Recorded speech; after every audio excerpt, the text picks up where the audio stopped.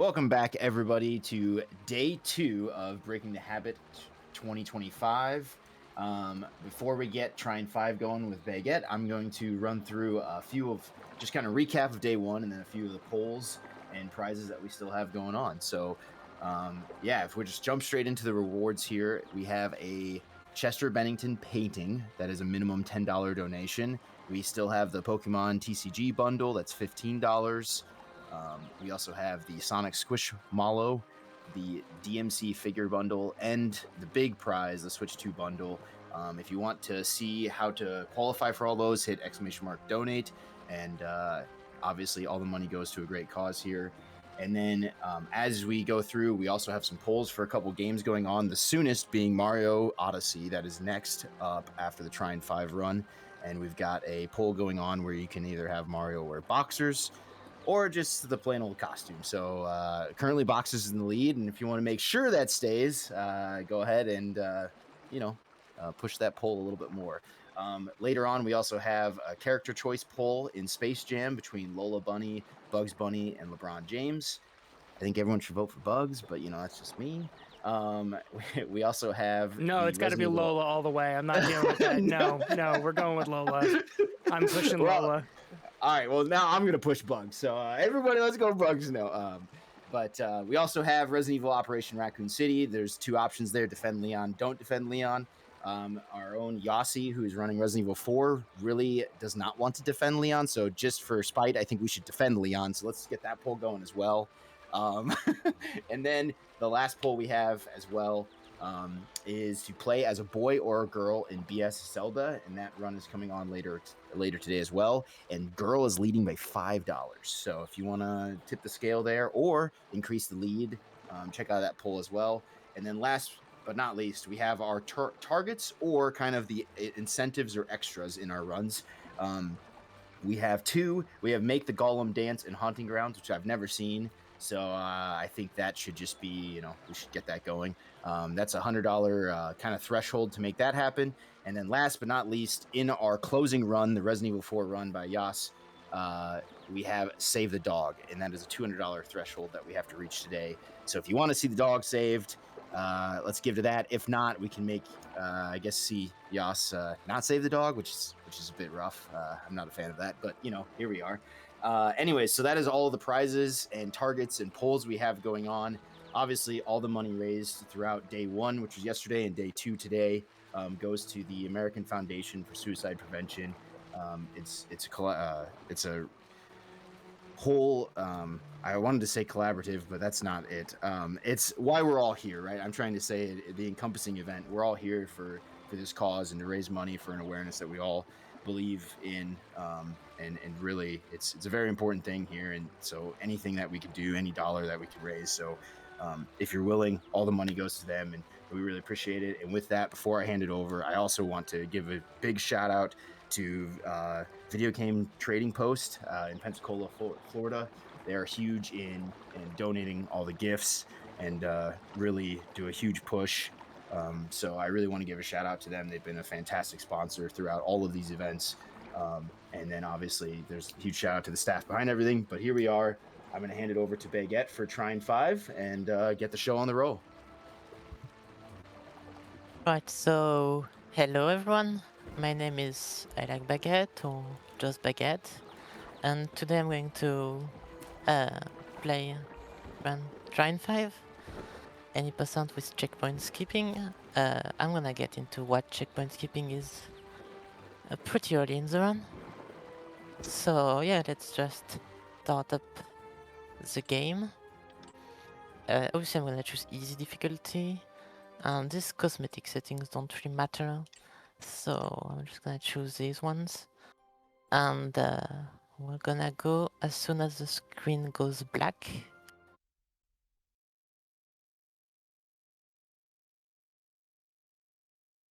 So, okay, after we skip the cutscene, we get to the first level.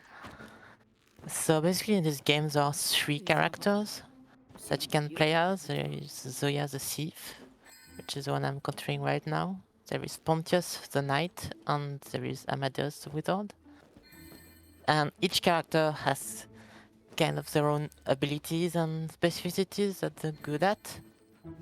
So here we get Zoya. She has a bow and she can shoot things at a distance.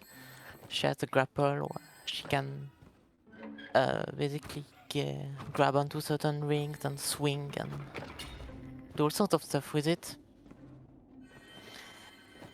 And yeah, that's what we're gonna do for most of this level. Basically the first 3 levels of the game we just have 1 character, and then in every level after that we get all the 3 characters and we'll be able to switch during the level. So for this first level, I want to grab as much experience as possible. Experience is those green little things that I'm getting. So there's a bit of routing involved with that. The reason I want to get those experience points is to buy an ability later in the run. And so here I'm shooting arrows at random to try to hit something in the distance. It did not work, but it's always worth it to try.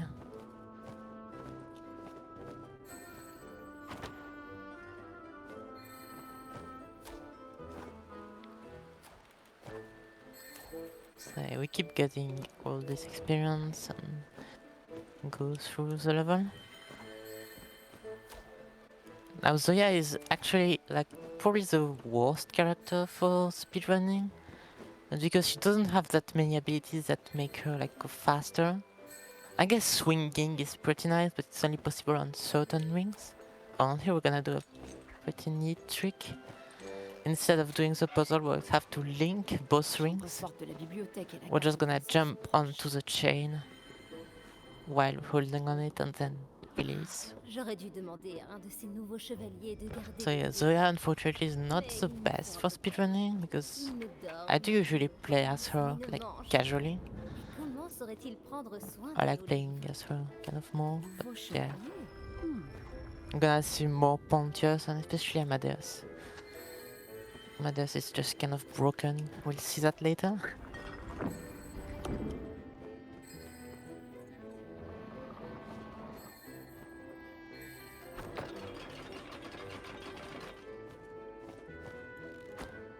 Just more fast puzzles around here. There are times where we're forced to kind of wait, which is a bit unfortunate, but it's the first level, so yeah. And there's a funny glitch here. Oops, actually, let's try it. What? I actually got it, what? So basically sometimes you can levitate up like that these days. It's really inconsistent. It's really funny that I got it right now because I only get it like maybe a fifth of the time normally. And I haven't found a consistent setup for it. Alright, this is checkpoint skipping. And I'm gonna go back to the menu and go back in my game. And what it's gonna do is it will spawn me at a later checkpoint. I'm not sure why this happens, but yeah. It's doable on most levels in the game. Basically all levels except level 3, 6, 12, 16, 18, and level 19, which is basically the last level before the boss fight. I usually don't get it. I mean, I've never gotten it myself, but another runner has managed to get it like a few times, but it's never consistent. We're currently trying to figure out what causes the skip to work or not. So yeah, we'll see if I get it during this run. Meanwhile, this is a little fight, so we can dash to go across the screen. Or we can also dash to kill these enemies in a single hit, basically. I want to kind of keep our dashes because there is a bit of a cooldown. So now, as I said, checkpoint skipping does not work on level 3, so we're just going to go into the level normally. And with Amadeus, there's a lot of tech that you can do. First example is gonna be summoning these boxes, and we'll use the box to make us go across horizontally or vertically. It is easier if you're on keyboard and mouse, but I'm just used to controller, so that's what I'm using for this run. So you can go across these large pools of water, for example, which here it's just water. It would just be slower to swim, but sometimes you just wanna cross a gap or something, and you can use a plank to go across, basically. And so yeah, Amadeus is pretty good for notably skipping a lot of puzzles. And he will get even better once we get the ability I mentioned earlier.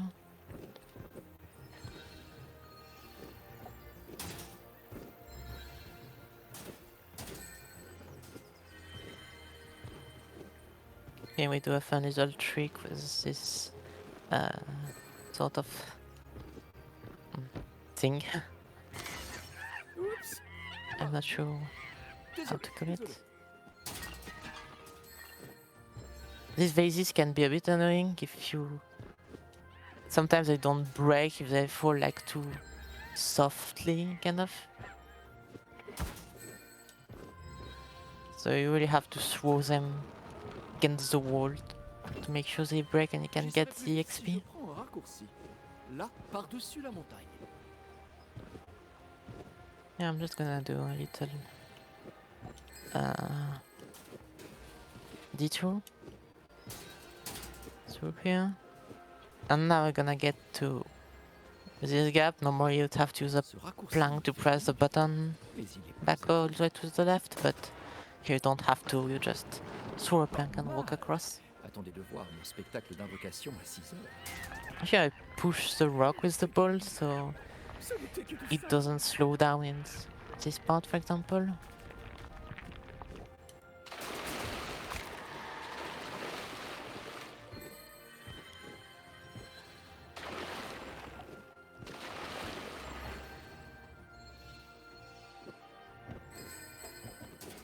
J'espère que ce serpent n'est là que pour le spa. It's unfortunate. Ah, la réception est juste là. Alright, now we're gonna get to the first level. We'll have Amadeus, all 3 characters and we are going to checkpoint skip.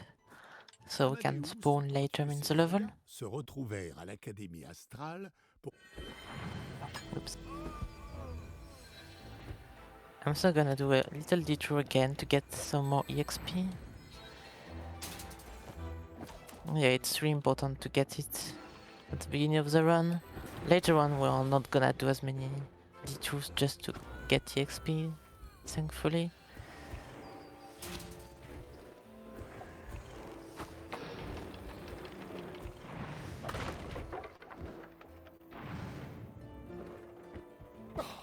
So one thing that you notice in this game is that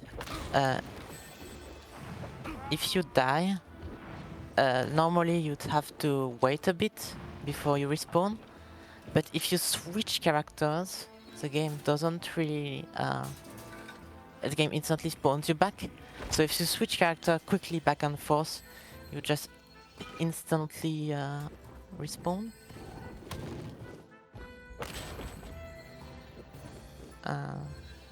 So sometimes it's worth it to take a death to... what am I doing?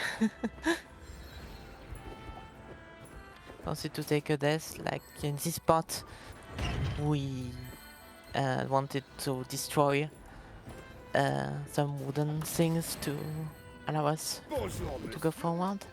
Madame. Feed the hedgehog the carrot. En raison de sa taille inhabituelle, And cet animal magique aime dévorer des carottes. Ses homologues Yeah. de plus petite Hérisson taille magique. se nourrissent another thing is that the invincibility frames are... It's like really long. I think it's like about 2 seconds or something. So you can actually, if you just die to, for example, if there's a wall of spikes that take really long, if you just die to the spikes and then go back, you can just traverse the whole part Chevalier, thanks to the invisibility frames. We do that, like, I think a few times throughout the end of the run. Right, first proper fight, where we try against these robot enemies. The basic one are pretty weak, you can just kill them using Pontius and just mashing the attack button. There are some flying enemies as well that you do need Zoya to shoot. And shoot them with an arrow. désemparés à la suite des révélations de So yeah, Dark you Lord kind of have to et switch Ron. between the characters for this fight. de me poser des problèmes. We continue forward. We're going to use this. This fireballs destroy our boxes, so that can be annoying sometimes. There are a few parts where it's a bit bothering.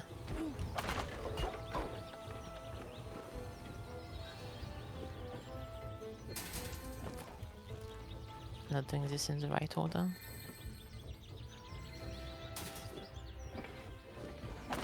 There we go.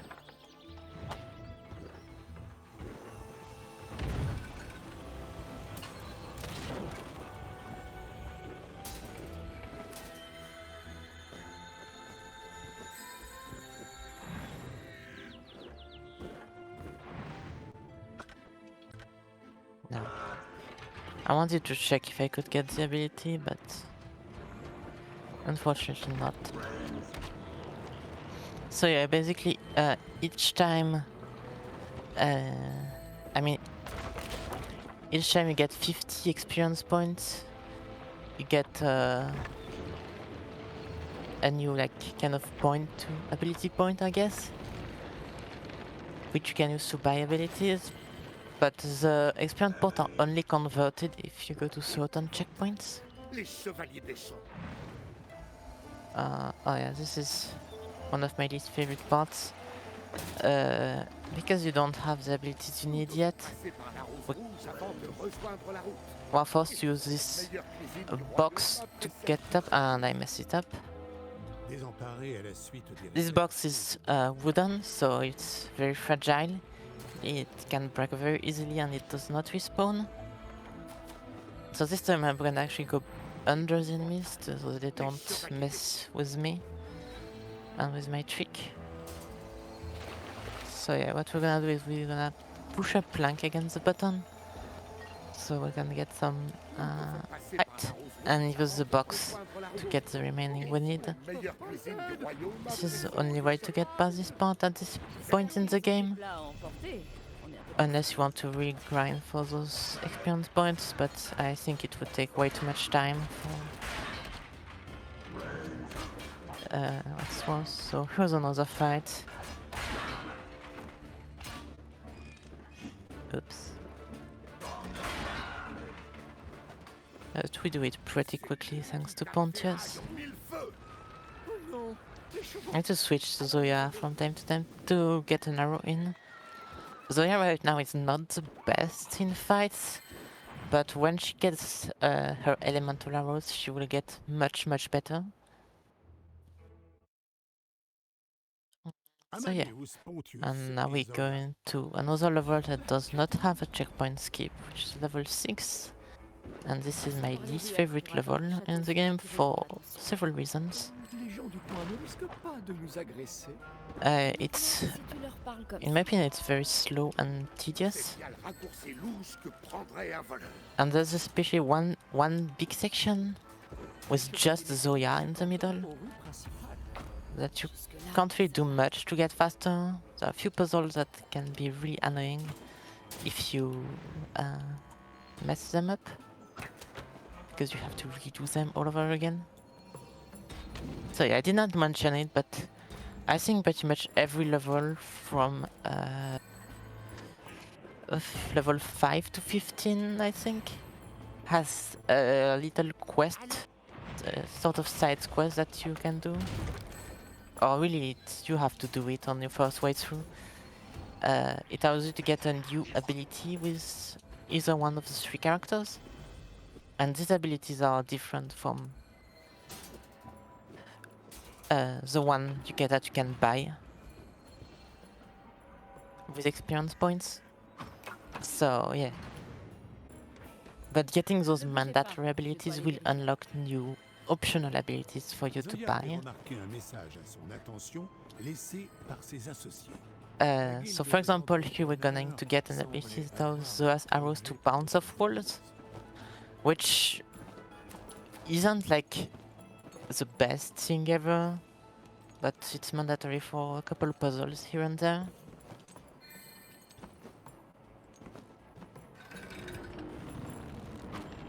Again, shooting in front of me blindly so I can hit things from the distance. Now this is the puzzle that I was talking about. It's really long, it's also really easy to mess up. You have to basically make a pile of these two boxes. But sometimes if one of them is not correctly above the other, they will, like, the upper box falls down. I'll have to redo the whole puzzle over again, which is just not fun at all.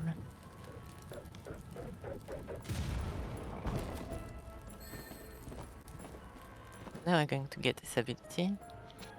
Something I wanted to mention is, for a lot of levels, checkpoint skipping is gonna make it so that we don't actually see the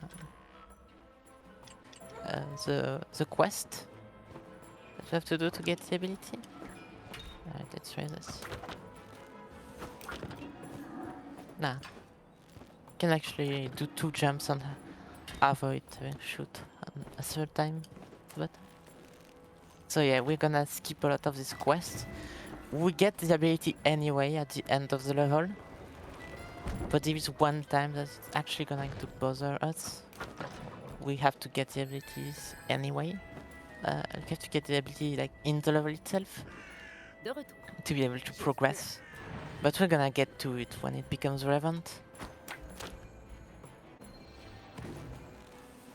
We solved this little puzzle, and now you saw I went on the ability buying screen. What I did is that I bought Windburst and Windburst Leap. So normally the Windburst is a thing when you can project objects around you with Amadeus. Oops.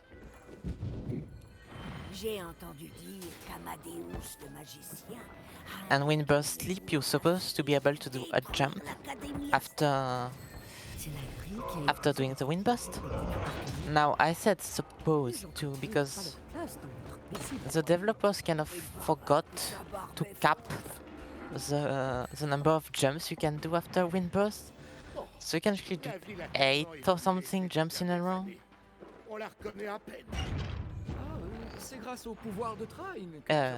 So yeah, it is a main trick that we use throughout the run. Now, I said the developers forgot. They actually fixed it in, like, I think the 3rd update or something. But for a good while you were able to skip like so many puzzles with this glitch with Amadeus' ability.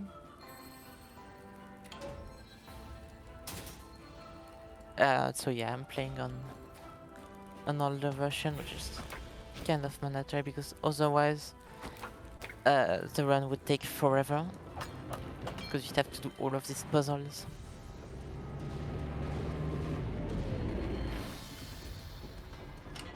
Oh yeah, this is a big finally fight that we're just skipping thanks to the Windburst. We can jump over the truck and continue all the way to the end of the level. Le château royal n'abritait plus ni roi ni reine depuis longtemps. Alright, so we move on to the royal castle. So the Windburst doesn't allow you to skip literally everything. For example, here we need a bit more height. So we have to still use that plank to get us up. So yeah, it's not it doesn't like literally skip everything. It's just really convenient for many puzzles. And here we're gonna try to use the Windburst to throw this ball right into the area. So oftentimes it does that. Instead it goes over to the other room. I've not been able to get a proper throw like in forever. That's still a pretty fun trick you can do. Under the backup strat anyway if you miss.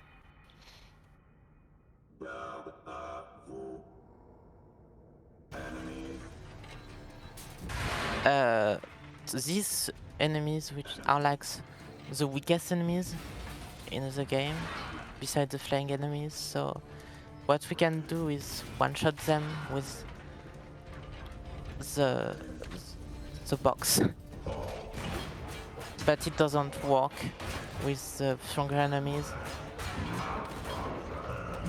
While we're fighting these guys, we are going to use Pontius' shield to deflect these fireballs that are being thrown at us. And yeah, so we can get rid of the turrets a little faster. Suivant les conseils, Alright, let's move on to the suivant les tallest conseils du tower. seigneur Godric, nos 3 héros se dirigèrent vers la plus haute tour. C'est une tour très Oops, élaborée. wrong direction. La bâtir a pris des années. Comme pour l'escalader.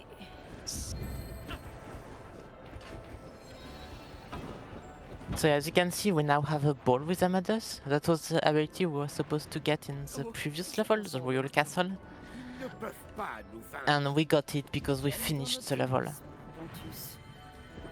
I think the game just kind of checks something and gives you the ability anyway. Les petits morceaux se sont unis pour faire un Now here is, C'est fascinant. I think the first like main boss. Admirez cette chose. Elle essaie de nous tuer. This boss has a few attacks. There are 3 that you're supposed to basically have to hit him. And once you get 4 hits in, you can remove a third of his health. So the 3 main attacks are the one you saw at the beginning, where he throws bombs and you have to basically deflect them with Amadeus. He has this attack, where we use Zoya to basically kind of use the fire against him. Like basically we throw an arrow through the fire, so it gets on fire, and it allows us to hit him. And there is one last attack that we haven't seen yet, where he just quickly shoots at you. But this one. But it's so quick that basically anytime he's on the ground, I have Pontius with the shield ready to deflect it in case he uses that attack. Because otherwise you literally don't have time to react to it. And yeah, obviously he also has attacks that... Alright, that was really clean. With the fire you can actually hit him 3 times. But it's really hard. Most of the time I hit him 2 times with the fire. Bonté divine. Alright, bonté now we divine, get to the shortest level in the game. Bonté divine, bonté divine. Awesome. I'm going We to check- jump in here and read some donations Right. that we got here real problem. quick. We have a donation, a $10 donation from Anonymous, and the comment is gotta go with Lola. And that is referring the Lola Bunny incentive poll for the Space Jam. So there's a poll to vote for Bugs Bunny, Lola Bunny, or LeBron James as the playable character. Livré à eux-mêmes, I've been the one saying let's get Bugs Bunny in there, and so this is $10 away from that. So I think we need to let's get some more donations in there and tip the scale in Bugs' favor. But C'est parti. anyways, back over. évasion. Alright, Pas très éloigné. so yeah, we skipped over the last level very quickly because we got instantly to the very last checkpoint and we just had like 1 gap to cross. And now I get to another level with no checkpoint skip, and this one is pretty long. But I do like it because there's On est encore sur a Terre. pretty good amount of strats that we to La use. porte, c'est magnifique. Here I'm going to use another strat that allows us to get pretty good amounts of height, which is basically you just throw an object up with Amadeus thanks to the wind burst again. And you grab onto it with Zoya, and so just to get like more height. Étrange, ces vaisseaux. More height than the wind burst leap itself.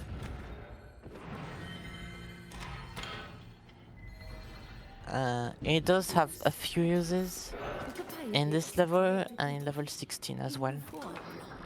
Aucun plan ne ramènera notre vie. L'Académie I'll do a astrale quick est solve. Nous n'avons pas d'amis.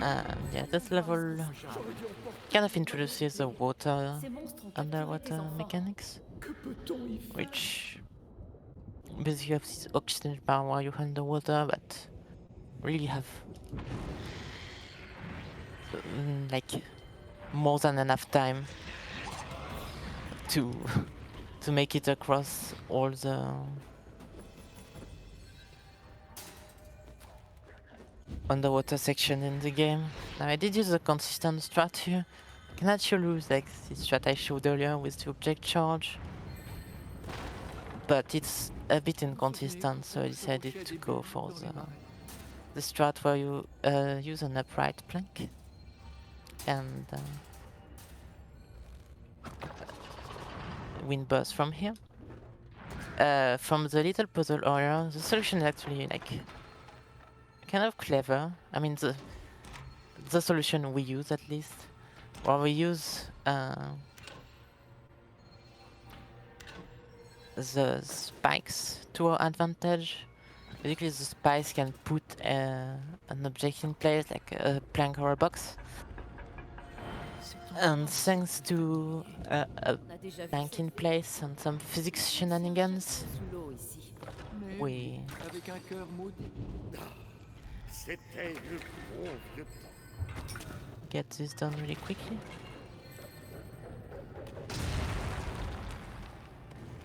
Oops. I have to bring this little shell thing up here, so we can go down.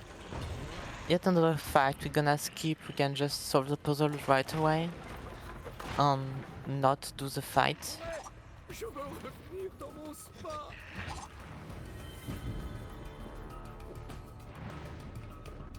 Let's also have some wind right here that should push us down, but the wind burst leap kind of prevent that.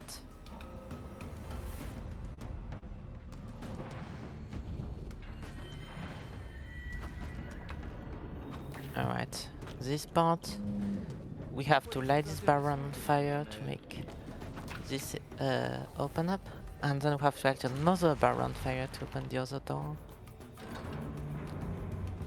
And now we're in a little elevator. There are some rats that are going to attack us. I usually just get rid of them with the Pharaoh. As you can see, it's really powerful because it does damage over time. So even if he doesn't kill them right away, you can switch to another enemy and just let the damage over time do its thing. Now, as you can see, there were rats earlier here, and now there aren't there anymore. Basically, they try. What I discovered recently is that I think they try to follow you in the water, but touching the water makes them instantly die. So I think it's because they don't have like any animations or anything in the water. But yeah, I think it's kind of funny that you don't have to deal with them anyway. And for this fight, I switched the strat a little bit. I use this spiky ball that's given to us at the beginning, and it does like half Ça n'était pas au cursus de damage l'académie. equal to like half of the health of the enemies. So just if you use a ball to attack them like twice, it gets rid of them really quickly. Oops. Please walk now. So yeah, you have to use this tentacle to break this thing.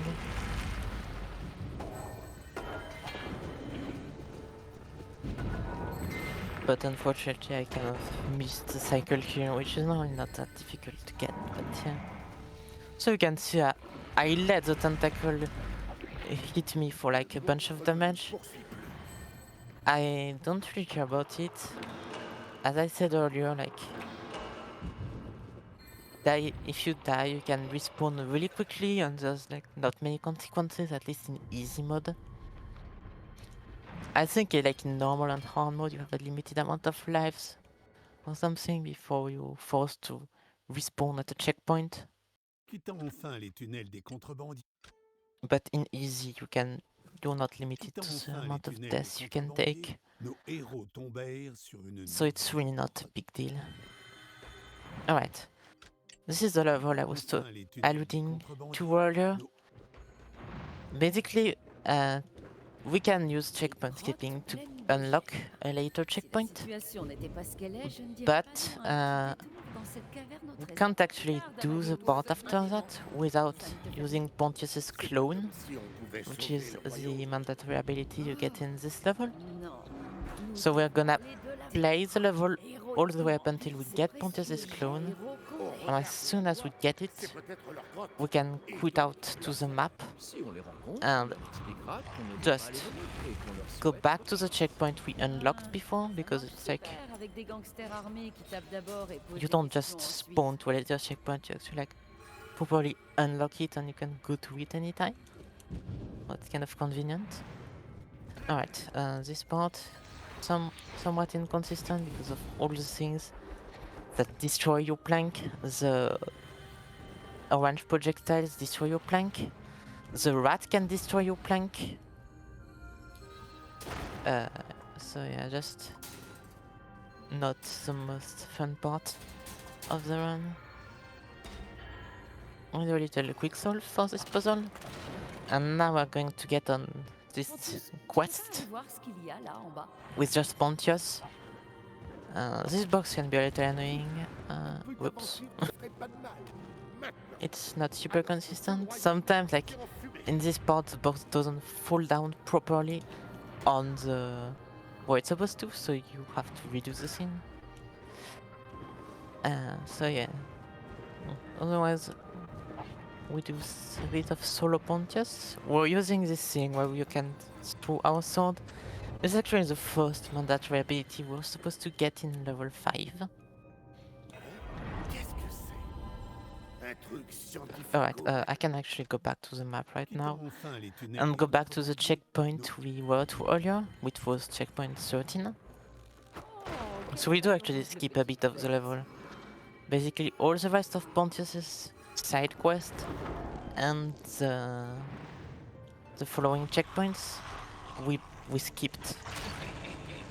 We're going to some more fire arrows with Zoya. Namely this guy, the guy in the purple robes. He can teleport and he spawns these rat skeletons.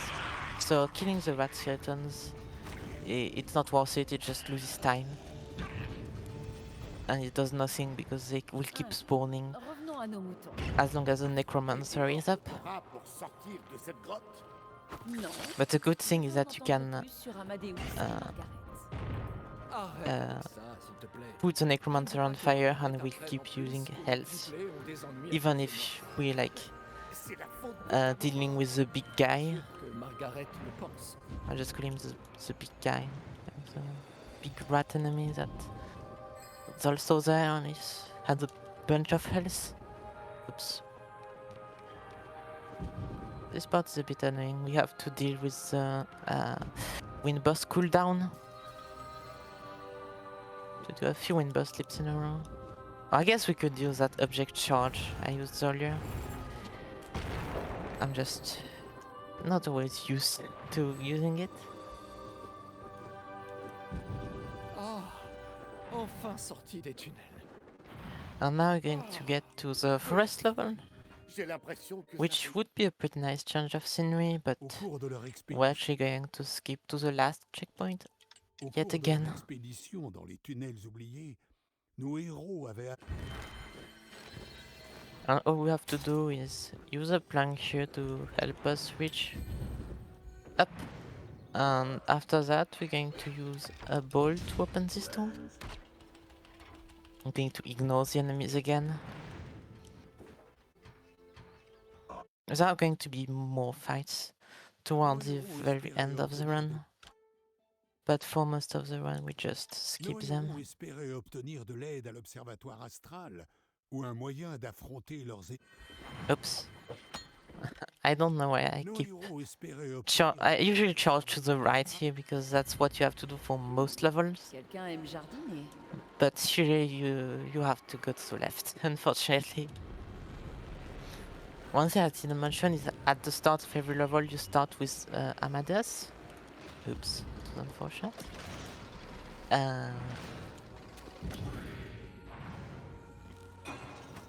but we want to start with Pontius since we want to charge really right away. Des autres. C'est une représentation fidèle. Non, elle... So I just switched characters during the black screen till the level. Oh, and this is the second boss fight, which is pretty fun to do. Basically, she has 4 phases, and for the first 3 phases, she's going to have this electric thing on top of her head that we have to first activate, and then we're going to use. I use a ball here. It works with any object that Amadeus can spawn, but I use the ball because it's the most convenient one for the first 3 phases.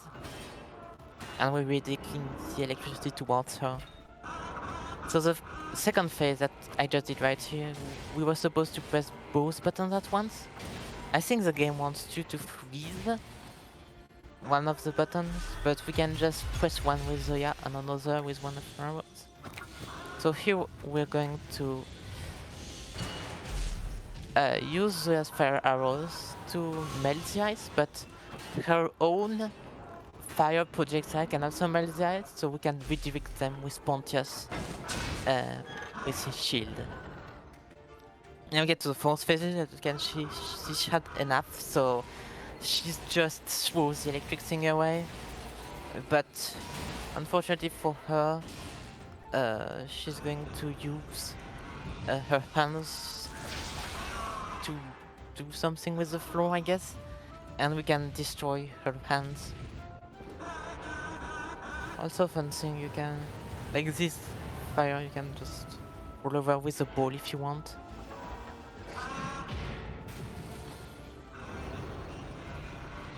Now here, instead of using the platforms that the game wants us to use, I just wind burst all the way up to the hand, which is, I think, a little bit faster. Alright, Barbara, pretty magicienne de l'obs- complex boss fight. Barbara, une lot of magicienne de things to remember. l'Observatoire astral, indiqua à nos héros où ils devaient... Autumn Woods, another level that we're going to skip almost completely. Baston passe à travers ces marais. Pourvu qu'on ne se noie pas. Les renards sont venus nous I'm going to do something really quick. saluer. Do a little ability chance, it's gonna be for the next level.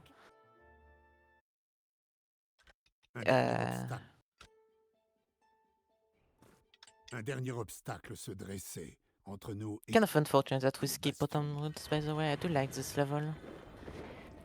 And this is a Petrified Marches, which is... It normally has a few complex strats that we would do without checkpoint skipping, but here we're going to use another very useful ability, which is Object Locking. Wind Bursting does not work to reach this checkpoint all the way up there.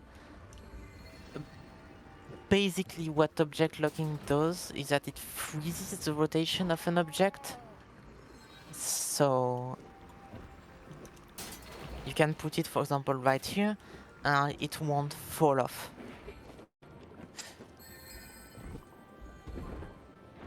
But I'm going to use Windburst Leap again for the following level, so unfortunately I do. We don't get this for very long, but it will come back eventually. Pontius avait hâte de revoir le bastion. Yeah. Object locking, this is not the final time that we hearing of it. Je me rappelle. Alright, this is the Bastion of Hope, my favorite level. It has lots of diverse tricks. Composite catapult normally would have to push this all the way to the left and then use the lever, but instead we can Ma sœur a eu le bateau. Et je suis resté. stop pushing to the left and push to the right for a tiny bit. And yeah. Here we're using some Windburst shenanigans. Windburst affects like all physics objects, I think, not just like the boxes and planks and whatever. And it can actually, like, it's so powerful that it can push these little things through the wall. You can even push like that big thing that would normally it would have to get out of the way Dommage qu'il soit en ruine. Ces brutes ont fait une through a très forte puzzle. impression sur le petit Pontius. Assez ruminé. Alright, this is more object charging here. Ces soldats de plomb. I'm going to use it twice in a row because these things are like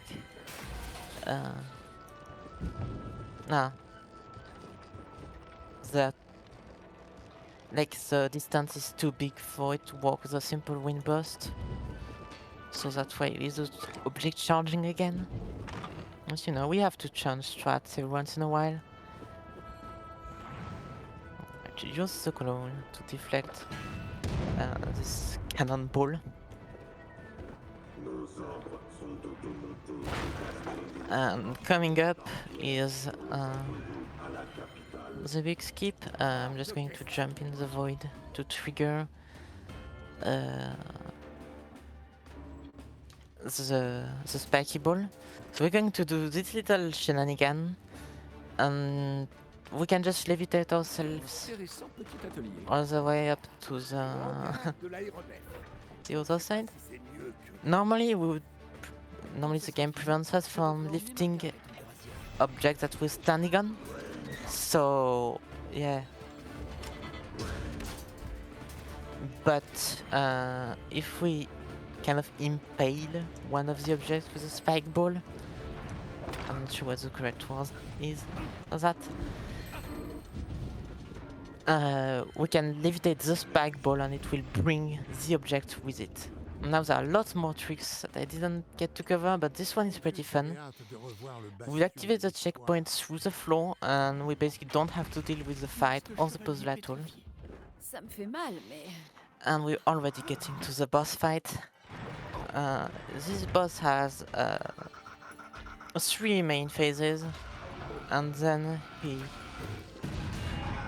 4th phase is just hitting him over and over. So the first phase we just get the cannonball and we use it.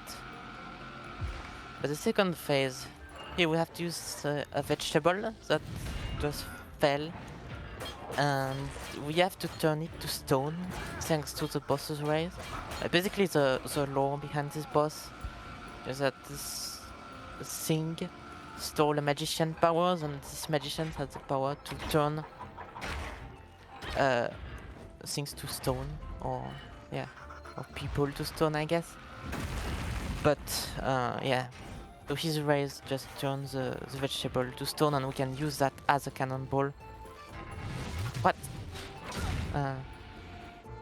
Normally this cannonball is on fire, so you first have to remove the fire.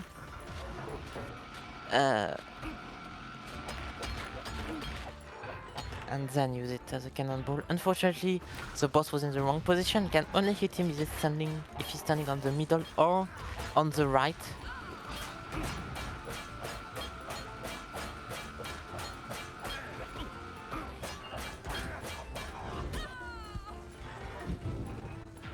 I mean, hit him with a cannonball, obviously.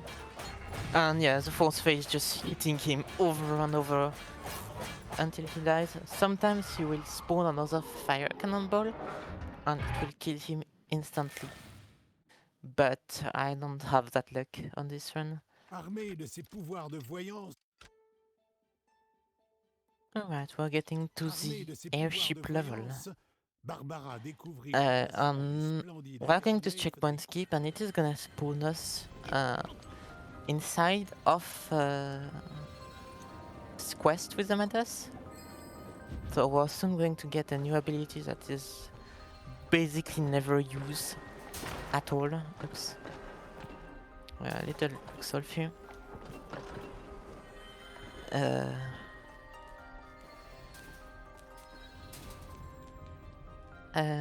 So yeah, this ability allows us to reverse the gravity of summoned objects like blanks, boxes, and balls, and it's only used right here. And I think like once or twice in the last few levels. So yeah, it has. You'd think having objects being able to float upwards would be good, but the Me game revoilà. really works hard to make sure we don't abuse it and float upwards indefinitely. That's a bit unfortunate. C'est vrai qu'il s'est stabilisé, je ne sais comment. So here we're seeing the first instance of me dying. And second instance right here, so we can get across gaps. Like that where we would normally never be able to, but C'est que les triplés avaient l'air égaux à eux. we can just cross thanks to the very generous invincibility frames. Amadeus, tu penses qu'on pourrait tirer Also, we did a little thing earlier where I stomped with Pontius and got through the little hatch. Normally you'd not be able to... I don't think this is intended. Normally you have to do a puzzle to open the hatch, but somehow stomping with Pontius works. And the puzzle I just did was mostly memorization. It's not that hard once you remember it, but for a while I could not get myself to learn it. Alright, we're gonna get rid of these enemies with this electric thing. It's electric generator which instantly kills them. I'm not sure why we heard Amadeus dying, but as long as I got through, that's the main thing.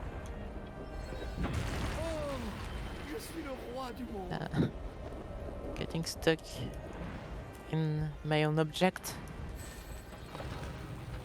Oops.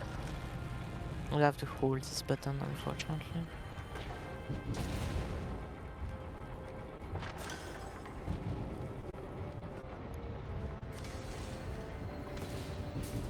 Unfortunately, we're not gonna be able to object shard right here. Because this thing is kind of a bit complex. But thankfully we do get across it eventually. It's probably the most finicky part of the run. Or of, at least of this level. This annoying rat. I'm going to simply get rid of him for now because he annoys me so much. He always stands in the way of this puzzle. Basically what you have to do is use the rope to make sure the crystal wagon stays up to the right and then push the gears in place. Nos héros se lancèrent dans une But if the big rat is standing in between, you can't do this. And if the big rat stands onto the gears, it acts just as if you were standing onto the gears, which means that you can't move them with Amadeus. And I don't know why, this is really annoying. Normally I just try to avoid the rat, but here I was just not in a position where it would have been viable. What I just did is use Pontius' clone to throw a sword and grab onto it with Zoya, and then use another ability of Zoya that I haven't had the time to mention, which is unfortunate because the ability is really pretty useful actually for the speedrun. This is the Fox Rope, which allows you to teleport to any ring that you grabbed onto. So yeah, this sounds really useful. Obviously we have to find the rings. But yeah, when it's used, it's actually like really nice. And Pontius' sword is something you can grab onto with Zoya for some reason. C'est ça. Alright, so normally these balls, you see them a bit earlier, or I guess we saw them already in level 7. Well, yeah, the trick is that you can't levitate them with Amadeus. Je dirais qu'on a environ une chance sur deux que ça finisse. So you have to redirect them with either Pontius' like charge or with Zoya's rope. So I've puzzle with them in the last 2 levels. Fox rope again, so that we don't have to wait for... Oh. Yeah, we are going back to object locking and I don't have enough EXP to get it right now. This is weird. but thankfully we can just use it this year. Right, the trick with this ball is that they also, when they are on fire, they can power up mechanism at a distance or within a certain range. Alright, I need this back. It was a bit unfortunate that I didn't have enough XP to get Je déteste la object locking, but it is what it is. We are going towards this part, which has the enemies right here with a shield that, which is another ability you haven't had the time to see, unfortunately, which is the light shield. The light shield dissipates the not the light, yeah, it's the light shield, sorry. Where Pontius' shield emits rays of light, and this allows you to dissipate the shield of enemies. Oh. Right. I'm gonna get rid of this guy first.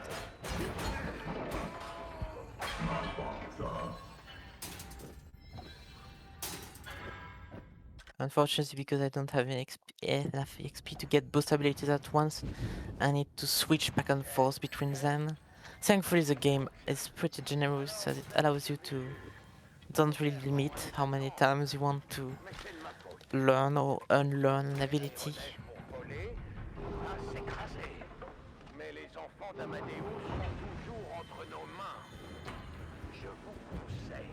But yeah, what I mentioned with the enemies with the shield is that they can be very annoying to do, because if you don't hit them like for enough damage, they will regenerate their shield, and you have to dissipate it again, which takes like a few seconds at least.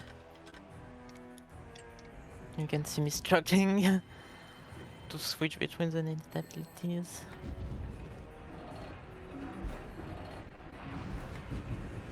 Normally at this part in the run I do have all the XP I need. I don't know why I don't have it.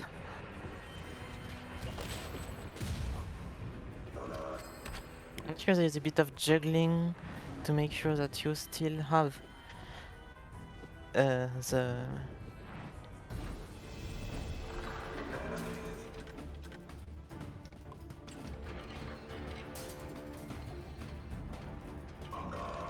good enough cooldown. Alright, we're going to just push this guy in the void. Makes this thing, and hopefully it's so stressful. No, that's so unfair. Let me dash jump and then, yeah, finally. Normally I do have both objects locking and Windburst Sleep at this point. Alright, now I'm going to try the most RNG checkpoint skip ever. I don't expect this to work.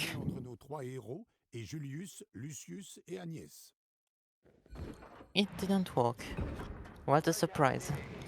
Unfortunately, you have to do the entire level, which is also one of the longest levels in the game, unfortunately. Oops. Yeah, we're working to find a consistent setup for the Clockworks Palace checkpoint skip. Until then, we do have to do a bunch more puzzles, a bunch more fights against these guys with the shields, who are extremely annoying. As you can see, I did not hit him fast enough for some reason. I'm not sure why, so he just has a tiny bit of health remaining, and I need to dissipate his shield all over again. What?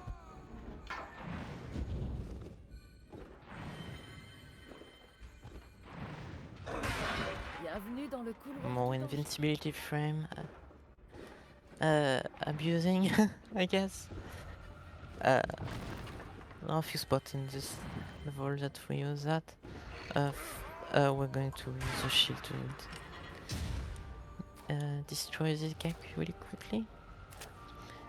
This puzzle is one of the more complicated ones in the game. Fortunately, I have it memorized. And yeah, unfortunately, there's no way you can skip it. Like so many steps of this thing. You have to put the ball in the right place, put a plank in the right place, make it levitate upwards, and use the ropes. Yeah. It's gonna be a bit of a downtime here. If there are any donations to read, this would be a great time. I do not, but I have a few other things I can read, so I appreciate it. Obviously, we're all gathered here for the American Foundation for Suicide Prevention and to raise money and awareness.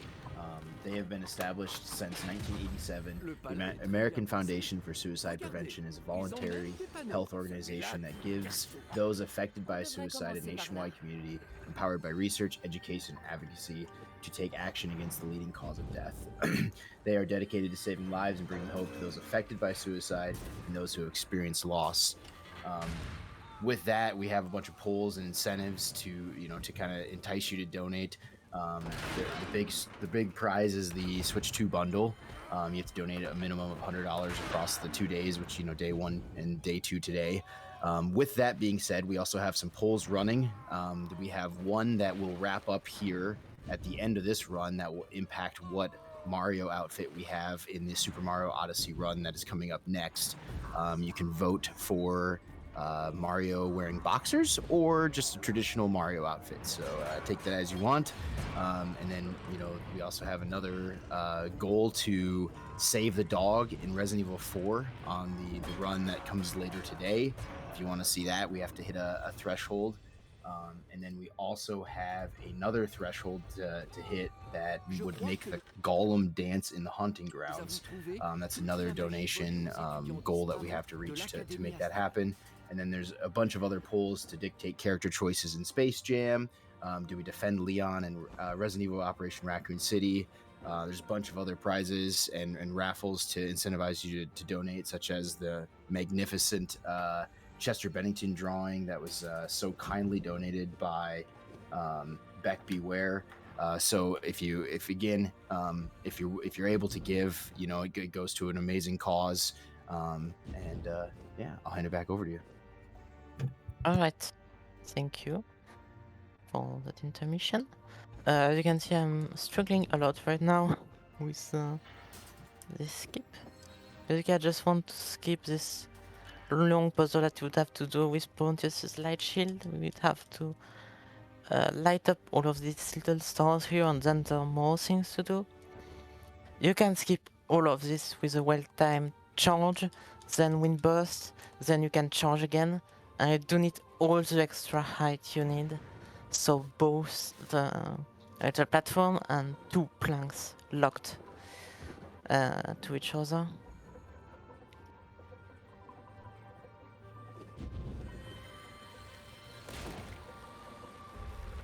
Oops. This part is always tricky because of these things that rotates in probably the worst spot possible. But thankfully I just barely reached that platform in time. Il y a des vaisseaux là. Tant mieux. On pourra rentrer à la maison sans avoir à faire le grand saut. I just have to cross this giant obstacle course. That's not the most fun thing ever, but... And now we get to a cool little puzzle. Ne me dis pas que tu doutes de nous. Je sais qu'on peut. There's a very specific solution to go fast enough. Again, this is another puzzle that you pretty much have to memorize. It's not that difficult. Elle pourrait sauver mes enfants. Elle était si gentille et intelligente. Elle saurait quoi faire. Here's another spot where I should really implement object charging. But I don't because I'm so used to my usual strats. De la chasse au trophée. Ce seigneur est une véritable. Alright, this is Les animaux me semblent Parce qu'on a combattu la version very tricky mécanique de part. chaque animal. Ils volent presque les vies des magiciens pour let créer me- ces machines. lock this object.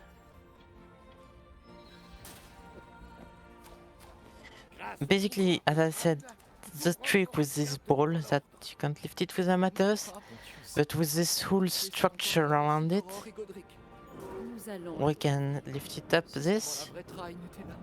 Elle saurait Now, quoi faire. not having to do this puzzle is pretty nice, but that's not the main reason why I do this. The main reason is this part. Normally this is not the cooler part. I call it the washing machine. So yeah, and there are lots of things, lasers, water, everything, and it lasts on for a really long time and there's no way you can skip it. So yeah, we do want to not have to do it if possible, and this trick wasn't found by me, it was found by TMA2, another runner in the community. And it's, yeah, you do all of these shenanigans to be able to solve the puzzle faster than you're supposed to. You're bringing this ball instead of using the one that spawns after the washing machine sequence. And you save, I think, a good 3-4 minutes by doing it. And look, we're already to the final boss. À l'heure la plus grave. This boss, there's not much skill involved, unfortunately. It's kind of an anticlimactic ending. There is a bit of luck involved. All of his attacks, I mean, I should say all of their attacks, because there's Godric and Lady Sunny. All of their attacks, you can attack them back, except one, which is this missile attack. There's nothing you can do, so I just destroy the missile with boxes to pass time.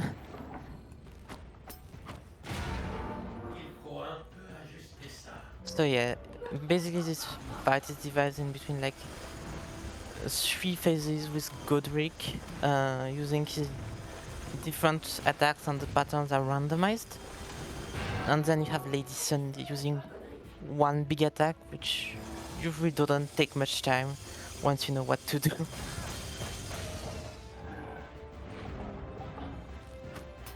So yeah, now we are on to the second Godric phase. She introduces these soul attacks, which are really not that difficult to dodge. Just do a jump and that's it. And so this attack, which is by far the best, because basically the thing stays for an extremely long time, like several seconds, and it allows you to hit him for really long time. Alright, the second Sunny attack, if I can choose the right character, and again, why is it with the marathon run that I failed the easiest attack in the boss fight? All I have to do is get out of the way and then shoot an arrow at the big cannon. And it's also kind of long, unfortunately. Alright. Back to the random patterns. And I was lucky because I did not get the missile on phase 2. So let's hope that it does not bring. Oh, just right as I say this, it brings up the missile attack. The best I've gotten is one missile attack. I've never gotten him to like not do it. And yeah, I just continue hitting him even though I'm losing health. It doesn't really matter, you lose a bit of time by respawning and have to walk back to it, but yeah. And then you have this auto-scroller sequence, which is always the same. So I just kind of, you know, do things.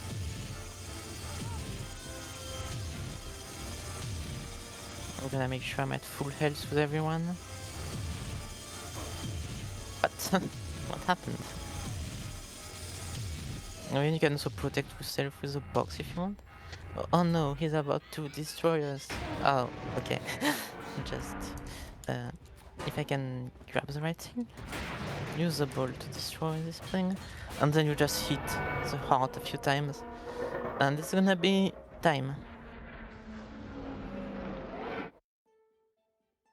And yeah, this was Shrine 5. I hope you enjoy watching this showcase. Thank you for the GG. And shout outs to TMA2 for he basically discovered the whole checkpoint skipping, as well as I said, the last skip in the, not really the last one, but the one in the final level where it skips the auto scroll sequence. And yeah, the community for Trade 5 is still quite small. I mean, it's mostly me and TMA2 because I don't know why people haven't gotten much interest in the game, but at least speedrunning the game. That's what I meant. But yeah, it is pretty fun to learn. There are room for improvement, of course, but yeah, this was Trend 5 and it's gonna be the end for my run. Good luck to all the future, like not future, but the next runners, and yeah. See you later. Awesome. Thank you very much, Baguette. GG's on the run. And for those of you that are just joining us, we are going to go to a short break here, and then we will come back with Super Mario Odyssey, and we will close the poll here, and it looks like the outfit of choice is going to be boxers. So we shall see what Mario looks like in boxers when we come back. Thank you again, Baguette. You're welcome.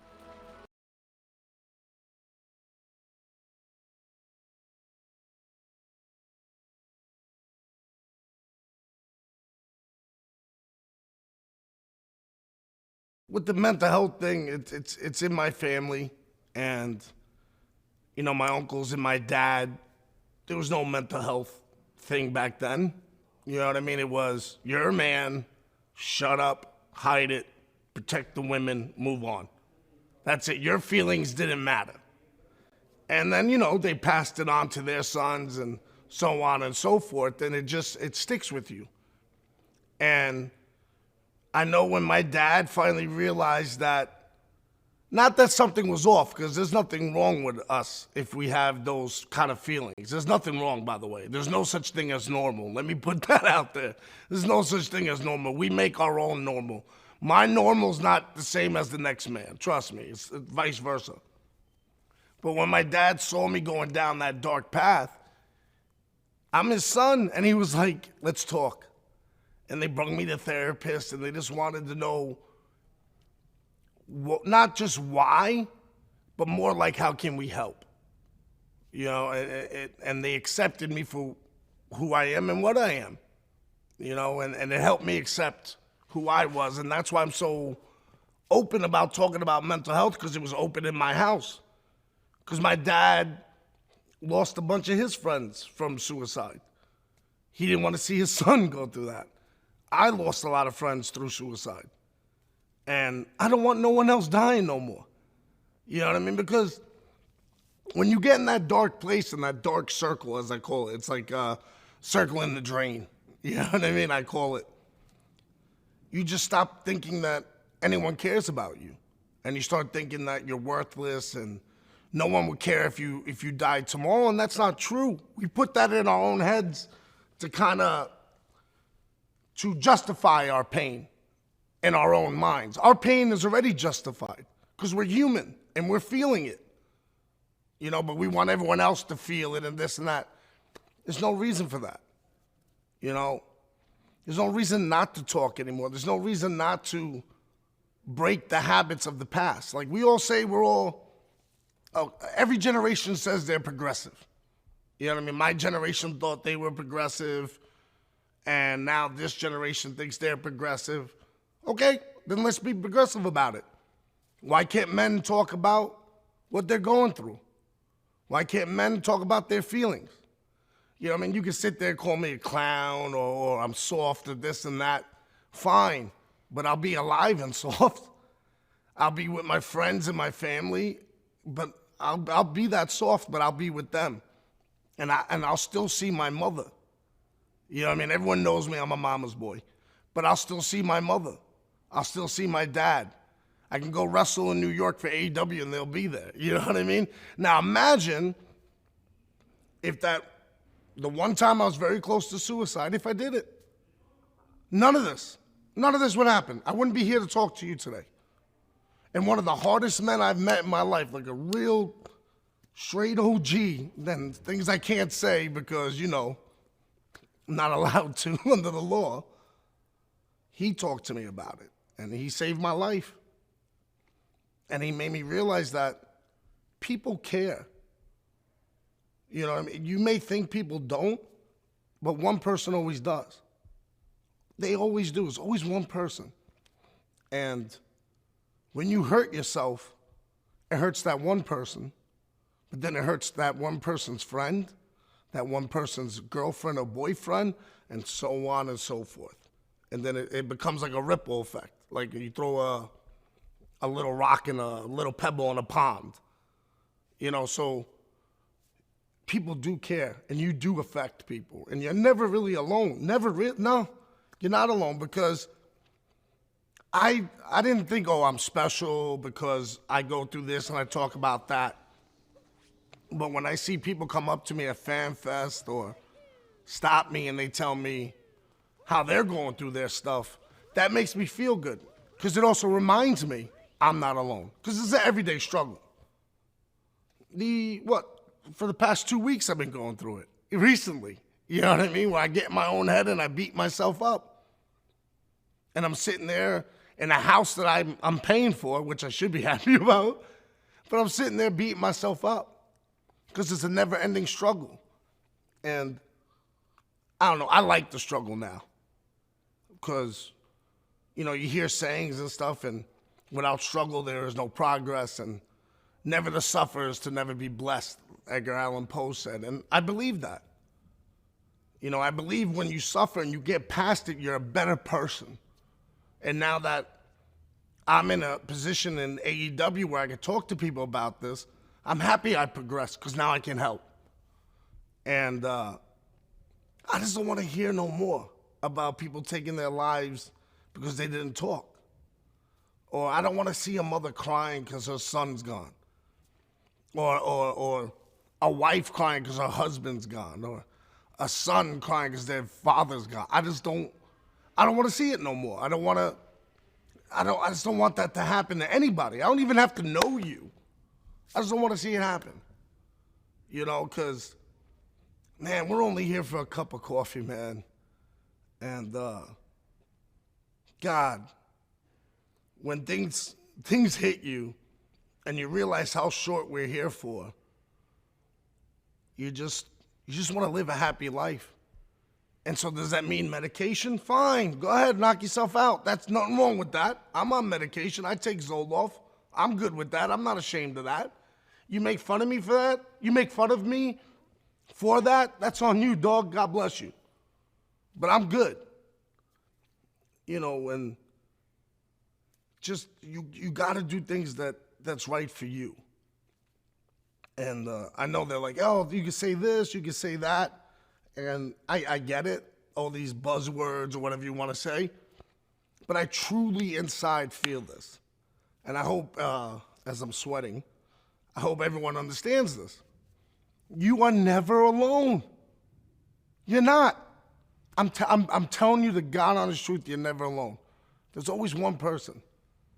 You may not have your family around anymore. Maybe they passed away, this and that. Maybe, I remember there was a guy at a bar, perfect example. It was an older guy that used to come to a bar I used to bounce at all the time. And, you know, he was an older guy, about 45.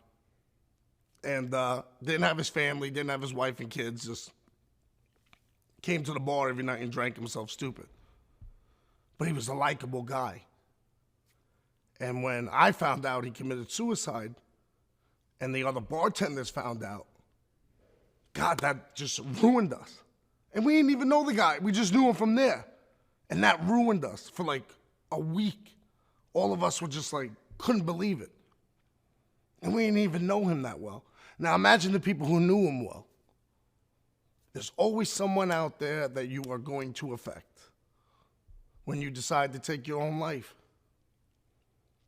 And I don't know. I just don't want people doing it no more.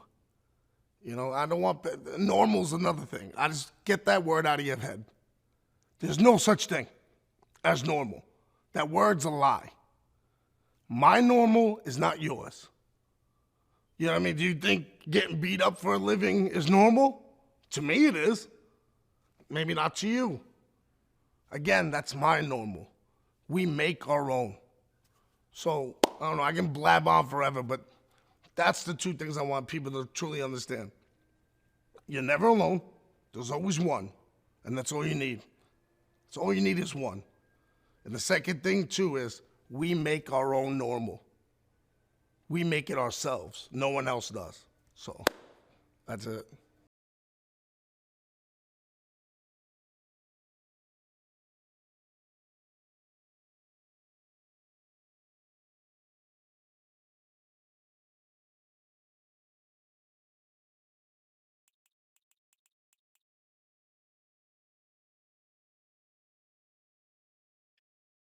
All right, everybody, we are back for run number 2 of the day. It is going to be Super Mario Odyssey.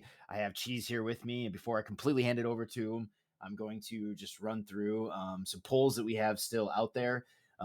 We obviously have met the, or I shouldn't say met the goal, the poll to choose boxers versus Mario traditional outfit. Boxers won, so Mario will be wearing boxers. We still have poll for defending Leon in Resident Evil Operation Raccoon City or not defending Leon. Both of those are at $0. So if you want to see one or the other, our own Yasi wants to not defend Leon. So let's just push it to defend Leon just so she doesn't get what she wants. You know what I'm saying? Otherwise, we do have a $200 goal to be met to save the dog in Resident Evil 4. We have not met that yet. So as of right now, we won't be saving the dog. And then we also have a $100 goal to be met to make the golem dance in Haunting Grounds. I don't know about you, but I want to see the golem dance. So there's a few of the polls going on and kind of goals. With that, obviously, if you hit exclamation donate in the chat, you see a bunch of cool prizes that kind of pushes you to donate, and you can win in a raffle. But otherwise, I will hand it over to Cheese and let Super Mario Odyssey get on its way. Okay, hello. My name is Cheese J, and today I'm going to be showcasing Mario Odyssey Kaizo Mode Any %. If you don't know what Kaizo Mode is, it's just like a mod that makes the game way harder. It changes all 880 moons in the game to make them more difficult. And we'll get more into that as we start the run, but I'm just going to do a countdown. We'll start up here. 3, 2, 1, go. Okay, first thing you'll notice is I'm playing on English instead of simplified Chinese, and that's just because English is the only language that works for this mod. The developers got rid of like the Chinese text file, I think, so if you just boot this game on Chinese, it just crashes. But that's the first thing. And then Cap's not too difficult. There's going to be a little bit of tricky platforming, but it's still your traditional tutorial stage. That's the word I was looking for. So I'm just going to wake up Mario here, do a spin pound by spinning the stick twice, and then doing the ground pound inputs, and transitioning that into a roll by holding the crouch button and then shaking the controller. And that's how I move really fast in this game. And then I'm going to be going to grab Cappy, just as you would in any other Mario Odyssey speedrun. And then you're going to see the first change coming up here in about 3 seconds. I'm going to be having to do some platforming on these danger signs here. Oh, unfortunate. Okay, sometimes this takes me an attempt or two. I should also mention I haven't run this mod in the better part of like 2 weeks, so we're just gonna see if I rust. I just have not gotten an opportunity. Been doing other stuff in this game that's been keeping me busy, so I'm just gonna try to lock in here on this jump. There we go. I'm just gonna put this slow and safe. There we go. Okay, second try. Not too bad. And then you're going to notice there are no frogs in the frog tower. So I got to do this triple jump. This is not super difficult. It might look a little bit flashy, but this triple jump here has been known about since like the dawn of this game. It's been using the category minimum captures to skip the frog. So I know how to do that. Nice and easy. Like I said, still getting warmed up here with the mod. One thing this mod does really well is the difficulty scaling. So these early kingdoms are pretty easy, but then the later ones definitely get more difficult. I am having a hard time here, though. Having Mario and Cappy cooperate. There we go. Oh, wait, boxers. Okay, I almost forgot. If I go up this way, you'll notice that there are some platforms. Good thing I didn't forget this. because... One sec. Okay, you'll notice that there is a boatload of coins right here, and this is what's going to allow me to buy the $1,000 boxers. These does put this here because this mod runs on version 1.0 of the game. And if you know much about Mario Odyssey, you'll know that in 1.2 there were these Luigi coin arts implemented. And if you grab on in specific spots, they'll give you 200 coins. But, like I said, they were added in 1.2, and this mod runs on 1.0. So we don't have that in luxury. So the devs put in a lot of hidden coin stacks like that are just massive, so you can get coins really easily. Because otherwise, you just don't get like any coins on version 1.0 of the game. It's way harder. Also, you'll notice there's some spinies here in this fight. Okay, there we go. And then one more. Okay, come here, Topper. There we go. Okay, Cap Kingdom done. Not my cleanest Cap Kingdom in the world, but it was a Cap Kingdom.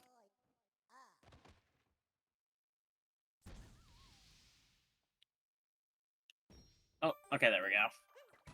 And now we're going to move on to Cascade Kingdom. And I'm going to give the hardest trick in the run that I do, personally, one try. Just for the heck of it. There's a trick in Cascade known as down a skip skip. And if I hit it, I'll save a boatload of time, but it's like really pixel tight, so yeah. The backup is not much slower though if I miss it. I'll probably give it a try or two.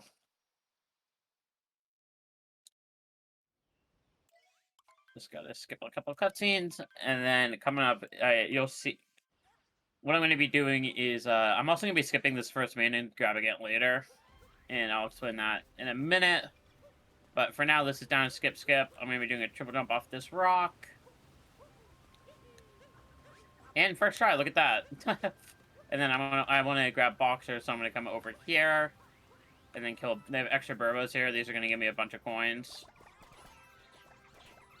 Okay. And then I'm going to, oh, I forgot there's ribs here. That's right. That'll make my life easier. Maybe. Oh my gosh. I nailed the hardest trick when I'm failing basic platforming. Okay. Okay. Come on. Oh my gosh, I think I'm dead. That's very bad. I am struggling. It's because the camera's panning on me there. I should have just done what I'm used to. That's fine. I'm going to showcase the alternative now because I'm back at the start, unfortunately. So this is what is known as first min skip. Typically what I like to do is come over to this rock and then set up Cappy and do a vault. I'm not even upset about that death because I'm able to showcase both methods here. So, no big deal. And like I said, this is a Kaizo mod, so it is a bit more difficult, but I haven't really gotten into the hard stuff yet. Okay. And then I'm going to come over here, do a vault. And I'm going to come over here, and this is what's known as rib skip. Let's not fall. Oh my gosh. I'm going to come over here. There we go. And I should be able to buy the boxers by the time I hit Sand Kingdom as well. I should mention that. So at the start of, like, before the end of the next level, I should be able to buy the boxers. Come here. That rock got in my way. So you'll see the difference to this fight is there's a bunch of rocks that can get in my way, but it still plays out pretty much the same as vanilla. And as you can see, grabbing more coins to avoid the 1,000 coin boxers. They're very expensive. Almost at 1,000 coins there.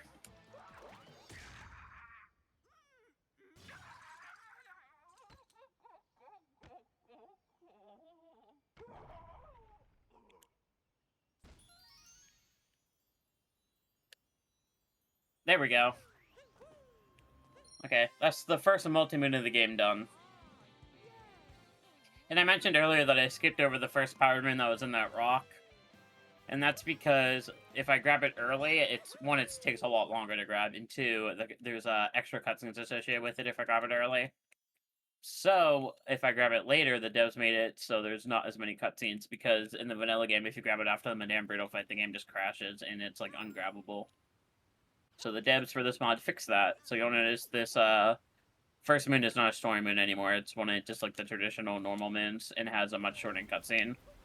So it is significantly faster to grab now. And then there's one more moon I gotta grab over here that uses the Gushin. Not really much harder. but we get to use the Gushin, so it's a lot of fun. And with that, we're going to be moving on to Sand Kingdom. Not the cleanest cascade in the world, like I said, but definitely acceptable. And I got to showcase both DSS and FMS, which I've never done before in a run.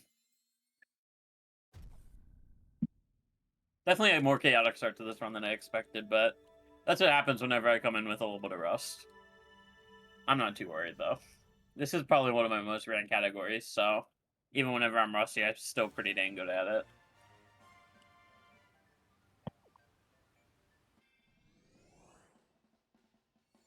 And you're going to notice a lot of kingdoms still have the vibe of regular Mario Odyssey 90% in the sense that a lot of the moons are really quick.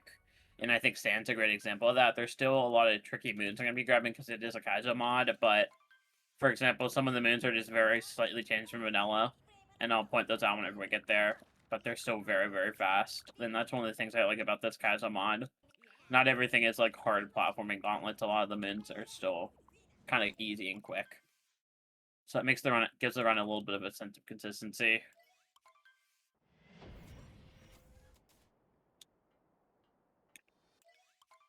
And this first moon I'm going to be grabbing is from the Rumble Room. And that one is very slightly changed.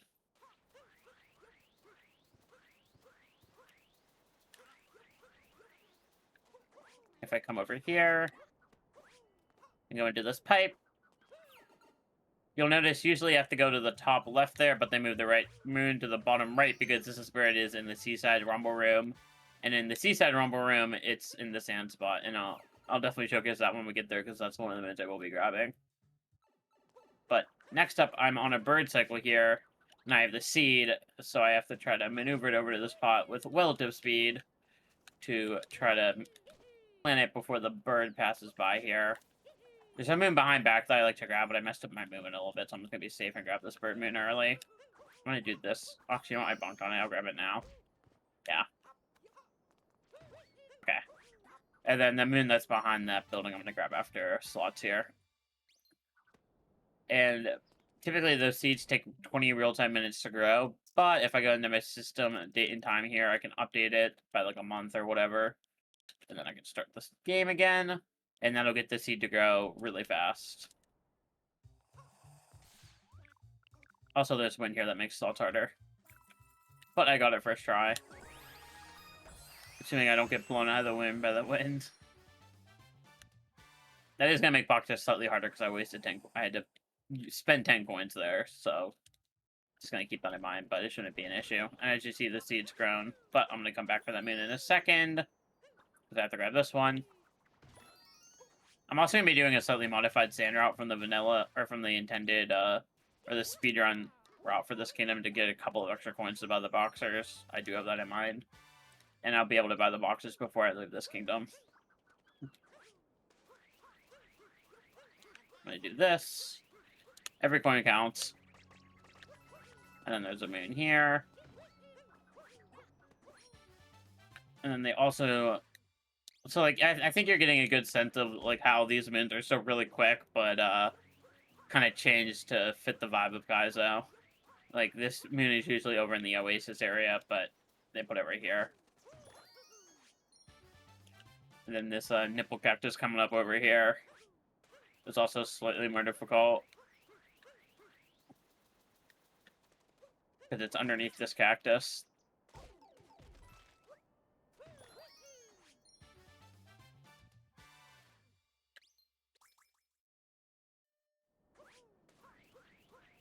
And then this moon is over on the other leaning pillar.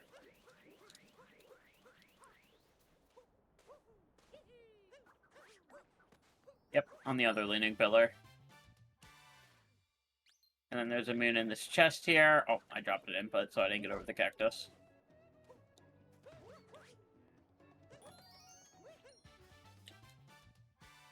So I think I did clip out a bounce with that. There's a what you can do is called a moon clip if you back move and throw cap with precise timing, but it doesn't really help me in that instance. Coins. And then there's a moon on this pillar.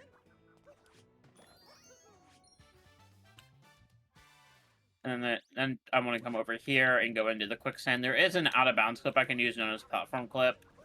to grab this moon, but you'll notice whenever I sink underground here, this moon's midair, and that makes it a little bit harder to grab the moon out of bounds, so I just opt to not go for the clip.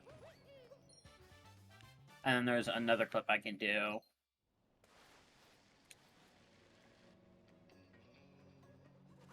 If I come over here, and then hop over here, this is what is known as Sphinx clip. Oh, just give me a second to clip out of bounds here. I'm messing up my setup.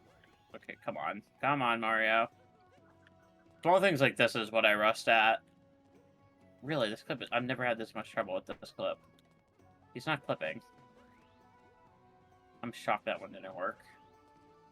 There we go. Took a minute. That's what's known as Sphinx clip. Oh, and there's a guy in my way there. Oh, just die, please. Thank you. Okay. Give me the coins. I need all the coins. Okay, I have 1,000 coins now. Perfect.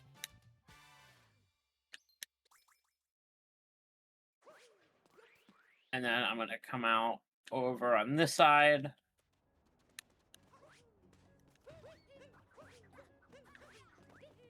Oh, I didn't get my wall jump right there. I'm gonna try that again. Whoa, what happened there? Mario like stubbed his toe. There we go. There we go. There we go. That's the movement I like to do to get this moon nice and safe. And then I can put them around this way. And I actually have more coins than I need, so I'm just gonna do the regular route here. I was gonna sub out this sub here for a different one that has some coins in it, but you know, okay, I'm gonna do a slight reroute actually. I want to be really safe with my coin cap because I don't want to run out.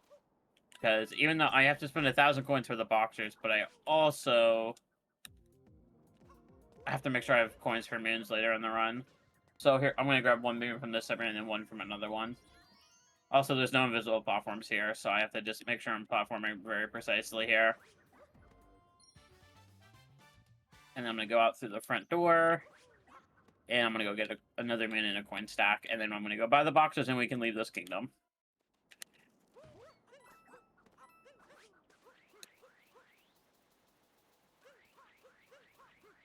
Right here, this area right here, the invisible maze.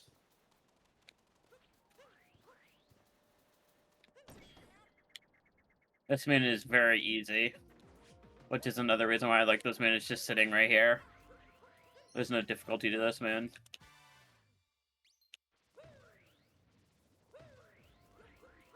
Coin stack right around this corner right here. And then I'm gonna go buy the boxers.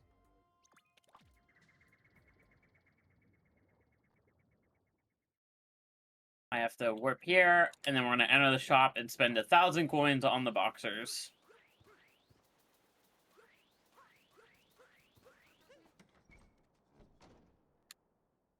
If I talk to this guy, and then go here, I can buy the boxers. Look at that. And I will change now. Oh, I already own that, yes. Okay, with that, we're done with Sand Kingdom. I'm gonna warp back. Oh, can I? There we go, I can.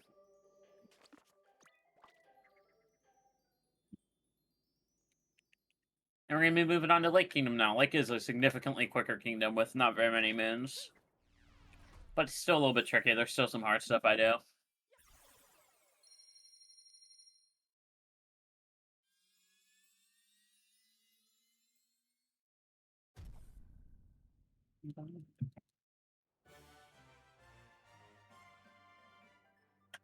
Okay. Couple of cutscenes here. Lake, like I said, has a couple of quick moons, but there is one boss fight in particular I'm going to be doing. And that is the Ringo boss fight. And the Ringo boss fight is made significantly harder. But hopefully I can nail all the fast strats to still kill Ringo with ease and speed. You'll see at the end. I'll leave it as a little bit of a surprise. It's going to be the last 3 minutes I grab before leaving the kingdom. But first moon coming up here is just one that's just up in the air, so I'm going to have to do some vertical platforming to grab it. Nothing too crazy.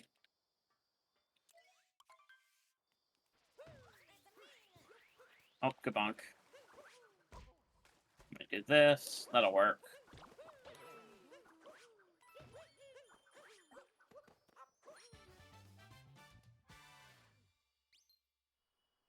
And then I'm going to come over this way. And I can grab this fish. And I can grab a couple of underwater moons and then make my way up to the Ringo fight. Ooh. Also, this moon might look vanilla. Like I said, all 880 moons are changed. And I believe the change for that one is just that the Dory, like, swimming pattern is different. She swims differently throughout the kingdom. So not really much of a notable change there. This one is, obviously, there's way more combo. Way more combo. That's the enemy name. Oh no, I have full health. Okay, I don't need that heart. I'm gonna grab it for the coins, though. Or not. Okay.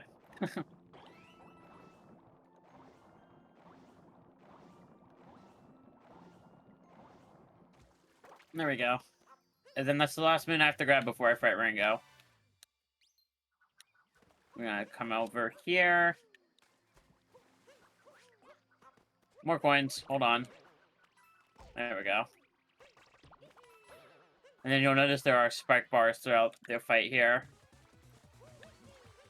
So I have to hit them immediately there.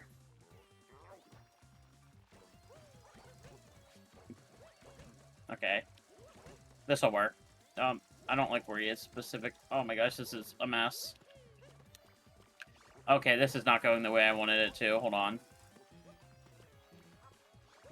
I am also on 1 HP here, which is not ideal.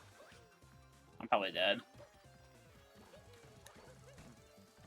Oh my gosh. Yeah, I've never had that fight go like that before. I'm gonna try that again. No big deal. Luckily there's a checkpoint right here, so it's barely a time loss. Let's try this again. Okay, this'll work. This is what I want. There we go. That's what I was trying to do. And then I can ground powder right through them here. And I can grab some of my coins back too after the fight. There we go. If that fight goes Australia in any way, you can see it's pretty much... It's really hard to back up. It's probably doable, but it's really hard.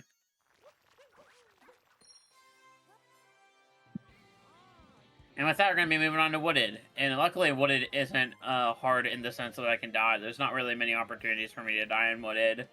But it is a very hard platforming stage. And if I fall at any point in Wooded, you'll see I can lose a bunch of times. I'll be doing platforming very high up.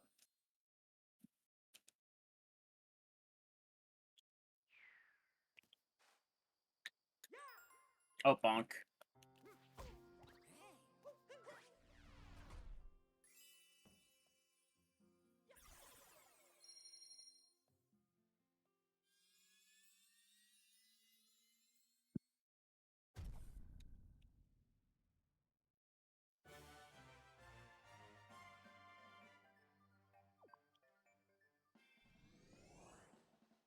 Okay, so the first couple moons of Wooded are actually some of the more tricky runs, believe it or not. This entire kingdom is pretty rough, I'll be honest. Just in terms of difficulty. Luckily, like I said, though, I can't really die, so that's the one saving grace about this kingdom.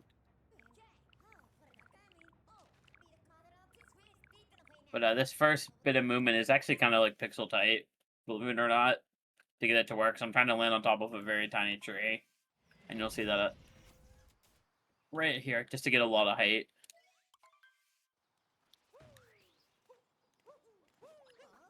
There we go. If I did that the absolute fastest way, I would land on that without no ledge grab, but no big deal. Still very, very clean. I'm going to come over here now. And then there's going to be a rock in this tree. Oh, grab the rock. And then I'm just going to yeet it. And then I'm going to roll over here and meet the bunny right here to kill it really fast.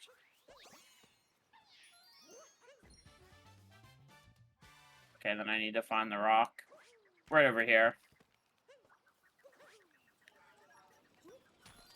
And then I'm going to pay to win, and this is one of the reasons why I was trying to go out of my way for that Submarine Sand, just because I need a lot of coins for the run.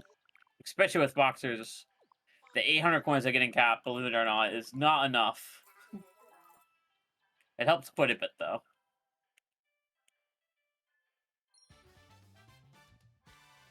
And then I'll be going over here and capturing an uproot.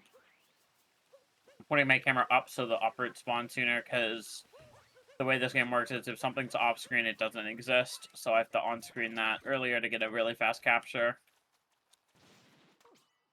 And I'm just climbing this tree. They made some extra platforms on this tree. Okay, I lost my uproot, but that's not an issue. Technically, you could do this all with Mario. It's just faster with the uproot. And a bit easier. There we go. Good backup. And then I'm going to land right here. I don't like how blind this is, how much the leaves get in the way, but, you know. Doing a bit of a vault to get over here. Oh, I missed that? Wow, I can't believe I missed that. I held back on the stick too much at the last second there, I guess. Not a hard backup. I can come over here. And I can just do this like the intended way, instead of doing the fancy vault.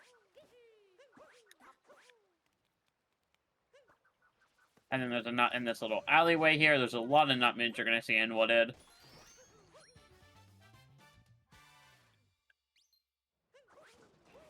Over to here. And then I'm going to do some long jumps. And then I'm going to come over here, and there's an invisible platform I can stand on over here on this wall.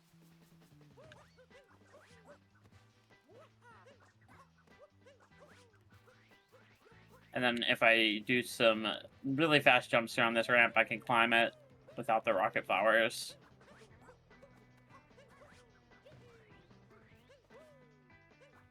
And then I can do a triple jump around this corner to grab this moon.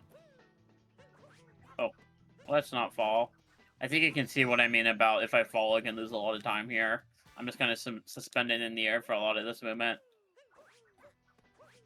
Oh. Not gonna fall, don't worry, I got this. Look at that back up. Ooh.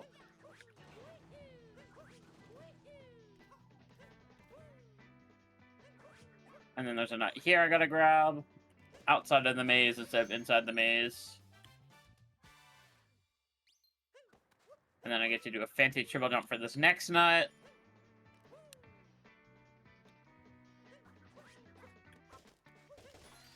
And now I'm going to be doing a trick known as Fire Road Skip to get across this gap. I had a bad setup there, so I'm going to do this. Oh, let's try that again. Oh, I don't trust that. I held back there. I don't know how I made that work. That was so scuffed.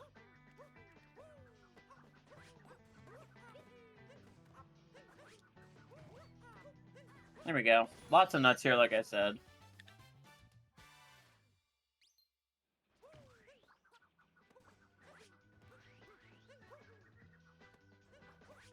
Another nut right here.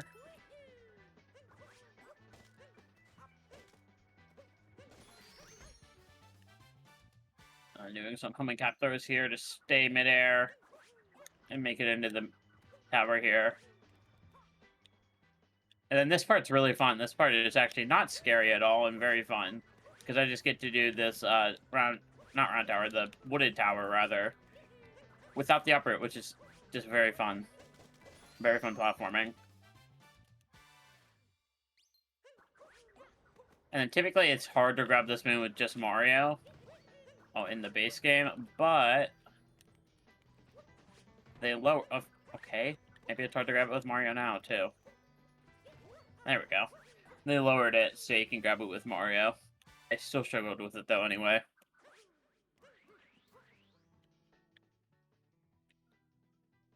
And then I'm gonna... I pretend Spirit doesn't exist because I didn't grab the first storming because it's really out of my way. And I'm just gonna vector down here. And grab this nut. I can't see. Oh, there we go. And then one more sub-area and we're going to be done with Wooded.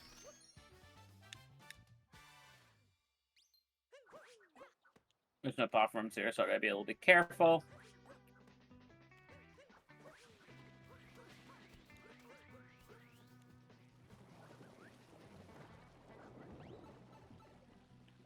And And then this subway is really fun in the base game, but in this mod, they kind of just butchered it.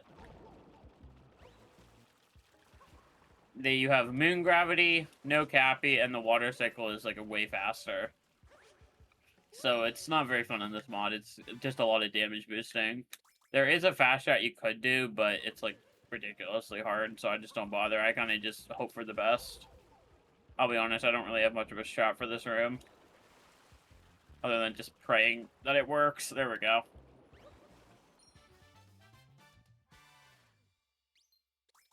And with that, we're going to be on to Cloud. Making good progress so far.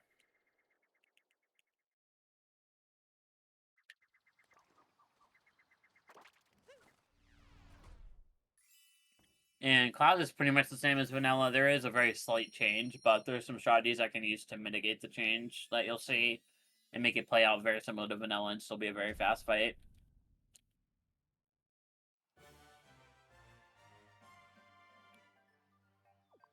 If you don't know, Cloud is just a boss fight kingdom. We just go to Cloud and fight Bowser because he kind of gets in our way while we're on the Metro Kingdom here. And we also have to make a pit stop in Lost as well after Cloud. And then we get to go to Metro.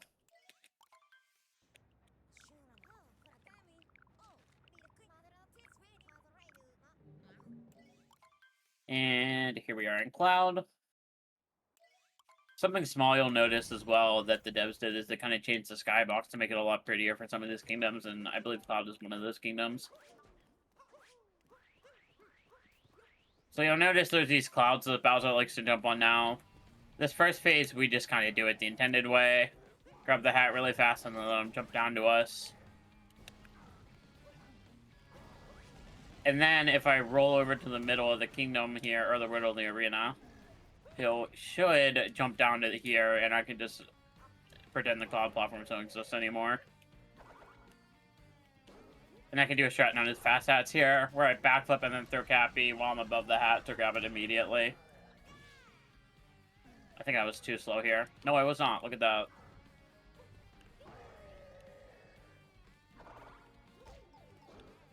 Easy kingdom.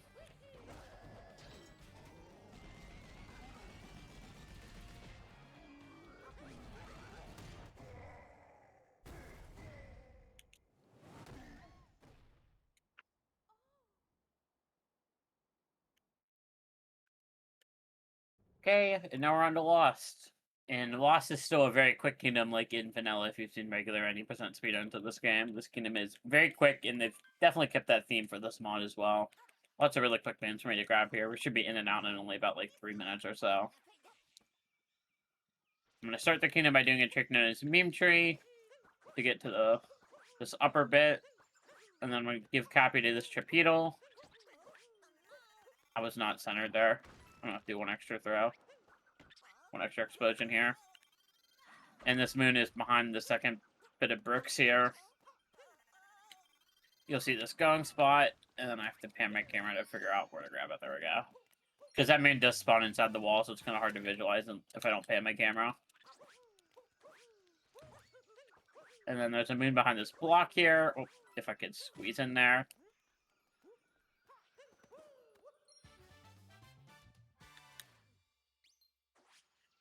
And then you'll notice, if you're an astute watcher or viewer, that there is a flower missing from cave gardening here. And that's because I have to jump all the way over here to hit that flower. Whoops. There we go. And that'll spawn the cave gardening moon. And now if I die at any point before I get back to cave gardening, I'm going to have to respawn that moon. So, gotta make sure not to do that. I messed up my triple jump here, but luckily I can just back it up with the vault. That'll work. Just playing it safe so I don't die here. There we go.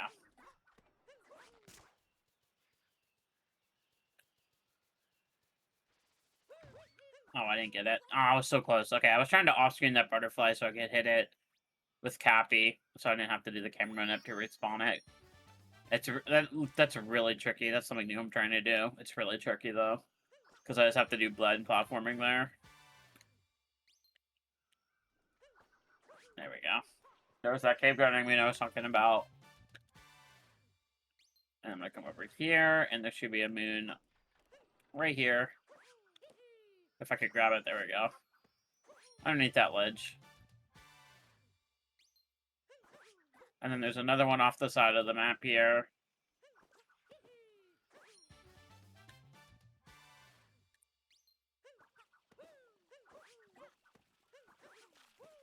And then I want to go into the 2D section here. This part's a little bit tricky. Really tight platforming there. I'm going to fall straight down. Work to the Odyssey. And there's one more moon behind the Odyssey here, and we'll be done with Lost.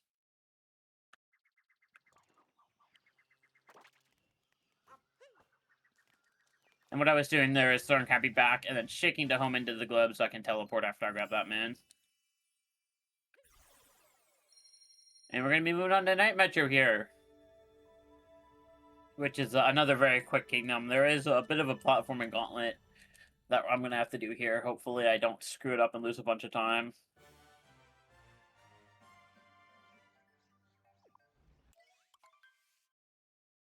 Okay. But whenever we start off this kingdom here, we're going to do a jump known as the People's Jump. Or the Impossible Jump, one or the other, it's called both. Because you'll notice that the wire doesn't take you down to the mainland anymore. So I'm going to have to jump down to it. Yeah, as you can see, that wire takes you up top now. It takes you nowhere. So I'm going to do a fancy looking triple jump here. This jump is actually very easy. It's not impossible at all, but... Well, I always hop on the scooter somehow. Back in 2017, that jump was considered impossible, believe it or not. And now I'm doing what's known as left row. Just climbing the left side of Metro. Because that is the faster side to climb.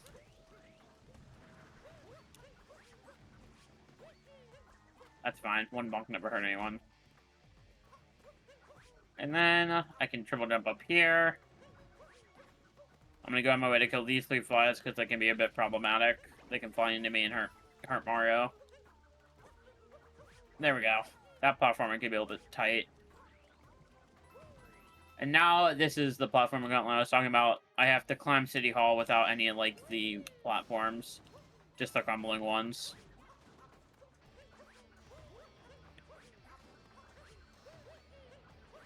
There is a slightly faster platform cycle I could get there, but that one's fast enough. Inconsistent. Oh.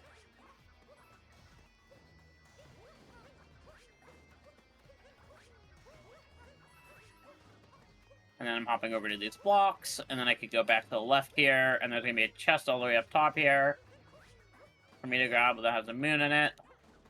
Oh, are you kidding me? I knew I shouldn't have backflipped. That is so unfortunate. That's just a value dive. There's not much I can do there. Sometimes if you dive at Cappy, Mario just misses. There's not really much I can do there. We'll just do it again.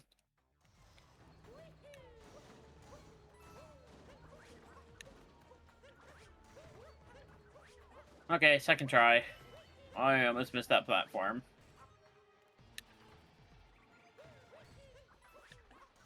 Can I please spin pound? There we go. Okay. The game is definitely making me work for it in this climb here. Oh, I guess I got a couple of coins there. That looked like it was gonna miss. Are you kidding me again? I got a second value. Oh my god. I'm just getting so unlucky, it's unreal. That was again not my fault.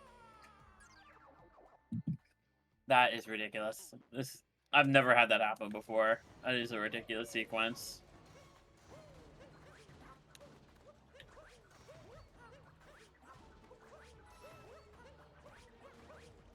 Okay, third time's the charm.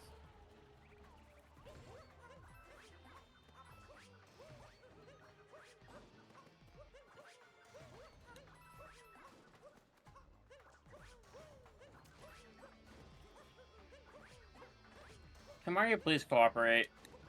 Please let us grab. That'll work. Okay, I'm gonna be ultra safe here this time. I'm gonna do this. I'm gonna do that. I'm gonna do that. There we go. Wow, that was way harder than it needed to be. Ridiculous. Okay, not done yet. I have to do this long jump across City Hall here. And then land in the door. There we go. Perfect. And that is the hardest part of this Net Metro portion done. Typically, I have to fight the Mechalogical boss fight, but if I knock this guy's hat off, you'll notice in a second here. Grab this checkpoint for later. Give it a second. Now, there we go. The multi-moon just spawns, and that's because whenever the mod developers were trying to modify the Mechawiggler boss fight to make it harder, it would just crash the mod, just because of the program they were using. So they just replaced it with a regular Wiggler. And if you just despawn it, that spawns a multi-moon. So that's like the only instance of Moon being easier in the mod than it is in the base game. But now we're on to Day Metro. And Day Metro has a lot of really fun moons. There's some sub-areas I'm going to be going into here. Lots of fun movement. But once again, we're going to be starting off with doing the impossible jump here right at the very start. Just like this. Big vector. Oh, bonk. There we go. More coins. Can never have enough coins.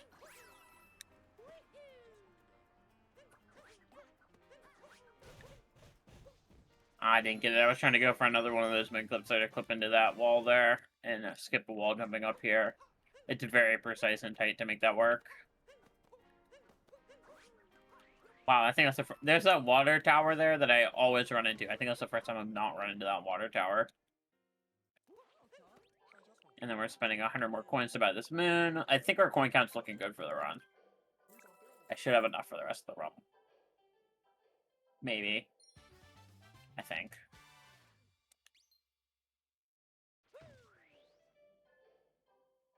I think I need 40 more coins before I reach luncheon, but that should be doable.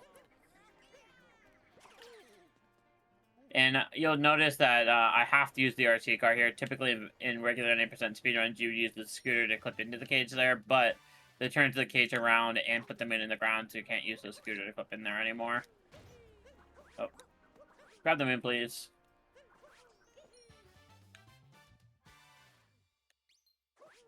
And now we're going to be going into the bullet building sub-area.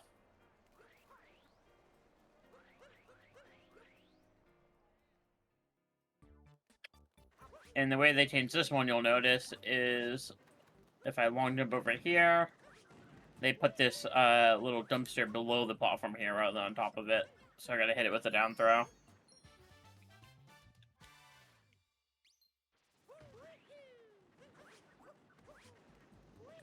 That's not gonna work. There we go.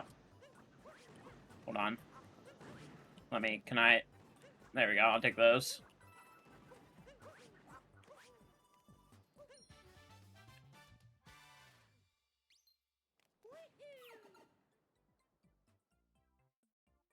And then I'm going to be coming up here. There's a moon underneath this AC unit, and then the one after this one, not this one, but the next one is a little bit tricky. I'm going to be doing some blind platforming. Hopefully I can hit the moon. It's underneath this little Gerber sandwich platform here. There we go, and it's not done yet because I could still die, so I have to do this to survive. And then we're going to be going into City Hall here again, or the Musician's Room. The Auditorium, that's what it's called. And then there's a moon around this current in here. And I warp up top.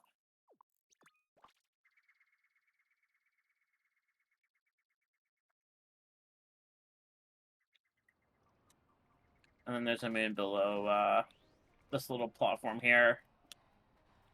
I screwed up my movement slightly. You'll notice a theme of this mod is that if the mods don't know, or the developers don't know where to put a moon, they typically just throw it underneath something. Really? There we go.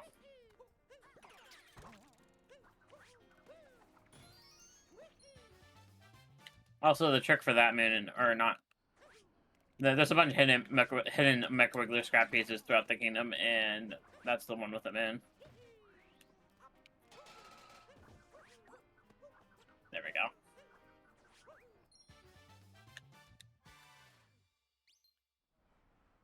And then we get to say hi to our good old pal Captain Toad here. I think I actually just saved time by having this camera angle, by the way. Typically the camera likes to pan a bit. But somehow I just got the camera not to pan there. Save like a second. Bonk.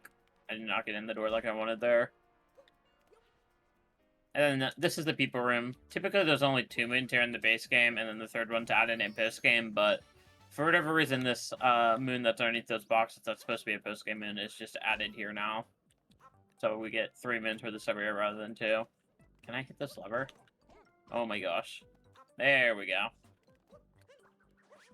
And I have to kind of pull that lever from a little bit further away there because this timer is tighter. But still not a problem.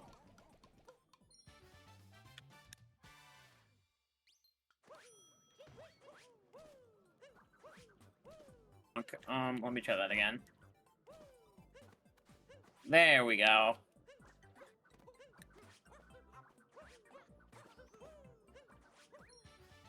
And with that, we're done with Metro.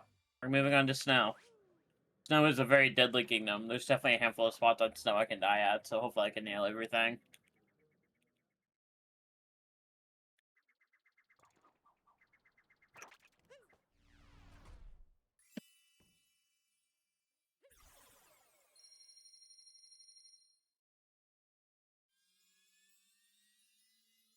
Okay. Done with Metro, and that is also the halfway point of the run. Just about, I would say. Half the kingdoms are now completed.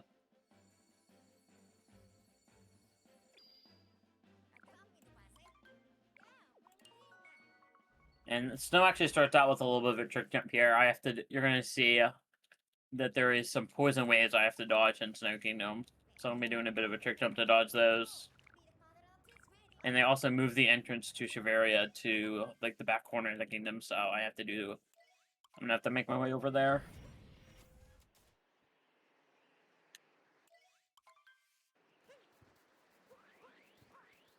Okay, triple jump. Oh, I did die to that wave. My angle was off. That wave covers up the platform, so it's kind of hard to visualize exactly where it's at sometimes.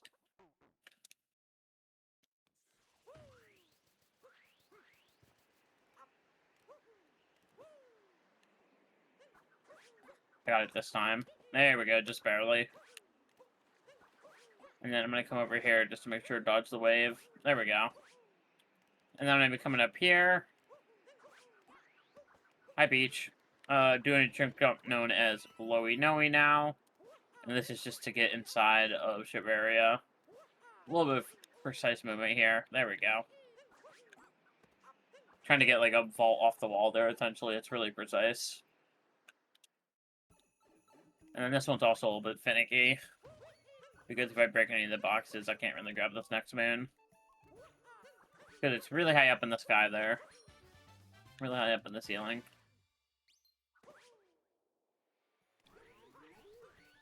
And then another pay-to-win moon here. Oh, talk to the guy. I guess I should also point out that the life parts are impossible to buy. They're 10,000 coins. And these moons are 101 coins.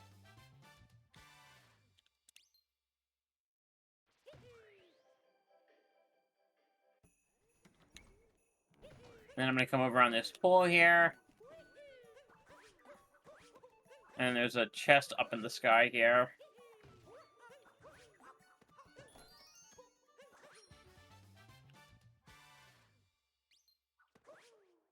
And then we can come over to this moon shard sub area, or Bifrost, or whatever you want to call it. And I'm only going to be grabbing the one moon here. We're not grabbing the shards. The shards is really slow.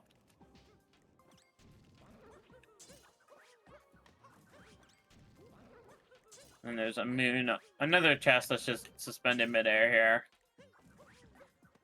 I just jumped off the chest there as it opened. That was really weird. And then I'm going to come over to my side here and bust open this crate.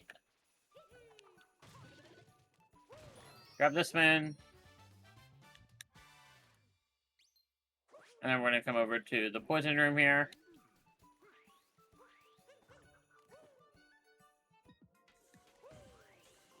Long jump behind these guys.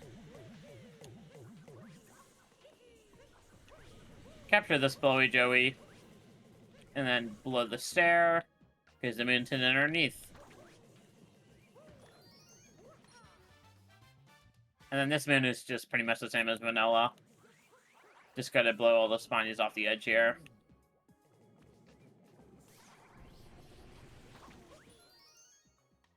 And then with that, we have one more sub-area to visit here in Treveria. This moon is considered harder, though, because of all the stuff beforehand, I believe. So, even though it looks the same as vanilla, it's still just a tiny bit harder.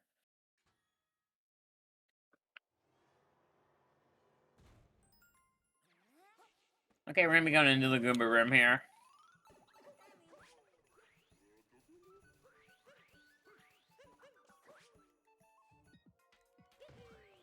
I didn't get the vault I wanted there. Luckily, I can do some trick jump movement, and it doesn't even matter.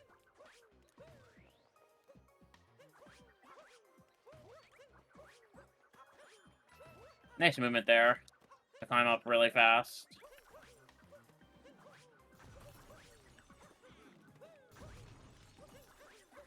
And then I'm going to drop down with this icicle here.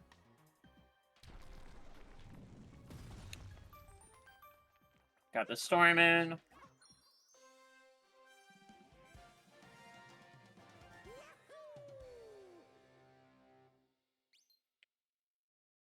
And then I'll be stacking some Goombas to grab the second moon in the sub-area.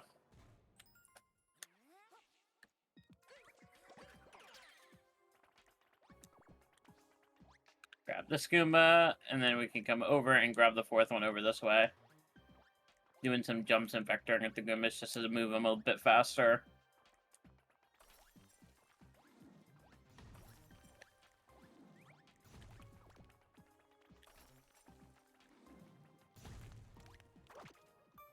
And then we're going to have to do... Oh my god, don't die. Oh my gosh. Almost slipped off the edge. For the last minute, we're going to be warming back to the Odyssey and doing a trick known as Snowjam here. Just a bit of doing a vault to cross over this gap. This is not how you're intended to grab this moon, but that's the fast way of grabbing it. Gonna get my vault there. Sometimes if Cappy's too far off the edge, you don't get the vault. It's a bit precise.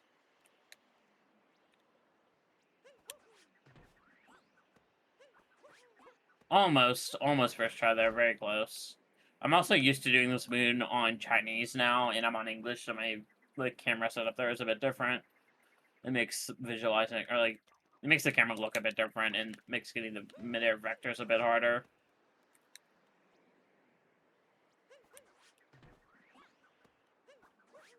There we go, second try. I'll take that.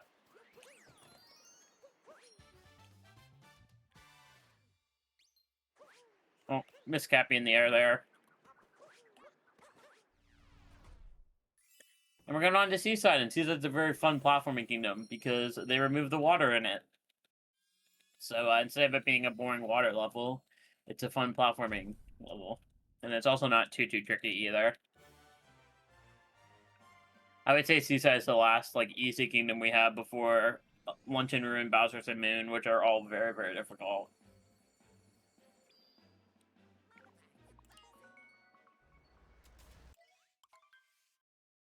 Just gotta skip a couple of cutscenes here.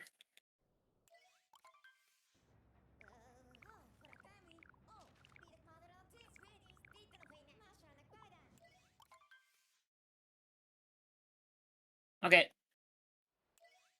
And the first moon we're gonna grab, I mentioned earlier when we were in Sand Kingdom, is this Rumble Room moon. And if you remember, like I said, this moon's gonna be in the sand spot, so it's up at the top left here.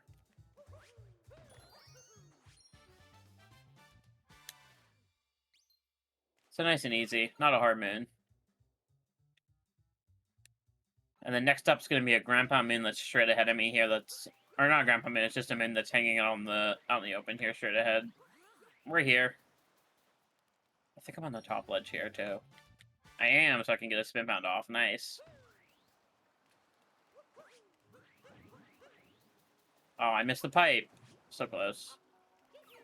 I'm gonna be able to get some coins in this room too, which is good.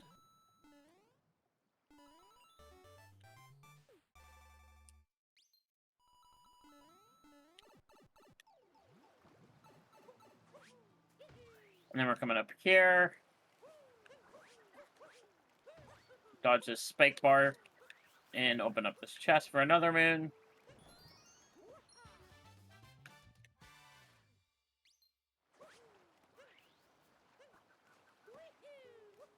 Missing the moon. Grab it. That did not work out in my favor.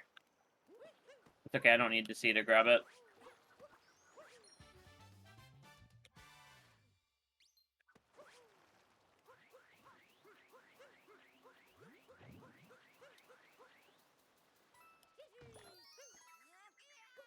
I need one more coin, I believe, for the shop moon and luncheon. I think I have enough. I slipped, but I still made it up. Just abusing janky geometry there to make it up top, and then doing a bit of a trick jump to get over to Toad here. That was really close to not working. That was a really whack angle I got.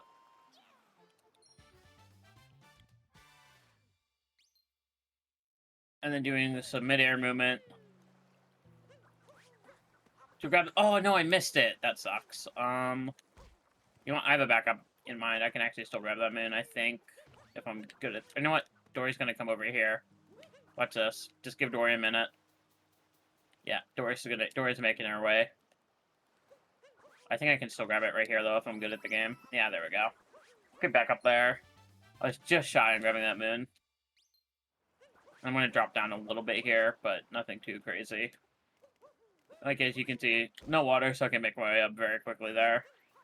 And then this moon is like a damage boost moon. There's just like a million spike bars here, so you just gotta take a hit on the way in and on the way out.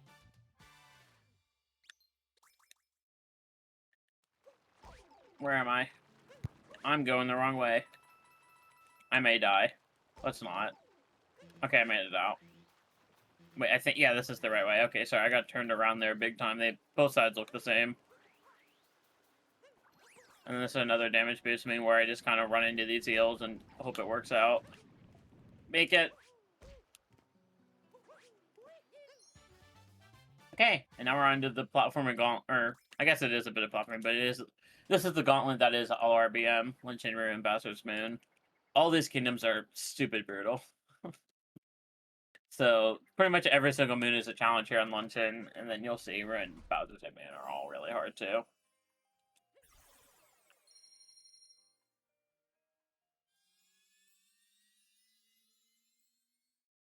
I will let you focus on the start of this here and jump in. Just want to welcome anyone who's joining us. Breaking the Habit is a charity marathon of speedrunners that supports the American Foundation for Suicide Prevention. If you hit !donate, there's a bunch of prizes and bonus incentives and some polls that I'll go over real quick. The polls that we still have open is we have Plywood Cows Space Jam A New Legacy run coming up later today, and there's a character selection. Currently, Lola Bunny is winning. The other options are Bugs Bunny or LeBron James. So I think we should all donate to get Bugs Bunny because, Bugs. The other polls that we have open are for Resident Evil Operation Raccoon City that Fiery, and I hope I'm pronouncing that name correctly, is running later today as well. And there's an option to defend Leon or don't defend Leon.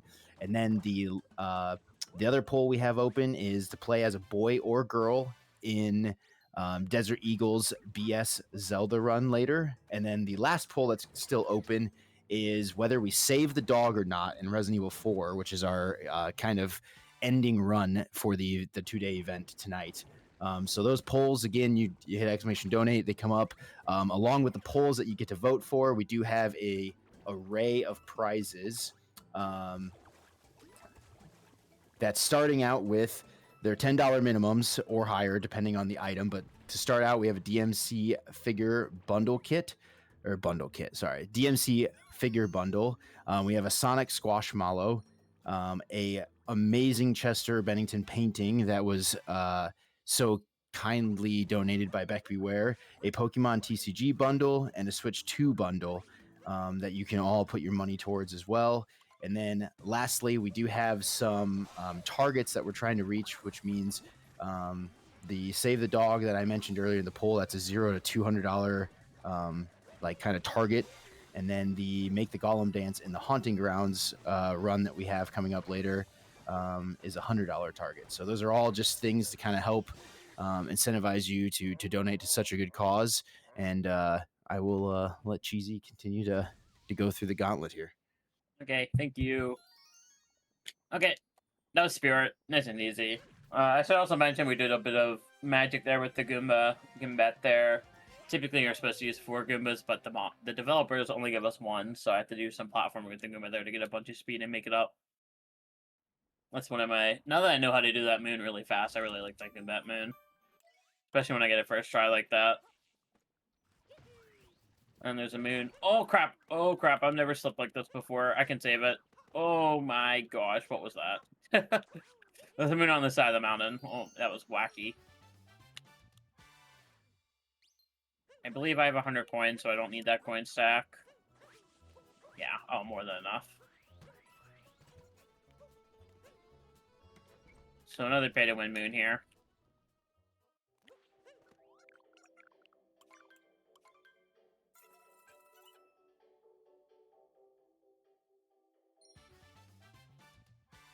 And then this next moon is probably my least favorite in the kingdom. It's not really super tricky, it's just really finicky and precise. And you'll see why here. First of all, I want to kill this plant, and then I want to get rid of this guy. There we go. And then there's a crate that's underneath in this alcove here, below this platform. So I need to throw Cappy down there. And getting this within a couple of tries can be pretty tricky, and the movement to hit this crate with Cappy is very precise. There we go, second try. Not too bad.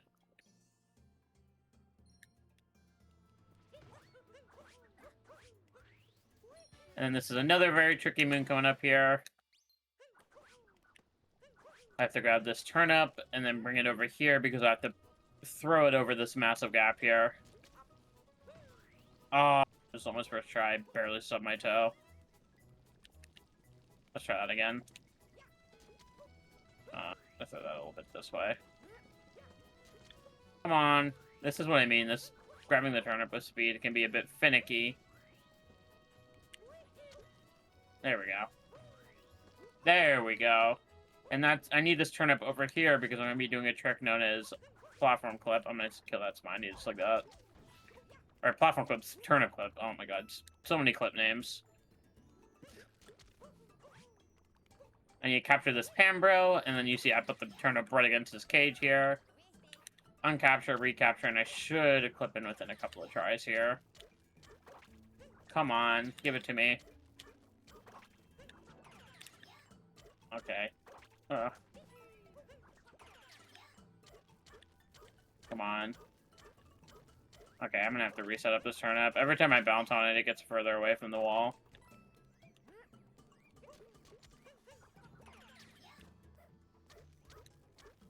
Come on. Give me the... This is being a bit annoying. Clip into the cage, please! This is like the only way to grab this moon. That should work. I'm flabbergasted. There we go. That took way too long.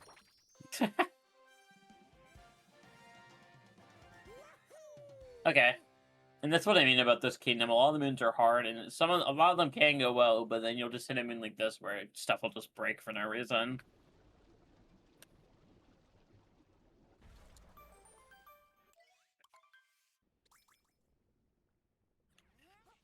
And then I need this Pambro again, so he's going to respawn over here. I can capture him again. Don't take damage. And then there's a moon underneath this cheese right here. How did that not spawn it? Oh my gosh, okay. This game is being... No, I killed him. I'm gonna need to grab him again.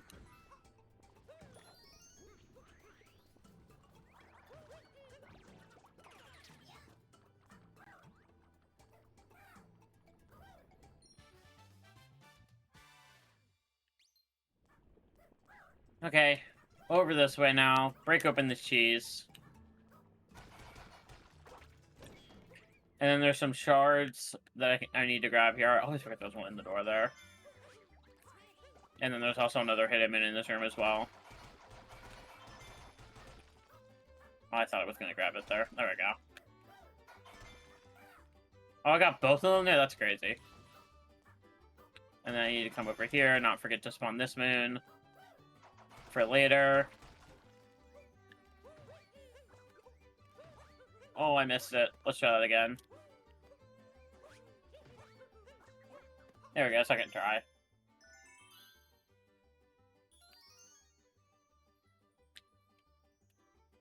Got it. Landed right on the moon, and then we can leave and go to the next sub area. Oh, don't forget the moon. I've done that before. Oh, that was a good catch. Almost forgot the shards in there.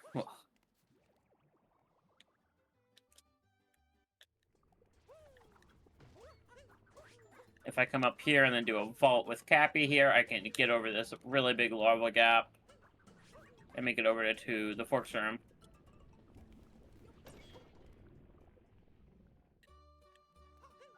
And this room can be a bit finicky and precise.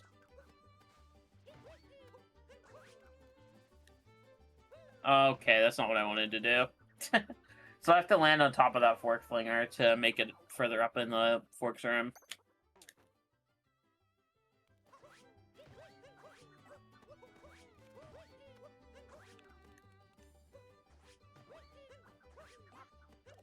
There we go. Nice and easy.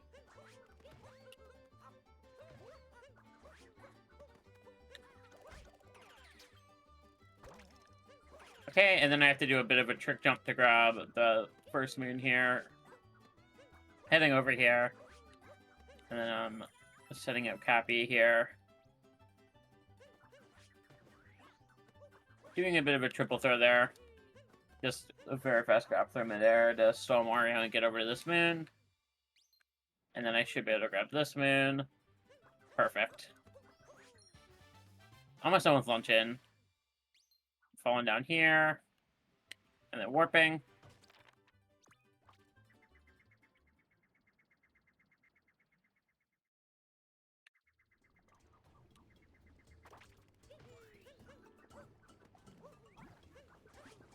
That is the fastest I've ever done that movement. Holy crap, that worked out flawlessly.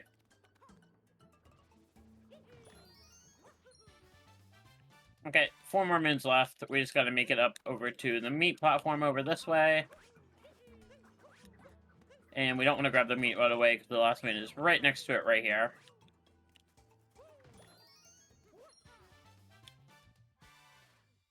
Bonk. And with that, we're done with Luncheon. 3 kingdoms left in the run. Well, not quite yet. I have to come over here.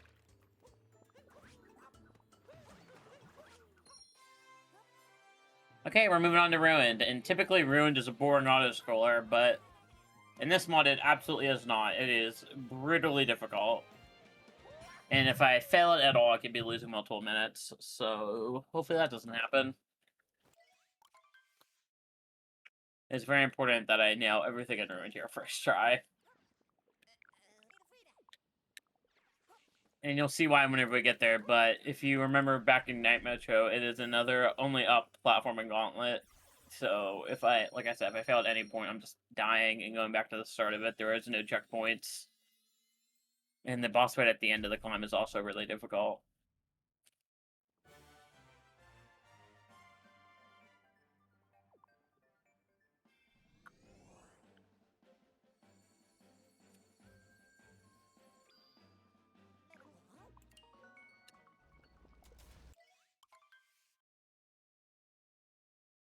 Come on, there we go. Like I said, I'm on version 1.0 of the game, so it loads very slow. I'm also on a Switch one. Let's mention that.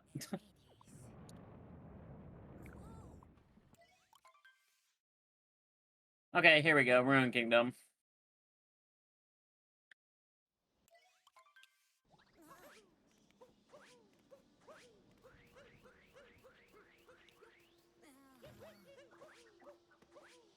Lots of really precise platforming here. This little bit of movement I came up with on my own, where I can do a triple throw to wall jump off it, so I don't need to get the height to make it over that lip, because it's very precise to make it on top of this platform without that wall jump.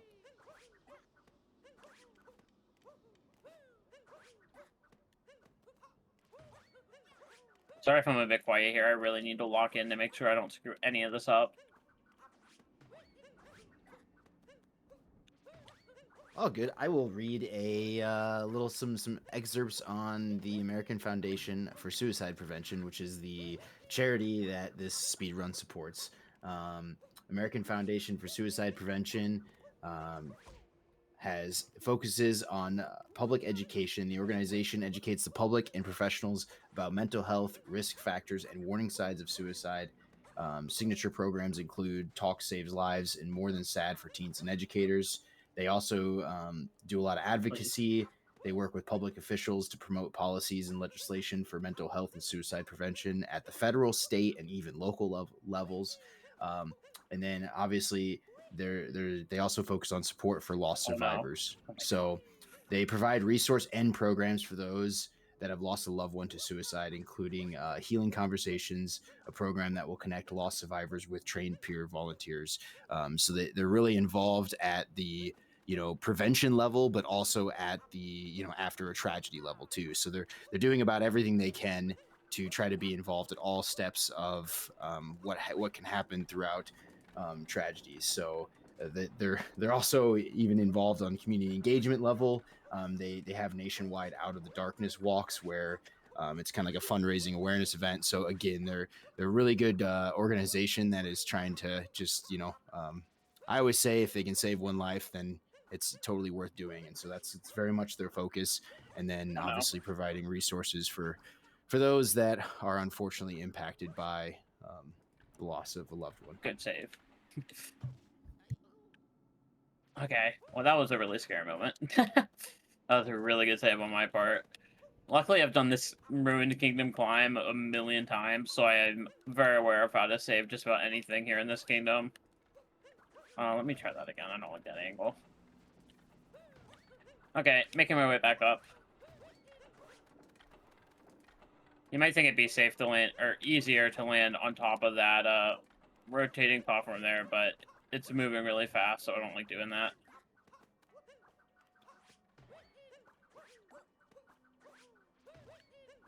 Okay, let's try this, and then this. Oh no, not again, really? I was short again? I should be able to save this again, though. Okay, I'm just losing a lot of time in this kingdom. As long as I'm not dying, that's really what matters. Very unfortunate mistakes there, though. Well, sorry. I'll let you focus on climbing back up. I do want to give a shout out to, obviously, as I've done in the chat there, ! VGTP, very long time supporter, and they are very pivotal in getting all these awesome prizes we have. So thank you very much to Video Game Trading Post in Pensacola, Florida, not only for just the long-term support of just, being a supporter of the event, and helping out in any way you can. Obviously donating the prizes, which is like the Switch 2 bundle. They give 10% of their sales at their store in Pensacola, Florida during the event. I also want to thank Beck Beware has provided the fantastic Chester Bennington painting that you can win. Very awesome prize there. We have Magic Cart Collectibles as well, donated the Pokemon card bundle, which is a PSA graded 10 Japanese Glaceon EX special art, special rare art, or art rare. Not a Pokemon card collector, so I'd make sure I mess that up. And then also a trainer box. And then obviously want to thank all of the runners for being a part of it. Again, as we go throughout this weekend, and obviously we're early into day 2 still. There's a lot of things that it takes a village to put all this on, and for the great cause that we just talked about. So, yeah. Oh, bonk. Okay, so now I'm onto the Rune Dragon fights here. There are 3 dragons here I have to kill, but after you kill the first one, it becomes significantly easier, and you'll see why here. I should be able to get... Maybe... I'm not going to be able to get this off. I got 1 sword pull, though, so not the end of the world. If I didn't bonk there climbing the first dragon, I would have been able to get more swords there on the second one. And I'm just using wall stalls here to dodge everything. If I just spam cap you on this wall, nothing is really much of a threat to me. Doing whatever I can to make this fight easier. Because if I die at any point in this fight, I'm going back to the start of the climb I just completed. I should be able to get a couple of sword pulls here. And a ground pound. Look at that.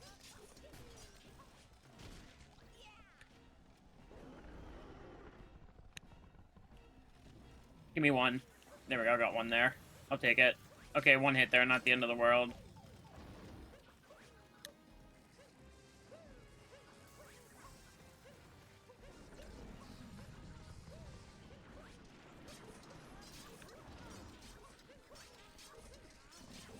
Okay, there's 1 dragon down. 1 of 3.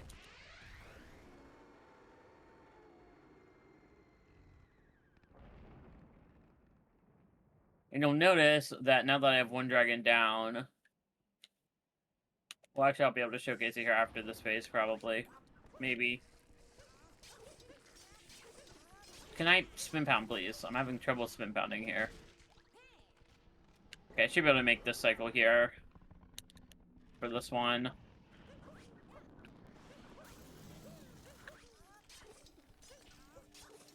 And now I'm kind of just multitasking 2 dragons rather than 3 here. You'll notice now that I have this dragon dead, I can kind of just stand on its corpse, and I don't have to worry about dodging anything. But I still want to go fast here, so I'm going to jump a little bit early to make sure I pull that sword as soon as I possibly can. Without taking a hit. And that's 2 dragons down, now I just have to focus on a 3rd.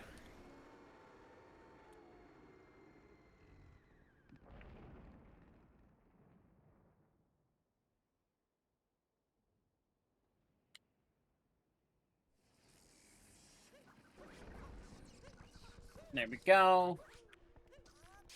That's 2 phases down on this dragon, we only need 1 more. And I'm going to be landing on this corpse over here, dragon corpse. Actually, according to game lore, these dragons aren't dead. I just concussed them really badly. If you come back, the dragon just sits here very concussed. I can take this hit. I'm going to do it. I wanted to put that safe. I wasn't sure if it was going to take a second hit if I jumped too early. There we go. Fight's done. That's Ruin done. Everything first try, even though the climb was a bit messy, but I didn't die.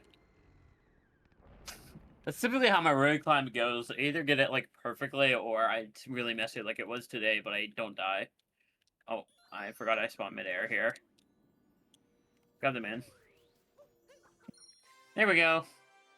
Okay, Bowser's is definitely still difficult, but it's a bit of a breather in comparison to this Kingdom and Moon. In the final stretch here of this run.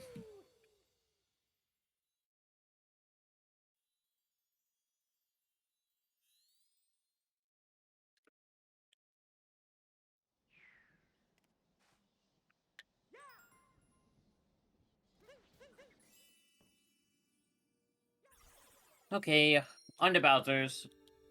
And Bowser's is kind of broken up into sections if you've seen the vanilla run. I can't really skip any of the story moons. That's not really something the game allows. So we're going to be going through and collecting all the story moons. And a lot of them are changed to be either look different or like slightly more difficult. Some of the boss fights in particular are a bit more difficult, but none of them are nothing I can't handle. They're all definitely doable and consistent.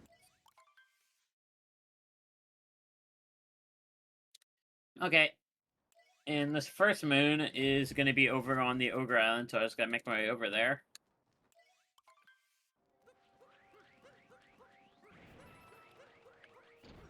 Jump. There we go. Up to that first wire.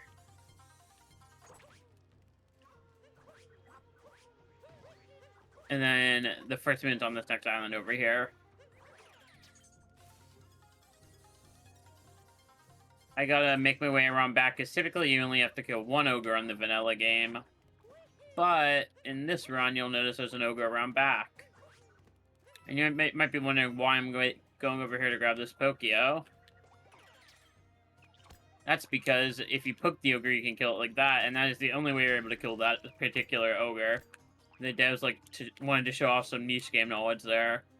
You can actually do that in the vanilla game, just poke the ogres right in their head there with the birds. Not a lot of people know that.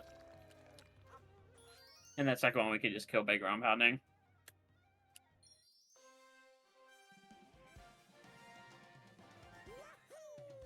And now we're going to be making it over to the Shards Island, and of course all the shards are in slightly different spots, but none of them are too tricky. This is more of just like a visual change than like a difficulty type change.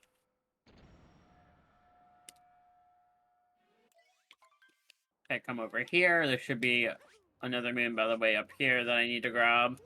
Oh, good bonk. Oh, Goomba's trying to hurt me. That's it, yellow Goombas. And you'll notice this first shard is off to my right here, so I'm going to roll over here. Throw Cappy and grab it. And then this next shard I actually need a bird for, so I'm going to capture it. I'm going to kill this one just so it's on my way. Perfect, that was really fast. And then I'm going to be making my way up here for the next one. I do not need those blocks. And then this next one's on the roof right here. Oh my god, I rolled off, of course. I can back that up quite easily, though. There we go. Dodging the bombs here, and then jumping off this cliff. Okay, okay, I need this bird to come closer. If I kill this bird, it does not respawn, so... I need to be careful about that.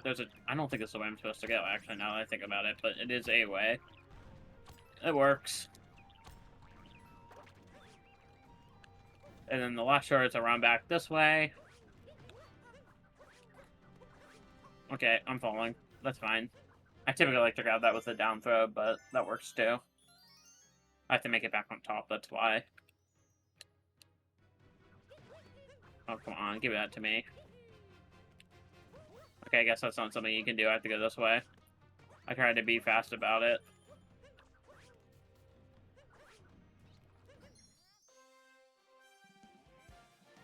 And with that, we're going to be moving on to the bunnies fights.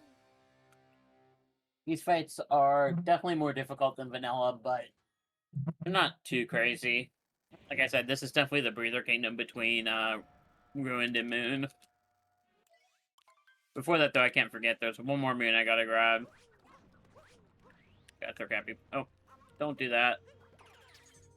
I want to throw Cappy back like this, and then grab this moon, and then I could chick to home in after the cutscene ends, and Mario will teleport back up to the wire. Well, go, please. And these bunny fights are made more difficult because the floor is lava. Look at that. So I'm going to be doing Topper first over here. Luckily, they do give us some platforms, so not the entire floor is lava.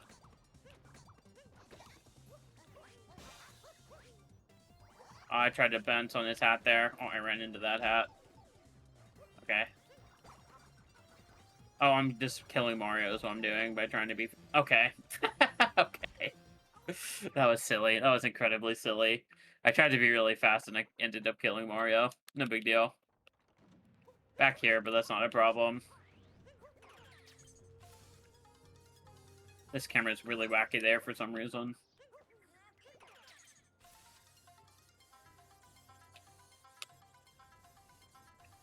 Let's try it again.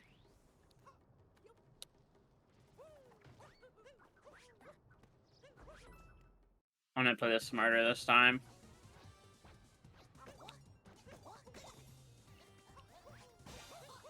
There we go. That's how you do that fast strat. He's getting really close to me. I don't like that. Okay, you know what? It's fine. I'll just knock all his hats off. Okay, the hats are not cooperating. Oh my god. He moved. He moved. He moved. There's nothing I could have done. Oh, The frame I went to die if he moved. He's got the jukes. I've never had this fight go this badly before. It's supposed to be the easy part of the run. Come on now. It's not supposed to be that hard. Okay, I got it this time. Don't worry.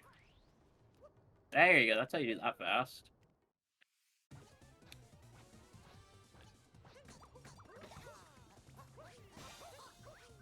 There we go.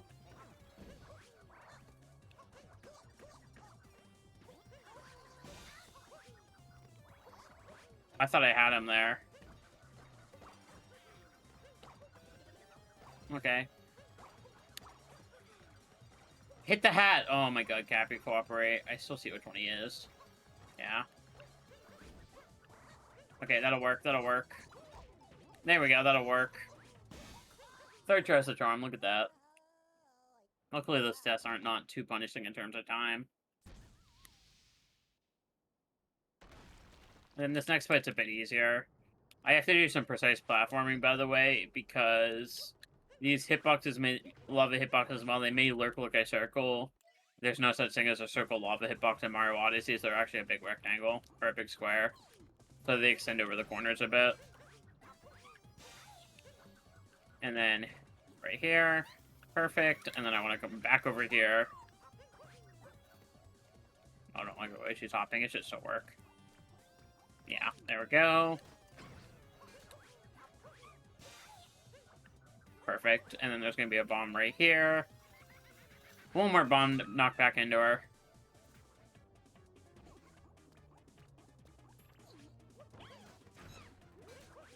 There we go. Easy fight. That fight is significantly easier than the topper one. Okay, we're halfway through Bowser's now. There is one more boss fight I gotta do, and that is the Mecha Brutal boss fight. And if you're catching on to the theme here, that one is also gonna have a Forest Lava theme. But luckily, I can just do the speedrun strats that are used in regular any% to kill that boss, so it's not any different for me personally. The intended strat for this mod is just to use the regular speedrun strat, so I get a bit of a breather here, luckily. It's still definitely a hard speed strat, and I could die to the fight still if I mess it up, but it's something I've been doing for years, so hopefully it isn't too big of an issue.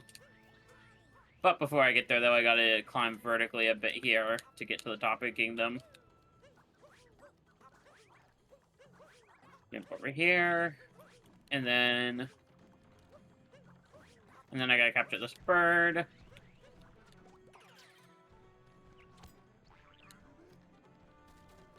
There we go.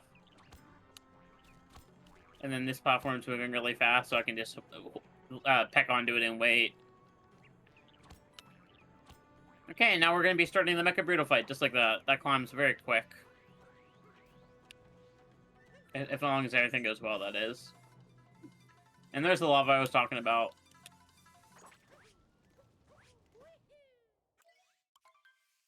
And now we're just going to be climbing this mech with Mario, trying to beat it really fast.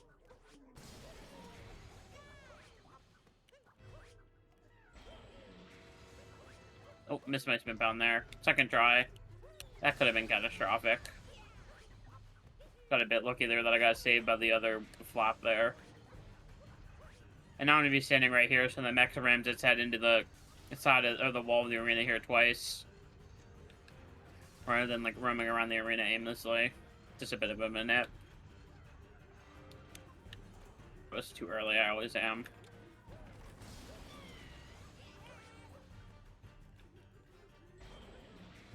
How did I hit that? That's crazy. That last trick is known as target acquired. I don't know how I hit that with that camera angle.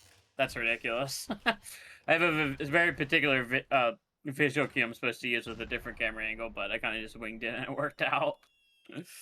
That was really funny. Okay, and with that, we have one kingdom left on the run, Moon Kingdom, and then we are completely done. Fantastic. I'm going to jump in here. We do have one donation to announce. It is donated by What's Up Doc, and for a total of $11 with a comment of Bugs Bunny Baby, and that puts Bugs Bunny $1 ahead of Lola Bunny for the character selection for Plywood Cow's Space Jam speed run later on in the day. So those Lola Bunny fans, you gotta I guess top Bugs Bunny. So that is an update. All right, back to you. Okay. Okay, moving on to Moon Kingdom here. Oh, can I globe, please? Thank you. And the Moon Kingdom, like I said, is another brutally difficult kingdom. The Bowser fight in particular is really, really hard. So, hopefully I can nail it first try here. If you remember back in Snow Kingdom with what they did to the overworld with the Poison Waves, they've brought that back for the Bowser fight, so I kind of have to dodge Poison Waves while I'm fighting Bowser. And it can be quite tricky. But, I should be able to nail it first try, hopefully.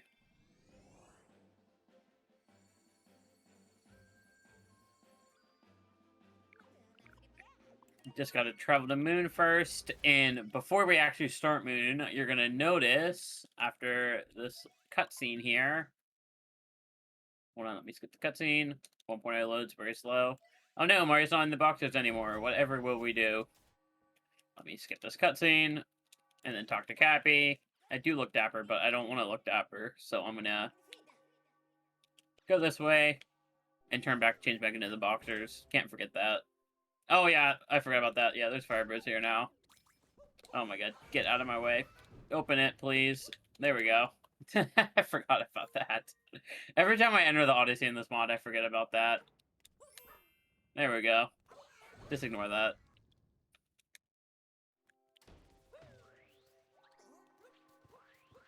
And now what I'm going to be doing is known as the Bomb Vectors, or the Bomb Vector.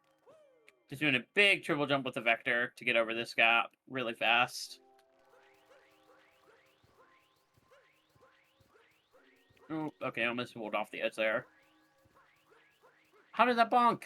I want to hear it. Okay, and typically, if I come around back here, there's a Sphinx, and I use him to do a trick known as Mooncave Skip. But you'll notice the Sphinx is no longer here. Luckily, I can still do Moon Skip without him. I just gotta do a little bit of tricky mid-air movement. There we go, first try. And now we can enter the chapel and do the Bowser fight. Just a bit of rolling.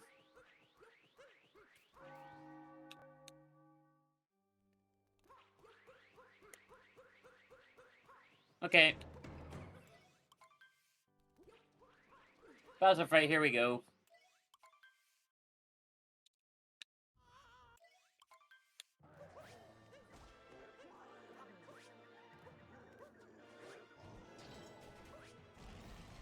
I also have to make sure I'm timing my hits very specifically here, so you're going to see me wait here.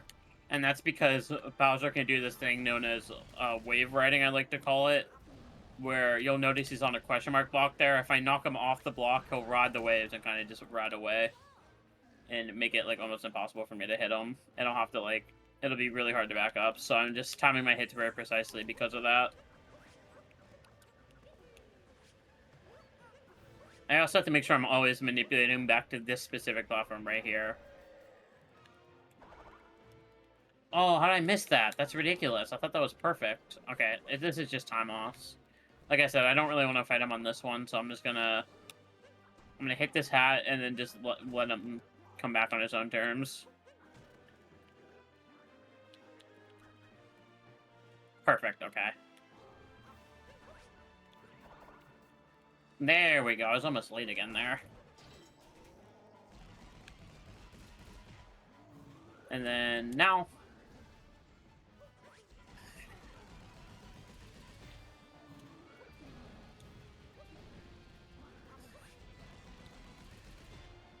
We do have another donation to announce here. We've got a donation from the name Lola with the comment of "Don't ever call me doll," for an amount of $5. And as you can kind of guess, that is $5 towards Lola Bunny. So Lola is now back in the lead as the character choice in the Space Jam speed run coming up later today. But time will tell what character gets picked. we go.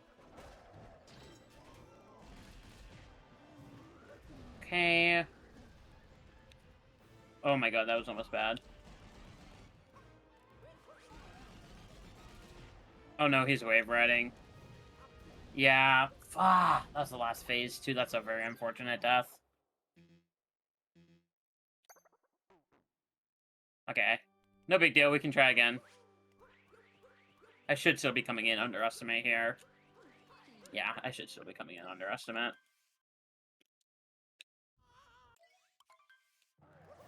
As long as I nailed on this try.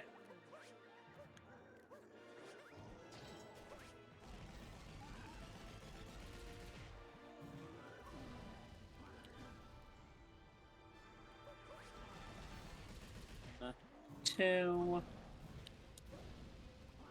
That's another fight that takes a lot of my focus, so I excuse my silence a little bit here.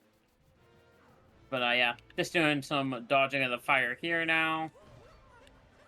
This is I know I'm going like above and beyond to dodge this fire, but all you have to be is midair there. It's just a force scan.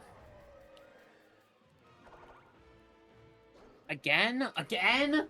That is crazy. I am just getting hecked over here. Okay, third try. A lot of what I've been doing is third try, so I'll get it this try. Luckily, I played the rest of this run clean enough to give me a bit of leeway on this final boss way here. Oh, that'll still work, I think. No, it won't. I have to kill Mario. Fourth try.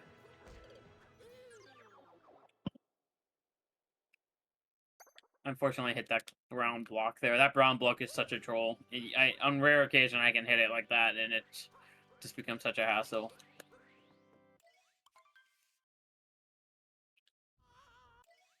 Okay.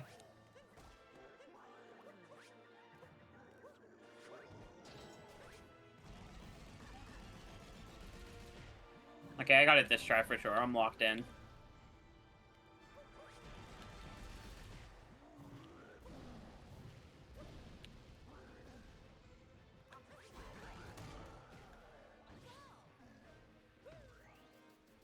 This is the last hard thing in the run, though, I should mention. So after I kill Bowser here, the rest of the run is kind of just home free.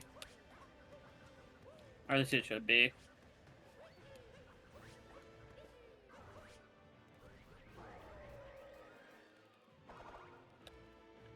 That'll work. This wave is getting really close to me. I didn't like that. Oh my gosh.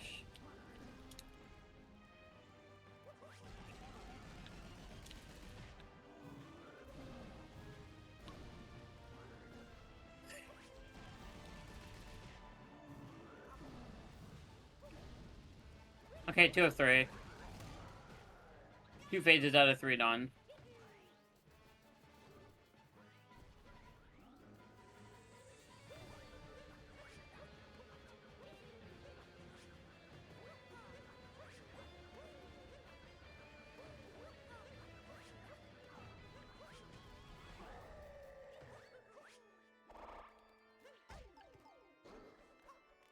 Perfect.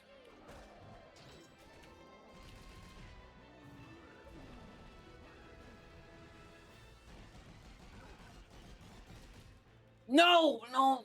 That wave just didn't cooperate. Oh my gosh. Third phase again. Wow, I'm losing a lot of time to this fight at the very end. That was just a very unfortunate sequence. I was on a particularly bad wave pattern cycle there. If I wait too long, Bowser will jump away. And because this is, I should mention, this is also the Wii Fight version of the fight, so there's more hits I have to do. Or more times I have to punch him, and there's less time you can wait before he jumps away. So it's really tight on that last phase to get everything to line up, and if I'm slightly off on the wave cycle, it can become particularly difficult. Hopefully I can nail it here, though. Oh my gosh, I almost killed Mario.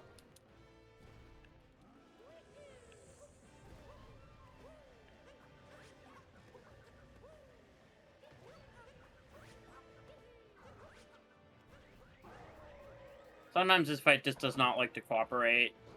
There we go, that's how I like to do that.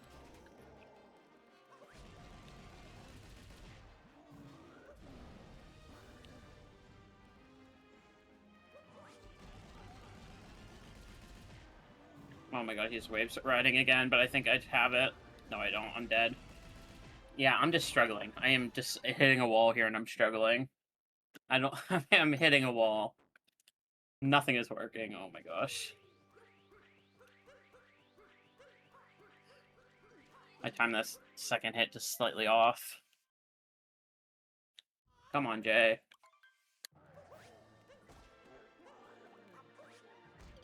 That's awesome. Missed the dive. Lock in. Lock in, lock in, lock in. I got this. I guess you can see why this mod... I'm doing a really good job of showcasing why this mod is so brutally difficult. Because stuff like this can happen where I just get hit a wall and I can't do a certain part of it. Even though I've done it hundreds of times before.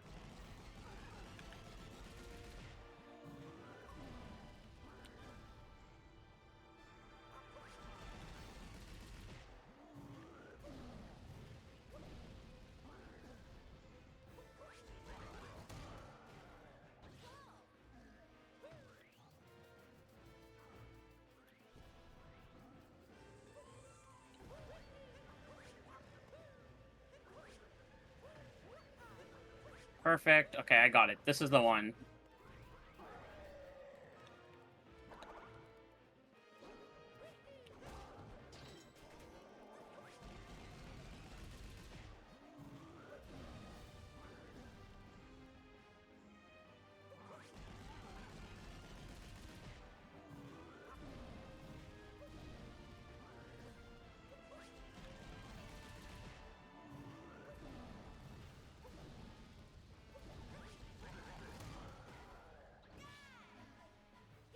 Hey, 2 phases down again. I got it this time.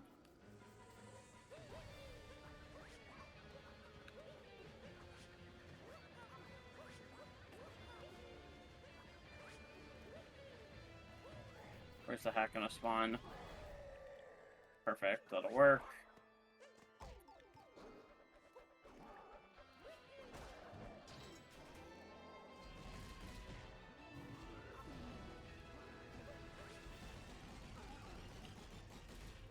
No.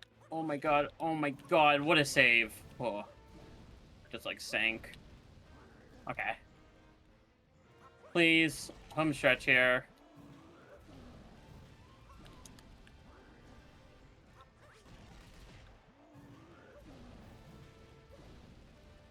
There we go. Okay, that took way too long. Way too long on that fight, but that's okay. It happens. Okay, final stretch of the run here, front of like 2 minutes of gameplay. I should not die on it or anything on this part. This part's pretty home free. Pretty easy. Okay. So now I have captured Bowser. We're in the escape sequence. Oh, you'll notice there's more rocks here for me to break with Bowser. And something cool they did for the final bit here is they made it so it's like a platforming gauntlet with Bowser. Luckily, none of these jumps are anything too crazy. I'm using an old monitor and it is very red. I'm just noticing for this part.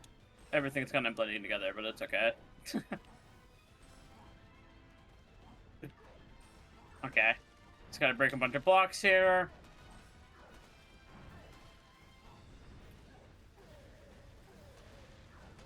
There we go, claw that. And then we're gonna be entering into the 2D section. And because this is a casual mod, there's going to be blocks blocking a lot of stuff, and it's forcing the fastest speedrun movement, essentially. So I'm going to be doing a trick here known as 2D skip. If I just jump here, and then jump on top of this block. Okay, I have to die. That's great news. I didn't mean to break that block. Okay, I guess I am dying on this section, too. I don't know why, but this 2D skip movement has always been giving me trouble recently. I've been doing it for, like, literally 8 years. It's so weird about, like, speedrunning is so weird in the sense that you could be doing something forever, and sometimes it'll just give you issues for no reason. Even though you've been doing it the same way for years. But it's okay, I'm gonna get right back there right now. That was not a big time loss at all. At least in terms of a casual mod. Yeah, like literally back there right now. Look how fast that was. I even broke those blocks faster than last time. Okay, I'm gonna hit it this time. I'm not gonna get walled on this too. This Moon Kingdom has been especially brutal today.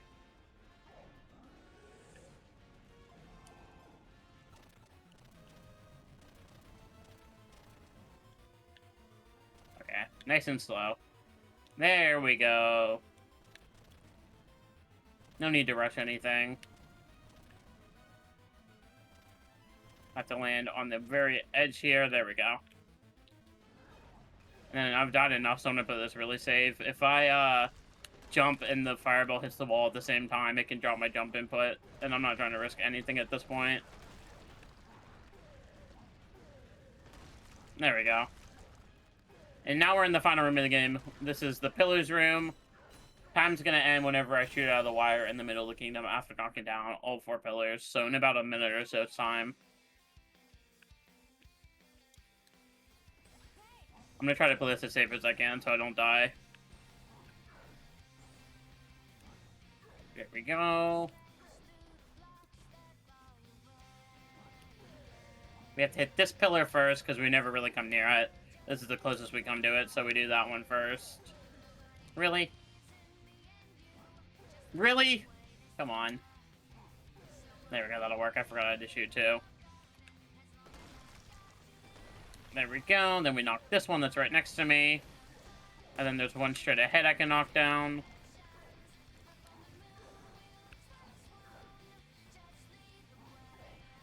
Three, 4, 5.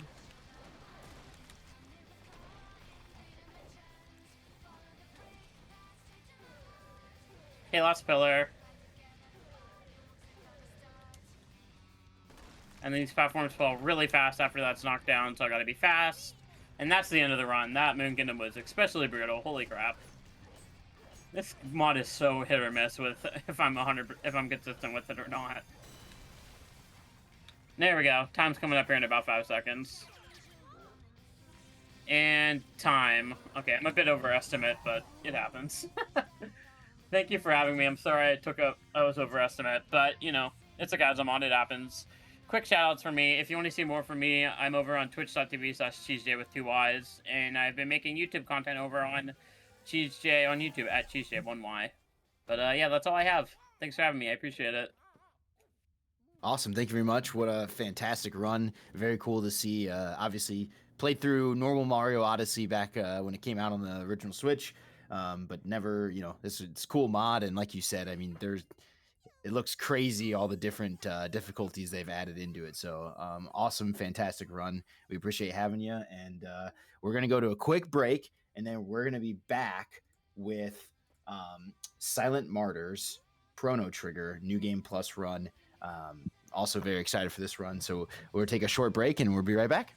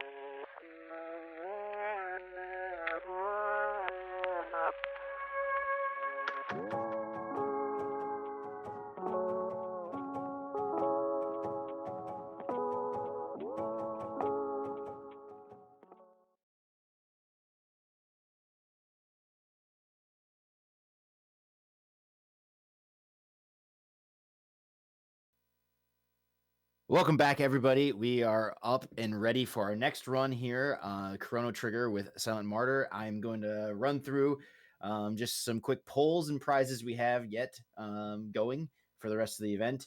Right now, we have a really close race for play as a boy or girl in the BS Zelda run by Desert Eagle coming up later today. Girl is leading by $5. We also have a close race in the character choice in Space Jam that is also coming up later by Plywood Cow. Lola Bunny is beating Bugs Bunny by $4. And if you really want to push somebody, LeBron James is at 0. So you could also, get a dark horse in the race and, make a switch there too. Right now, Don't Defend Leon and Defend Leon are tied in our poll for Resident Evil Operation Raccoon City. Our own Yossi Hop, who's running Resident Evil 4, doesn't want to defend Leon. So I've been telling everybody, let's defend Leon just because, that's what Yas wants. So we also have some targets. Make the Golem dance in Hunting Grounds. We are at $0 of our $100 threshold we need to hit to make that happen. And then for our last run of the evening or of the event, or with Resident Evil 4, we have Save the Dog. We need to hit a $200 threshold, and we are at 0 for that. So if you want to see Yossi Hop have to save the dog in Resident Evil 4. I shouldn't say have to. I feel like save the dog's the right choice. If you want to see the dog saved, we need to get there. Otherwise, we'd have to not save the dog. That's the bad choice there. And then obviously we got the polls, and that's all fun and stuff. But we do have some incentives to help kind of encourage you to give what you can. We've got an awesome Chester Bennington painting by Beck Beware. We have an awesome Pokemon TCG bundle that has a PSA graded 10 card in there that was donated by Magic Cart Collectibles. We have a Sonic Squashmallow, which is it's just a really cute little pillow thing of Sonic. I don't know why you wouldn't want that.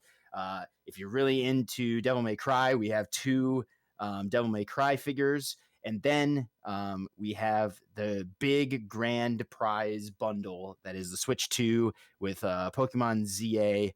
And that was donated by Video Game Trading Post of Pensacola, Florida, our big sponsor and partner in all of this. So those are the things we got going on. I'm going to hand it over to Silent to watch this awesome Chrono Trigger run. Thank you all for being here, and let's see what happens here. Thanks so much. Hi, everybody. My name is Silent Martyr. I will be running Chrono Trigger New Game Plus on the Super Famicom version of the game. I'm going to talk about a couple of things before we get started, just to help you guys understand what's going on, because I won't be able to do it in the moment. So to start, I'm going to back out into the intro screen, because there's a way that we control the RNG in this game that requires us to wait in this specific menu for a certain amount of time. I have a little GIF on my screen that you guys don't see that moves at 148 beats per minute. I need to wait 16 beats to make sure that the RNG will be locked in. And as long as I execute properly, I will literally know every attack damage value throughout the rest of this run. As long as, again, I input correctly. And the only, yes, it's actually, OG Happy Dude, it's actually going to be less than 10 minutes. I just give an extremely generous estimate so that I can give you guys plenty of time to adjust for the usual marathon shenanigans. But yeah, so let's get the run started, and then timer won't start yet, and I'll let you guys know when to start it. So I'll be silent for a little bit, LOL, while I count this out.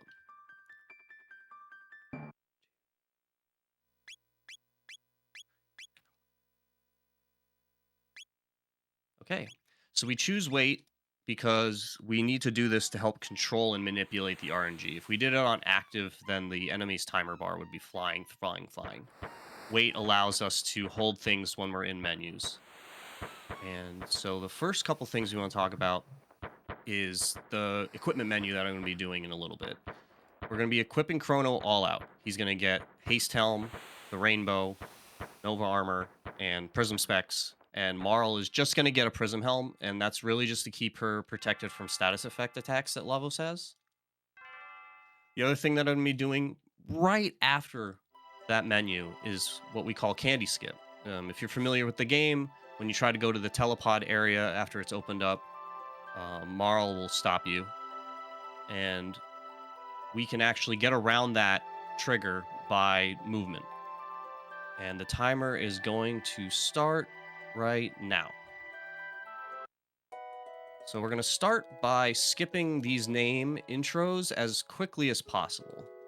It's actually frame perfect. We can have a black screen and not see it at all. But for the purposes of this marathon run, it's not super important. That's more of like when you're going for world record and those milliseconds all count.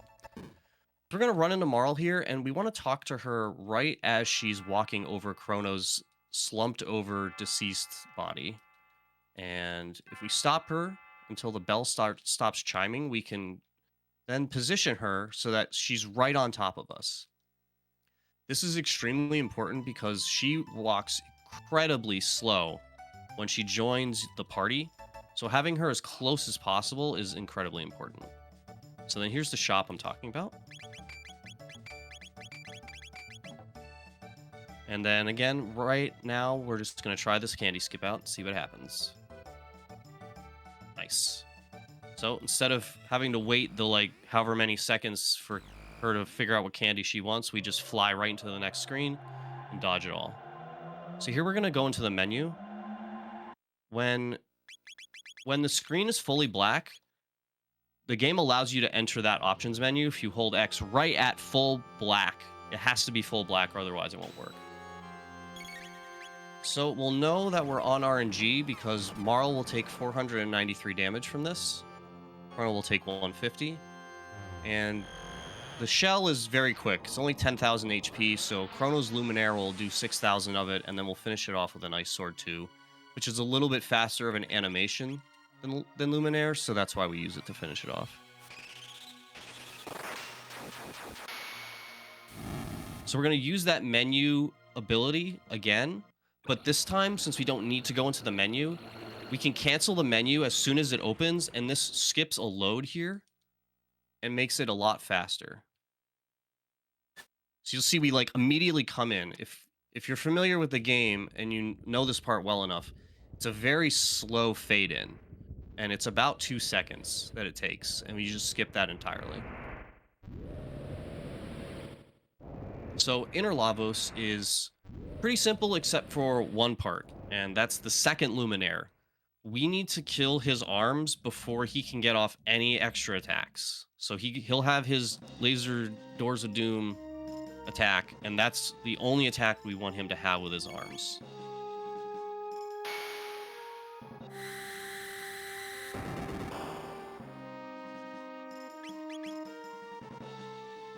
And we set earlier in the options menu, we set the battle speed to 2, but more importantly, we set the memory to on.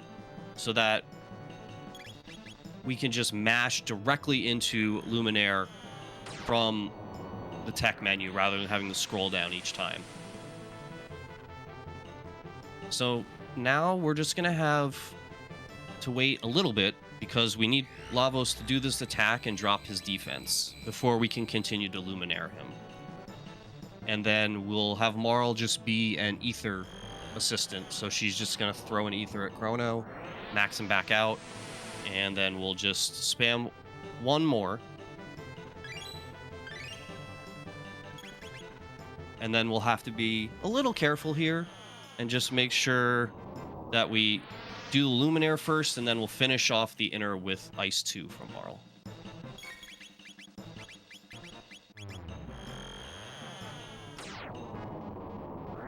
Yeah, my PB is 6 minutes and 21 seconds for this run. For marathon purposes, I can usually keep it under 7 minutes.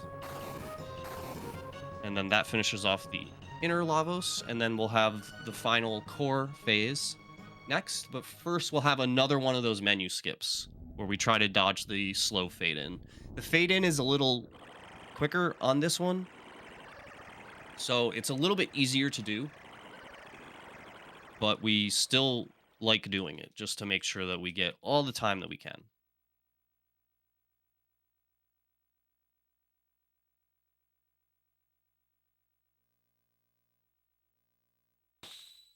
And yeah, Happy Dude, this is a really great run to learn if you're looking to get into Chrono Trigger speedrunning. It's can be done on emulator, so you don't need to worry about having like a $250 to $300 cartridge or anything like that. So we're going to start out by Confuse on the left bit. This will kill it instantly, and then Marl's going to shoot the right bit. This will allow the right bit to realize that one of its party members is down, and it will drop its defense so it can activate its revival ability. Because it will not use its revival ability if its defense is up. So now that his defense is down, we can start spamming Luminaires again. And the center bit will change the time to 1000, and then we'll just do one more Luminaire to finish off the center bit. And then from here, we're just going to be spamming Luminaires to finish off the final bit.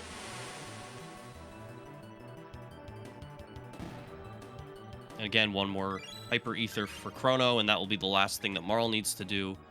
And we just need to be careful here to not overmash and accidentally Hyper Ether again once Marl actually has her turn back. And we have one more Luminaire after this one, and that will literally wrap up the run. This is it's a super quick run. It's really beginner friendly because and see, I was a little too fast there, and that's okay. It's really beginner friendly. It doesn't require you to spend a lot of time practicing stuff, and then the timer stops now, and that's it. That is Chrono Trigger New Game Plus. You can also do this in English. The strats are exactly the same. It's only slower because, it's only slower because of the text. With it, you'll have like 2 or 3 text boxes in English versus like 1 text box in Japanese. So it's a little bit slower because of that mashing. So you can definitely learn this in English. When I picked up this run, I used my own personal save file that was already maxed out. For the Japanese version, in our speedrunning Discord, we have a file that you can download and use. So this is just a great run for anyone to learn, especially people who want to learn RPGs but don't have like 5, 6, 7, 8, 9, 10 hours of their day to dedicate to like some long speedrun. And yeah, this is the developer's ending. So if we ran through all this, we would get the Dream Team at the end. This is the hardest ending to get in the game. And it's an appropriate ending for this great game and speedrun. Well, thanks for the GGs, everybody.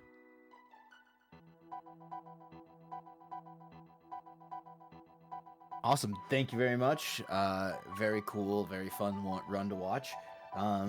We will take a short break, and then we will be back with our own Marforia's kiosk run, and that should also be another very entertaining run. So we will take a short break, and we'll be right back.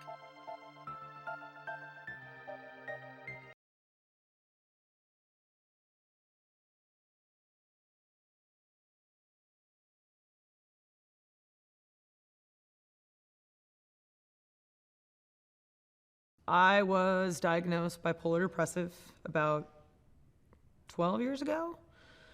Essentially, if your mood goes from 0 to 10, 10 being super manic and 0 being super depressed, I was kind of just doing this, which is not healthy. So I'm on a number of medications, which I highly recommend. It kind of makes me more balanced, and it's great. It's a struggle often. It's making sure I get enough sleep. It's making sure that I eat right. It's making sure that I work out and all of these things that I need to do to take care of myself normally. But all of these things really impact my mental health. And being depressed is just not a place that I want to be. It's not anything I wish for anybody. When I was 12 years old, my dad committed suicide. He was bipolar, much like I am. It's a hereditary disease. He didn't take medication seriously, and he went off of it. And unfortunately, he lost his battle. And I think part of that really kind of made it clear to me that how important it is to take care of yourself.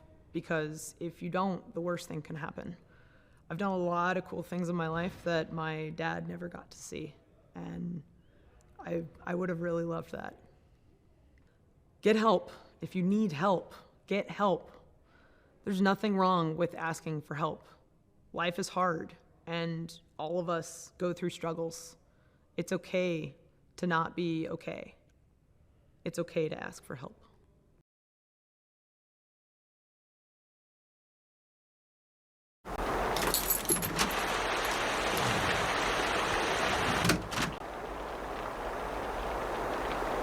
Are you okay? Yeah? Have you been crying? No. Do you want to talk about it? No.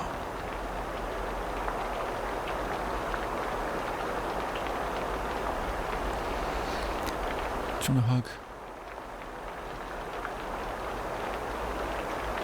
Yeah.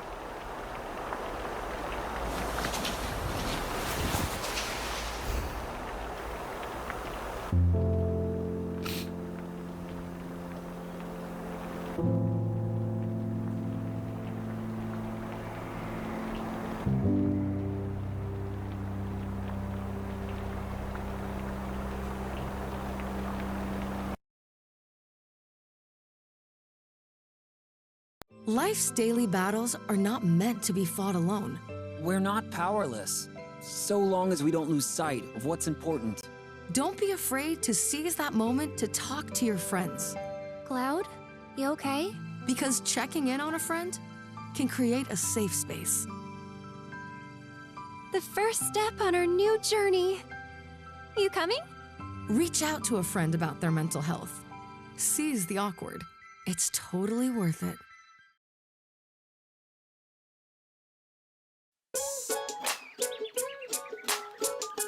The purpose of the conversation is not to fix your friend or to offer advice, but to make sure that they know that you're there to support them.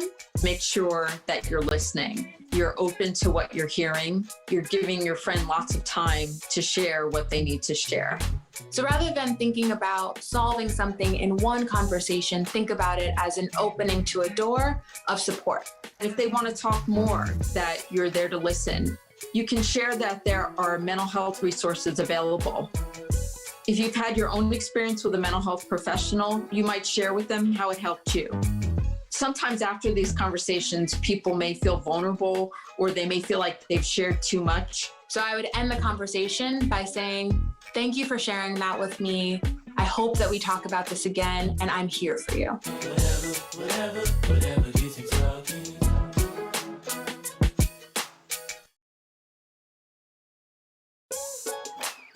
The second you think that something is up, that's the moment to begin the conversation.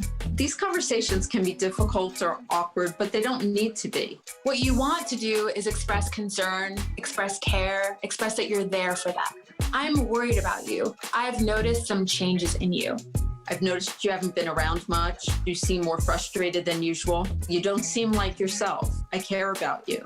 This is a way to reach out that lets your friend know that you're there and you're willing to listen. Social media can be a really powerful tool for connecting because that's where people already are. Message them and say, hey, I noticed this thing you posted and I want to check in. Not every conversation has to be heavy. Just sending a simple text message saying, hey, how was your night? What's going on with you? How's your family? It's okay if you don't have the exact right words. What's really important is that you reach out and that it shows your friend that you care.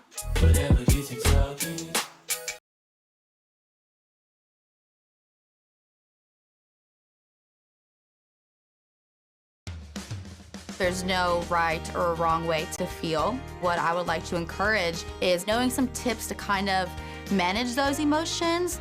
A great way to start is by having a good support system. My friends and family support me by hearing me complain, yell, cry, just having an open and safe place to vent my feelings and just know that I have my best interests at heart. Younger Liv Morgan kept every single thing in and never expressed her emotions. People would look at me and think I was happy all the time when I was the exact opposite. So I would tell her, express yourself. You can trust people, let people know how you're feeling. They're not gonna judge you. It's a safe space. And you will feel so much better getting these burdens off of your chest. Be open with how you're feeling. There are so many ways to start a conversation about mental health with a friend. What matters is that you reach out.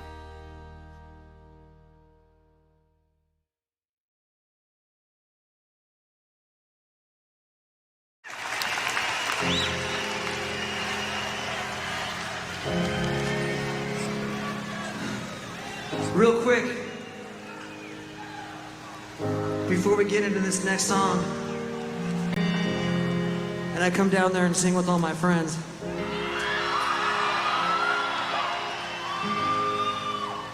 I just want to make sure before we leave and go back home that we pay our respect and share some of our love and our prayers for the families of the victims of the tragedy at the Manchester Arena.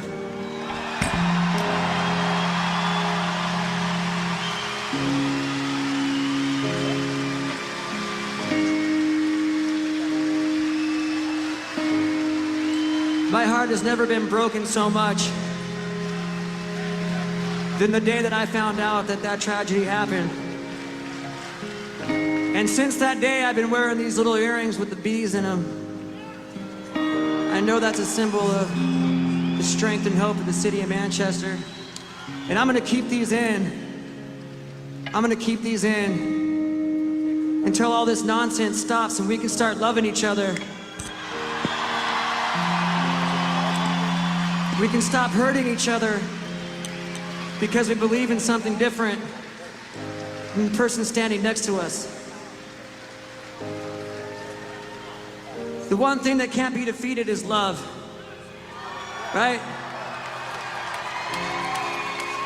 You can conquer hate by ignoring it. You can destroy it by loving the person next to you.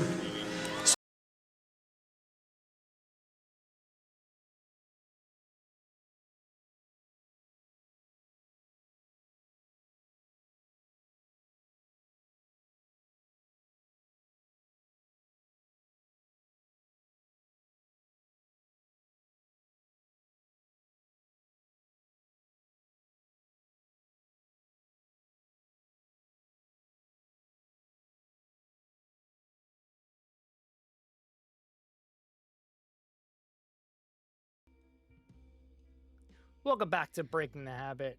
I'm your host for this run, LP Soldier 0303, and we're about to go into the world of making burgers and tons of, I guess I don't know if it's tons of other food, but a few other foods. We have Marforia here. We're going to be running Kiosk Any Percent, and her commentary team is Yasi Hop. So, guys, let's get this show on the road. Take it away. Hello, everyone. Happy Sunday. My name is Marforia. We'll be running Kiosk Any Percent. Kiosk is an indie horror cooking game where we cook some food for, various fast food for some really strange looking customers. And at the same time, there's some creepy things going on that may or may not be scary to y'all. So it's such a fun game. I love it so much. It came out this year, so I always implore people to buy it. On commentary with me today is Yasi Hop. Hello. Yeah, I convinced Yasi to get this game too. So, we're our team of chefs here in the kitchen. She's my sous chef. So, yeah, I'm super excited. So we'll go ahead. We'll be playing on story mode, which goes through the 7 days, 7 levels, 7 days.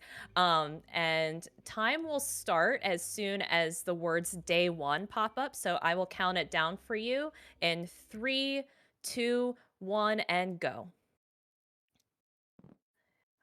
All right. As I said, everything's broken up into 7 days. And welcome to our food stand that we've dubbed Marfloria. You will see here in just a second why we call it that. Oh goodness me. This is going great so far. Yeah, we have everything's on a timer here, so we have to be very mindful of how quick we cook our food here. It takes 10 seconds. It takes approximately 10 seconds to cook our food here, and then it takes an additional 8 seconds for it to burn. So as you see, we have to cook it very, very fast. So we're starting off, we're cooking on day 1, it's just hamburgers and hot dogs.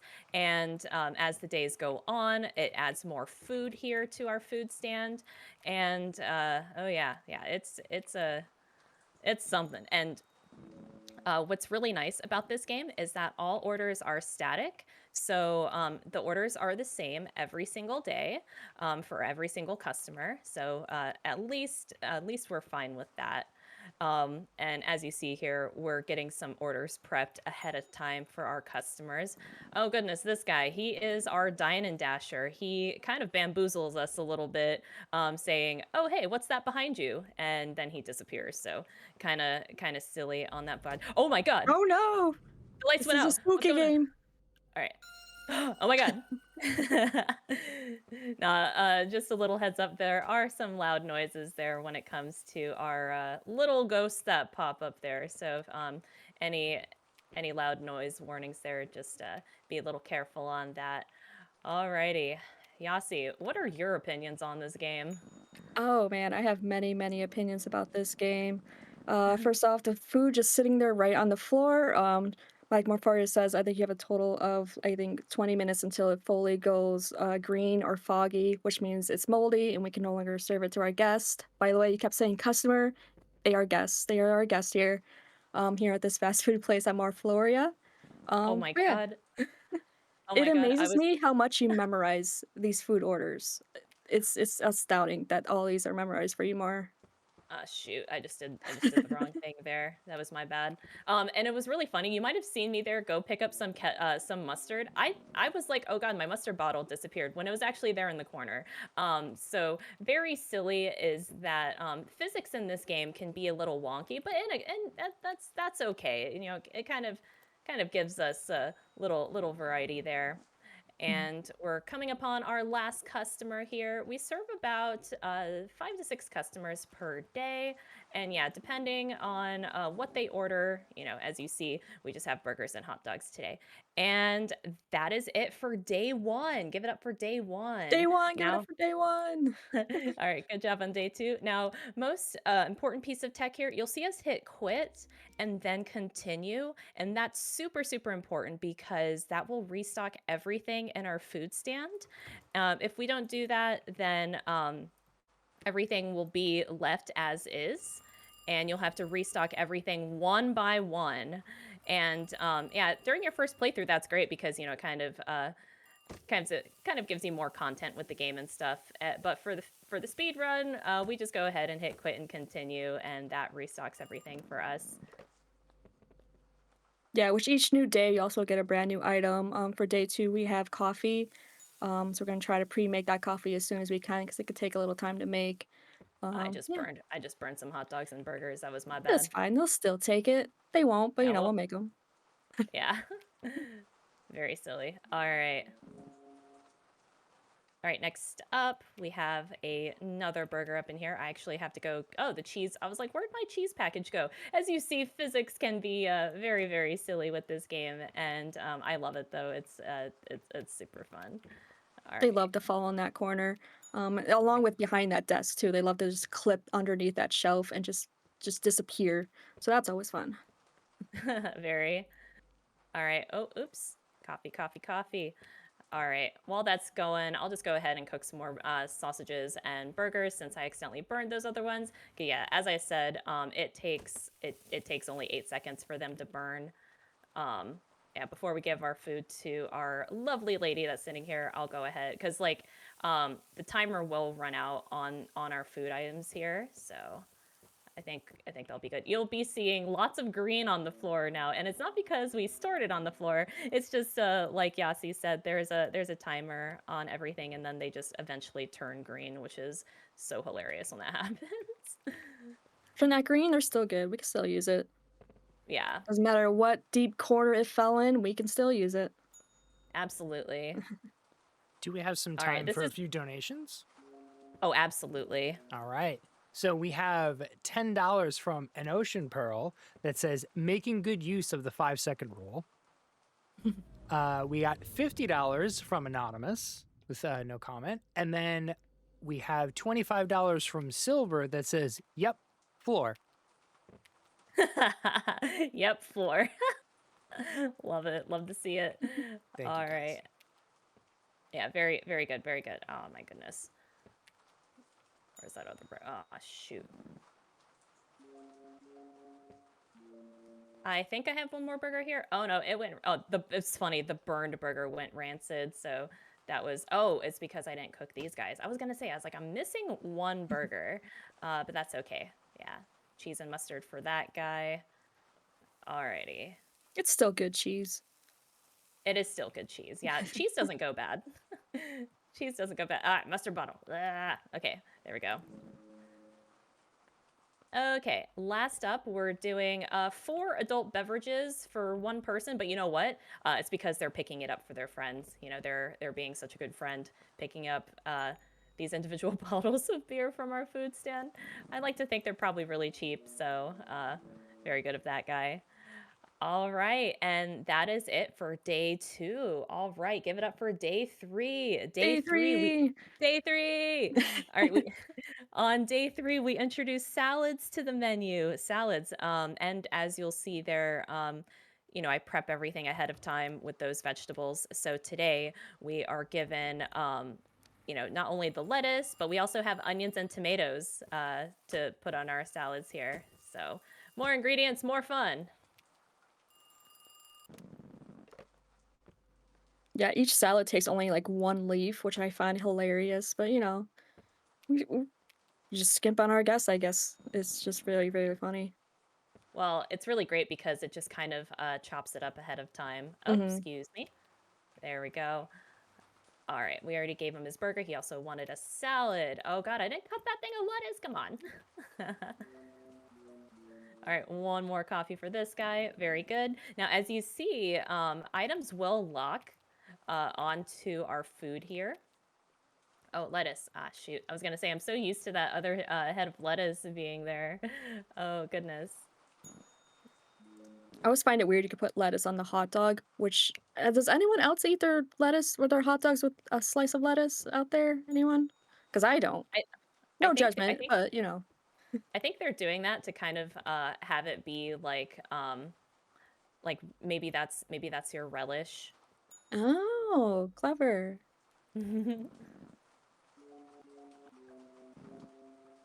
Alrighty. Now we're gonna cook a couple more things for our orders here, and like I said, I like to do things ahead of time.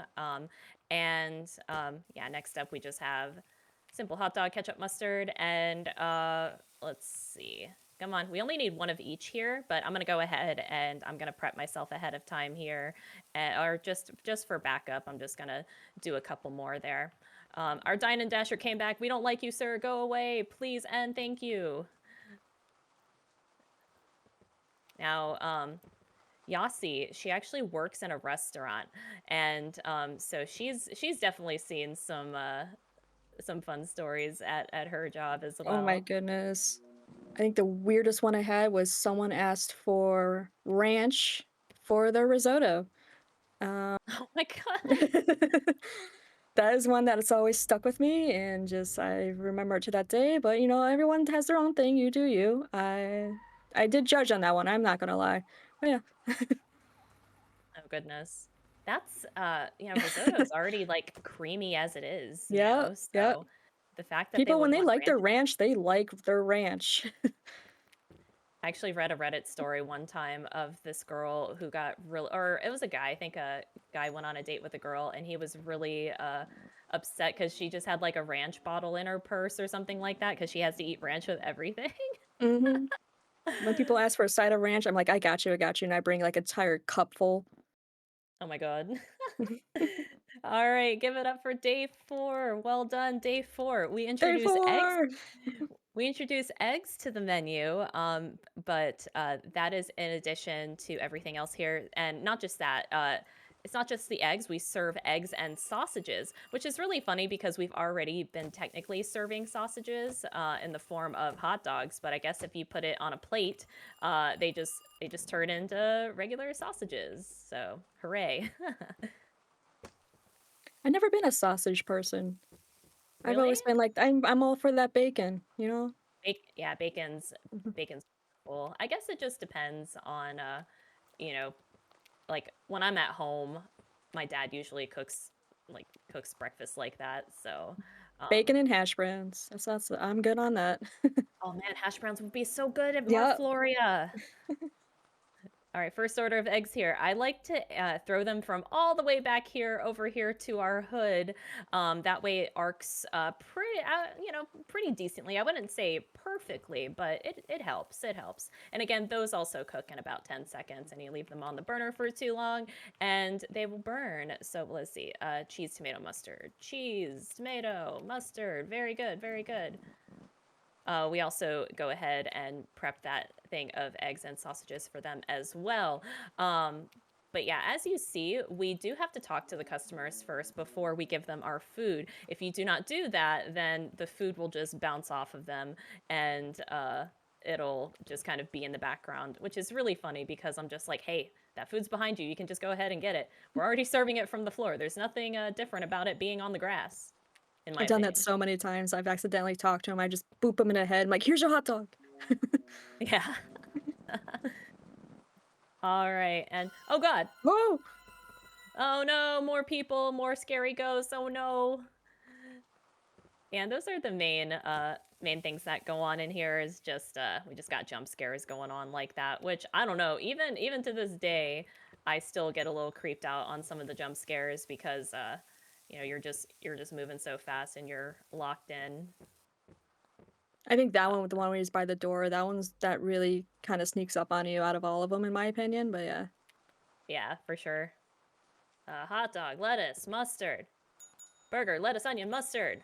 All right. Yeah, if you're wondering how I'm able to do this, I have a very handy book of notes right here. Super great. Awesome. Now, last up for our last final customers, I'm going to go ahead and prep 4 eggs here. Arc it. Arc it. All right, sweet. And actually, this next customer is also one of my favorites. She is actually the food inspector. And at first, it's really funny. You see her show up, you're like, oh my God, I'm just going to get my food stand shut down here. Oh no, oh God. But she says, you're doing a great job. So I love that. All right, we also have to be very careful with our plates here too. They are quite fragile, and they will break if even when you even when you're taking them off the counter, they can just shatter, and that's also a jump scare in itself, in my opinion. Yeah, they're so fragile. I was worried you're actually gonna break that when I saw it turn. I was like, oh no. Yeah. No, it's pretty funny. It's so convenient when you're making this coffee and just the lids magnetize to themselves. It's just it's awesome. All right. Excuse me. There we go. Oh, this one didn't though. Come on. All right. And that is it for day 4. Give it up for day 4. Hooray. All right, here on day 5, we introduce pancakes to the menu, which in my opinion, I think that's the best food in this game because I just think the texture of it looks really great.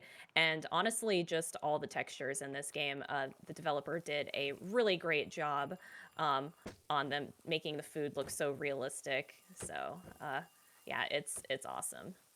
Yeah, pouring that batter, it's so satisfying to do. And it's just a lot of fun. But yeah, when you make pancakes, you have to make 3 of them in total for 1 serving. And yeah, so it takes a bit of time there. I meant to cook these guys here. Also, day 5 is probably one of the more stressful ones for me. Not because, it's bad or anything like that. It's just, the more food you introduce to the menu, the more you have to remember. So yeah, if there's anything going on the donation side, or any blurbs we'd like to read, feel free. Sure thing. Take a little moment to spotlight our gracious supporter here, Video Game Trading Post. Video Game Trading Post is a locally owned and operated game store located in Pensacola, Florida. Go check out the newly expanded store where you're able to find anything from retro video games to new releases, anime figures, plushies, and everything in between, along with a vast selection of TCG, including a plethora of graded and ungraded Pokemon card singles, packs, and more. You can check them out on Instagram at VGTP Florida and at Blue Sky at vgtp.bsky.social. And just a reminder for everyone who is in that area and goes on by, 10% of all sales this weekend will be donated to Breaking the Habit at some point later today. So big shout outs to Video Game Trading Post for that. And they also provided the Switch 2 bundle that you could win. It's a Switch 2 with a copy of Mario Kart World and Pokemon Legends ZA.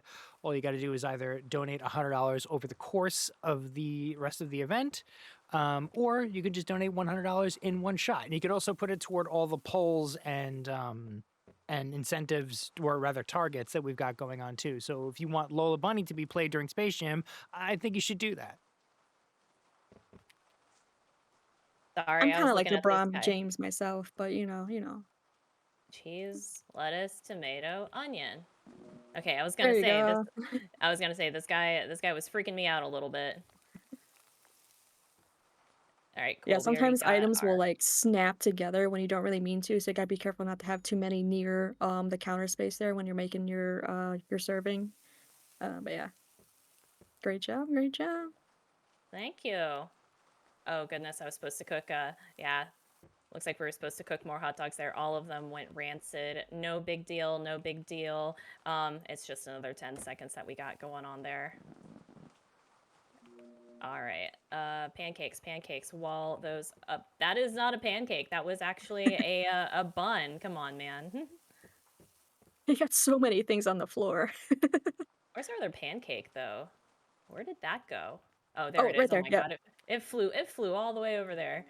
And your adult beverage, sir. All right, let's go.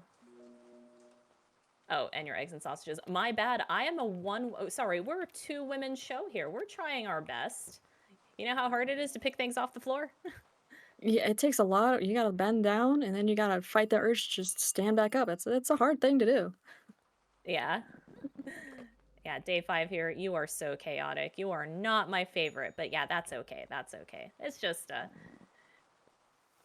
There's a lot in day 5. You have to make double of almost a lot of the items just for 1 serving, so it's a lot of steps. tomato, onion, ketchup, I mustard. believe like every Okay. burger kind of wants all the toppings as well. So it's a very toppy heavy day. Lettuce, tomato. And mustard. Okay, very good, very good. Oh, you see all that money on the table. Very funny. We actually don't have to pick it up to serve our next customer, which is it's pretty funny. I'm just like it's like they could sit there and take it if they wanted to. But I trust our customers. They're not gonna do anything like that. Nah, they never. Yeah, and if the eggs kind of like are on top of each other a little bit, they can flip over and fall off the grill. So we also have to be pretty mindful about that. Oh God, all the plates. We use so many plates. And our boss, what a silly guy. He's just like serving everything on normal plates. Oh God, that other hot dog was supposed to cook. I hope our food doesn't go rancid in the meantime. Because the food can go rancid on the plate, and when that happens, it's so hilarious. So, please, please, please. Okay, very good, very good. All right, one more thing of hot dogs here, and also one more thing of pancakes and coffee. So, oh God. Oh no! Is this where Remy shows up? Yep. Good old Remy, our favorite little kitchen mascot here. As you see, we did miss a jump scare there. And that's pretty funny because that just means we went into the walk-in fast enough before that even happens there. So at least we can miss one jump scare. All right, Temu Pennywise is back for some pancakes and hot dogs. Love to see it, love to see it. Lettuce mustard on for you. Okay, okay, okay. Oh, I did not make his coffee. I'm sorry, we're good, we're good. Please don't leave. That was supposed to be Remy's job. You had one job, sir. Make the coffee. Well, he's just kind of pushing the food around for us, which that helps us a He's little organizing. bit. Moves things closer to us. All right, and that is it for day 5. Give it up for day 6. Day 6, hooray! The very last thing that gets introduced to the menu are fried foods. So we get French fries, onions, and onion rings. So honestly, honestly, definitely my favorite as well. I love onion rings. Are you a onion ring or a fry gal? Ooh, I gotta be the onion rings. The onion rings are just so good. Yeah. I was gonna say Sonic. If any of y'all have a Sonic drive-in near y'all, Sonic makes the best onion rings hands down. They make them from scratch every day. We also have to do our fried foods here. Fries, onion rings, let's go. And again, those also take about 8 seconds to cook. And again, it will burn. And thankfully, we can just discard them really easily if that happens. But since we're cooking fast and we're not trying to lose any time, we're going to make sure that doesn't happen. And it's also really funny because I also just yeet these from across the room. And they're very nice to catch it from that far. He's a good catcher. All right, let's see. Do I get, yeah, eggs and sausages for this one. So 1, 2, adult beverage.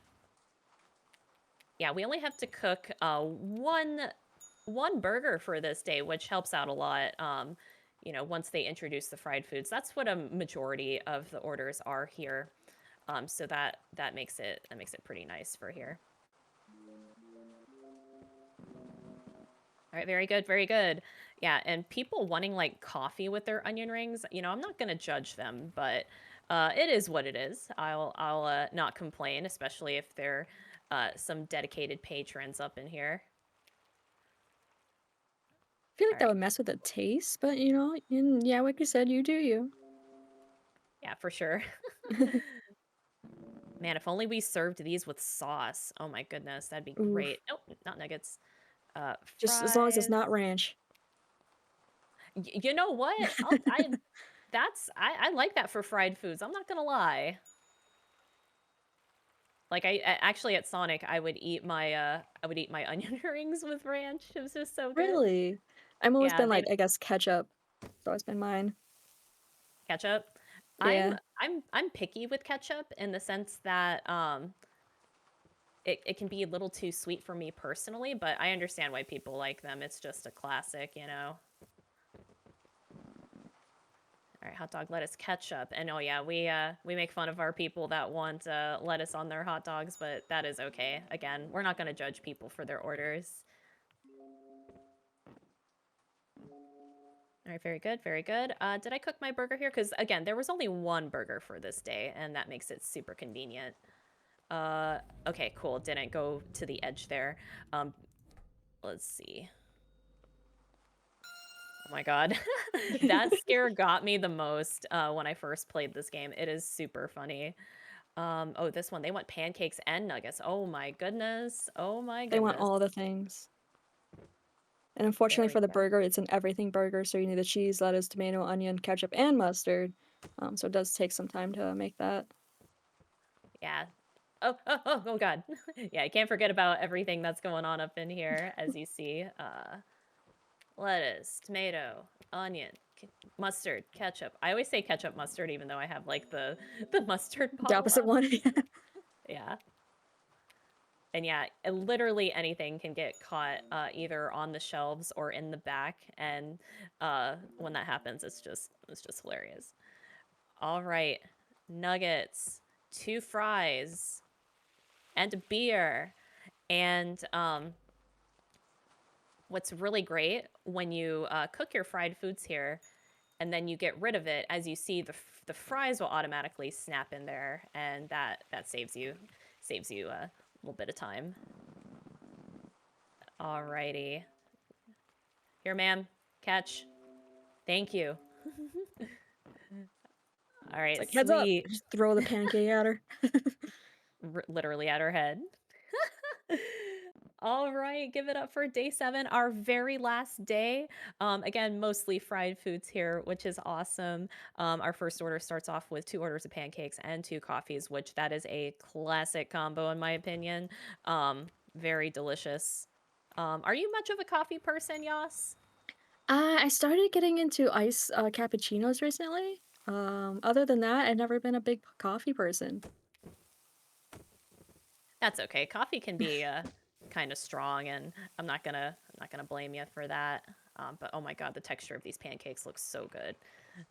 Even though there's no butter and syrup, I will still gladly take those. No. Oh, there it is. I was gonna say I was doing so good without breaking anything. That's so funny. All right. Other order of pancakes here. Do I have 2 coffee? Okay, I got his other coffee. I couldn't remember. All right, fries. Now, oh no! Please, there you go. Yeah, that kind of I'm like too paranoid of them burning, so I'll chill there. All right, very good, very good. Salad. Excuse me. Yeah, lettuce. for this one, just need lettuce, tomato, fries, nuggets, and just nice little sody. Oh my god, you're from the north, so you guys call it pop, don't you? Oh, there's some debate here. It kind of goes back and forth.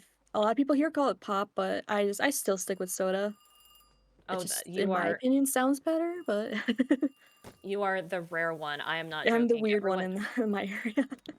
Everyone I know who's from the north always says pop, so Yeah. that's great. I'm just like, yay, one of us, one of us. All right, let's see. Burger. Excuse me. Oh, and our cheese broke so far down here, so that's yeah, as I said, physics. You wanted your 2 eggs and sausages. Oh, 4 eggs. All right, 1, 2, 3, and 4. And let's see, we got her burger. Oh, onion rings as well. Onion rings. Yeah, eggs, I feel like, even though they cook the same amount of time as our other food, I just feel like they cook so fast compared to the other ones. Yeah, in my opinion, they're kind of the most annoying ones to make because you need 2 sausages, you need 2 eggs just for 1 serving, so you needed like 2 eggs and sausages, so you needed like 4 eggs all day and 4 sausages all day, which can be a little annoying. Oh, I love how y'all say all day for stuff because I was watching, I'm a huge fan of cooking shows, like for real. And saying like, you know, people will say these different phrases and stuff, and I have half the time I have no idea what y'all are saying. lettuce, tomato. Oh God. Ah. Tomato, onion, mustard. Another salad. I don't. Oh my goodness. Anytime there's a salad with onions on it, I'm so excited because that is my kind of salad. Get that with like blue cheese and a blue cheese dressing with a steak with some red onions in there. And Ooh, that yeah, I'm sounds really good. good, honestly. I used Sorry. to not. No. I used to not be a fan of blue cheese for the longest time, and I've definitely that's definitely changed my opinion over It's time. something people definitely need to try. It's a strong stinky cheese, but stinky cheese is good in my opinion. I believe it's called like healthy bacteria, whatever. I'm like, it's good. I'll eat it. It has blue in it. That must mean it's fine, right? Yeah. All right, we're coming upon our very last order here. Very simple: fries, nuggets, and 2 beers. Also, I can just picture this guy just kicking back, watching some sports ball, or maybe playing Overwatch. Maybe something simple. Actually, no, none of that because you don't want to get grease on your keyboard. Oh no. All right, that is it for our orders. Time is coming up here soon, but before we close up Marfloria here, I'm going to set up some knives because we have no idea if we're going to get an intruder this late at night. So, you know. Oh God, when the lights go out, you know. All right, we got a gift. All right, time is coming up when the screen fades to black, and go. Time. That is time. GG's. GG's. Oh no, we did have an intruder. Oh goodness. Oh no. No, that was great. You can die from that guy if you do not hit him with the knife in time. And he will like kind of chase you around, so it's pretty funny. But yeah, no, I just do it right then and there, where he doesn't even see it. So thank you. Very good, very good. Yeah, no, that is it for Kiosk Any Percent. Thank you so much, Breaking the Habit, for having me here today. Yasi, thank you so much for your commentary. If y'all want to find me, I'm at twitch.tv/Marforia. I speedrun Resident Evil mainly, but I'm huge into variety speedruns as well. You see me speedrun a bunch of different stuff. This has been my main speed game for a good bit. But yeah, no, I swap back between Resident Evil and this. And as I was telling Supersonic yesterday, I'll probably go back to Sonic 3 and Knuckles. So yeah, a little bit of horror, a little bit of variety. It's just variety is the spice of life there. And Yasi, and also I was gonna say, you can also find me Instagram, Twitter, Blue Sky, at Marforia. And Yasi, where can we find you?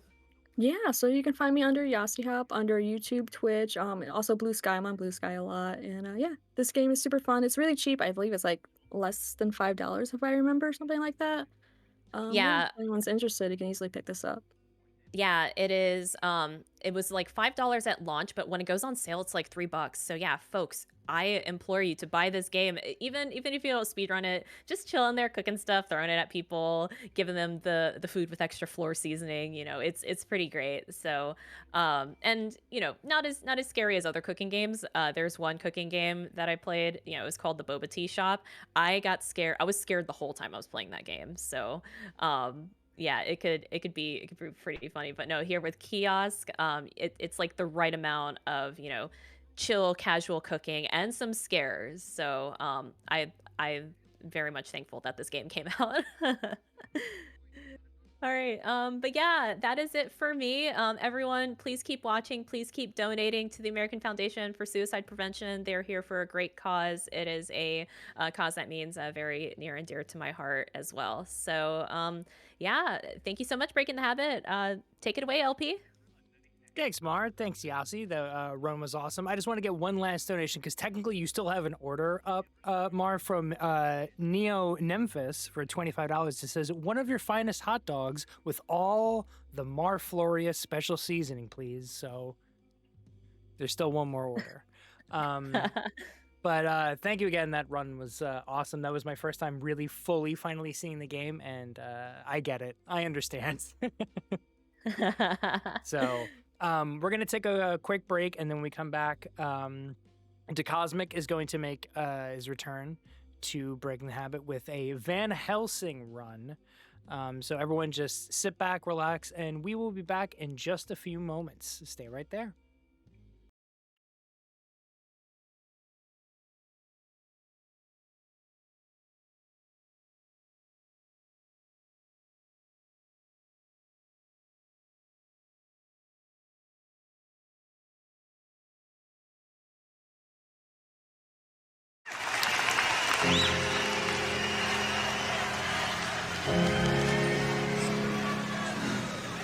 Real quick, before we get into this next song, and I come down there and sing with all my friends,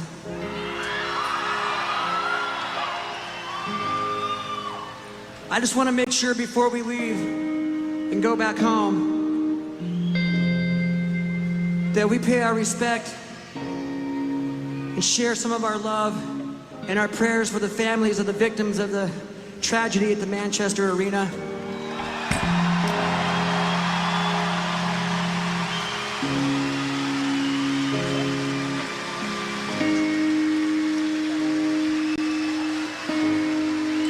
My heart has never been broken so much than the day that I found out that that tragedy happened. And since that day, I've been wearing these little earrings with the bees in them. I know that's a symbol of the strength and hope of the city of Manchester. And I'm gonna keep these in. I'm gonna keep these in until all this nonsense stops and we can start loving each other. We can stop hurting each other because we believe in something different than the person standing next to us. The one thing that can't be defeated is love, right? You can conquer hate by ignoring it. You can destroy it by loving the person next to you. So I want everybody here tonight to look at the person next to you and just tell them that you love them and you are happy that they're here with you tonight, having a good time, listening to music, celebrating life.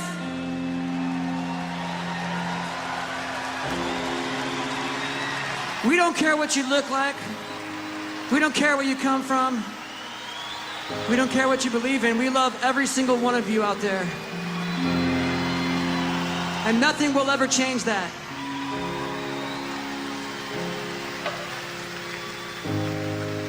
With that said, let's sing some songs together.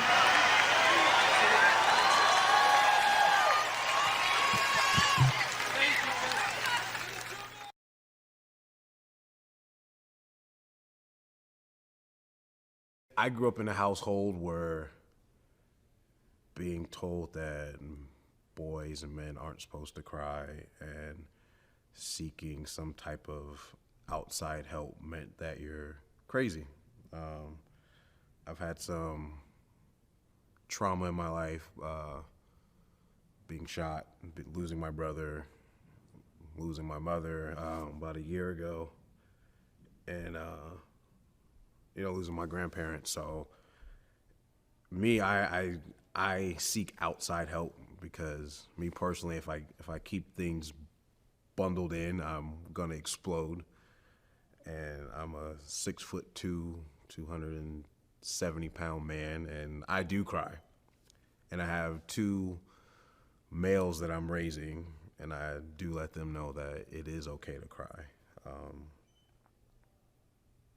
Yeah, it's just, for me, I need that person, someone outside to give me guidance, to let me know that it is okay, that I'm worth something, and if I can speak on my personal experiences to even help one person, this big muscular guy that's an athlete, he cries, well, it's okay for me to cry.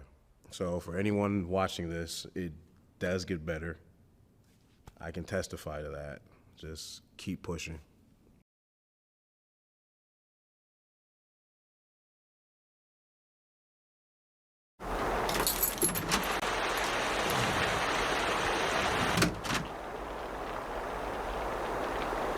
Are you okay? Yeah? Have you been crying? No. Do you want to talk about it? No.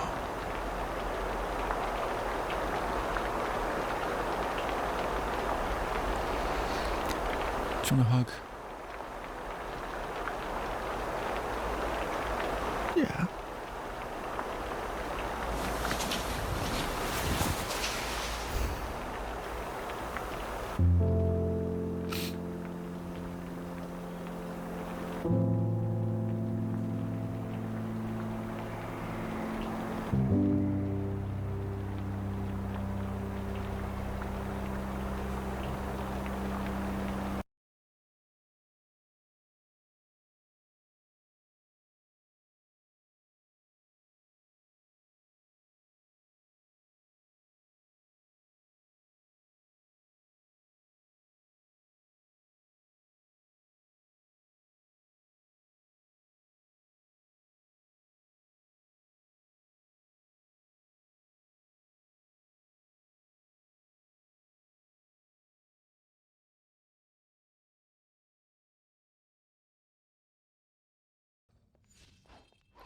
Hello, my name is Rafi. I'm here with DE Cosmic, playing some Van Helsing. But before we start, I just want to go over some stuff that we got going on. We still got the poll coming up for Space Jam right now. Lola Bunny's in the lead, $15. Bugs Bunny's close behind, so we'll see if Bugs Bunny can catch up, or if Lola's going to take it for our next upcoming poll. But again, I'm gonna pass it on to DE Cosmic, who's going to play and some Van Helsing for us.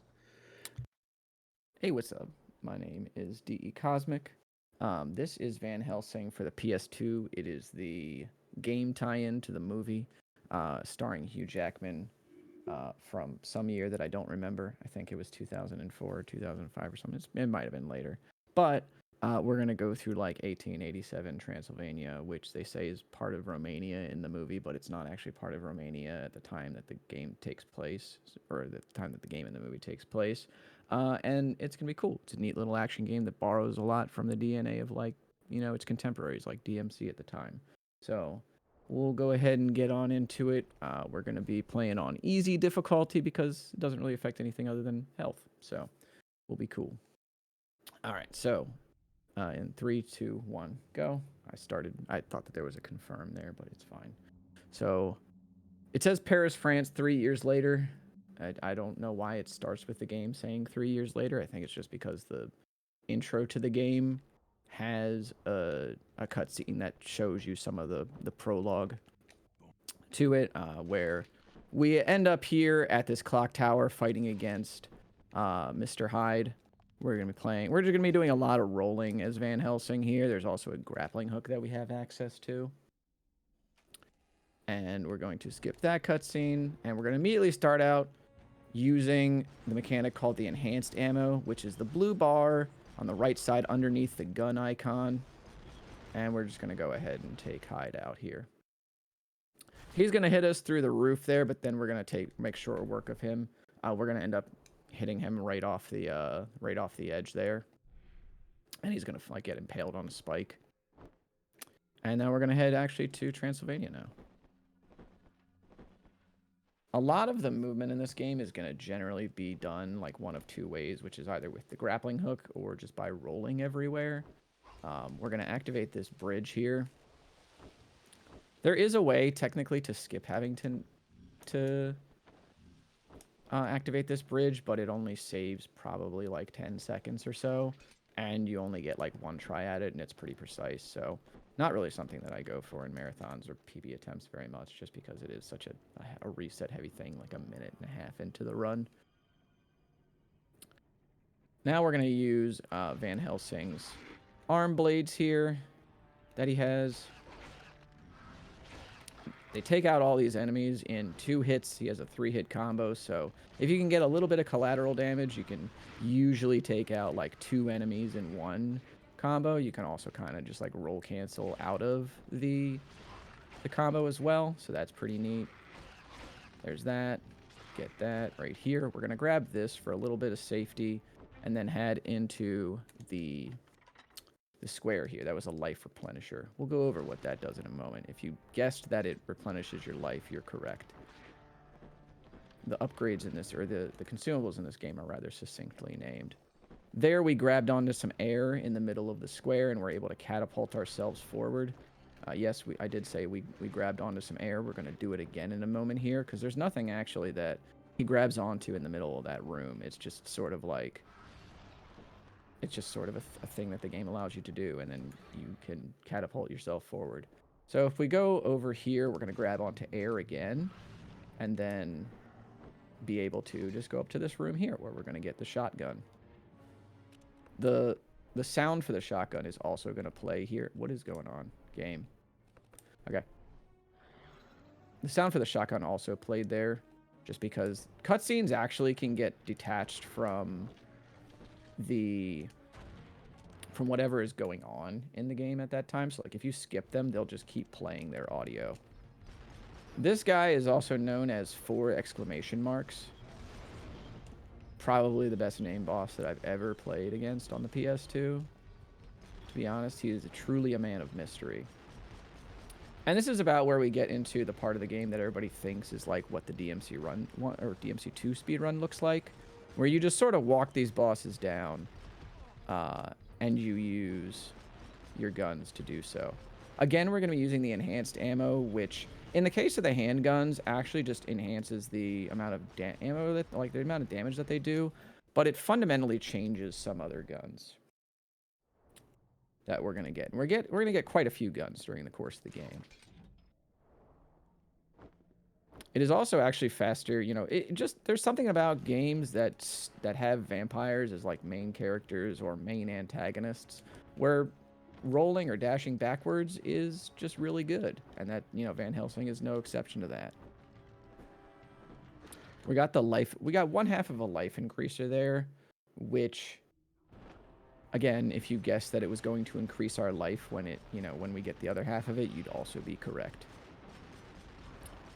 These bats just sort of like to charge at Van Helsing, so we're just going to kind of walk around them. We're going to pre-fire on that door there, just so that when we actually defeat these enemies, we're going to be able to just sort of skip right on through. So like we're gonna walk over there now while this enemy is gonna get shot out of the air, and boom, we can just go right through. So now we're gonna be encountering Dracula's wives. At least the first of 3. So this first phase against this boss, all 3 of them are present, and they're providing the third bride with a shield. So we're just going to use the enhanced ammo to take down we're going to take down Alira and Verona here. But we're going to also just kind of... Yeah, okay, good. And we want to make sure that we get that one done before... we get that phase done quickly. Otherwise, Marishka is going to actually summon a shield on one of the other wives, and then that'll just cost us like 10 seconds. But Demon Marishka here, again, we're just going to be able to walk her out with the pistols. Fortunately, the lightning does not do much to us, and we're good there. So, heading into the library, we're going to actually get access to, once we go down to the catacombs or this little underground place here. Once we exit it, we're going to get access to the third gun that we'll have. So now currently we have the shotgun and the handguns. Now we're going to actually get access to the crossbow. And the crossbow is pretty neat. It's one of the few items in the game that you will use to actually access objectives. So we're just going to use it right here. Okay, we're going to get accosted by owls. And we're just going to run. As you can see also there, Van Helsing got his hat knocked off. That is an actual mechanic in this game.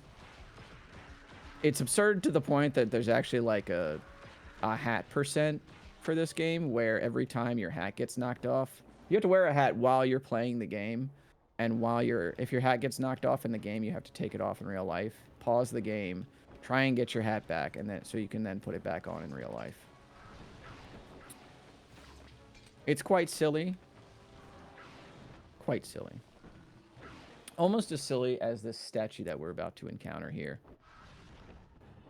Because we got to make sure that we jump right up here. Cool. And we're going to go right up here. I'm going to take this a little slow just because the enemy attacks from below can be pretty precarious.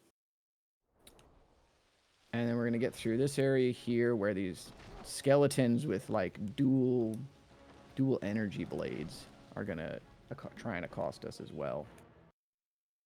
And we're going to be fighting Igor. Or if you watched Young Frankenstein, Igor. And first we're going to be using the blades here to take him down, because they just do a lot of damage while he's up here, and we can then just jump right off real quick. And we're going to use the crossbow here on Igor, because it just does a lot of damage base, and then we can actually switch over to the pistols. Oh boy. We're going to actually go ahead and use... I'm going to actually pretty glad that I grabbed that life replenisher. Just for a little bit of safety there. And we'll be able to wrap him up easy peasy. Nice.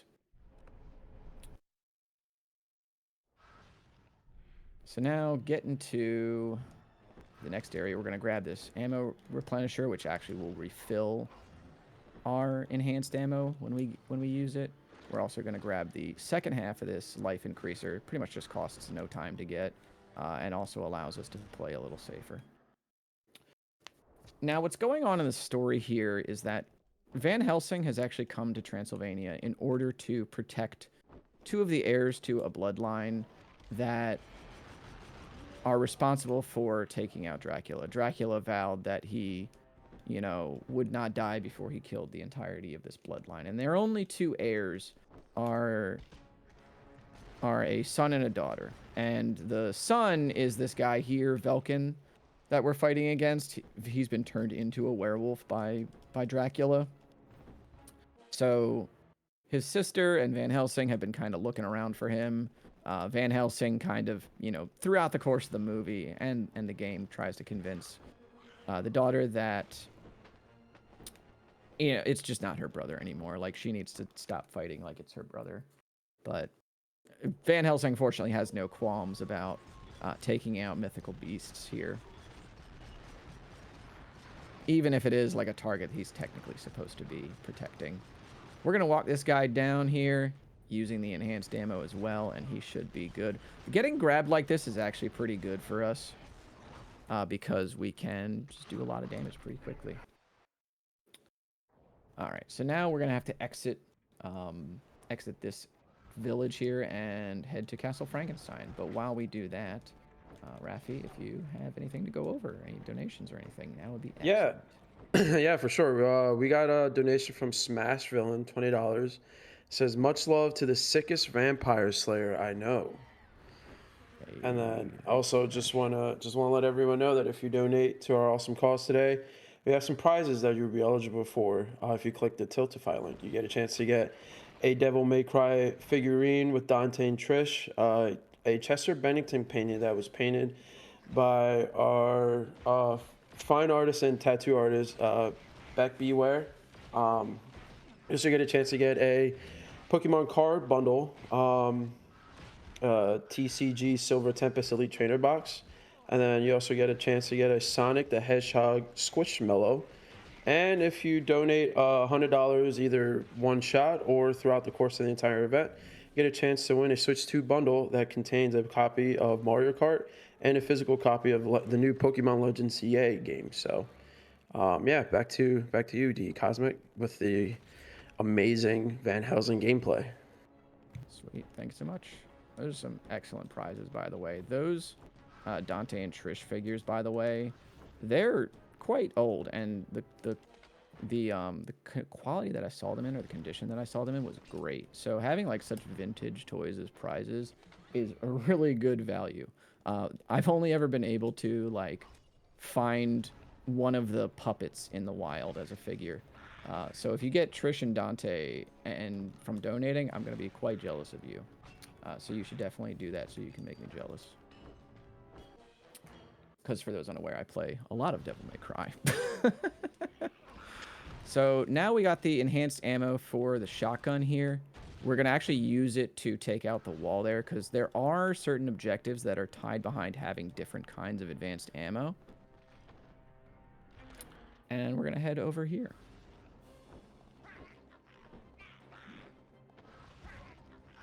That guy hit me for some reason. I don't know why what his problem was, dude.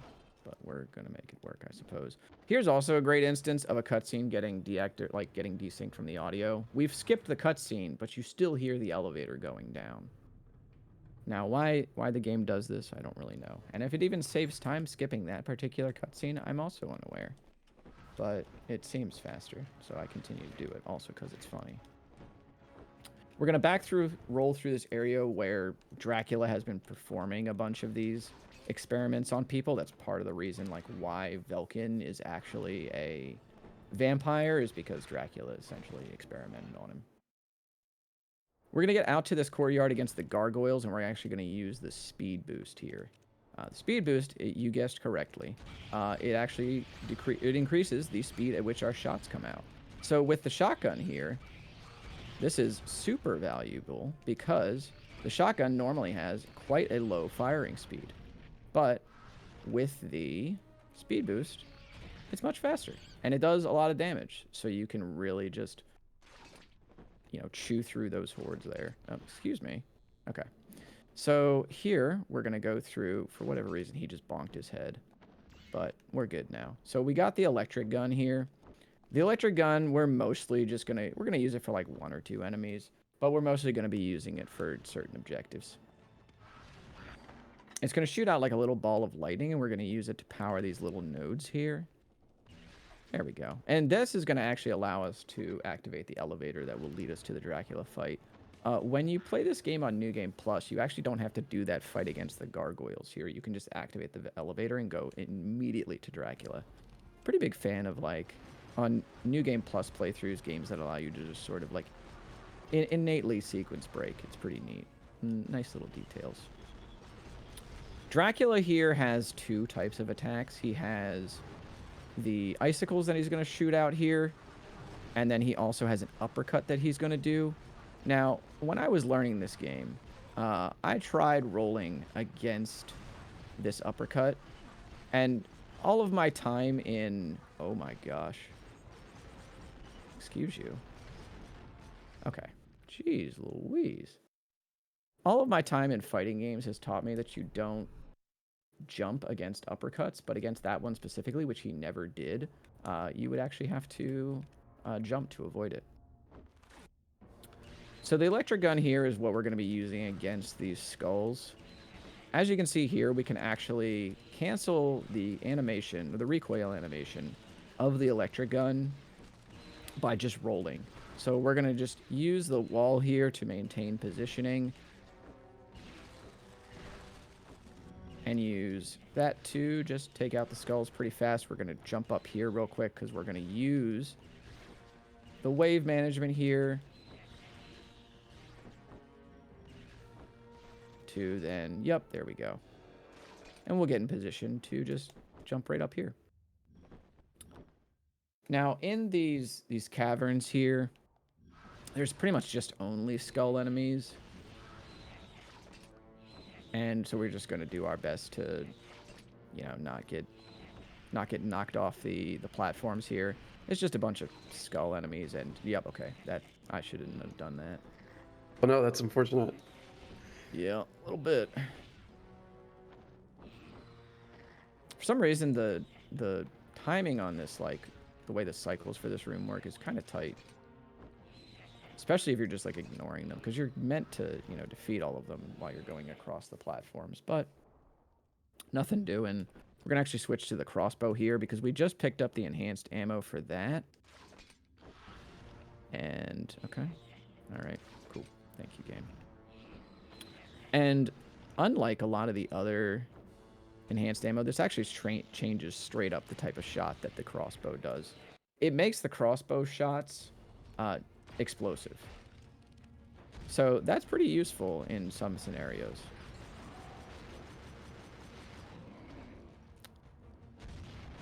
But we're going to use the shotgun here against Frankenstein. And he's going to go down. Now, coming back to Castle Frankenstein, we're going to again use the crossbow here. If we had enough like enhanced ammo to save, we would probably use the crossbow, the explosive ammo against these guys. But unfortunately, they're going to swarm us pretty hard, so we just kind of want to deplete their health pretty fast. And we want to save the enhanced ammo for some enemies that are coming up, typically a boss fight. You can use it against the regular mob that's coming up, but would not recommend it. It does kill them pretty fast, though. So we're going to do a little bit of this platforming here. You don't actually have to kill all the enemies in this area in order to progress. You can just take out that first wave, and then the game will allow you to just move right on.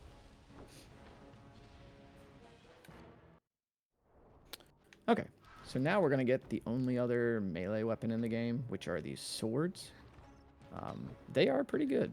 They deal quite a bit of damage, and they have a pretty good, some pretty good, like, enhanced ammo that you can actually enhance your blades. So in the case of the swords here, they'll actually just catch on fire, which is pretty cool looking. But we're not going to use them for that. We're just going to use them for their raw damage output and some of the combos that they can do. Because this game actually has some pretty decent melee combat. It's just that the firearms in the game typically deal a lot more consistent damage, either in bursts really or just over time. So using that in lieu of the melee weapons is pretty much the way to go. But the game does have like actual air combos and stuff. They're not too robust, but they do exist, and it is a pretty like fun part of the game that unfortunately we just kind of have to gloss over in the speed run. As I said, this game borrows quite a bit of its identity from DMC. Alright, so now we're going to go into the second fight against Velkin here. And this right here, we're going to just go ahead and use the shotgun. We're going to walk around him here. And we're going to go ahead and use an ammo replenisher.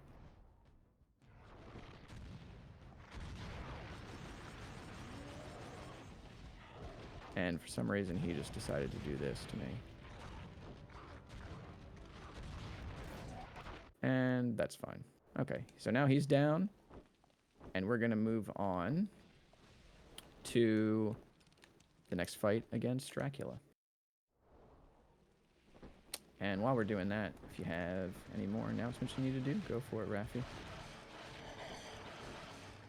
Yeah, so just want to go over what we're doing here today. So we're just a quick reminder, we're here to raise money for the American Foundation for Suicide Prevention. It was established in 1987. The American Foundation of Suicide Prevention is a voluntary health organization that gives those affected by suicide a nationwide community empowered by research, education, and advocacy to take action against the leading cause of death. AFP is dedicated to saving lives and bringing hope to those affected by suicide, including those who have experienced a loss. So something they do is they provide like public education. So the organization educates the public and professionals about mental health, risk factors, and warning signs of suicide. Signature programs include Talk Saves Lives and More Than Sad for teens and educators. So yeah, we're raising money for a great cause here. But just everyone just watching, simply supporting, donating helps a lot too. But we appreciate everyone that's tuning in and watching and supporting in any shape or capacity. But yeah, the comics, Cosmic, back to you with the Van Helsing. Appreciate it. Yep. And just in time for Dracula to bite the dust there. And we're going to actually be escaping from Castle Frankenstein now. That fight against Dracula is largely the same as the first time around. He just kind of, at some point, decides to attach himself to the wall when he hits low health, and then he starts shooting a bunch of lightning and other projectiles at you, which, like these little guys here, is a little bit annoying. Now we're going to go ahead and grab the electric ammunition upgrade. We're not going to use that until the very end of the game, but it is pretty important. So, now that we're exiting the Dracula's lair, it's like gonna blow up. We're gonna actually use the swords again here. This is gonna be like the last time that the swords are gonna make a big appearance, because we're gonna use it against these statues that we're about to fight. For some reason, they do a ton of damage to these stone statues. I figured they would maybe do less damage than they did to like the flesh of the monsters, but you know, I'm not complaining. They can also just kind of stun lock them if you just sort of roll cancel the swords here. And we want to just try and get actually in a position where we're roll canceling into them and pushing ourselves closer to the door to save a little bit of time on movement. So there we go. Now, Velkin 3, this is going to be on this forest path here where we're trying to rescue, you know, the heirs apparent to this family who are meant to kill Dracula. But we've now been accosted by Verona and Alira. We're going to actually have to hop on the carriage here. They have a bunch of attacks like some fire, some ice, some lightning that they can do. And we got to react accordingly to them. So there they lit the carriage on fire, and we had to jump onto the horses to avoid it. Then they put some ice on it, and we had to jump to avoid that as well. Now we're on to the final Velkin fight. Unfortunately, Velkin's not going to make it out of this one alive.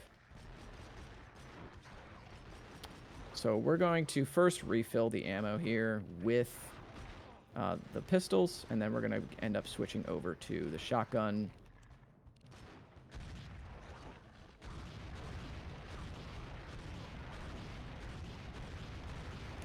And I'm going to go ahead and use a life replenisher here as well as an ammo replenisher. And then we can use this real quick. No matter how much damage you actually deal to Velkin during that grab, he does not actually, you know, he's never going to get... Okay, now he just proved me wrong there. It's very rare that you actually do a decent amount of damage to him there, that he will just drop you. Even times where I've had, like, the enhanced ammo equipped from the start, there's been times where he just does not let you go. But nothing doing, he's down. So now, with that one heir down, it is all up to the daughter of the family and Van Helsing to take out Dracula.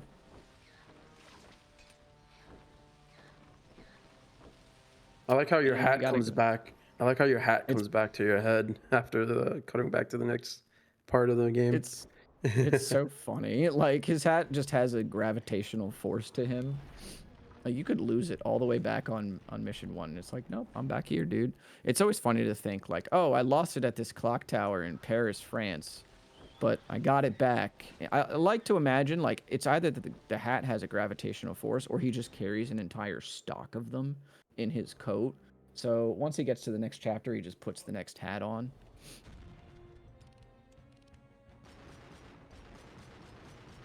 All right, so here's Igor again, or Igor, whatever your preference is. I'm a big fan of the Young Frankenstein movie, so if you want to say Igor, that's totally fine too.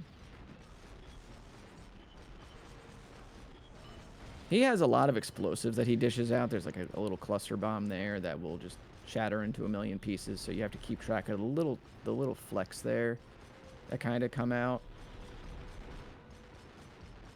And we're just going to do this right here. He does rocket jump like he's in Team Fortress 2 a little bit, and you have to watch out for that. Now, at this point in the fight, he'll probably be summoning a little, like, mine that he puts on the field, and that just kind of, like, has lightning that comes out. Fortunately, it doesn't actually do any damage to you. It's only going to do damage to the bar for your enhanced ammunition, but he seems to be, like, stuck on the ground now. Okay, there we go. There he is. That's the Igor that I was expecting. Okay, he never actually... Okay, there it is. Yeah, we never actually had to deal with it, though. That's pretty tight. I'm totally happy with that. Heck yeah. Been a little while since I had a fight like that go that smooth. Okay. So, approaching the end of the game here. We are going to head into Dracula's castle. We're going to go ahead and equip the electric gun. We're going to just go ahead and do some backdashes here. We're playing Symphony of the Night. And we're going to roll cancel on these ghosts here. That's how I deal with all ghosts personally. Ghosts don't know what to do if you roll cancel on them. Excuse you? All right, there we go. And then we're going to drop into this pit here. Now, there's going to be a lot of like these little Ewok-looking dudes down here, and we're going to clear out a little bit of them. We're not going to clear out every one of them in here, otherwise it's going to just be time loss straight up. But we're gonna clear out a few so that we can get in optimal positioning to activate the generator here in order to progress. Now, unfortunately, oh, there's our hat, dude. We can pick that up though. I can make a little bit of time to pick the hat up. Okay. Oh, okay. Now we gotta take those guys out. All right. So we get these guys gone, and then we should be good. All right. Cool. There we go. There's the hat. Okay. So now we're going to use the electric gun.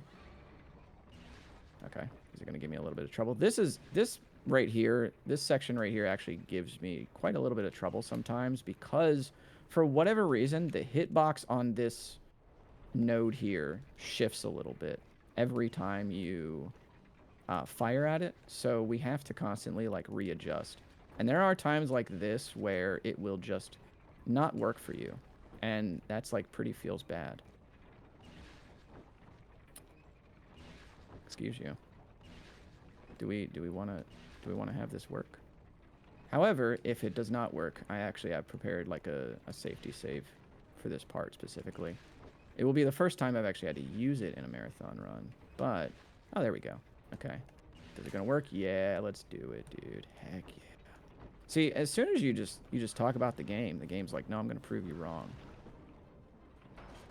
And then we're out of there. So there's a little bit of walking here, doing some platforming, and then we're going to be picking up the final gun of the game, which is going to be the minigun. Funny enough, in the movie, Van Helsing never actually gets the minigun, but at the very start of the movie, after he defeats Mr. Hyde, he's talking with these monks that provide him with all of his armaments, and one of them is testing a minigun, and he goes, why can't I get something like that? So then in the game, they were like, oh yeah, no, you can absolutely have something like that. We'll do that.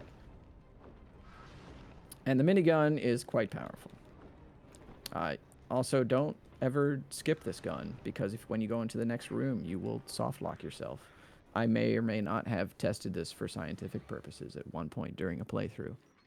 That playthrough abruptly ended because you cannot actually, cannot go back down that elevator.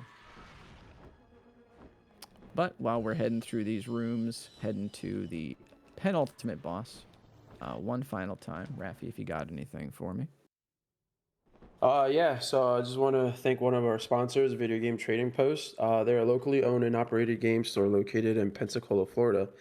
Definitely go check them out. They have a newly expanded store where you're able to find everything from retro video games to new releases to anime figures, plushies, and everything in between, along with a vast selection of TCG, including a plethora of graded and ungraded Pokemon cards, singles, packs, and more. Check them out on Instagram at VGTP Florida and Blue Sky at VGTP.bsky.social. And then 10% of all the sales for this weekend will be donated near the end of the event. So definitely check them out. Back to you. Thank you. So against Alira here, who's the final bride of Dracula, we're just going to go ahead and activate a speed boost on the minigun, because this is going to allow us to walk out her attacks. Otherwise, the projectiles will be quite fast. Okay, well, that wasn't great, but it's fine. But it also increases the speed at which the minigun fires, as well as our walking speed, so she's then down.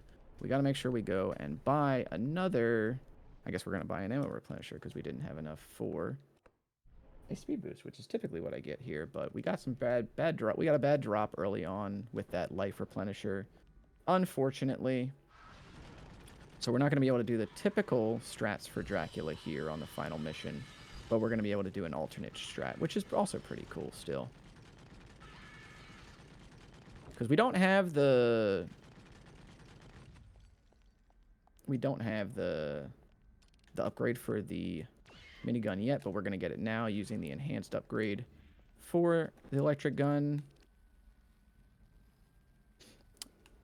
So let's do that. We're going to go ahead and equip the minigun again.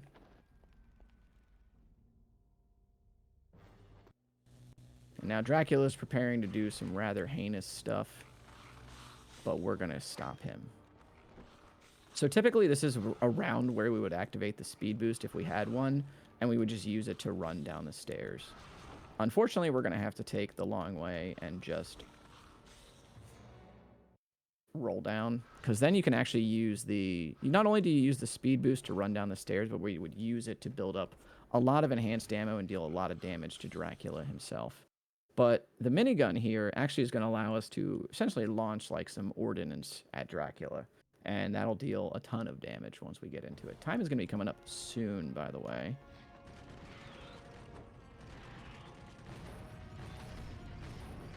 Right after this fight, once he stops blocking here. Actually, we're just gonna ignore that because he's almost dead anyway. Ooh, okay. He killed me. I unpaused a little too fast. I thought I had gone into the, I hit X trying to go into the inventory, and then he accidentally ended up killing me. Because I hit resume instead of inventory.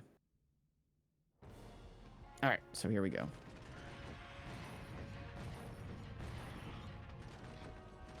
Alright, so now he's going to go back over there. Alright, there we go.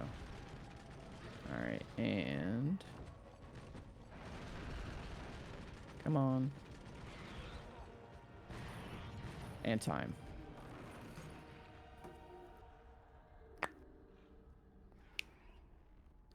So that is Van Helsing. This is a pretty cool PS2 game. That also, he's going to say this means goodbye, and then he's going to get stabbed. And then at this point, Van Helsing turns into a werewolf, and then defeats Dracula, but also ends up killing this woman that he's come to fall in love with from the family. So, you know, it's sort of a bittersweet ending. But yeah, this game is sick. I like this game quite a bit in terms of being a run. It's a nice little short, chill run. Definitely one of a pretty interesting action game title on the PS2. It's got some neat ideas in it. Definitely cut from that cloth of like licensed movies that borrowed from action game contemporaries, similar to like Ghost Rider as well. It's pretty neat. Thank you so much, Breaking the Habit, for having me on. Thank you to all the donators, particularly Smash Villain, one of the true homies out there. And continue donating. Keep raising money for this incredible cause. And thank you all so much. Over to you. Definitely. Where can they find you at, D Cosmic? I forgot about all that. My bad. I was concerned with the message. You can find me at twitch.tv/DCosmic. I play a lot of action games. I'm going to be playing a lot of Ninja Gaiden 4 and hopefully making the run for that game not like 3 or 4 hours, but we'll see. I play a lot of Devil May Cry as well. If Ninja Gaiden 4 doesn't work out, we're going to be playing a lot of Devil May Cry. But you can also find me on YouTube at DCosmic Runs as well. So now, for real this time, back to you. All right, thank you, D Cosmic. Great run, great game. Definitely interesting. First time seeing it. So, very, very cool. A lot of rolling backwards. It was pretty cool to see that, and like how the movements, everything was done.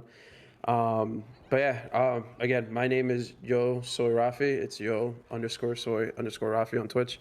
You can definitely find me there. I don't do any speed runs, but I love supporting the community in any way I can. Breaking the Habit, such a great cause, such a great community. So definitely here to support in any shape, way, and form I can. Next we got Spence Speedruns, who's going to do a Devil May Cry speed run. So definitely check that out and definitely go show support any way you can by donating. We've got some cool prizes or just by tuning into the stream. Anything's any way you can to support definitely is amazing. So thank you very much, and then we'll be right back.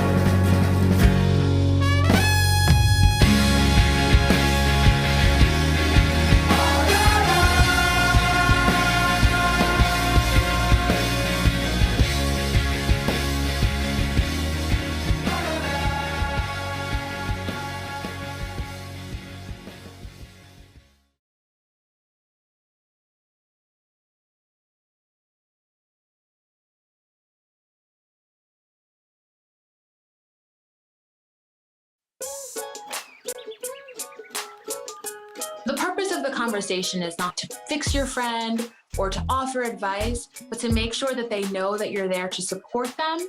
Make sure that you're listening. You're open to what you're hearing. You're giving your friend lots of time to share what they need to share.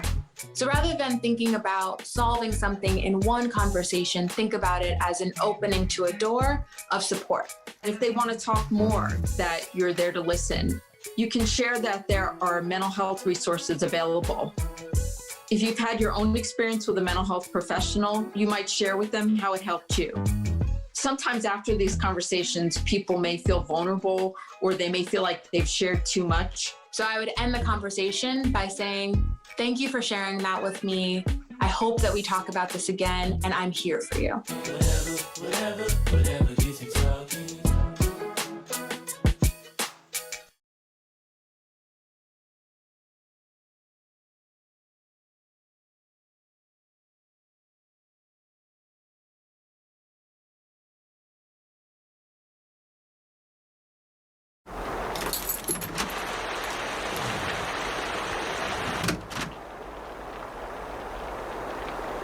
Are you okay? Yeah? Have you been crying? No. Do you want to talk about it? No.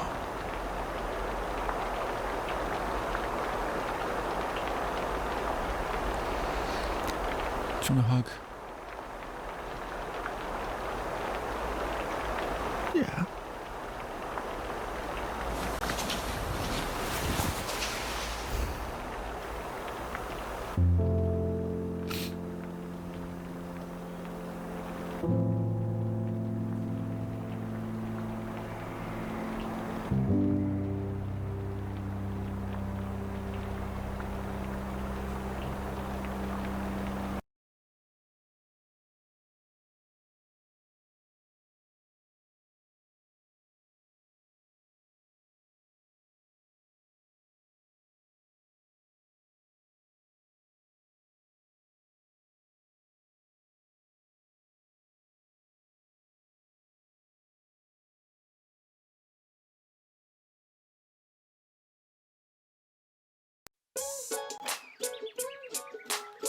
Having the conversation while engaging in something that you would normally do can really help them feel more at ease. Maybe you offer to go for a walk or grab a cup of coffee. Wait for a time when you can have a one-on-one conversation. Even ask them for a time that you could talk one-on-one. To show your friend that you're actively engaged in the conversation, you can do things that are nonverbal, not looking at your phone, making sure you're making eye contact, nodding and indicating that you're hearing what your friend is saying.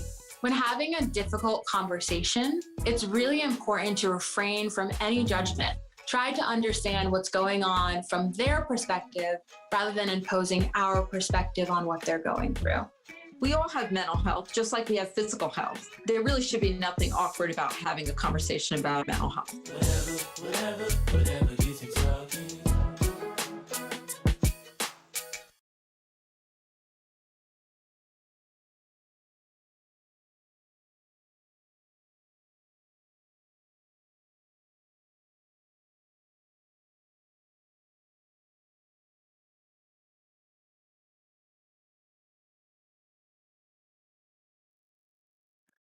Good morning, good afternoon, good evening, wherever you may be around the world. My name is Supersonic, and I will be your host for the next couple of runs here for Breaking the Habit 5, benefiting American Foundation for Suicide Prevention. Just a quick reminder that we do have a bid war that will be closing very soon. It's for the character choice in Space Jam. Right now, we got Lola Bunny in the lead with $15, followed by Bugs Bunny at 11. But we got no love for LeBron James, which is fine because we would rather see the bunnies play it out when the Space Jam runs. So let's get those donations in. But without further ado, we got our current run here, which is Devil May Cry Any Percent by Spence. Take it away, my friend. Yo, what's going on, people? Good to be back again. If you were here yesterday, you saw mine and Ish's runs of DMC3 and DMC4 respectively. We're back with DMC1. As DMC3 is technically the first game in the series, and then 4 is just, well, 4, we thought we'd kick it old school and come back with the first one. I'm here with my brother, Big D Cosmic. You want to say hello? Yo, what up? I was just here. Hello again. Cosmic's probably going to take a lot of the commentary on this. If you've seen games like this before, you know it is non-stop from start to finish. Luckily, we get a little bit more of a downtime on this game, so there's going to be some good opportunities to shoot some stuff going on around there. But the timer will start as soon as I hit normal. Like we say, we're doing any % normal. So if we're ready, I'll do a quick countdown, and then we're going to jump straight into it. So we're ready in 3, 2, 1. Devil May Cry. Devil May Cry. Good luck. Yeah, so this game opens with Dante being tasked by a mysterious woman to go to Malay Island and fight some demons. Dante is a demon hunter by trade. He's trying to find whoever murdered his parents that were demons. He figures he'll hit the jackpot sooner or later if he just hunts them to the ends of the earth. So he cannot resist going to Malay Island here. The first mission here, there's going to be a trick immediately off the bat here from Spence, where there's a horse that has like a cache of 50 orbs or so. And he's just going to jump right up on the lance here. Look, man, you can't make a liar out of me, but you got this second try. I'm trying, my brother. I'm trying. So, actually, yeah, 100 orbs. And then we're going to use 45 of those orbs in order to unlock the store immediately. Otherwise, we'd have to like go around the entire room and collect little bits of orbs here and there. But using that platforming, we can just skip right to the door and then head right on up here. And we're going to get our first glimpse of how the game sort of gates your progression, which is finding these keys. And then you'll have keys. We'll have some tablets. We'll have other stuff that kind of gates us. Similar to the Resident Evil series, which this game shares a lot of DNA with. I almost said it shares a lot of DMC with, but that's not accurate. And we're going to go and head to another room here, which is where the rusty key will unlock. Dan's going to do a little bit of side rolling there because it saves a few frames here and there, just as opposed to jump walking or walking through here. He's also going to grab that extra orb cache there on the plane. This is going to set him up a little bit nicely for S-ranking the mission. So ranks in this game are determined by 3 parameters primarily, which is the amount of damage you take, the amount of orbs you gather, and the amount of the amount of orbs you get, the amount of damage you take, and the amount of time. I'm sorry, I totally blanked there. And the amount of time it takes. So naturally, the time requirement, we're going to blow past that pretty much, since we're going to be skipping a lot of stuff, especially because cutscenes actually tie into the IGT. So if you're watching cutscenes, your in-game time is going to naturally be larger. But the orb count is really going to be the big thing, the orb count and the damage count that we're going to have. So these first like 5 missions or so, it's very important that we get some high ranks on them. Mission 1 is going to be kind of setting the tone of it, because that's mission 1 and 2 especially, because that's going to determine sort of how the orb route is going to go. A lot of the way that this game is routed and ran, both in PB attempts and in marathons, is all about economy. You constantly just basically have to judge how far ahead or on track you are for your orb count.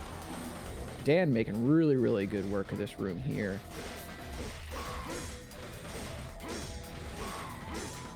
Oh, there we go. Nice. Excellent. I was about to say, don't make a liar out of me now, dude. And that should be an S rank there. Yeah, so over 200 orbs and a really good time on the IGT there means we're going to get the full 800 from the S rank. Now, in this next mission, we're going to go and grab the sword Alastor. This is one of 2 main weapons that we're going to have throughout the game. Alastor is this lightning sword that is actually going to grant us access to Devil Trigger, which we'll see a little bit later. But for right now, it's just going to go on our back, and we're going to go ahead and grab the next key here. Are you doing the shotgun strats or no? Yeah. Okay, sweet, awesome. So next here we're going to head through the rooms, and we're gonna do a little bit of cool like wall hike platforming on the side here. Dan's gonna get a little bit of extra devil trigger from these guys because he's gonna use it on the scissors in the next room. It was kind of bad spawns for him to not get any enemies in the room prior to that, but it'll work out, I promise. And we're gonna grab this little staff here, Staff of Judgment, that we're gonna use to unlock a door to end the mission. But prior to that, Dan's gonna be fighting the Sin Scissors. And the Sin Scissors are an enemy that is a little erratic because they can just go out of bounds straight up. So you really just have to make sure that you are moving in a way that, oh geez, nice. Oh, what a beautiful room. Oh, that was beautiful. Immediately just 3 hits. So if you jump off of these guys and you use the Helmbreaker and then use that slam down attack with the Elastor, also called Helmbreaker, you can just one-shot them. And they're all just gone. So now he's gone through the whole mission with no damage being taken. So it's going to guarantee that he gets the S rank. And that's going to set up the start of this orb route beautifully. And he's going to grab Stinger level 2. This is going to be one of the main movement tools that we use throughout. This is the famous DA. So if you've got your DAs and you want to get them out in chat or in the donations, then feel free to just DA it up. D-A-H. Duh. And we're going to use that because, as you can see, this is much faster than walking or jumping everywhere or rolling as well. We're going to go across the bridge here, activate that thing, and then boom.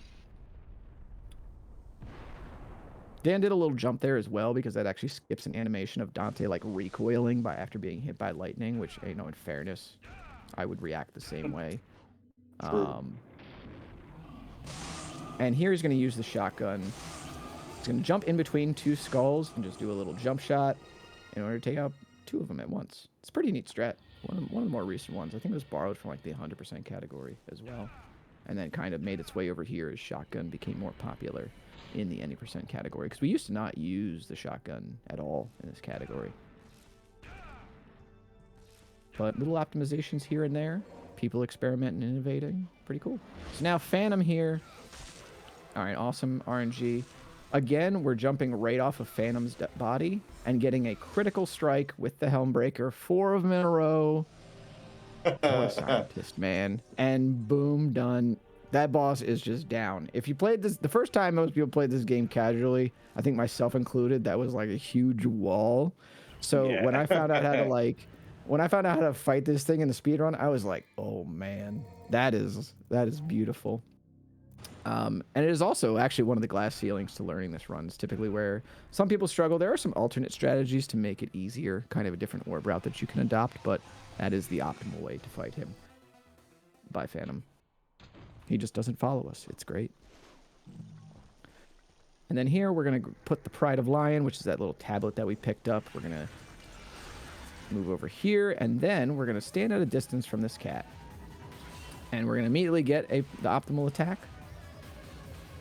So what Dan did there to make the shotgun shoot so fast was he wiggled around a little bit, and you can actually make the recoil of the animation of the shotgun much shorter that way, which allows you to fire faster, and you get critical strikes when the cat is in that attack on it if you just stand on the spike and shoot at it. So that's why he was able to down it so quickly. Also, fun fact, if you just try and shoot at it regularly when it's not in that attack, it'll have like random health.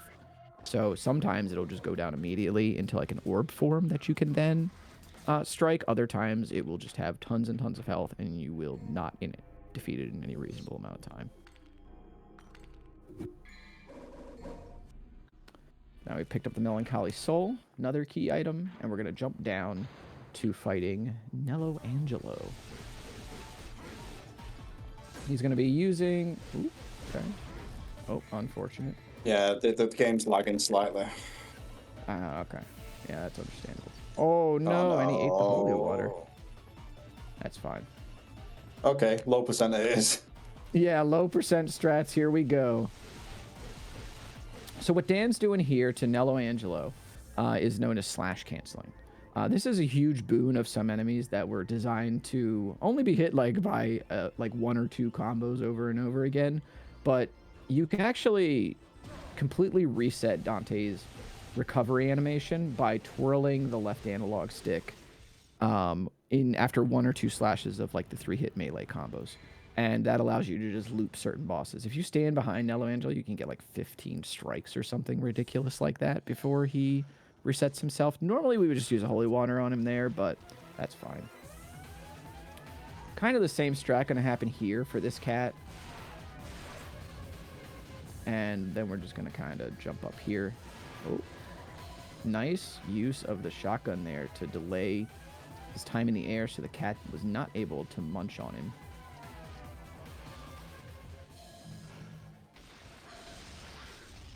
And now, as long as we get through these next couple of rooms, we'll have a pretty good start to the run. So that fight against Nello, we did take a hit, but that mission in particular is not, it's not super important to take little damage there. I mean, we don't want to take too much, obviously, but nothing doing really. You can just kind of move on. And now we've got the special bonus here. The special bonus, by the way, is like a special requirement that you can get on missions by exceptionally clearing the requirements for the mission, which results in an extra 2,000 orbs. So now Dan has picked up some extra upgrades in order to, like, which this right here, Vortex level 2, again, quite fast. This is the fastest form of movement in the game.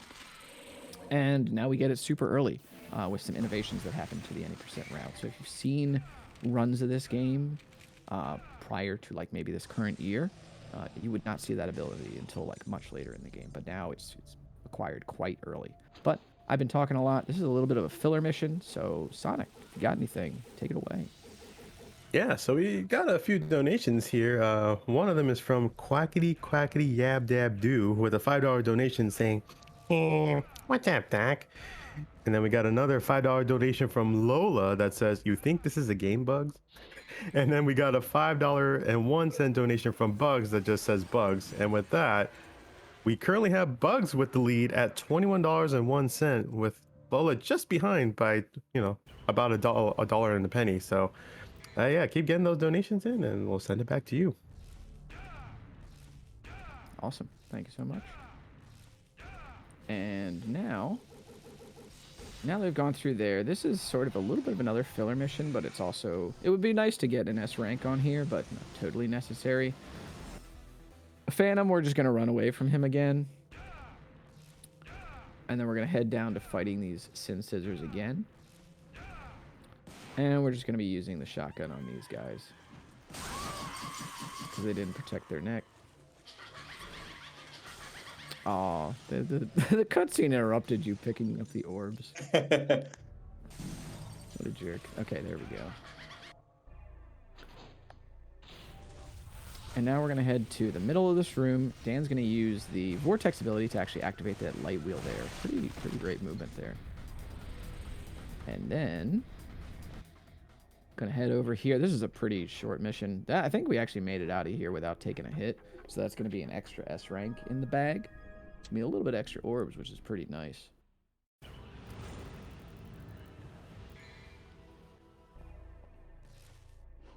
And now we're going to head into the final fight against Phantom. We're going to be doing something similar to what we did in the first fight. But Dan's going to have a specific setup that he does where he'll line himself up with the wall and then be able to take it away from there. Yep, nice. A little bit of a stun there. Good. Beautiful second jump. And down. Oh, man. Y'all make that look so easy, and I'm jealous every time. What do you mean? Let's be frank here. That Cosmic was one of the pioneers of this game before people like myself even got a look in. Like, so half of this stuff we would never have been possible without Cosmic's, initial routing or anything like that. So you gotta give yourself some props as well, my dude. Hey man, I was there to make the first video tutorial, and I made like one trick that's now named after me. I definitely had my heyday, but I was never good at that fight, man. Y'all make it look so easy now. We used to just back in my day, we used to just use air hike and jump all over that guy, and it was like, well, if you crit him, then that's cool. But now there's setups and everything that are just, this game has come like such a long way in a couple of years. It's pretty awesome. I remember a time when like sub 40 IGT was like top of the top, and now people are you know, like 5 minutes faster than that, and it's like, whoo. All right, so we're gonna vortex through here. We're gonna do actually now it's kind of early gauntlets, but not really anymore, because we don't really need any extra abilities for this. This is actually like a strat from low percent that made its way over to any percent, since we don't buy air hike anymore. We're just gonna jump off of this little platform here, and you could just make your way right up to the gauntlets. So if that platforming was giving you trouble in your casual playthrough, there you go. Just jump off of that, and you're good to go. Also, we're gonna skip this boss fight by just punching this door or kicking this door and lighting it, and then you can just walk through. That's like one of the few skips in this game, and I think we forget to talk about it, because it's like, I wonder if that's an oversight, or if it's just like totally, they were just like, yeah, you know what would be really funny if somebody realized you could just punch this door and walk away from Griffin. Guessing maybe it's like a New Game Plus thing, because on a New Game Plus, obviously you keep all of your equipment. Yeah. All right, very nice setup there to get the holy water. Again, items very important in this game, holy water especially. The forest there has like some very intricate ways to actually deal with it, depending on where the like how you line up your shots with the grenade gun and everything. The grenade gun, by the way, which we picked up on the last mission, easily like one of the best, like most powerful guns relative to the game that it's in the series. This gun does a ton of damage, and you can completely negate the recovery period of it pretty much by rolling or jumping, really.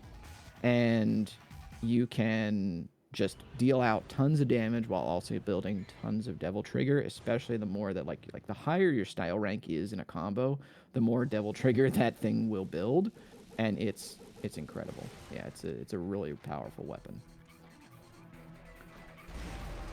Here we're going to actually use it in the forest to group up those enemies and get the light to go over to this right side of the forest, because we just got to follow the light here. This light has messed up many a runner's attempts, let me tell you. There's been definitely some bad news bears times where people walk out one of these doors, and then all of a sudden they're walking back to the entrance of the forest, and it's like, huh, how about that? But not today. Today we're just going to use the holy water on those guys. We're going to grab a little bit extra orbs at that obelisk there, and we're just going to head on out the door.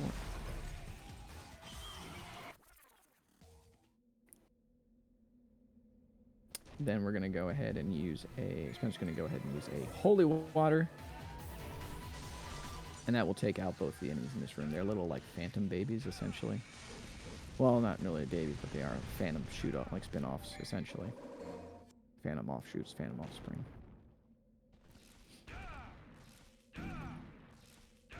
And nice. Some good A rank there. Sitting pretty on the orb economy here. Run's going pretty well. This mission is exceptionally... commentator's curse, man. This mission is exceptionally precarious when it comes to taking no hits. Because these lizards that are here can really just tag you. But we got the backup strats. What is this camera angle? That guy had you in the bounce pads. He was like, yo, Dante, welcome to the jungle gym. No, we're going on the bounce house right now, bro. All right. And now we're on to the second fight against Nello Angelo.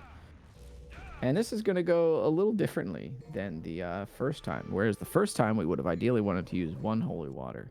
Here we're going to use 2. So Spence is going to use a little like 3-hit combo there on Nello. He's going to try and slash us, but we've gained invul frames from the holy water.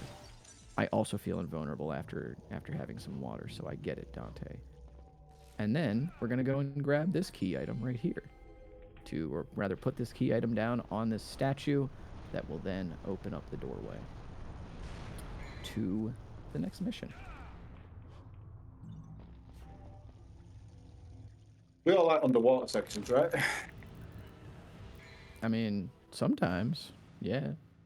I mean, the ones in this game are pretty short, at least, you know. If there was like a huge 3-minute underwater section, I'd feel pretty put out by that. But these aren't too bad. We're gonna go to the ghost ship here, and we're going to grab. I think we grabbed the untouchable here, right? Yeah. Okay. Cool. Yeah. I'm remembering this correctly.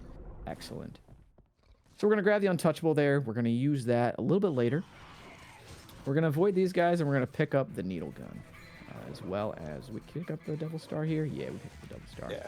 And we're gonna move on. So that needle gun actually allows us to attack underwater. Shout outs to my boy Loner Hero for forgetting to pick that up one time, and then when I told him he forgot it. He didn't believe me. So the next mission, he he was a little flabbergasted. So now Griffin here. We're gonna wait here for Griffin to get in position. Do a combo here. He's going to knock us into the air, but it's kind of whatever. We're just going to use the holy water on him. There is a rather precise, like this strat is rather precise to not get hit in the air, but as you can see here, you can salvage it pretty easily. And then just use the holy water anyway after the kite knocks you up into the air from Griffin. And Griffin, that was the second fight against him. Well, technically it's the first in the run because we ran away from him this first time. At this point in the game, from missions 9 through 16, is when we enter sort of like the second act of the game, and you'll notice that Spence is actually getting more rewards or better rewards for S-ranking missions. So you can kind of split the game into 3 acts of missions 1 through 8, 9 through 16, and then 17 through 23. Where the S ranks in the early game are important, but they also only give you 800 orbs, whereas at this point in the game they give you 1600, and that is exceptionally important for how much like consumable routing that we do later on. So while you can salvage a lot of runs, it is very important to S rank like these middle and end game missions, just because of the plethora of orbs that it gives you later on in the game. Gonna grab another holy water there, and then we're gonna go ahead and do the Slickford special. Oh, what the heck is going on with these guys? All right, nice. So again, you saw Dan there roll canceling the grenade launcher, and he basically built like a full Devil Trigger bar in like 10 seconds or so. Grenade gun is nothing to joke about. While we do a little bit of platforming here, because this mission is a little bit of a filler bit, we're going to do like a little bit of vortexing as well. Sonic, take it away. All right, so as we all know, we are raising money for the American Foundation for Suicide Prevention. We do have some really cool prizes on board as well, such as the Devil May Cry figures featuring Dante and Trish. And they are vintage figures from Devil May Cry 1, manufactured by Toy-Com, which was released in May of 2003, which is a $10 donation. We also have a Chester Bennington painting as well, which is a one-of-a-kind painting of Chester Bennington by fine artist and tattoo artist Beck Beware. They created this piece specifically for this event, and it comes with a certificate of authenticity. This is also a $10 donation. We also got a Pokemon card bundle. So it is a bundle of the Pokemon TCG Silver Tempest Elite Trainer Box and a graded PSA 10 Japanese Glaceon EX Special Art Rare from Terrastol Festival, which is a $15 donation. And this is probably my personal favorite because, you know, obviously I am a Sonic speedrunner. The Sonic the Hedgehog Squishmallow, which is a 14-inch Squishmallow of Sonic the Hedgehog holding his beloved ring, which is a $10 donation for that. And of course, we got the grand prize, which is the Switch 2 bundle, and it includes a digital copy of Mario Kart World and a physical copy of Pokemon Legends ZA for the Switch 2. And this was provided by the lovely staff and owners of Video Game Trading Post in Pensacola, Florida, which is a $100 donation across the entire event. So all those donations will go towards those amazing prizes. And yeah, back to you, Cosmic. Awesome. So, and again, by the way, just want to piggyback off that. Those figures are very cool. And, I really want them figures, I'm not gonna lie. Yeah, they're dope. Can I just have them? They're okay? dope, dude. So now we're using the Untouchable here. The Untouchable actually gives us like unlimited Devil Trigger, and we can use it to just vortex really fast through this room. And if we exit the room that we've used the Untouchable in, by the way, it made us invincible. Title drop. So when we exit a room where we've used the Untouchable, it will give us full Devil Trigger, and then when we exit the room, it will retain that full Devil Trigger that we had for until we actually spend it. So that actually helps us a lot with DT management on this mission, because we're going to use it for fighting Griffin here for the final time.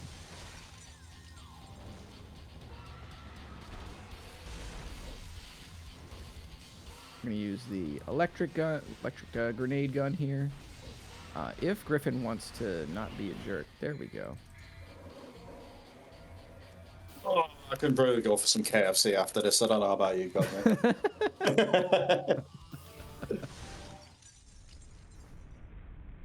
Or some KFG, some Kentucky Fried Griffin. Griffin, true. So either that or I don't know, man. Some Popeyes sounds pretty good. After You know, I've never had Popeyes. They brought them to the UK. Not had it yet. I think you know what you need to remedy this weekend then.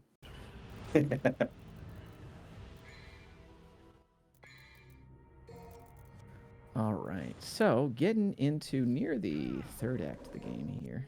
I guess we'll grab the blue orb. Can't hurt. A little bit of extra life from the blue orb there, so it's going to give Spence a little bit extra safety on the final fight, or the final boss fight particularly, which is pretty nice. Then we're going to vortex to the end of the room here. Get a little bit of DT management back here. Little things like that Spence just did, where he was able to vortex pretty cleanly to the end of the room and then get off like an immediate 2 shots of the grenade gun to refill his Devil Trigger. If you belabor those points, like, you can add up some time loss pretty easily. So him being able to just like fire off those 2 shots and then get immediately to the end of the room is like one of the, like, a sign of somebody that's run this game quite a lot. So very well done there. And now we're going to activate this wheel here. And we're going to hit this guy with a good old Tekken juggle.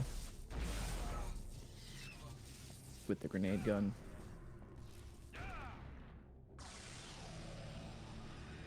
And we're on our way to Nightmare.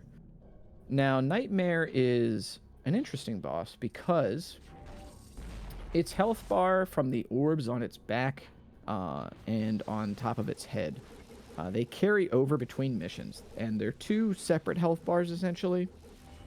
And the more that they're damaged, the more damage resistance that Nightmare has. And this is done through hits, not necessarily through the damage, not through the damage taken. So you have to deal as much damage as you can in as little damage as possible. So Spencer's going to go ahead and switch to Ifrit here, which is those gauntlets that we got earlier. Fire gauntlets. Oh, this game is lagging so much. Oh boy. So he's going to deal 5 hits here, but did not want to risk possibly missing the holy water there. So we're just going to go ahead and reactivate the light wheel here to get Nightmare to reset here. We're just going to have to wait again here a little bit.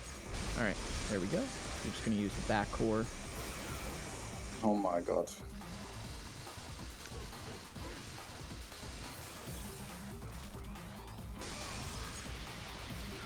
Okay, game. Sweet. Love that. All right. So, moving on here. Now that Nightmare is down, we're going to wait for the Devil Trigger to refill so that we can actually just vortex right across the bridge here.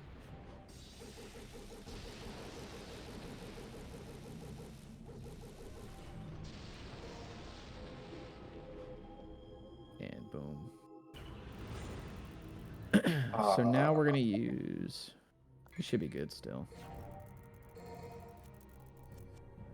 Yeah.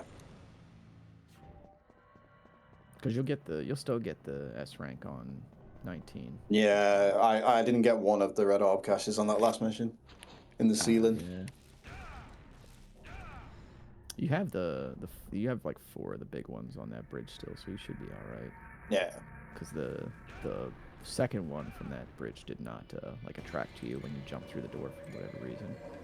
All right, so we're gonna use 2 holy waters here on the frosts. One of the older strats actually was to use Ifrit against them because Ifrit deals a lot of damage to, I guess it makes sense that the fire gauntlets deal a lot of damage to the ice monsters, but not faster than water, which, figure that one out, I guess.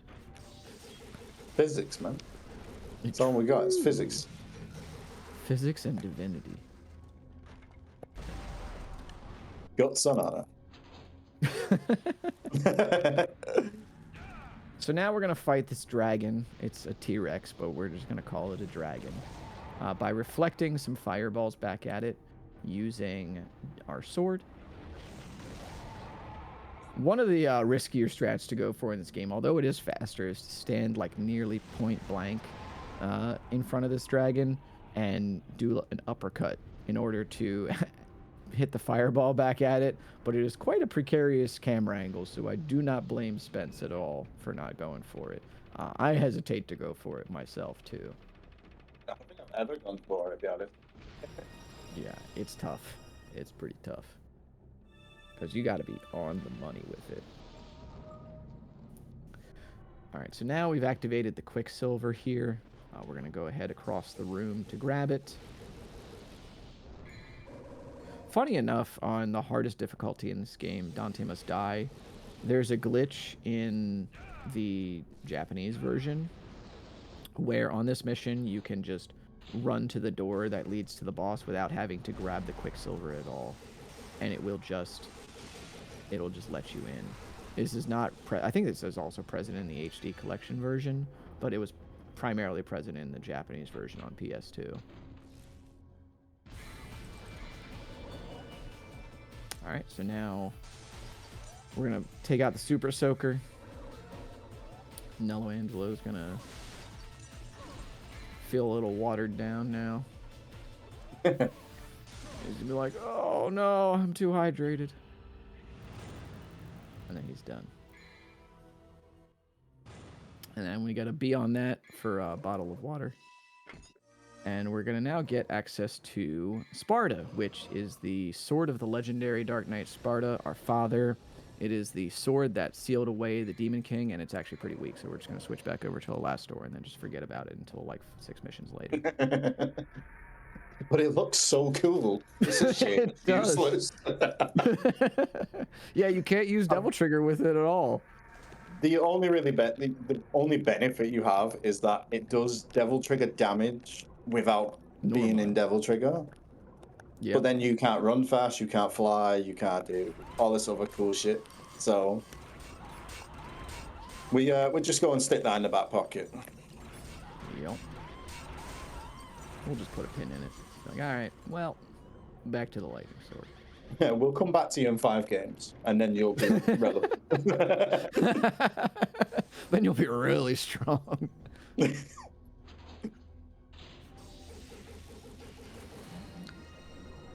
All right, so now we're gonna head through this last little underwater section here, and we're gonna grab an egg for this trying time.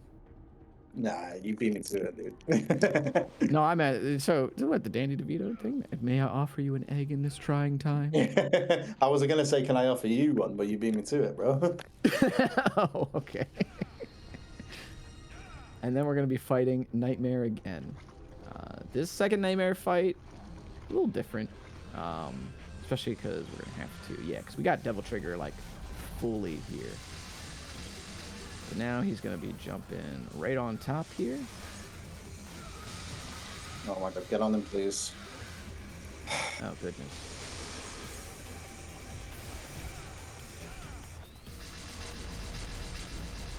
Camera really just not being super nice to you there. Gotta say. But now we got the ability to do this right here. Nice. Alright, awesome. Gonna activate the wheels here in a little bit. Oh, I'm unfortunate still ice beam there. Yeah, this is a thing with Nightmare, is that like when it gets you in one of those attacks, like especially with how precarious jumping onto his back tends to be, it is not fun having to salvage like being stun locked by him. Great management of the orbs there though. Should be good to go for the final fight. Yeah, that, like Cosmic was saying before, because that first fight didn't go perfectly, you're having to kind of like sort out what you want to do 10 missions down the line, and it's like, yeah, it's fun sometimes.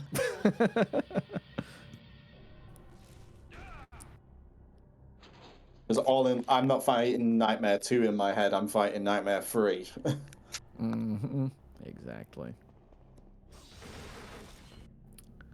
All right, so we're now going to jump through this window after we grab these little bit of orbs here, because we want to guarantee the S rank for this mission. I might special it. Say again?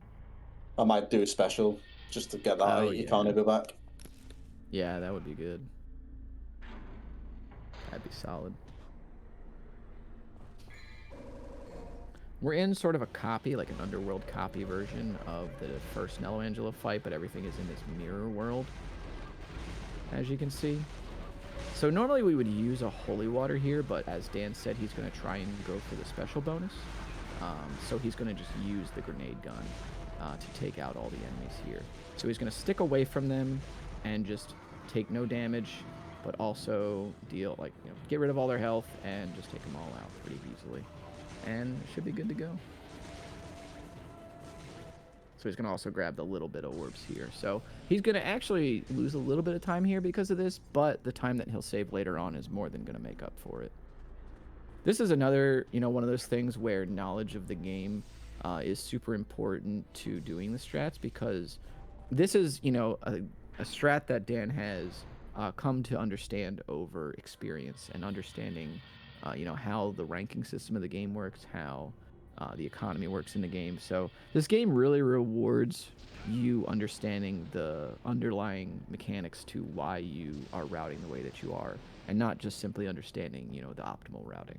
It is a very fun part, honestly, of running this game in marathons, is like, you almost don't want, I mean, speak of the devil, you almost don't want things to go too perfectly, because you can't show the adaptability that way.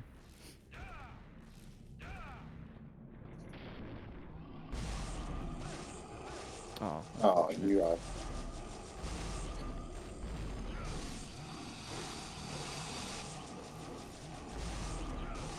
Unfortunately, we did not account for the Sargassos, because that one platform decided to do Dan dirty. And I did not let him grip it. But the game is kind enough to put us on the other end of the bridge. Can you imagine if it put you right at the back at the beginning? I'd be like, oh, I'd be all right. I'd had Devil Trigger at that point. The only reason I was trying to platform it is because I didn't have any. Yeah. So that would have been the backup for the backup. But yeah, this game, it eats your soul. We at least did get the S rank, so there is that. So now we're going to head into the final fight against Nightmare. the showdown with Nightmare.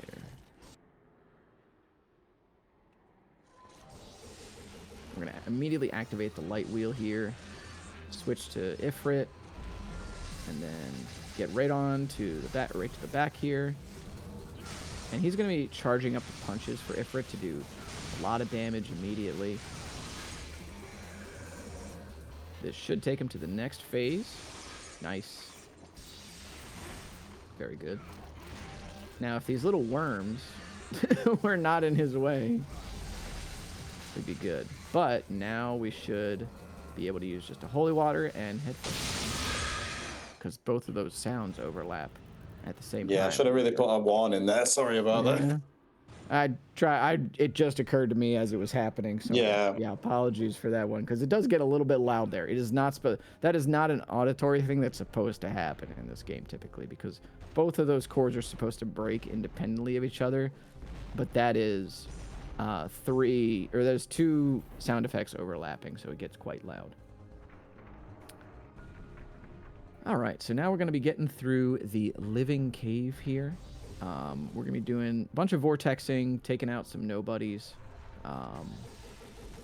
and just collecting some orbs while trying to get ready for the final stretch of the game. So, one last time. Sonic, take it away. All right, so we are raising money for the American Foundation for Suicide Prevention, which was established in 1987. It is a voluntary health organization that gives those affected by suicide a nationwide community empowered by research, education, and advocacy to take action against this leading cause of death. They are dedicated for saving lives and bringing hope to those affected by suicide, including those who have experienced a loss. They are funding research for AFSP. They invest in scientific research to advance the understanding and prevention of suicide. And they also have some public education in which the organization educates the public and professionals about mental health, risk factors, and warnings signs of suicide. Signature programs include Talk Saves Lives and More Than Sad for teens and educators.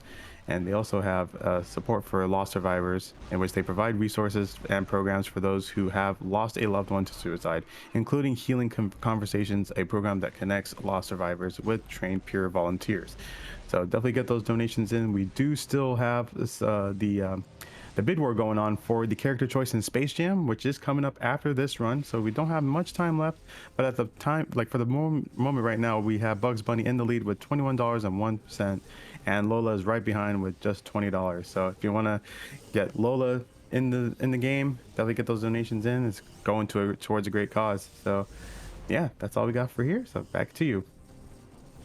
All right. So that was the Cosmo climb that Dan attempted to do. Unfortunately, sometimes the bats in this room can be quite uncooperative with their movement. So the idea is that you'll stand underneath one of them and then use the vortex ability to head to the top of the room, just by maintaining that momentum. But at times they're just uncooperative, and they just mess up your targeting entirely. So we have to take the backup strat here and do the platforming. That is the trick that is named after me. It's called the Cosmo climb. I didn't name it; somebody else did. And at first I was like, Cosmo, man, come on. But I just rolled with it eventually. So now we're heading into the final boss fight against Mundus. And Mundus is going to manifest as a huge statue. Now, the way that we're going to defeat Mundus is through the power of pressing the L1 button and doing some menuing. It takes 21 runes of Devil Trigger, which are now those red runes underneath Dante's health bar.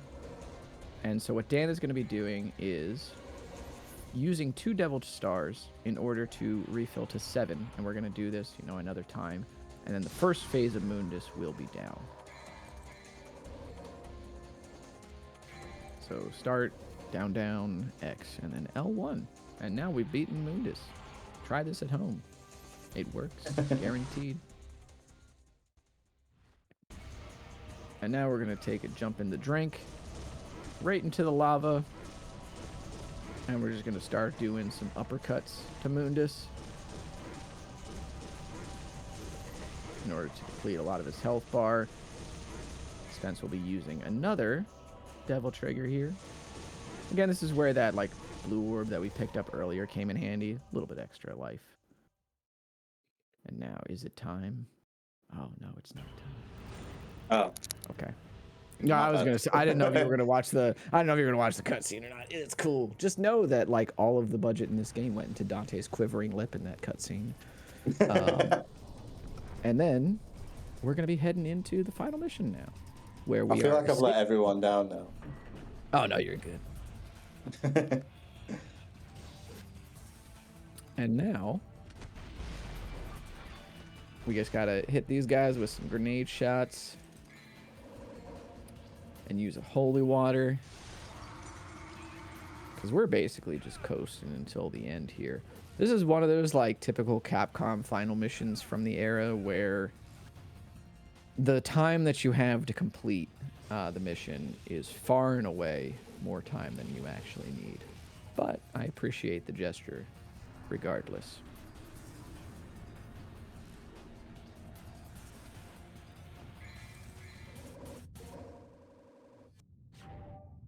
So now, we're gonna jump on up here. Mother's Guide. There's actually a glitch in this room where if you jump into those suits of armor, it will just like transport you to the room at the end, like the door at the end of the room. It's quite funny. It has no application whatsoever, but it is funny. And we're going to use the Devil Star here to actually be able to, because Mundus is going to show up another time, like one last time, but he's going to look like he just like had 50 cans of SpaghettiOs dumped on his head. And we're going to use Vortex in order to destroy him.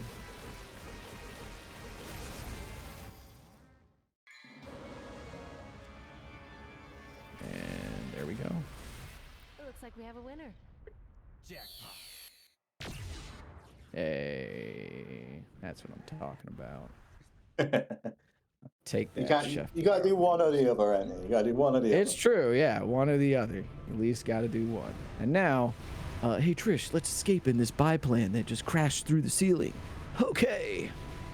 And you can actually hold down the right analog stick here in order to make the biplane actually move faster, which is not something I think we discovered until the last couple of years. And I don't remember what inspired me to try this. I think it was me that actually found this, but yeah. Okay, time's coming up. Time. Nice. Not bad for a game I haven't touched in a year. Okay, great. Where's the place? Very cool. Oh yeah, he renames his shop for 5 minutes. Say again? Dante renames his shop for all of 5 minutes. Yeah. Until the anime. just and then because. It's back. Yeah, it's back to Devil May Cry after that. The backlash Yeah. was astounding. So yeah, that was a 4101 IGT. Load remover says a 4137. Nice. Real time 4137 supposedly, but you guys can tell me otherwise. And once upon a time, that would be world record. We're talking a few years back, mind, but I think what was Max's for so long, like 43. In terms of RTA, I think it was 43. Yeah. And Yeah. then, like IGT was like a 3916 for a little bit, and then Yami had it like 3818. And Yeah, then that is people just was really bored over lockdown, apparently. Wanted to start playing a 20-year-old game. True. And completely tear the fucking thing apart. And we That got was people Devil May looking Cry through. 100% though. Yeah. It's always a So, pleasure wanna- to show this one off. Yeah, absolutely. Where can people find you, Spence? They can find me at Spence Speedruns on Twitch and YouTube, and on X, but whatever. Does anyone really use Twitter anymore? Yeah, so yeah, Twitch and YouTube. All my highlights are obviously on YouTube. I do challenge runs now and again. Not to be that guy, I was the first one to beat Devil May Cry 1 on Dante Must Die without buying anything. That's probably my biggest achievement with this one. So, yeah, and none of that would be possible without the main man himself, DE Cosmic, to my right. So, where can they find you, bro? Well, I think some things were possible without me. A lot of things, but I did, again, make the tutorial for this game, the first video tutorial, which was later revised, and there were a lot more like advanced and current strategies done in a tutorial by Out With A Yang. So if you are interested in learning this game at all, you can find those on our respective YouTube channels, or they're both linked on the speedrun.com leaderboards. We are always happy to help people get into this game. There's always at least a handful of people running this game at any time. So if you like what you saw, definitely check it out. It is a pretty approachable run overall, even despite some of the intricacies that we've talked about. There's always somebody there to help you and walk you through. And there's a lot of resources for it, so that's pretty dope. Once again, my name has been, is, and will continue to be DE Cosmic, and you can find me on Twitch at twitch.tv/DE Cosmic, and on YouTube at DE Cosmic Runs. And that is it for me. Thank you so much, Spence, for having me on for commentary. Appreciate it. Always and every single time, brother. And like Cosmic says, there's a great community for this out there, not just for DMC1, for DMC 1, 2, 3, 4, and 5. We're always around in the Discord. If you've played this game to death and you kind of want a bit more of a challenge, I also have a all collectibles speedrun tutorial, which is where we collect everything that can be collected and complete all the secret missions, get all the weapons. And to be fair, it's not that much longer than an any percent run, which is crazy to think about. And even on top of that, you've got the 100% route, which again is probably only another 10-15 minutes on top. So yeah, definitely check out the speedrun.com if you're interested, and join us in the Discord. We're always about. And thank you so much for having us on. Yeah, thank you very much for that awesome run and great commentary as well. Like, very informative with a game like this. 'Cause this is actually one of my favorite series in terms of like hack and slash kind of games. So it's really cool to kind of see a speed run of that. So thank you again for you both for showcasing that. Before we head on break real quick, we do have a couple of donations here. There seems to be like a war between Lola and Bugs right now. So the first one was like a $2.02 donation from Lola that says, "This one is mine, Bugs." And then Bugs coming back with a $1.02 donation that says, "Don't think so, Doc."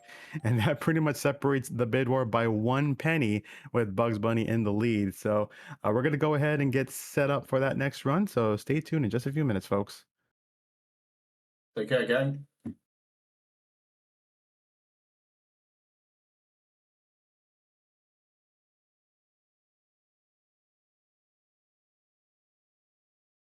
All right, everyone, welcome. We are here at the Breaking the Habit 2025 Charity Marathon benefiting the American Foundation for Suicide Prevention. I am here at the Video Game Trading Post located in Pensacola, Florida. We sell video games here, cards and posts. We tried to get Jeff Keighley involved. Unfortunately, he never answered my calls. So I am joined by my lovely coworkers. This is Mario, this is Chris, and I am Jenna. I'm going to go over a little bit of how to enter the raffle and the donations, and then we'll go over and look at the prizes and see what we have on offer. Most of the prizes, or all of the prizes, is a minimum $10 donation. You can enter as many times as you want for whichever prize category you'd like. And for the final kind of grand prize, it's a $100 donation. It can be either in once or over the course of the event. It can be during any block, it doesn't matter. And then as we go over the prizes, we'll kind of cover that again to make sure it makes enough sense. But we're going to go ahead and start checking out some of the prizes. We have some handy team members here that would love to pass the prizes over. Okay, all right. Where's my hand? There we go. All right. Chris and Mario are going to present one of our first ones. This is the Devil May Cry collectible figure set. You got the devil, and he's crying, and his girlfriend, and this guy. They're pretty cool. They're pretty based because Devil May Cry is pretty cool. These ones will be minimum $10 donation, and like I said, you can enter as many times as you like.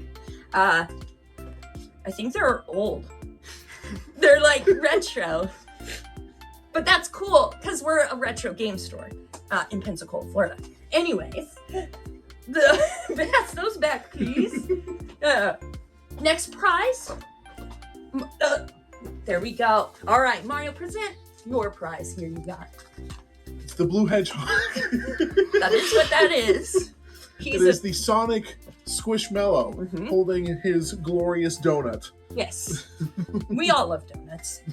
Again, minimum $10 donation to get that beautiful Sonic. He was sent away, but it's okay. No, I'm kidding. All right. We got Sonic. We got Devil May Cry. Let him cry. Next. This is from our good friends over at Magic Card Shop. They have generously donated these 2 items. As a prize, we have our Solar Tempest trainer box. And then this guy, very nice, we have our Glaceon EX Special Art Rare. And it's a grade 10. It's beautiful. It's graded. Now, I would like to extend an offer. If anyone wins this one, and they're not really into Pokemon cards, I would be happy to take it and film myself eating it on camera for everyone. So keep it in mind, and I'm dead serious. Again, $10 minimum donation. Enter as many times as you'd like.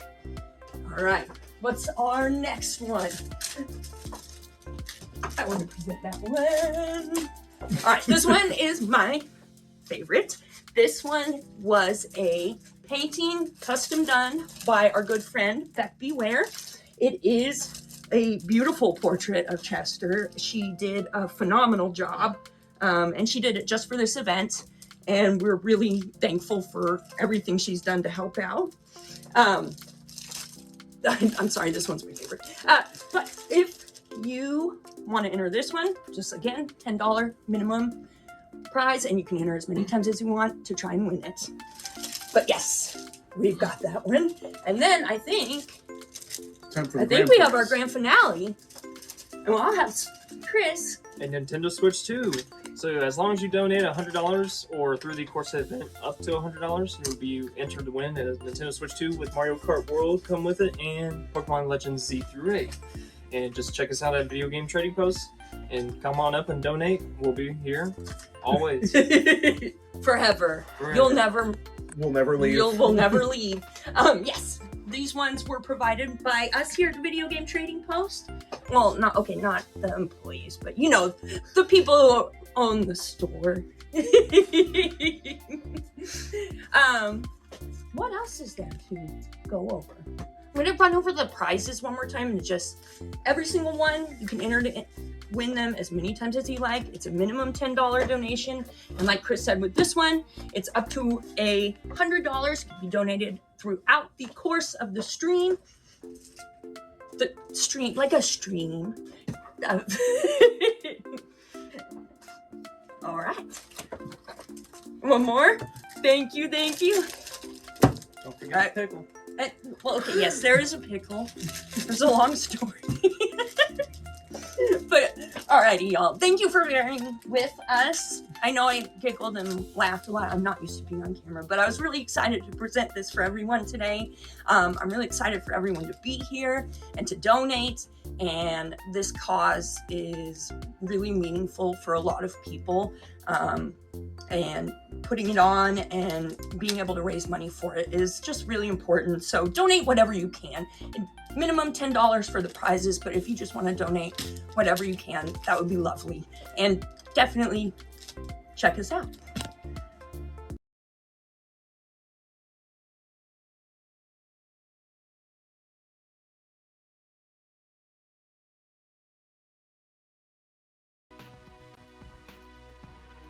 All right, welcome back everybody to Breaking the Habit 5, benefiting American Foundation for Suicide Prevention. I am your host, Supersonic, for this last run of my shift, which is Space Jam: A New Legacy, the game. But before we send it over there, we just want to remind everyone that we are sponsored by Video Game Trading Post. They are locally owned and operated game store located in Pensacola, Florida. Go check out the newly expanded store where you'll be able to find everything from retro video games to new releases, anime figurines, plushies, and everything in between, along with a vast selection of TCG, including a plethora of graded and ungraded Pokemon card singles, packs, and more. Definitely check them out at Instagram at VGTP Florida and at Blue Sky at VGTP.bsky.social. And 10% of all store sales this weekend will be donated near the end of the event. And with that being said, we're going to go ahead and send it over to Plywood Cow. Take it away, my friend. Hi, everybody. Welcome to the Space Jam. We're going to be playing A New Legacy dash the game. And we're going to be choosing one of these characters based off of the bidding war. So what character are we playing today? We're going to be playing as Bugs Bunny, and he won the poll by 1 penny. The 1 penny Bugs Bunny. Very exciting. Well, folks, we're going to be playing on hard mode today, and we'll be able to handle it A-OK. Hope you're ready to rumble. And we are going to choose our card. When I choose my card, that's when time is going to start. So in 3, 2, 1, go. Yo, good luck. Thank you. So this is a game based off of the sequel to Space Jam. If you're going to ask me, Plywood, have you seen the new movie? No, I've not seen the new movie, but I have played the game. It's pretty fun. This is a brawler, and you'll be going through several stages and a few bosses to get out of cyberspace and then actually do the events of the Space Jam 2 movie. In this first level, we have a roulette machine spinning in the background. If it lands on bombs, then bombs will come down from the ceiling, which is something we want to avoid getting hurt by. We are playing on hard mode, and hard mode makes enemies have more HP, and some enemies have different behavior, including some of the bosses. Otherwise, things are not too different from original. The other cool thing about this game is it has jump in, jump out co-op, so you can have the Toon Squad playing together at any point. And as far as I can tell, I don't think the damage values change too much, so I think you could get through the game pretty fast that way. So we're going to use the Strength card, which is arguably the best card in the game. It allows us to do more damage, and we're going to quickly loop this door. By doing that AoE spin, we'll be doing more damage, and normally it will drop your HP when you do it, but in the trap room it doesn't, so use that as part of the combo. As you may notice, we have a basketball, and the basketball lets us do pretty cheeky combos against these robots, because you can throw the basketball in their face. The other cool thing about the basketball is you can hold it and charge it, and then you can do an AoE spike from the air or do a linear throw. And it's pretty good for crowd control or doing good damage to enemies. As far as the characters are concerned, Lolo's the one that's the most different. Bugs and LeBron are fairly similar. I prefer playing as Bugs. He leads the Toon Squad, so he's the furthest right on every screen, which saves maybe like a little bit of time on screens where that matters. And he, along with LeBron, can do a loop against the first boss of the game. But Lola actually does more damage, oddly enough. So you can actually use that to your advantage for certain things in the run. So we're just going to try to clean up these gnolls. if you juggle for long enough, we'll get style points. And you will hear it when we get style points. Trust me. But first, we're going to fight the Prime. It's like a mini boss kind of thing. Gonna focus here, not get hurt too much. The Primes are a bit more scary on hard. They have this full screen AoE grab attack, which is very obnoxious. You have to be very careful about that. It drops a lot of your HP. On original, you can actually avoid the grab damage by doing an AoE spin, but you can't do that on hard. So definitely something you want to avoid. And we enter the elevator and head on to the next level. We are now going to fight the Jada. A bit more dangerous than the Nulls. They can catch the ball if it's an uncharged ball, but you can actually use that to your advantage by basically locking them in place. Take out these barrels. We're just going to do some cheeky little juggles with these Jadas.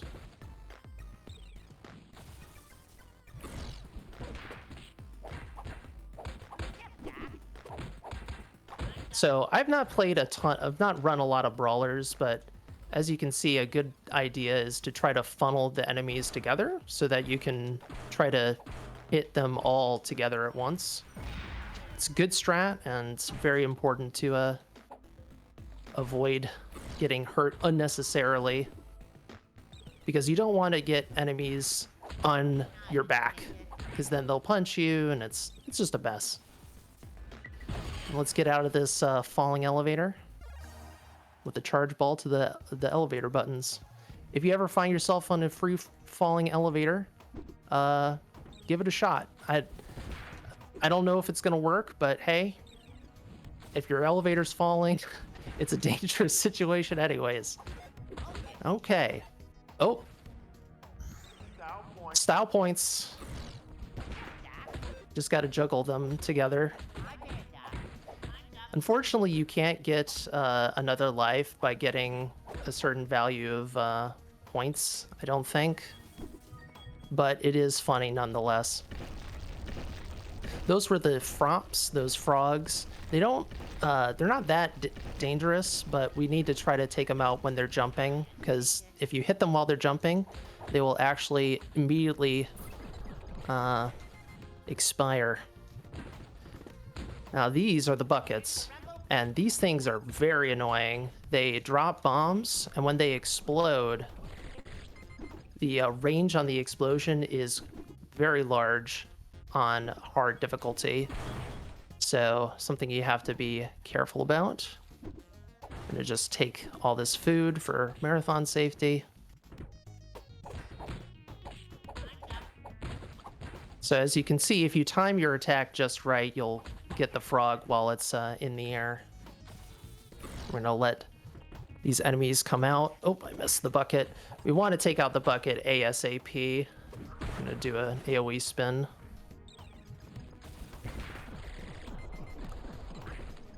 It's all right. We want to be near the door here because we lose control and bugs will start walking. Don't want to be walking on the opposite side of the screen. I'm going to pick up this gold, not because I'm obsessed with points, but I don't want that stuff getting in the way while I'm fighting. Your character will try to pick up points first rather than fighting, and obviously that's pretty annoying. My HP is not good, but that's okay. I'll just adjust accordingly for the boss fight coming up.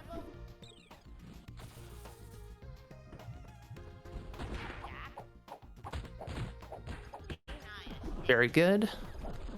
It's this screen is quite annoying with the two buckets because if you're not addressing them well, they just get in the way. I need that ball. We have to get these discs, these floppy disks. If you know what a floppy disk is, you probably should talk to a doctor. You're very old. All right, here's Anthony Davis. we're gonna try and loop Anthony Davis. Oh my god, they have AD in this game. Yeah. Used to be LeBron's teammate. Please, trying to loop you, buddy. Thank you. Ain't I a stinker? CAAD. So if you can get the rate correct and the right position, the correct position, you can actually use single punches to loop Davis over there. We are now in Looney Tune zone, which means we have the legendary cheese cactus. If you ever find yourself in the Looney Tune area, keep your eye out for cheesy cactuses. Very useful, especially after fighting Anthony Davis as a big Birdman. Of course, this dang bucket is getting in the way. There we go. So the really key thing with this game, other than knowing each screen and how to handle the challenges of them, is knowing what position to be in for each fight. Everything is predictable as far as the start is concerned, but behavior can change, right? They're not always going to do the same thing every time, so there is some variation. You have to think on the fly, which is pretty fun. Now we have the jet. These enemies are very important to take out because they have a flamethrower, which knocks you out in the air. But if you're at a distance, what they do is they will actually throw a cannonball out of their flamethrower. Very advanced weaponry. And that is really annoying, so try to avoid that. If you use the strength card here, the barrel will spawn early, and then we get a very nice spin on the jet. So there's that cannonball I was talking about. The fourth hit on the combo actually does more damage, so it's good to plan around that. And I used the AoE hit there to take out those mines. Ooh, that was cool. I didn't even know you could juggle with the ball in the air like that when they're getting knocked around. The ball is definitely like the most interesting thing about this game. Like, ball tech's real. I mean, there's no hoops, but the ball tech is real. This is a basketball game without hoops. There is a court here, but there's no hoops. We do a nice little pattern here with the barrels. Down, down, up, up. And we try to take out this jet quickly. Try to keep these nulls all bunched together. Want to try to have as much HP going into the next boss as possible. Diana Abbasi is our next boss, aka White Mamba. Gonna do a bit of a safe setup here. Oops, should have stayed on the... If you're on the left edge of the screen, she will actually not hit you with that attack. Let's just do this the safe way. Oh, the rubble.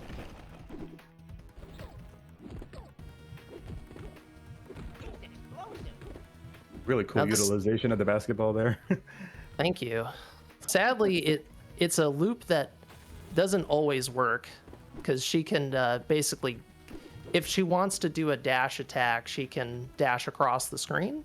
But if you're on the left side of the screen and like the very left edge of the screen, it won't hit you. If you come in there with good HP, it's better to use the AoE spin. You'll get through the fight really quickly, but didn't have quite the HP I wanted, and we have two lives plus life 0, so it's really 3 lives. But I don't want to hit a game over because we'd have to redo a level, and redoing a level is a lot slower than just taking things safe in this game, especially this level. This is the final level before the final boss, and it's pretty long. So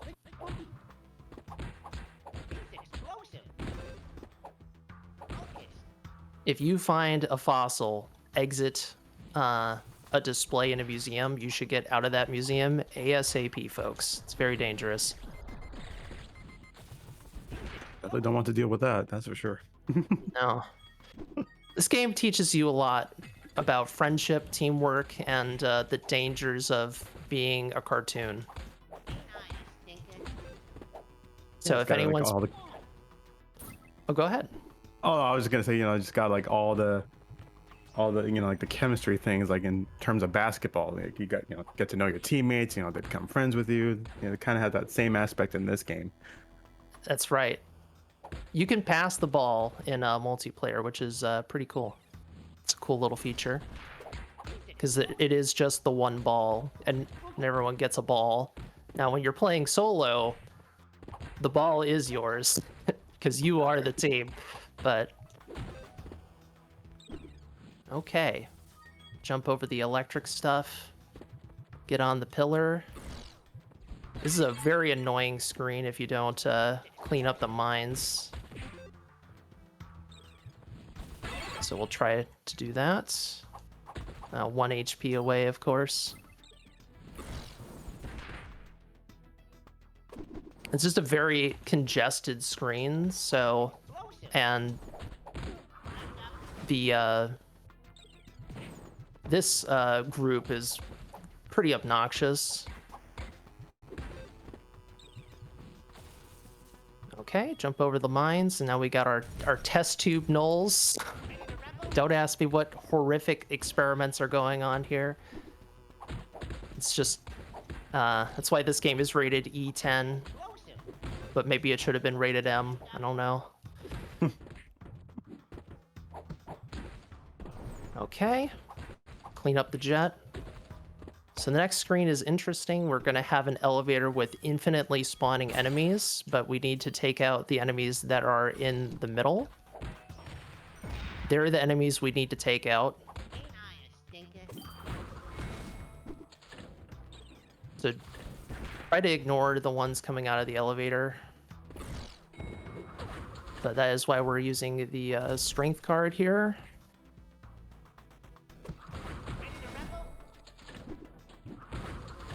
Nice. Using the food to our advantage.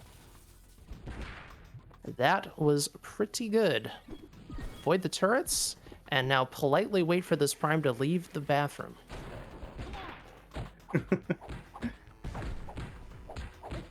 Even damaged the wall there too. Yeah, he comes out. They come out strong. That's how you loop the prime. We're going to fight 2 primes at once after this fight, which is absolutely the scariest encounter in the game. So I'm just going to focus because we want to loop them together.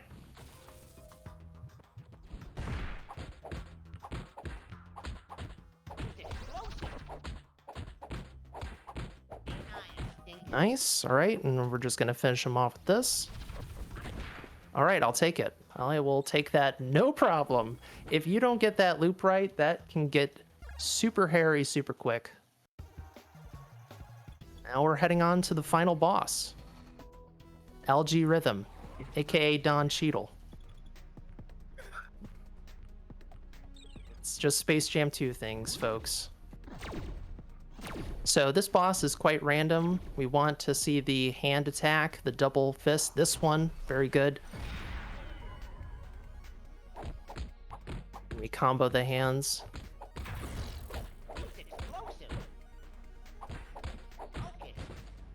It's not guaranteed that the boss does what you want it to do. Hopefully we won't be too delayed. Need to do a charge shot on that tube. 4, 5. Get in position. So we don't want to see that.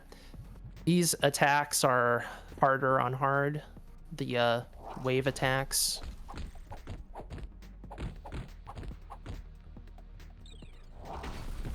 Oop, I whiffed. So if you're in the proper position there, you can do a dropping kick on that hand, and that would have actually gotten us into the next wave of mobs, but I missed.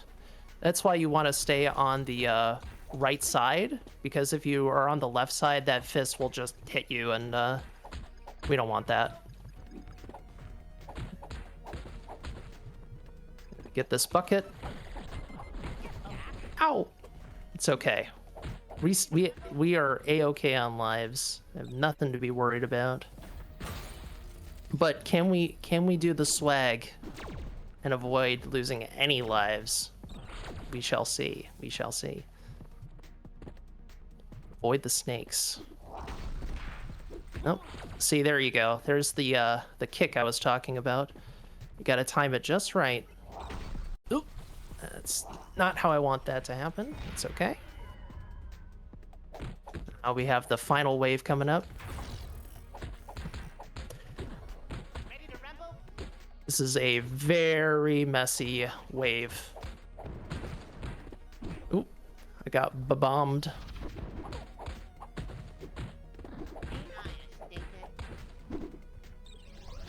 Avoid the prime. Let's do a little cutesy juggle. And there we go. Time coming up. Time. There we go. GG's. Especially with just a sliver of health left, too. No lives lost, people.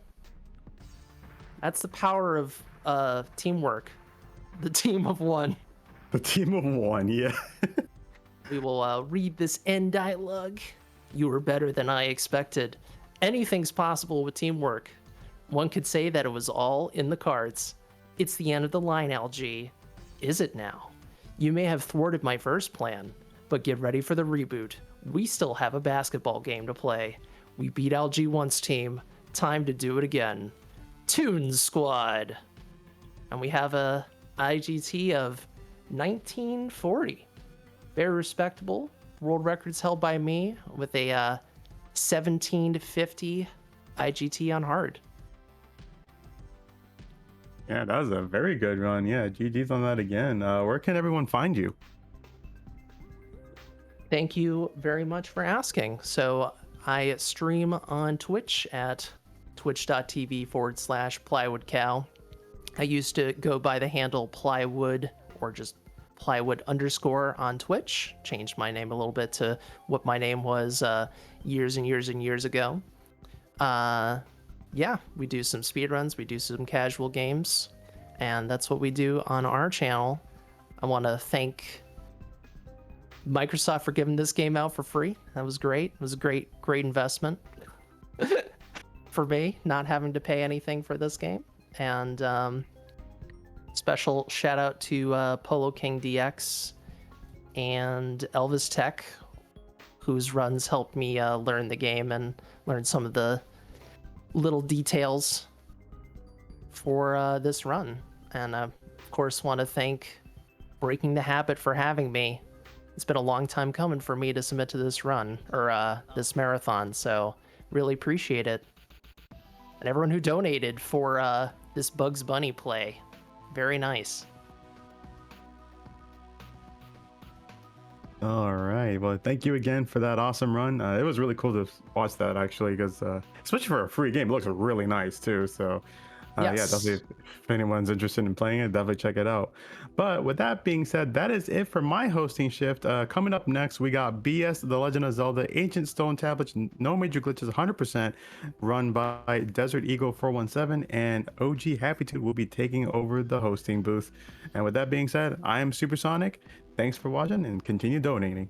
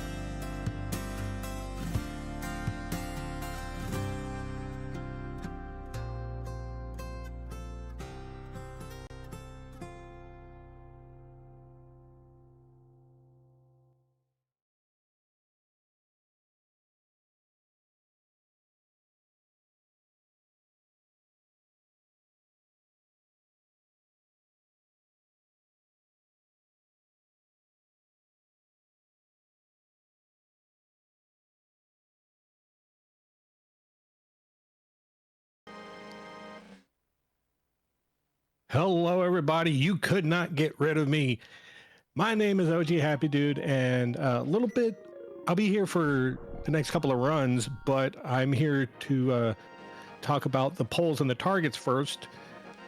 Defend Leon is the current poll that's up. You can either defend or don't.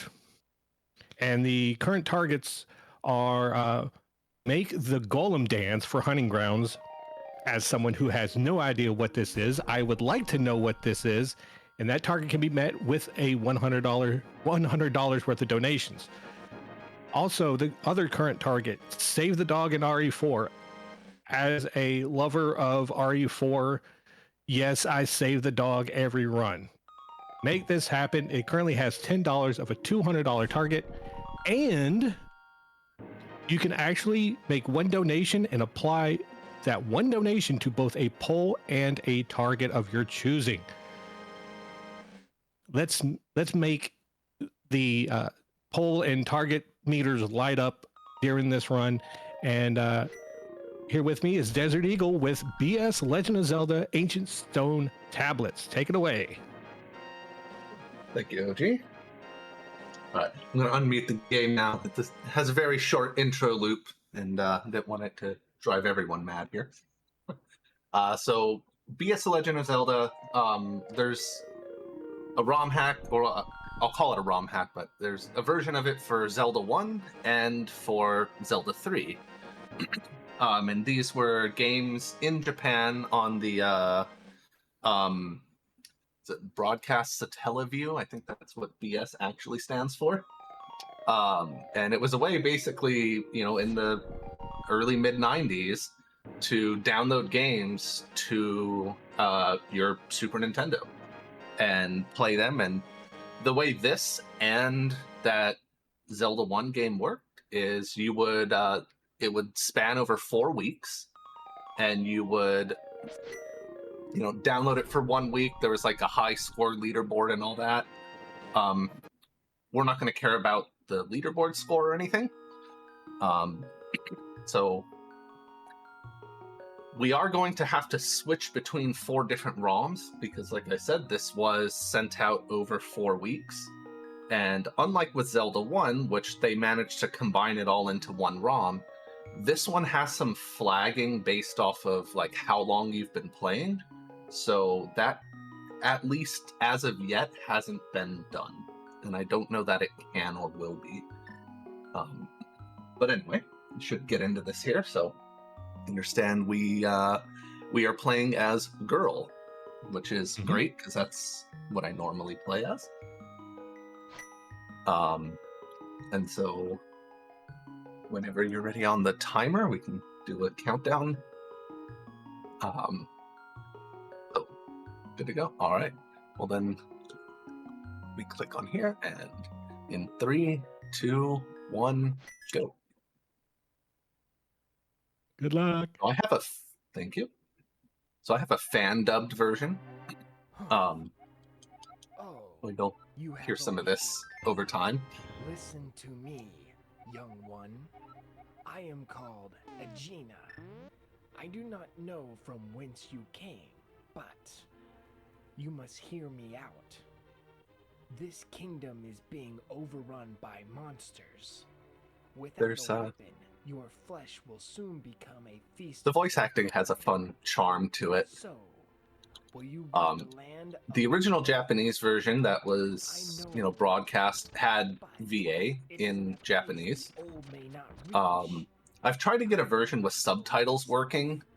Unfortunately, every time I've tried to use the subtitle patch, it broke the ROM. So, in that case, I apologize for no subtitles. there you will find a sword and shield. Ah, You have a sword. okay. You can defeat the It's tricky to monsters sneak between those two guys there. Until Alright, that got ourselves a sword. I will lend you my brother's equipment. My older brother, Srala, is a famous elder of Hyrule.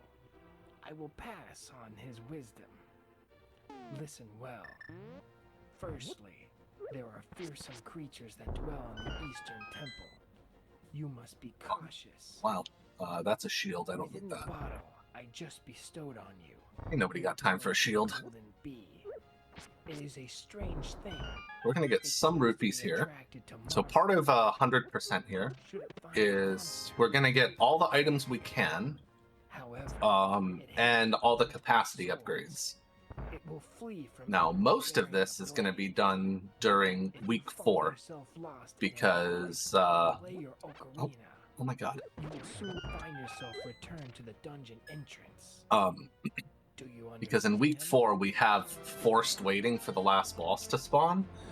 So the way this run works is you try to fly through, only get the things you absolutely need to from week 1, 2, and 3. And then basically do everything in week 4 because the boss spawns at like 45 minutes in. This menu is So called the subscreen. we should run into some idling time in week 4 unless I'm very slow. But it doesn't really matter if we have that idling time or not, as long as we don't, as long as we're not still doing things after the final boss is spawned. That's the main by thing. pressing start once more. I will now explain how to use your new item. Select the bee from the bottle from the subscreen. Now, press start once again to close the window. Press the Y button, Arrows. and the bee will be released.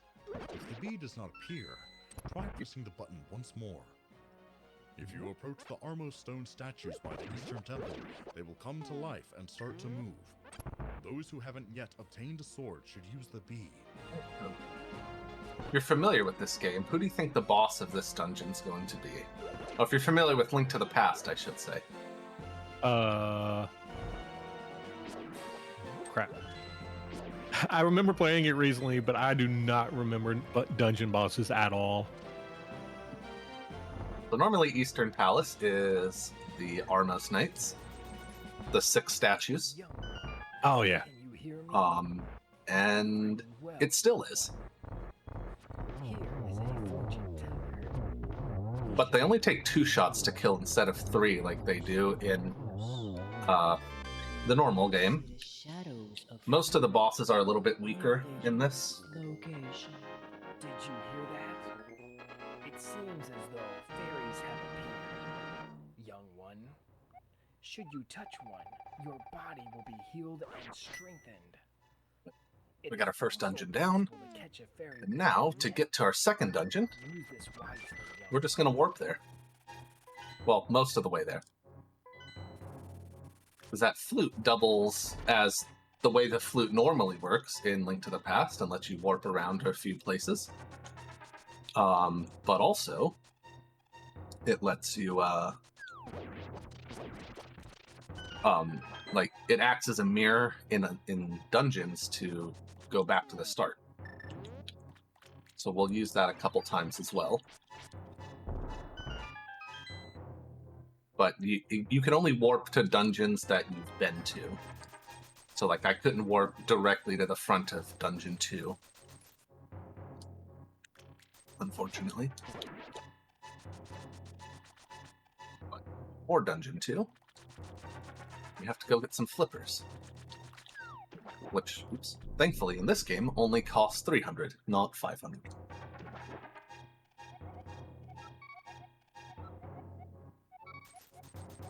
I had to remember that I had to pick the top option here, because then, like, all the capacity upgrade ones you do, you have to pick the bottom option. And very unusual thing to have to do. Well, here we are in Dungeon 2. Oh.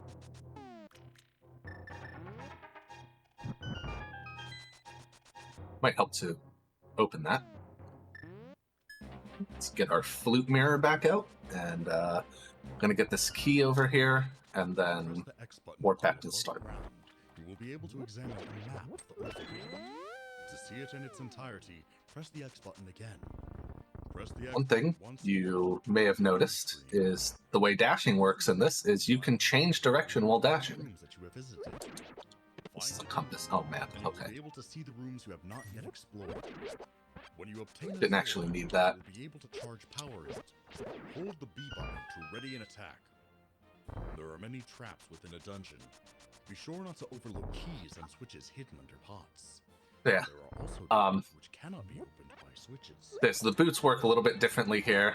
Because you can actually change direction. So you're going to see me bonk a lot because I was doing a Link to the Past run for another marathon just yesterday. And in there, and that's what I normally play when I do this, to stop a dash, all you have to do is, press movement in the opposite direction. And so muscle memory does that. The way you stop your dash here is you just stop holding the dash button. But in Link to the Past, like the normal one, once you start a dash, you can let go of the dash button. Which if you see me stop dashing kind of randomly, that's what happened. No, don't need that.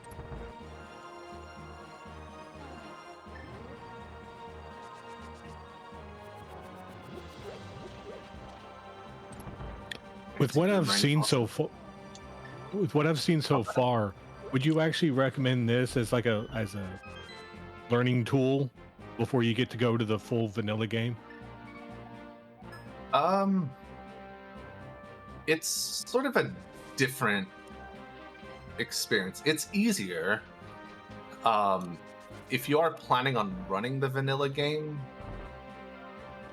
It's not that I guess I wouldn't say it's useless, but there's a lot of mechanics that are in this that are not in the vanilla game, like this dashing mechanic and some other things that I think it might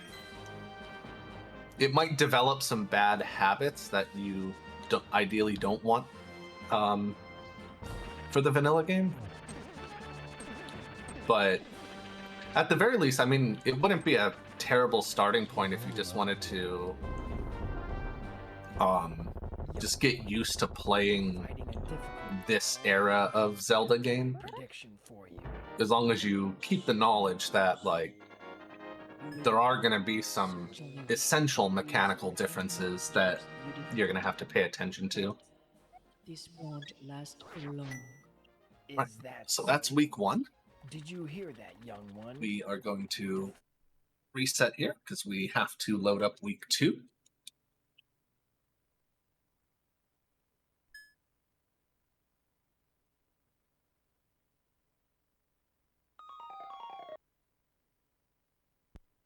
Hopefully the voice acting works again. If not, we just have to restart and try again because I'd rather have it play. Oh, good. Awaken. While you slumbered, I looked into these stone tablets. However, I could not discover anything of importance.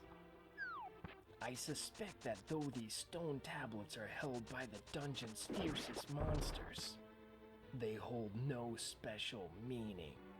It's our third dungeon. Will you continue wait, collecting the remaining wrong dungeon. tablets today? We just go this way. So, that's it. You'll go. I shall return the items I borrowed from you.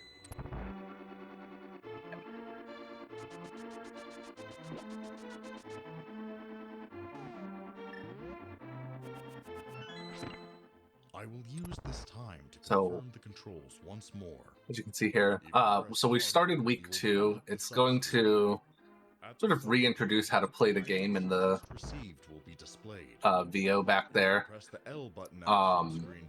You will see today's objectives. Oh, it snuck through. If you press the R button, you will be able to see it. Because you are able to play this just starting at whatever week you want. Game screen by pressing the start button again. Hold the B button to charge your So sword's for marathon safety, I'm going to grab this tunic. have a sword yet will need to It is absolutely unnecessary to grab, but in the next dungeon there's a murder hole, and so I'd like to just assist with not being murdered. I was hoping one of those was a heart.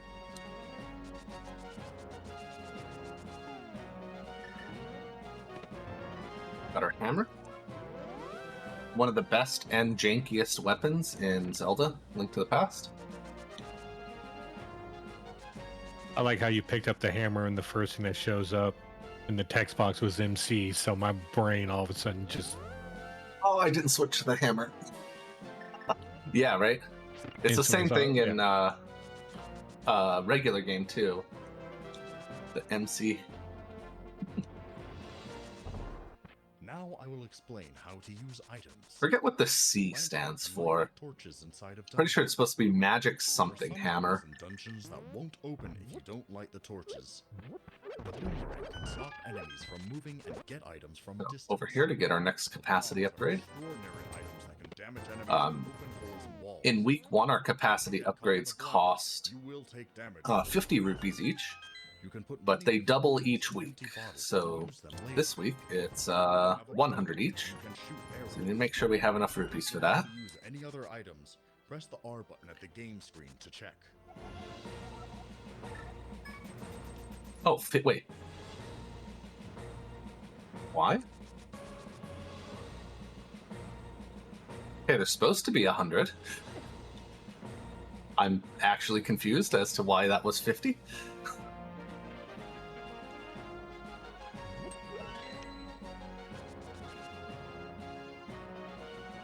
Whatever makes us go faster. I mean... yeah.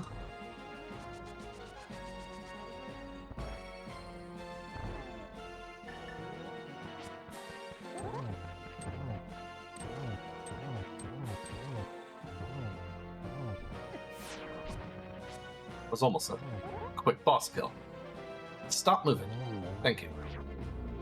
Yeah, so we break his mask with the hammer, and then to actually hit him with the hammer is pretty hard because we have to like climb up his nostril in order to be able to hit him. Is today going to be another day of bad weather as well?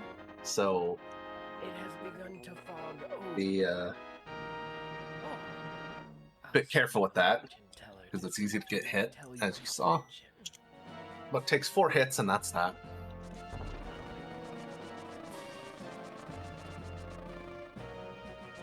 Now time for Dungeon 4.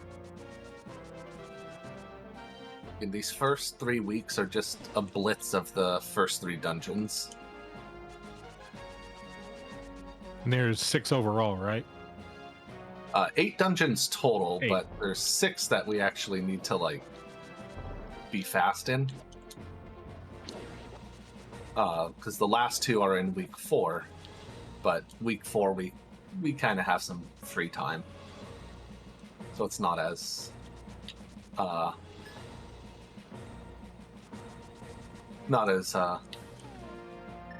under as much time pressure.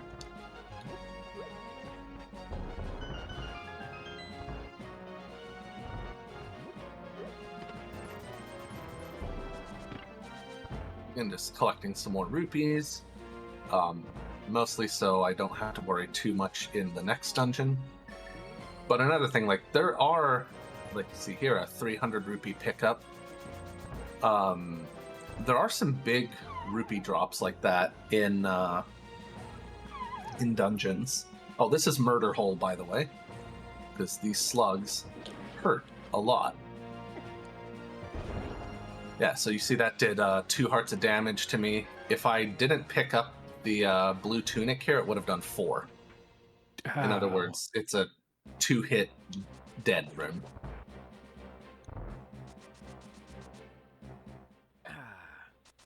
It has begun to rain. Curse this weather. So, You will no longer be again, able to in a use PB run, obviously, I skip the blue tunic, and we just, don't die. But Will you not share your prophecy? that's not how marathon runs go. They're determined to end your run sometimes. Where do you see it? Deep in the forest. Is that so? The forest? Down here for the big key.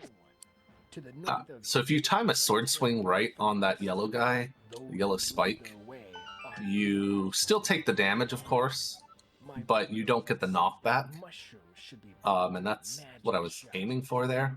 Young one, Unfortunately, I slightly messed that up. you must be cautious. Shot.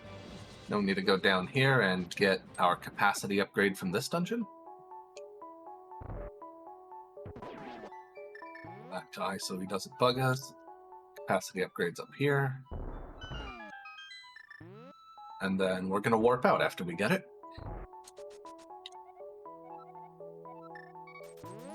Okay, see, that one cost 100. Why did the other one... Oh. I have an idea of why, and I hope it's not what I think it is. I think I might have accidentally said no to a capacity upgrade in week 1. In which case this is technically not 100%, but I guess it is what it is.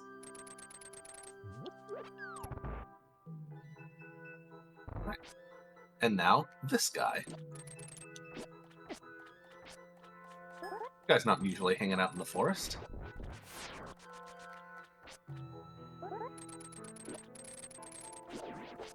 So because we only have the level 1 sword here, these things take either two sword hits or 1 spin attack hit on each.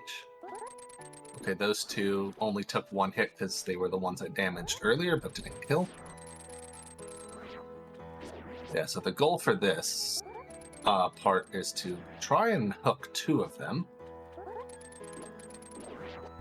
And then let off a spin that'll kill both of them. Though it gets kind of hard to do when you're down to the last few puffs. Master Regina, Have you seen something? What? I see the There we go. shadows of fairy. And then 2 hammer hits and that's that. Fairies? Young one, if you find a fairy, you can touch it or catch What? it in a bug. Fairies just randomly spawn? Well, they don't randomly spawn. They spawn at a fixed time. And there's a bunch of stuff like that in this game where, like, sometimes bees will spawn, sometimes fairies, sometimes the medallion abilities go off. Right, and that's week 2. Now, if memory serves me correctly, the NES Link to the Past version of this actually had a cutoff. After you spend a certain amount of time within the game each week. Does that actually happen on this version? Sure does. Okay. Yep. Yeah. And we'll get close to that cutoff in week 4.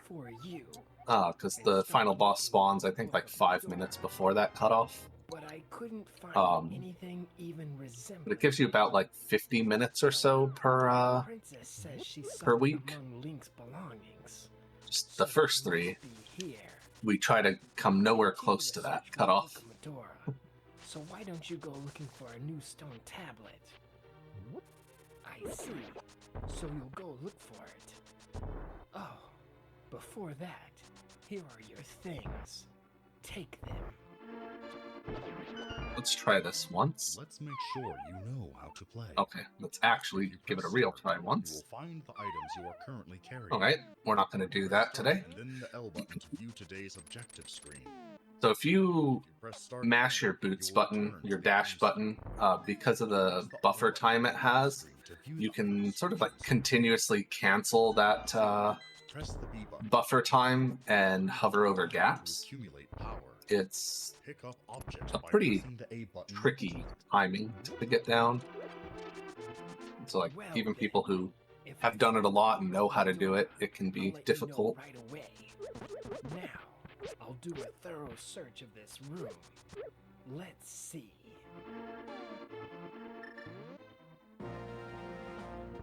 If you do not have a sword, Yeah. go to the Eastern Temple. If you do not have the boomerang, go east of the potion shop into the bottom of the waterfall. If you do not have the magic hammer, go to the west side of Hyrule, just east of Kakariko Village. If you do not have the hook shot, Any guesses on who the boss of Swamp Palace will be? Because play the ocarina. we just fought Change locations. the normal boss of Swamp Palace in the last dungeon. Don't know where you are. Press the X button to display the map and confirm your location. Okay, I think that must be what happened, as I accidentally said no to the second capacity upgrade in week 1. Dang. Okay.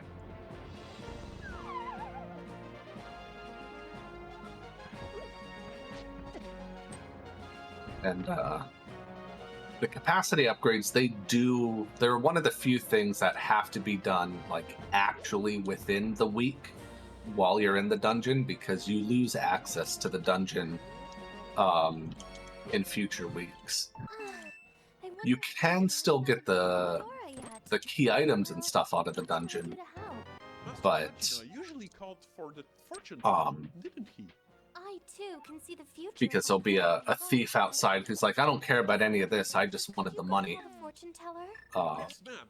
And so that's also why I'm picking up money here too. Because the money that's in the dungeons, there's a lot of it, and it goes away if I don't get it within the week.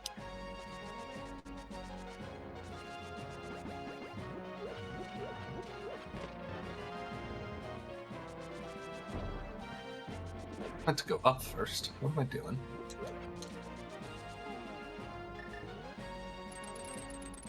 Oh yeah, so we want to go up here first. Now we have our level 3 sword. I could have got a level 2 sword earlier, and I used to do that in the run, but it ended up just not really being worth it. Things.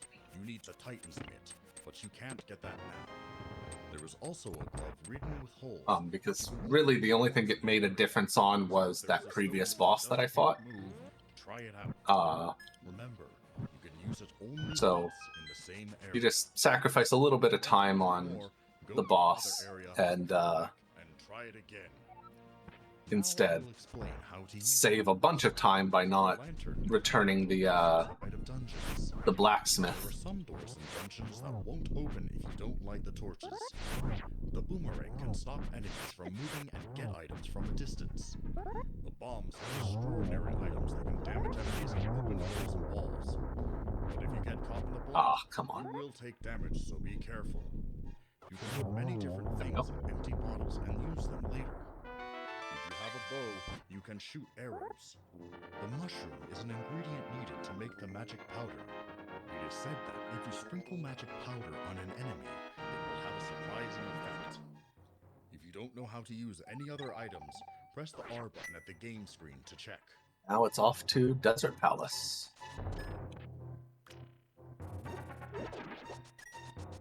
Again, we're going to be going on a giant world tour after this dungeon.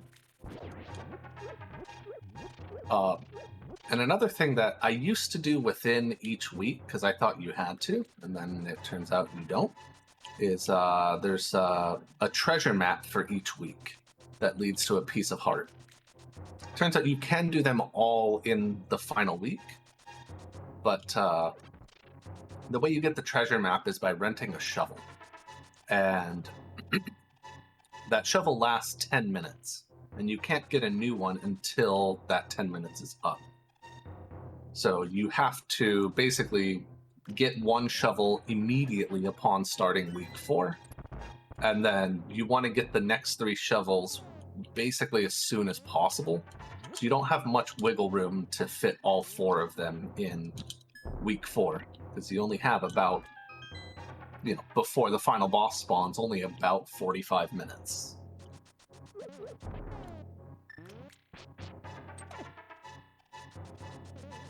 It's weird thinking that we're like almost done with all the dungeons and we're not even halfway done with the run yet.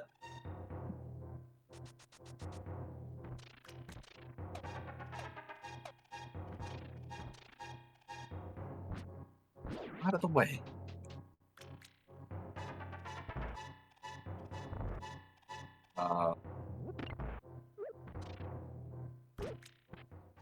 So you're the fortune teller. You just got here, but could you divine the location of Some the money door? and one of our capacity upgrades here. Capacity, or the money first. Money's down here, and then capacity upgrade will be up there. Where the Book of Mudora is, but fairies have appeared near the youth. Oh my god. Fairies? Hero of Light, did you hear that? It seems fairies have appeared. Do your best. Yep, that one was 200. Okay, so I'm pretty sure I can confirm now that I accidentally said no to a capacity upgrade. No. A little disappointing it's not true 100%, but it is what it is.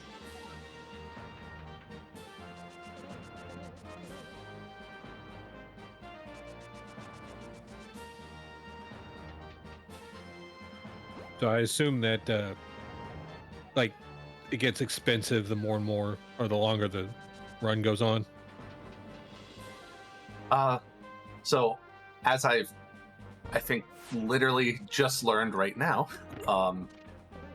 so I used to think it was like week 1 is 50 rupees per upgrade, week 2 is 100, week 3 is 200, week 4 is 400. It's not here. It's called the book. But it's apparently tied to the number of capacity upgrades you have, which is why like some of them I've been getting are like in this week there's one that was 100, one that was 200, and so it's actually your first upgrade is 50, your second is 100, your third is 200, and your fourth is 400, which should, if you get them all along the way, should correspond to they get more expensive over time.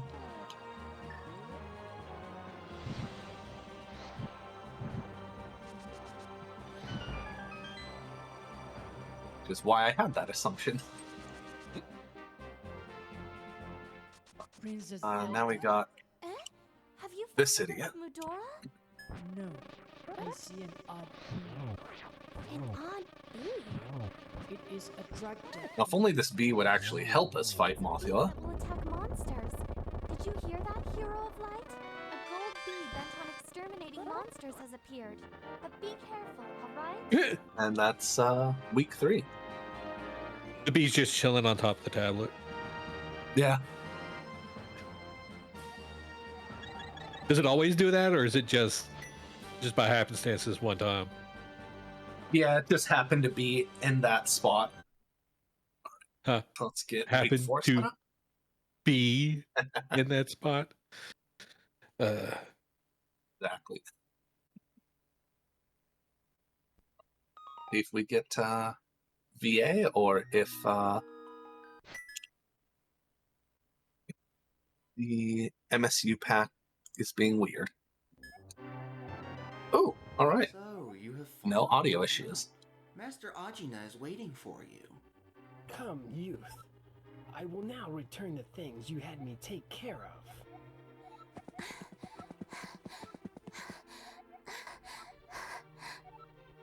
Oh, if it isn't Princess Zelda. It's dangerous for you to leave Hyrule So, Castle. watching this run for the first time, Your Highness I'm assuming that the bag, the XL bag at the beginning of each day, at the beginning of each week, is all the stuff that was saved from the week before. It had to have been a prophetic Yep. dream. Yeah, it's all the equipment and stuff from that. Read the Book of Mudora Oh. atop the mountain. Hero of Light, could you take me to the summit So, of Death here's the Mountain? first shovel. I cannot let you do that. Let me go in your place. No. Again, we want to get these like ASAP each time. Where is it at? Oh, it's down there. But So we're gonna do this first. she is gone. So I didn't go straight into the fourth dungeon. I wanted to get the map as soon as possible, and since that timer's now running, we're just gonna start gathering up heart pieces and stuff. I know. I can at least have the fortune teller look at Princess Zelda's future. Now begin the collectathon. Here. let's make sure you know. So as you're taking care of that, you think I got enough time for another or for a few announcements real quick? Oh, there's going to be plenty. Go for it. All right. So I would like to talk about our sponsor for the event. Check this screen if you don't know how to use it. If find the blurb. Let's see here. Video Game Training Post is a locally owned and operated game store located in Pensacola, Florida. To go check out the newly expanded store where you'll be able to find everything from retro video games to new releases, anime figures, plushies, and everything in between, along with a vast selection of TCG, including a plethora of graded and ungraded Pokemon card singles, packs, and more. Check them out on Instagram at VGTP Florida and on Blue Sky at vgtp.bluesky.social. 10% of all in-store sales this weekend will be donated near the end of the event. And they are supplying the Nintendo Switch that we have available. The Switch 2 bundle available for you to win with a $100 donation includes a Switch 2 console and a physical copy of Pokemon Legends ZA for the Switch 2. This was provided by the lovely staff over at Video Game Trading Post in Pensacola, Florida. You can do a single $100 donation or donate $100 throughout the course of the entire event.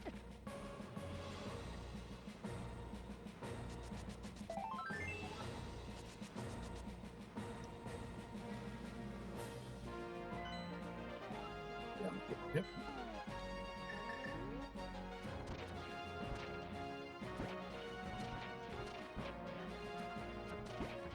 And that's where we play Do I Remember Exactly Where This Digging Spot Is? Yeah. I wonder if Princess Zelda is alright. Is it wrong for me to have Diggy Diggy Hole playing in my head right now? He hasn't shown up yet. Really now? No, I don't think so. What is he doing?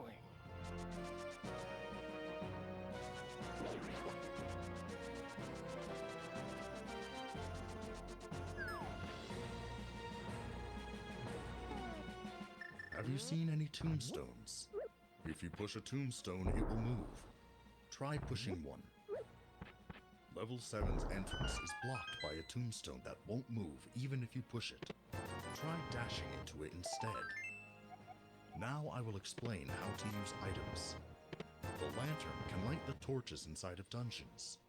There are some doors in dungeons that won't open if you don't light the torches. The boomerang can stop enemies from moving and get items from a distance.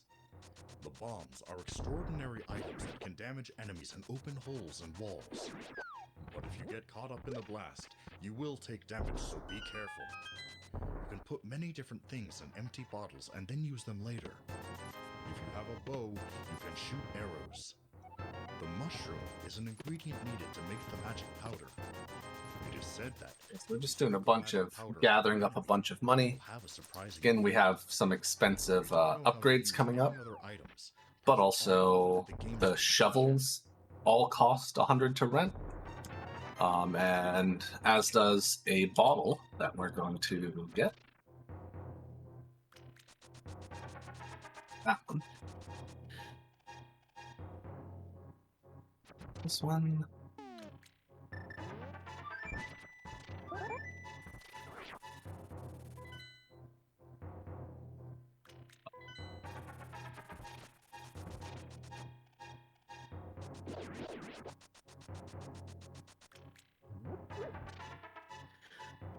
Quick question about the VO though. Do you have to have the VO in, or can you take that out, or? You do not have to have it in. There are a few different ways. Oh my god, a few different ways you can play it. Like you can have English text, Japanese text.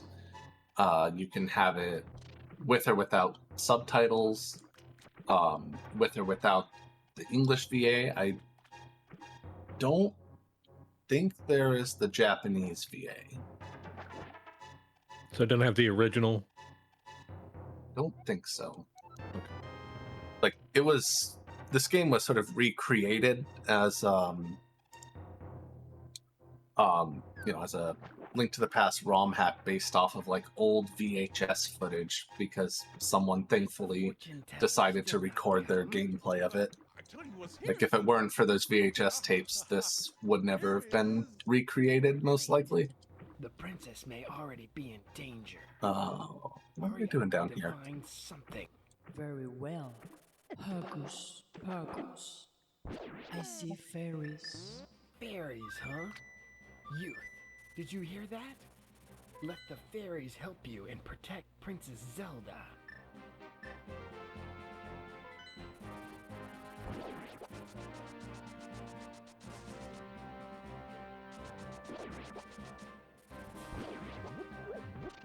Every time I do this, this run, I route week 4 differently. And it doesn't really matter how you do it, as long as you do it in time.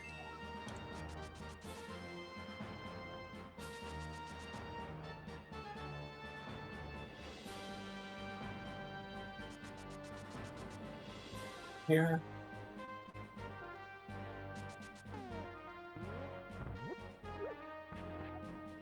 Money.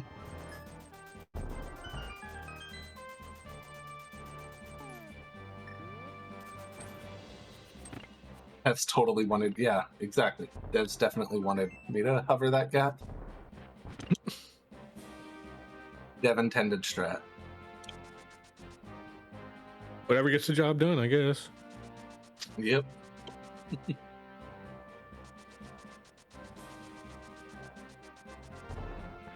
I was just off.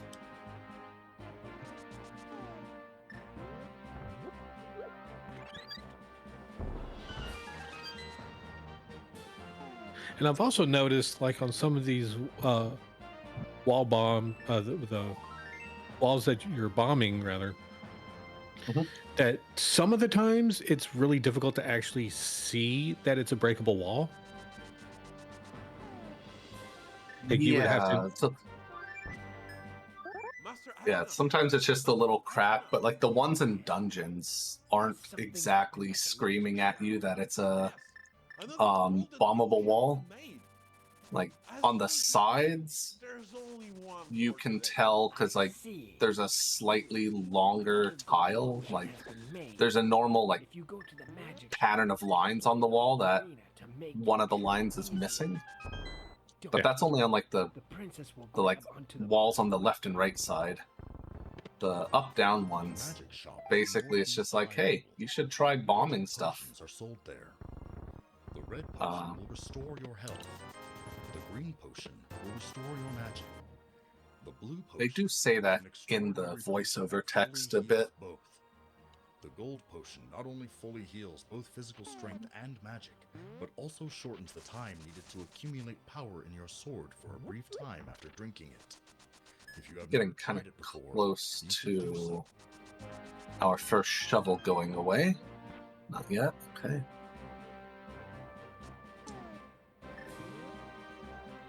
Oh, I'm low on magic.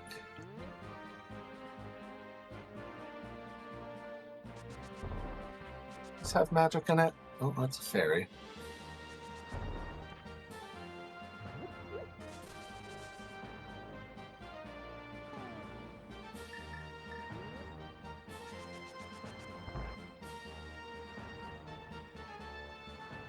That's a mini game that we're not doing. Alright, I'm just going to chill here until the next shovel becomes available. It should be within this minute here. So it has to completely deplete in order for you to get a new one? Yep. Really wish that weren't the case, but... The legendary sword, the Master Sword. Not a bit out of my control, unfortunately. In the previous struggle, it was sealed in the Lost Woods. It is said that, with a single swing, it could clear... So as we're waiting, can I talk about the wonderful list of prizes that we have? The most dangerous of foes. But all right. Everyone can So for a $10 donation, have a certain level of we have Devil May Cry figurines featuring Dante and Trish. These are vintage figures from the Devil May Cry 1 manufactured by Toy-Com. released in May of 2023, featuring Dante and Trish. Those are available at a $10 donation.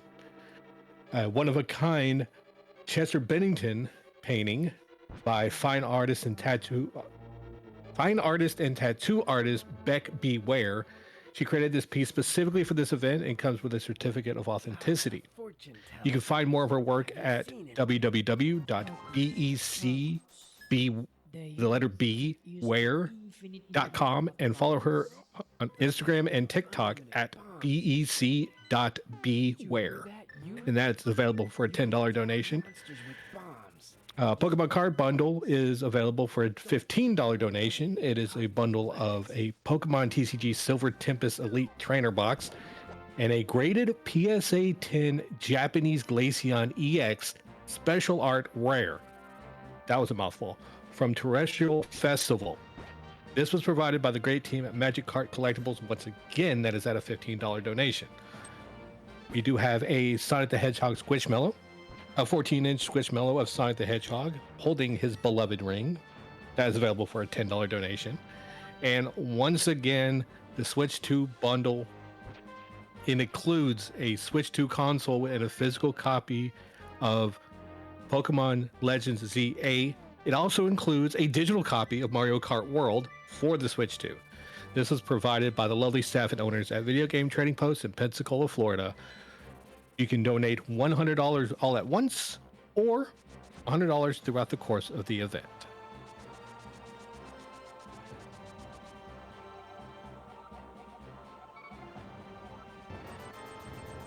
So we're on shovel 2 now? Yep. Yeah, I got the second one, so now that that's started, we can go do a bunch of other chores. What's the average shovel count throughout a 100% run? There's always 4 of them, so each week gives you a new dig spot you can use. Is gathering in the youth. Let's do this first. 5. So it's only one dig spot for each week? Okay. The way that it was sounding, it sounded like It looks like the power protecting the youth. it was more than one dig spot, and it sounded like you got one heart piece each week from digging. Yes. Yeah, so if you do it along the way, that's what it would be. You'd only be able to do 1 per week. But I just crammed them all into week 4 while we have nothing better to do. Okay. I misspoke. I thought it was one heart piece, one full heart per week by digging.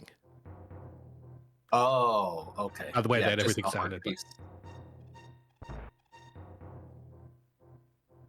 Oh, wait, why am I going in here? Doing Link to the Past, muscle memory there.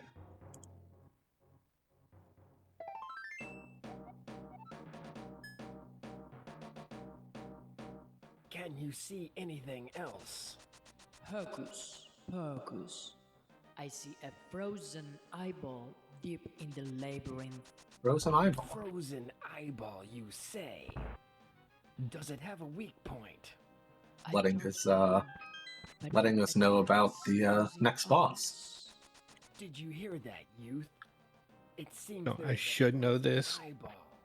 but I don't. Frozen. It should be weak to fire. Use strong fire attacks. I am old enough to know this information, but I don't.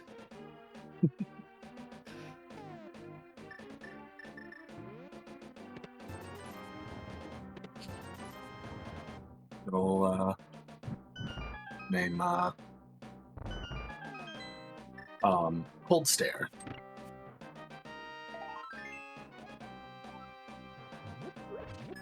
Magic back here, please be magic. No, okay. I know where there is magic, it's just not nearby where I am.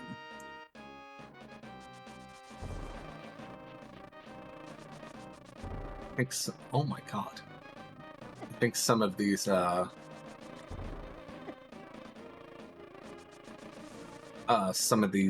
heart pieces that I'm going to need to be getting soon actually will require me to have some magic. Oh wait, I can't do this one yet. All right. Still gonna wait until this next shovel timer. I think I'm gonna wait for it to run out before doing the dungeon. Or maybe not. We'll see here. Actually, I'm gonna get this and then Is the princess all right? The power of unlimited bombs has disappeared. Princess Zelda is with the youth. I see. yeah, all right, I'm gonna get this then just go do the dungeon actually so I can Did you hear that, youth? get on with the gathering. Keep at it.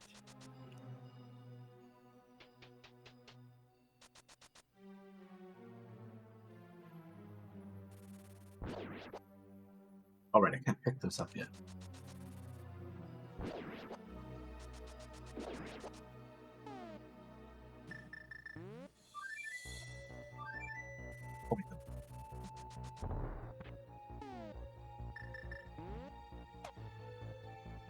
This first.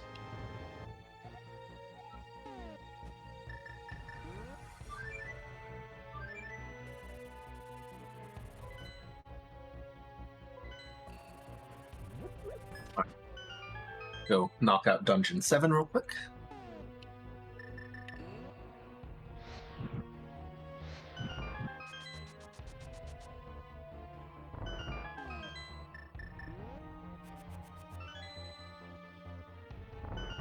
Yep. The whole being able to change your dash direction is so nice in this. That's just a compass or a map, one of the two. Those two chests that I skipped. Well, not terribly concerned about him.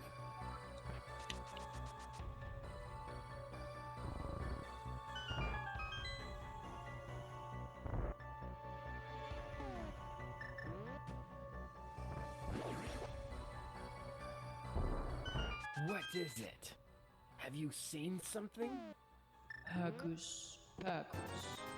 I see arrows. The youth can use infinite arrows. I see. Youth, did you hear that? Is our upgrade friend here? As many arrows as you please while you have the chance. Oh, look at us with infinite arrows.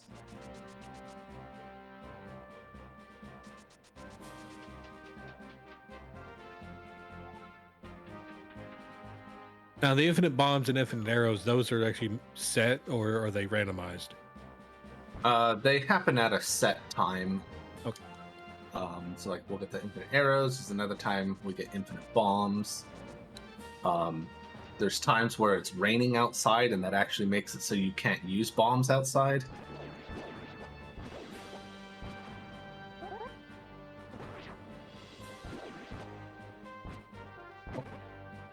Really? That was rude.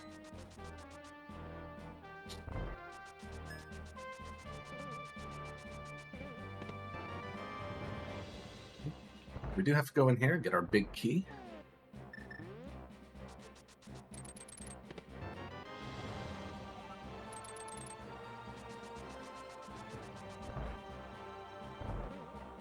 Should have like 2-ish minutes before this next shovel is up.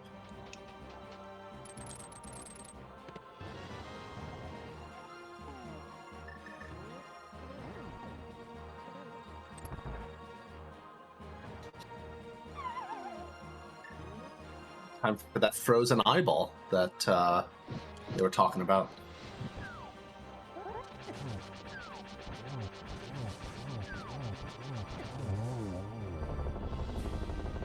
He's just... Mr. Regina. What is it? What's that? Have you seen something?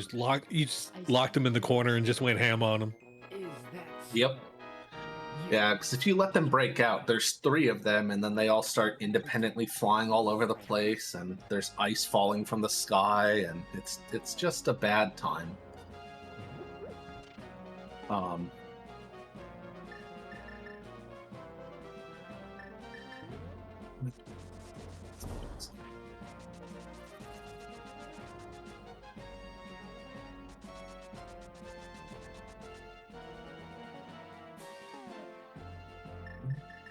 put the shovel on just to see if its timer runs out before I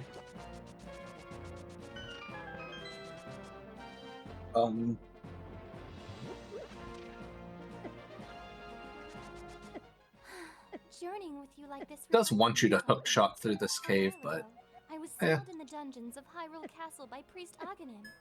I would continue to plea, relying on the slim hope that I may be heard. When you have 16 hearts. Heard me and came to rescue Yeah. me. Exactly. Link and I escaped the castle through a secret passage and made it to the church. The journey to the church was a dark and painful one, and I will remember it for the rest of my life. And now you, the hero of light, are here. Next when things get place we buy a never give up. shovel from is there.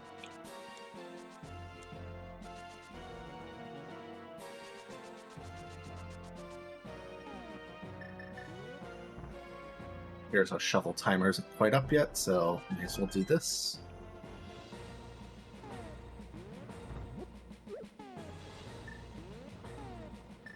Please.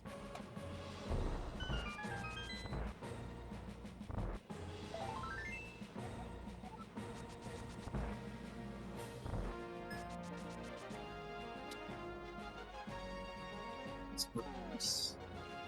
Next shovel is up. It's almost perfect timing.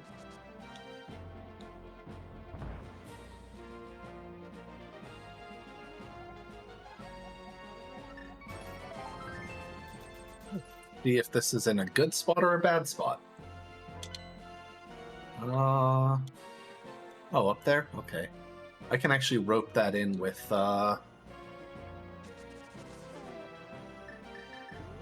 another check we have to do.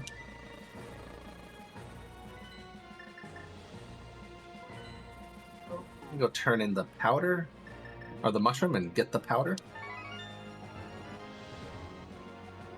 Thankfully, we don't have to do the old transition the screen, come back stuff in this. Buy that for fun. Master Regina.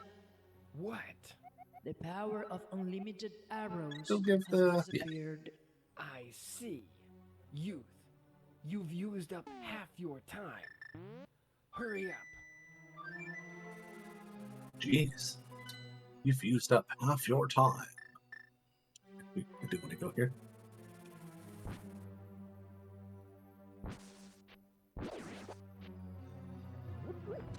A bottle in here.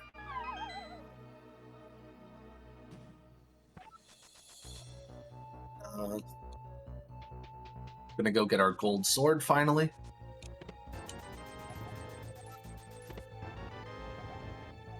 I think we're actually more than good on rupees at this point.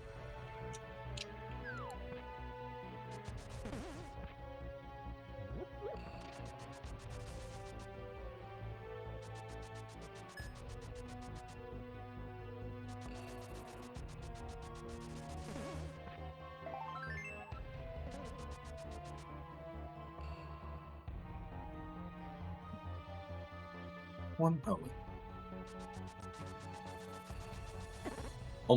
Almost forgot about a heart piece. There we go. There's one in here.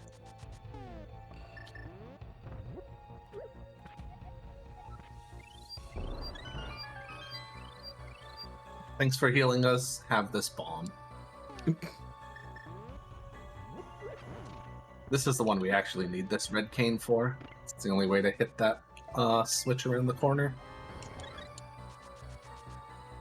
I was about to say that's very rude for bombing someone that's trying to heal. Can you see? Right. Hocus Pocus. Oh, the boomerang has transformed. It can now pierce through enemies.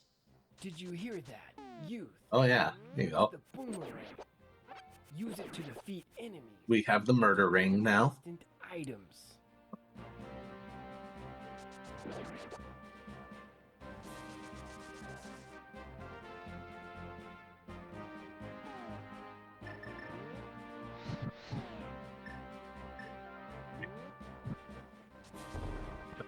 For this. Nope.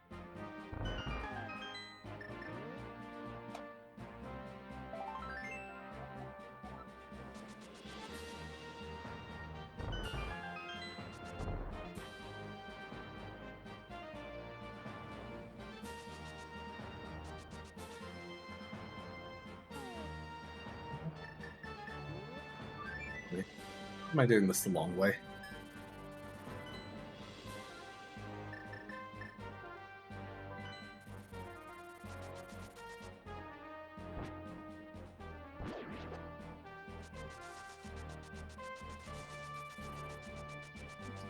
Get our Master Sword now, our gold sword.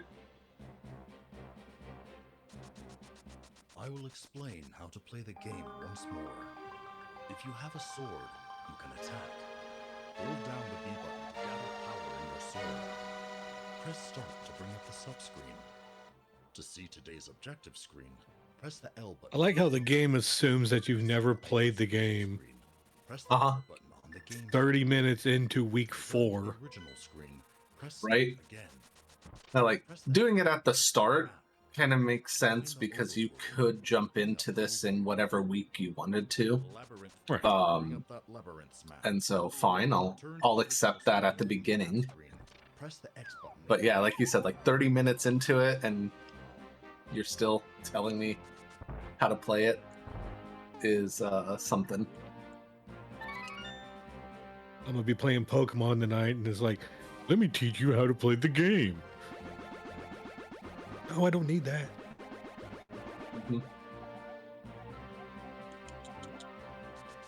It's got our half magic here, so what that does is make it so everything costs half as much magic. This is actually one thing I'm really glad they did with the later Zelda games is instead of saying like, oh, you know, things use half the magic they used to, they just give you a magic meter that's twice as large. Same effect, easier visually and conceptually for people. All right, we got our week 2 shovel HP.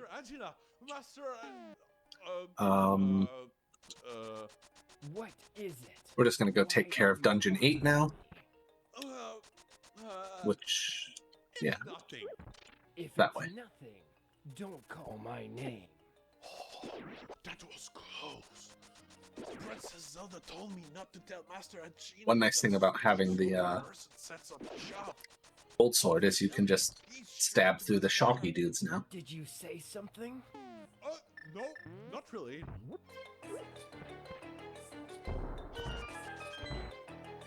Time for our last capacity upgrade, 400 there.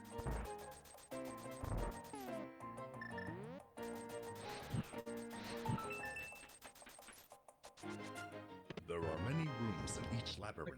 Torches. Check it out on the map. You can actually get up on the bridge with those torches and light it, but Search every why do all that when you can just shoot them with the fire rod? you can destroy, or statues with tongues which you can pull. To pull on something, stand next to the thing you want to pull and use the control pad while pressing the A button.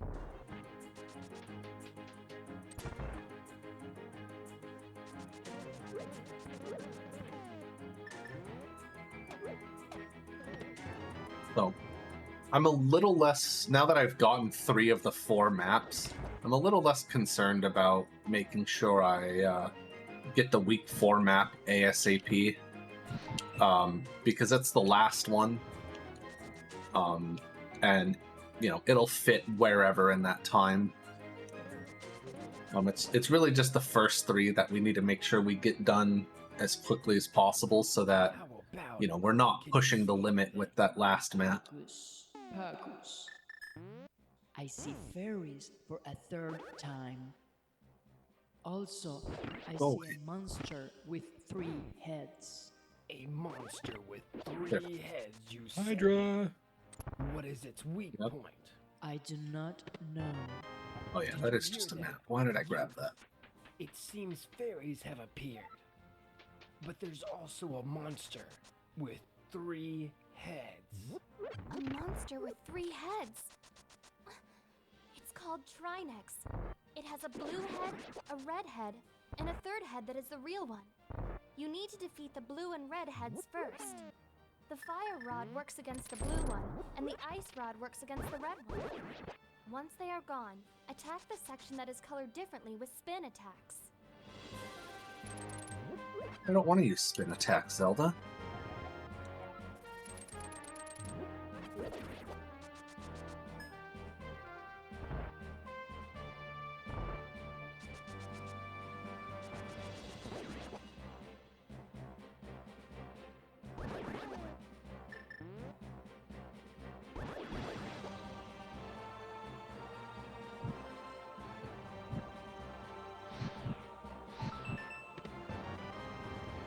Can I make it through this maze without bonking?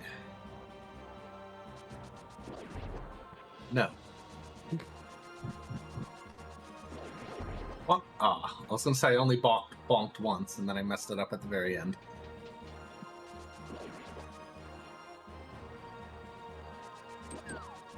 That bombable wall up there is just money, so I don't need that. I believe I want this one. Oh no, this is also just money. We don't want that, or don't care about that at this point.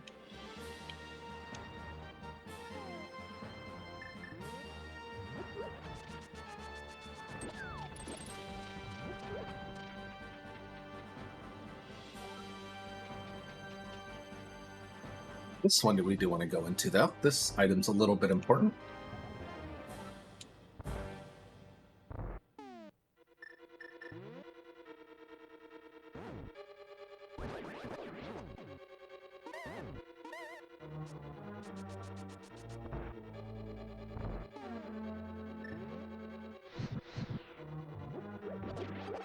Master Agina, what is it this time?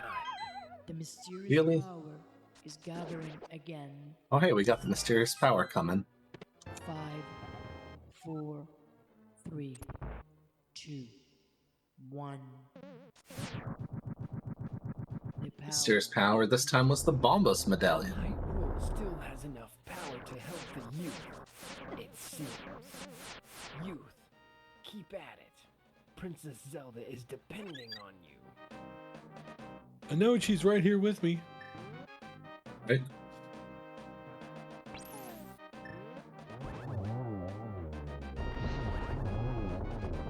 Well, such a threatening boss, don't you think? That's the last dungeon boss, right? Yeah. I guess. Okay.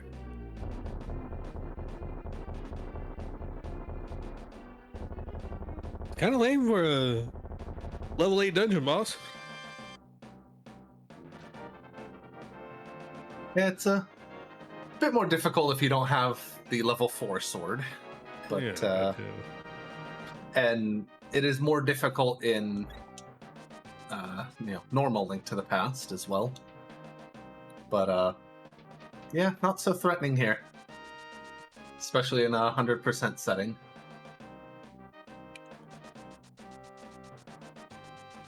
So, got another piece of heart in here.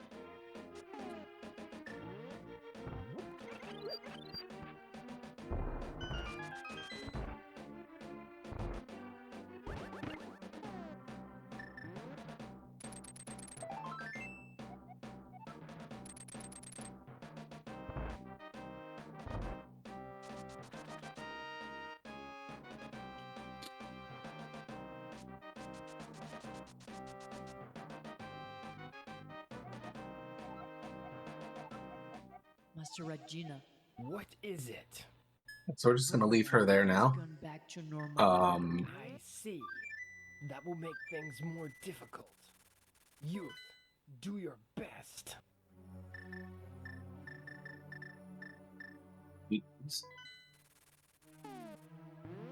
Shovel's gone, so we can go get our last shovel.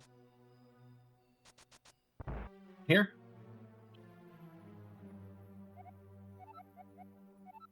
If it's nice to us, they'll give us the... Oh, I hit no. The whole fact that no is the top option in this, just... Alright, we got the Sanctuary one. Easy enough.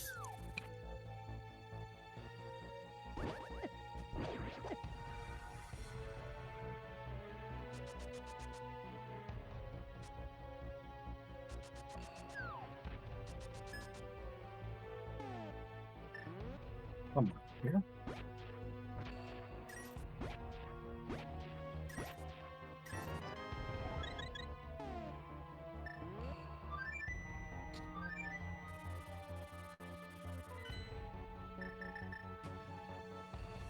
Guess this probably is the closest. Now there's the heart piece I couldn't get earlier because I was out of magic. Let me go back and get that. And then Labyrinth, haven't you? another A one lot of tricks in there. just around the corner. Every nook and cranny. Have you missed a switch hidden on the floor or under a pot? There are doors that won't open until you step on a switch. There are also switches that you must continue pressing somehow. Have you overlooked any walls that can be destroyed with bombs? Grab things at a distance with the boomerang. There are also gaps that you have to use the hookshot to cross over. There are also obstacles that only the hammer can flatten. Try out various items. Oh wait, no, not in the grove. Here.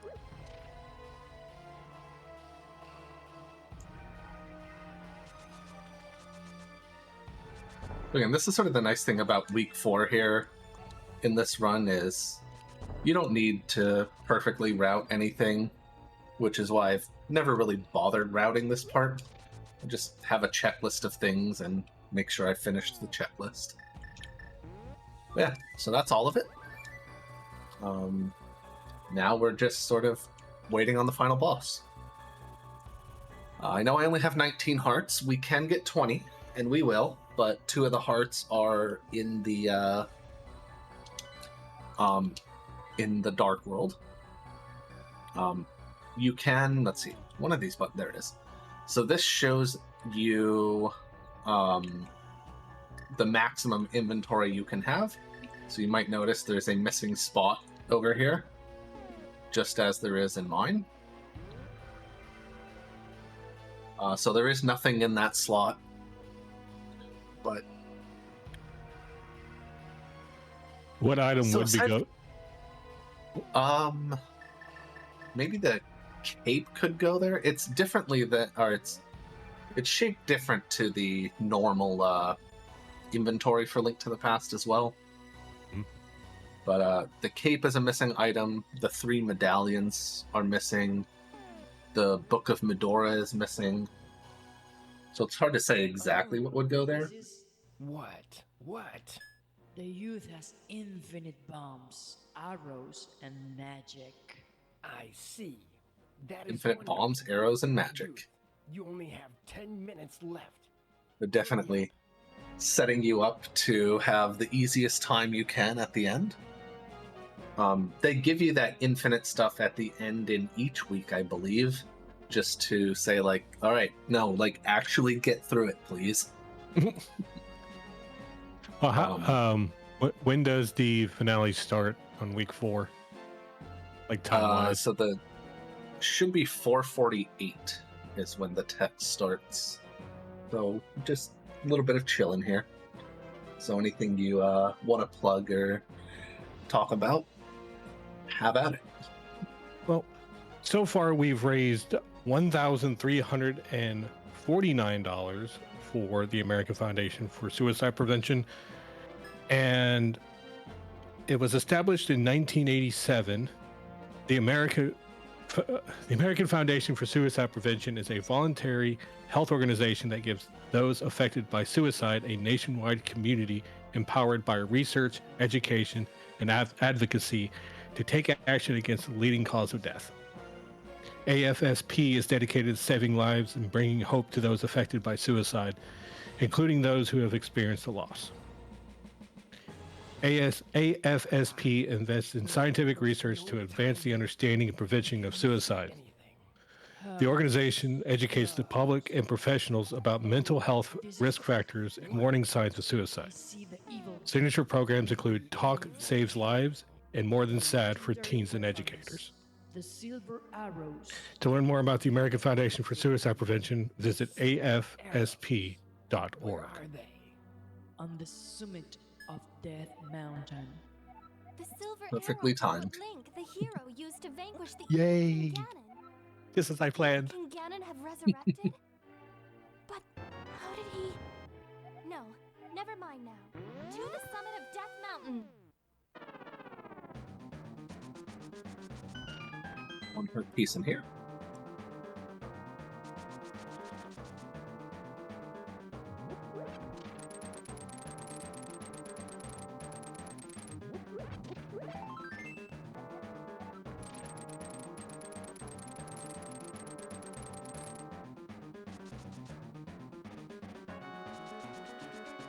one more heart piece is sitting right next to the castle here.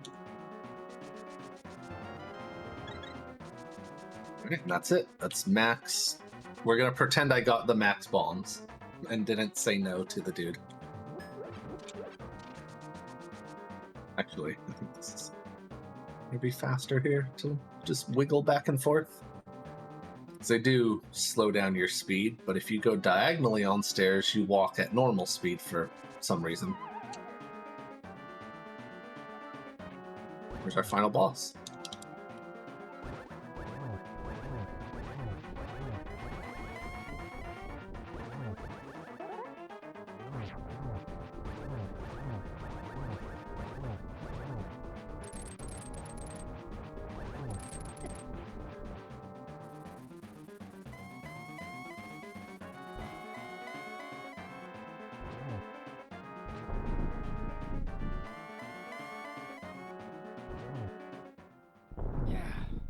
We're running out of time. Are you able to divine anything? Pacus. The youth will certainly get rupees upon defeating monsters. I see. Youth, you will surely gain rupees when you defeat More? monsters. Only 6 minutes left. What's that? Hurry.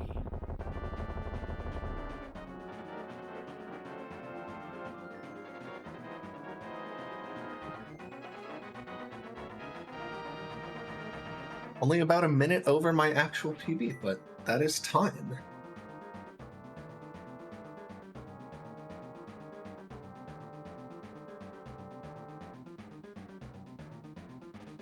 So it does let you continue to run around here at the end, collect anything you might not have. It does have some credits that happen at, I want to say, it's either 455 or 458. So I won't have us sit around here. Also because, for whatever reason, my my ROM here just has the audio from the ending cutscene, but not the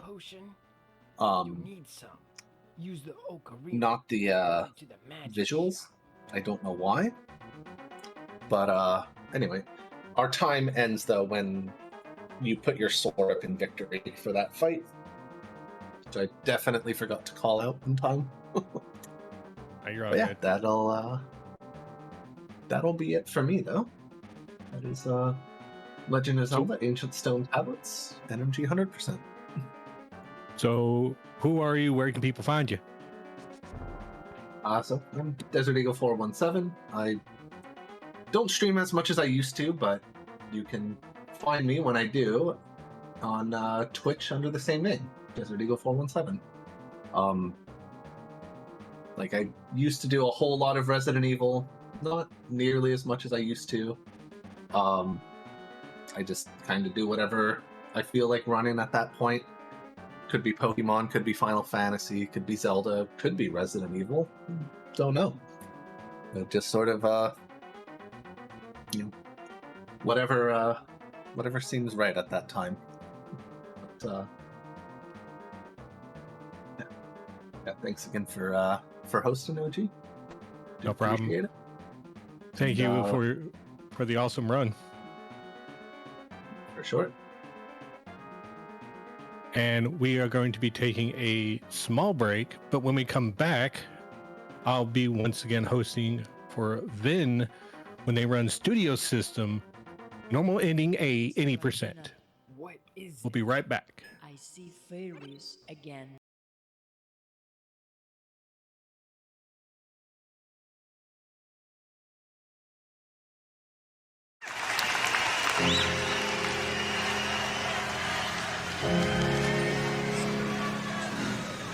Real quick, before we get into this next song, and I come down there and sing with all my friends,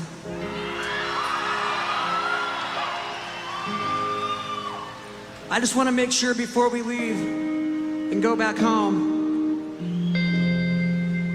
that we pay our respect and share some of our love and our prayers for the families of the victims of the tragedy at the Manchester Arena.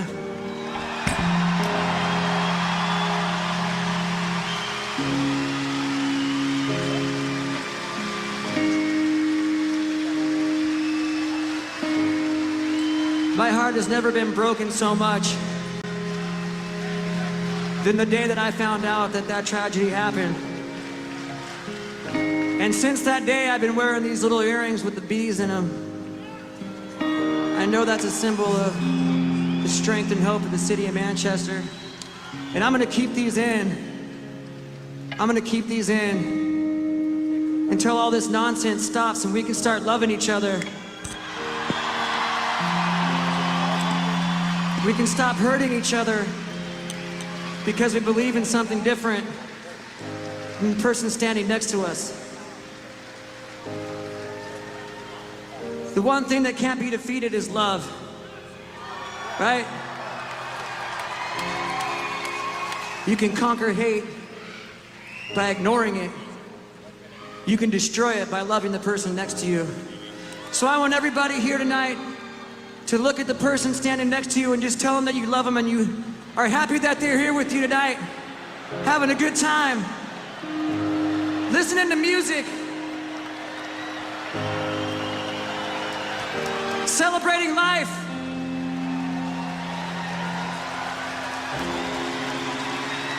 We don't care what you look like. We don't care where you come from. We don't care what you believe in. We love every single one of you out there. And nothing will ever change that.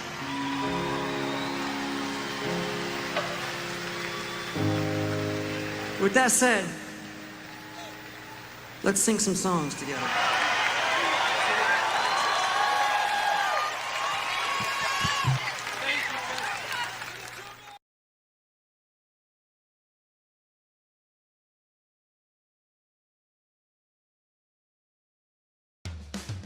There's no right or wrong way to feel. What I would like to encourage is knowing some tips to kind of manage those emotions. A great way to start is by having a good support system. My friends and family support me by hearing me complain, yell, cry, just having an open and safe place to vent my feelings and just know that I have my best interests at heart. Younger Liv Morgan kept every single thing in and never expressed her emotions. People would look at me and think I was happy all the time when I was the exact opposite. So I would tell her, express yourself. You can trust people, let people know how you're feeling. They're not gonna judge you. It's a safe space. And you will feel so much better getting these burdens off of your chest. Be open with how you're feeling. There are so many ways to start a conversation about mental health with a friend. What matters is that you reach out.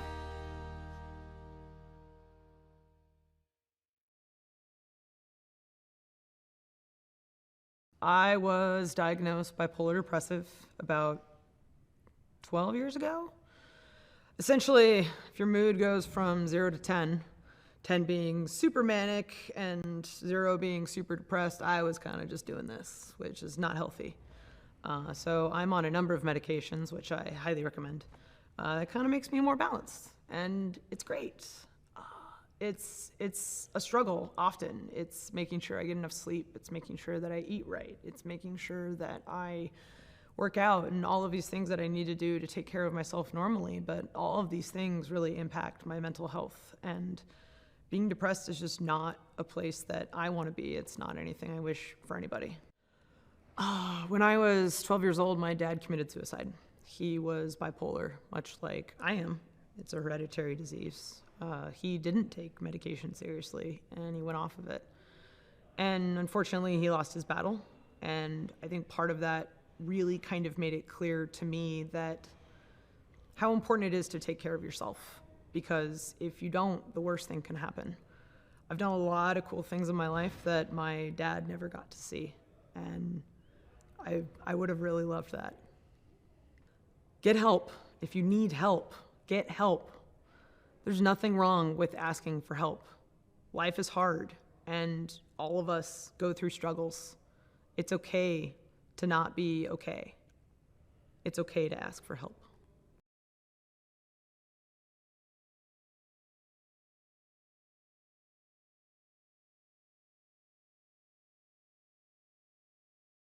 I grew up in a household where being told that boys and men aren't supposed to cry and seeking some type of outside help meant that you're crazy. I've had some trauma in my life, being shot, losing my brother, losing my mother about a year ago, and losing my grandparents. So me, I seek outside help because me personally, if I keep things bundled in, I'm gonna explode. And I'm a 6'2", 270-pound man, and I do cry. And I have 2 males that I'm raising, and I do let them know that it is okay to cry. Yeah, it's just for me. I need that person, someone outside to give me guidance, to let me know that it is okay, that I'm worth something, and if I can speak on my personal experiences to even help one person, this big muscular guy that's an athlete, he cries, well, it's okay for me to cry. So for anyone watching this, it does get better. I can testify to that. Just keep pushing.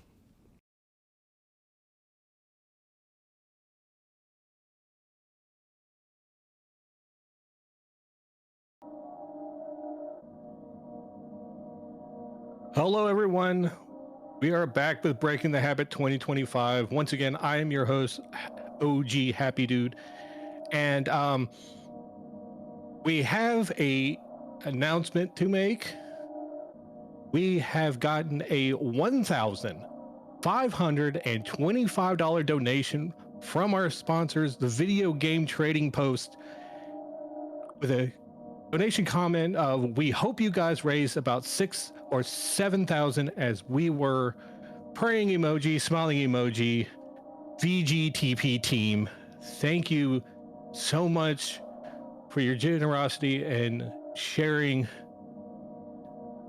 I think it was 10% of all proceeds over the weekend throughout the course of the event. Thank you so much for this massive donation for the American Foundation for Suicide Prevention. Whew. I'm shaking.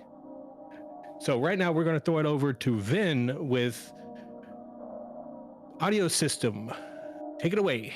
Studio system? Yeah. Why did I say audio system? Take it away, Vin. Thank you very much. I'm Finn. I'm also accompanied by 2 wonderful commentators with the game here, Studio System Guardian Angel. So if you'd like to introduce yourselves. Yeah, go for Fiery. I'm Fiery. I do not run this game, but I've watched a bit and it's pretty cool. I do want to play it in the future. Yeah, I'm Light. So a guy named Jan Jarla turned Vin and I onto this game. Jan and I both ran this game, we just never submitted any runs. So yeah, I do run the game, I'm just not on the leaderboard. And you need to submit it. I know. I didn't record it. I know. Oh, okay. World record just not recorded. Alright, gotcha. Yeah, it's just not recorded actually. It's a 30-minute. It's understandable. Yeah. Anyway, just getting into the game. Time starts basically when you select normal mode, and it'll end pretty much. You'll know when it ends. There'll be a ending screen title card with your results and whatnot, so that'll be when time ends. But yeah, without further ado, 3, 2, 1. We're just gonna get started.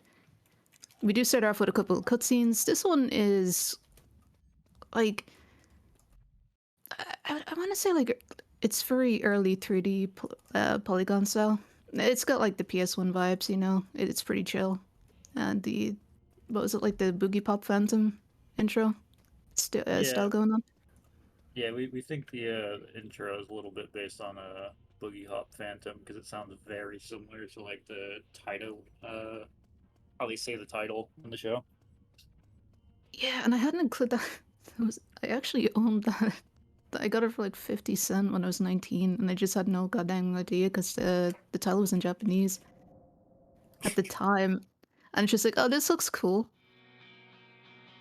It Alright, also doesn't kind of really has like work. some.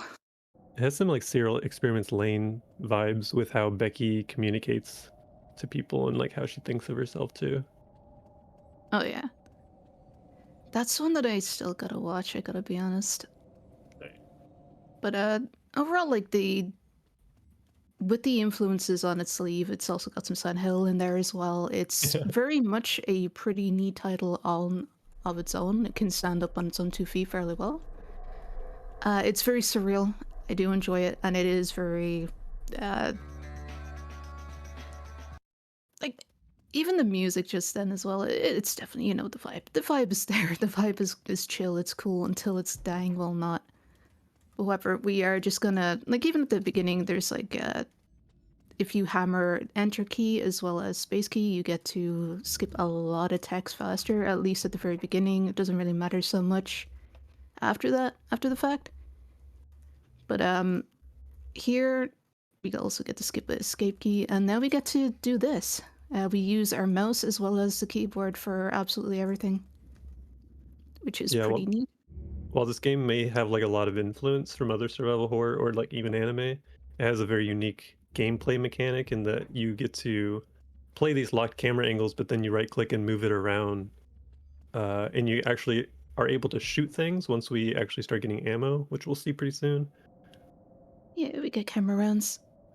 It's very nicely called, because a lot of the game is based on like Studio System. If you were to Google that anyway, it would come up with like the Hollywood stuff.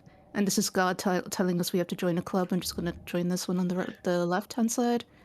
Don't ask questions, just go with it. We've signed a pact. It's cool. Don't worry, it'll be fine. And Aim this for the is head, where Angel. aim for the head. And you can just look around everywhere you want with the right click button, and then boom. This is what we're also going to be doing because we're going for a very specific ending, alternative ending. Alternatively, as it's called, no pun intended. We're just going to be going through a lot of switches and some teleportation stuff here, like that.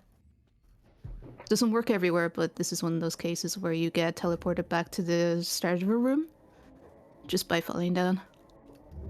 So these coins that you see hanging off the ceiling, they won't appear on your first playthrough.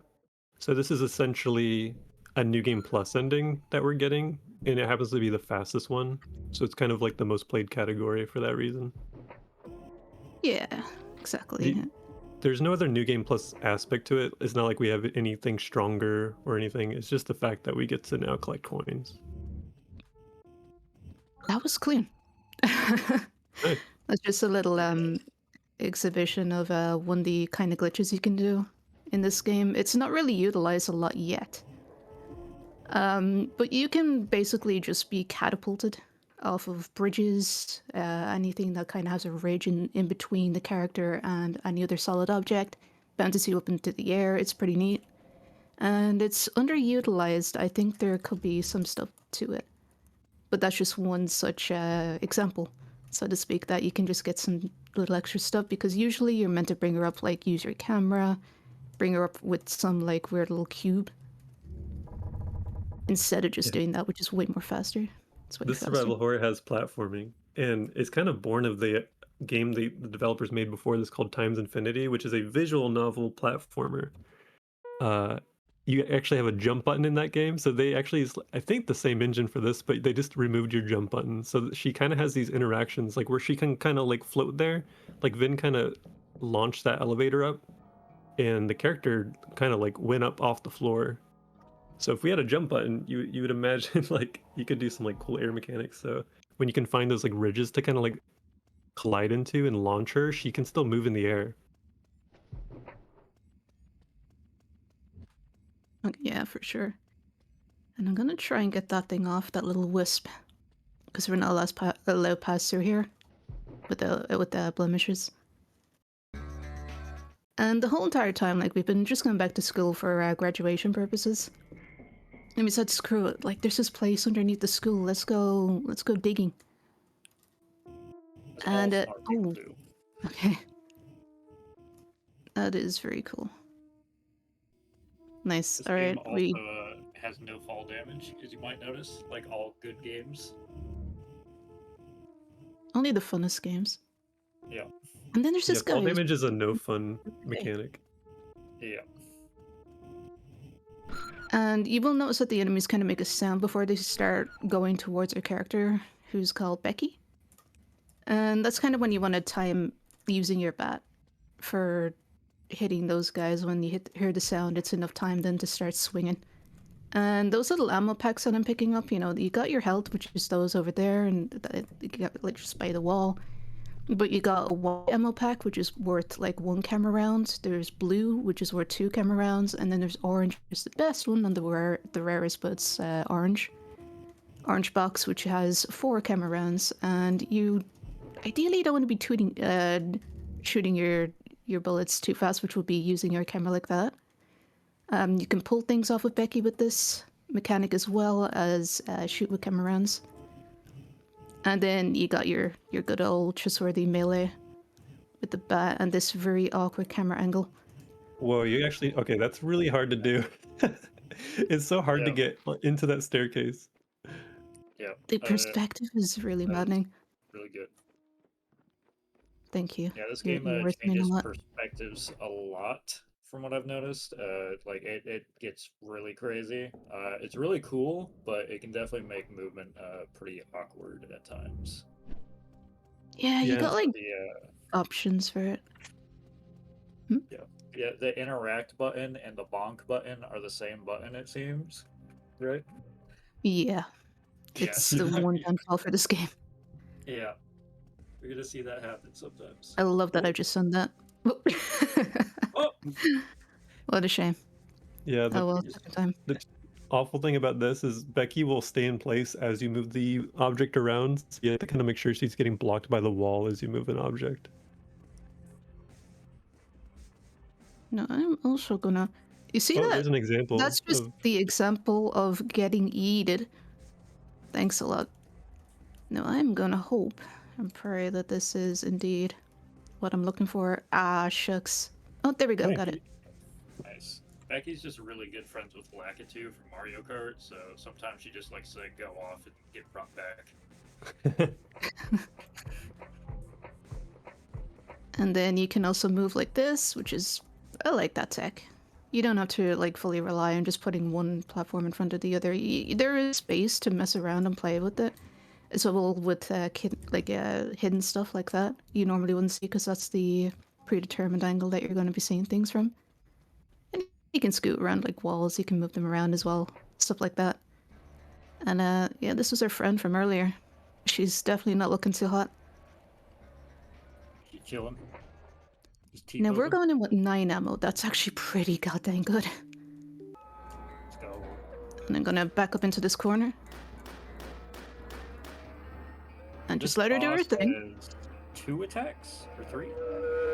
She throws yellow fish at you. And swings around, and I got hit. Getting a no-hit by this is pretty god tier. I'm worried. So, Yeah, good deal. does the fish come in at random angles? Yep, that's cool. There we go. Yeah, Okay, good 3 job. is pretty good to land off with. Yeah, And then so we she just get a has weak head. she has like 2 melee attacks. One is that big swing around one that we kept seeing. But if you get an interface, like say you're like smacking her with the bat, she actually has a close range attack that she'll do if you're too aggro. Yeah. But we did not see that, so that's good. Yeah, I typically try to stay away because then her reach just, especially in the corner, she's just not able to get you there. But if the weird yellow shots hit you, then that's just kind of unfortunate luck for you. But you can no hit that, which is really goddamn cool. So I'm not. What? I just kind of left the room without leaving the room. Yeah, I I think don't if know. you hit the escape key, like you skipped like the interaction. There's some cases where you can like when the god is giving you a pact, you can instead of talking to him before he gives you the pact, you can hit escape and then escape again to like cancel that text out. It's just that the menu takes too long to come up for it to be like a time save. And so sometimes you can just hit escape and escape again, and you'll skip something. And you're like, oh, it's kind of just a wash in terms of time save. Yeah, I never got that before.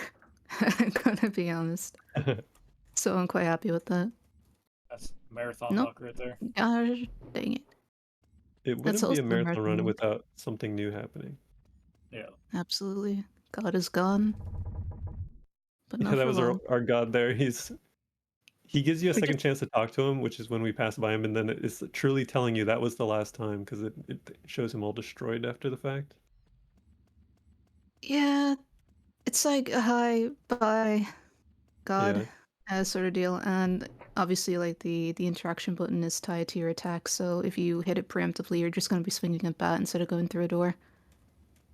And we're just going to be retreading some ground here, going through here, for example, and you get some weird stuff down there. We're just going to ignore that. Yeah. And we're just going to do a small skip and hopefully we don't get hit.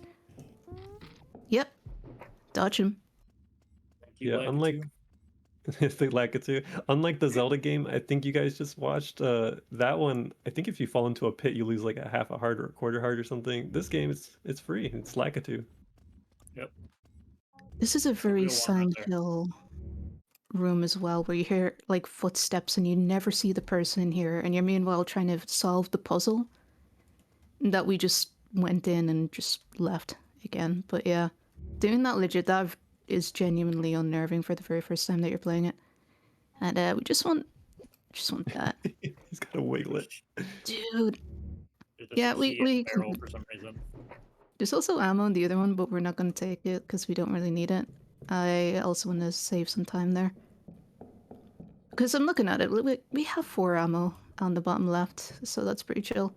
In your options menu, you can choose to see like the bottom, like very bottom of the screen. You do see this like white line, and that is our packed health.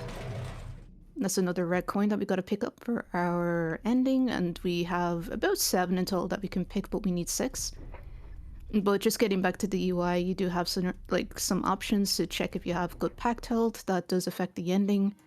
And then obviously like how much ammo and how much health you need to stay alive. Like, you know, one, you're going to be walking around pretty dang injured, but you're also going to be hitting faster.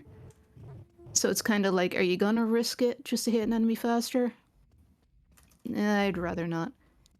So you get a maximum amount of health of 3. And these guys really love to just hang around the corner, just trying to mess up your step. I'm gonna get that though, for sure. I mean, it's on the passing route, so you might as well just grab it. Very Yeah, cool. especially in a marathon, you definitely wanted to grab HP because enemy positions are pretty RNG based. Like one of these guys could be in your face already when you walk into this room, for instance. So there's just scenarios where you're likely to take damage. Ooh. Yeah, Like that's right now, bad. Heal. Oh yeah, I know. Don't worry about that. Pretty much as soon as you I see your need HP these- hit 1, like a casual run too, you should just heal because like the game can chain damage real fast. Oh yeah, they will body block you, and then that's it. Bye bye, adios to your run, you know? Yeah. Like, even then, you'll go in and out of rooms, and you'll have no problem. Then all of a sudden, you walk out of a room, and then all of a sudden, yep, you get hit the moment you leave. I'm really selling this game, aren't I? Yeah. But, but yeah. Thankfully, we're fine. We have 5 ammo. Hello, Chainsaw Guy. Chainsaw Man reference. Surely. Unrelated to out the now. movie. Definitely Bombarded. not sponsored. Man, I'm getting like non-stop ads for that everywhere. I don't even. I want to see it so bad. It got very popular very fast. That Yeah. anime.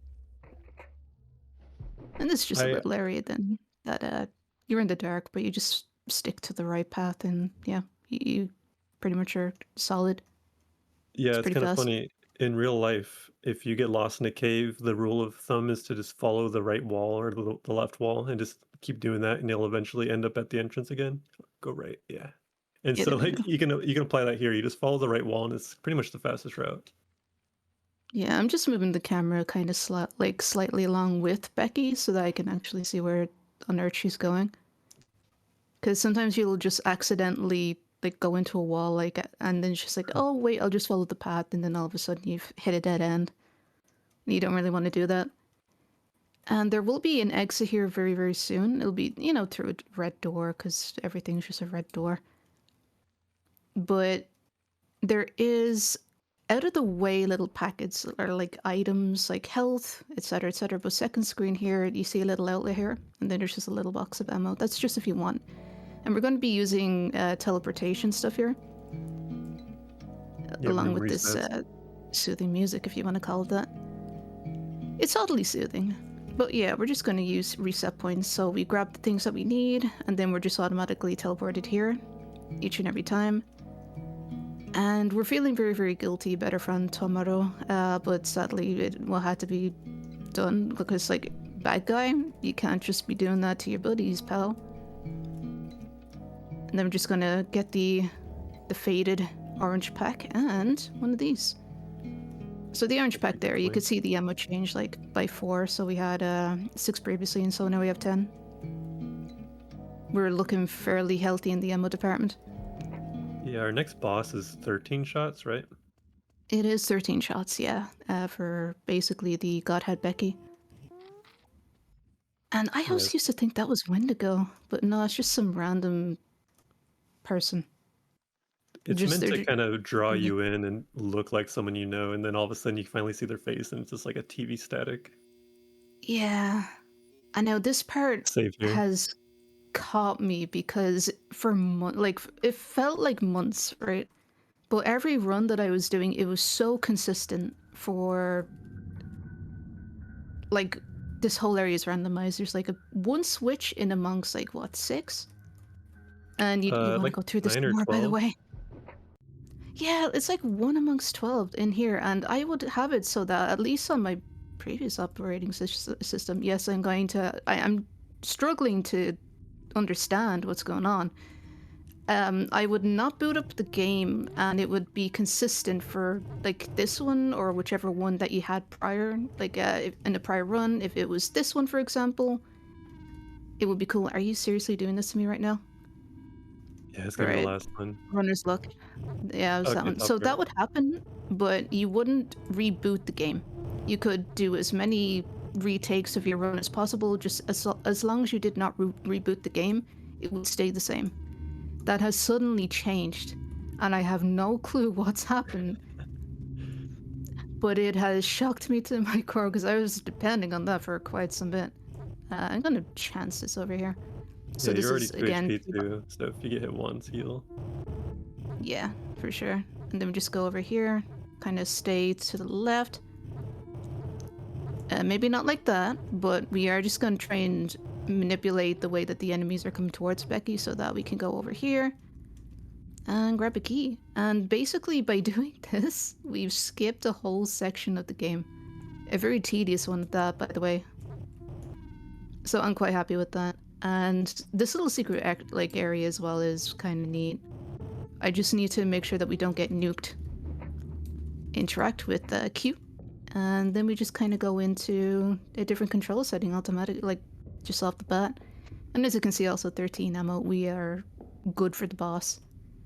And it would just fall off. You can fall off prematurely before that drop, but I have not been able to get it yet. It is just secret magics to me right now, how to get it.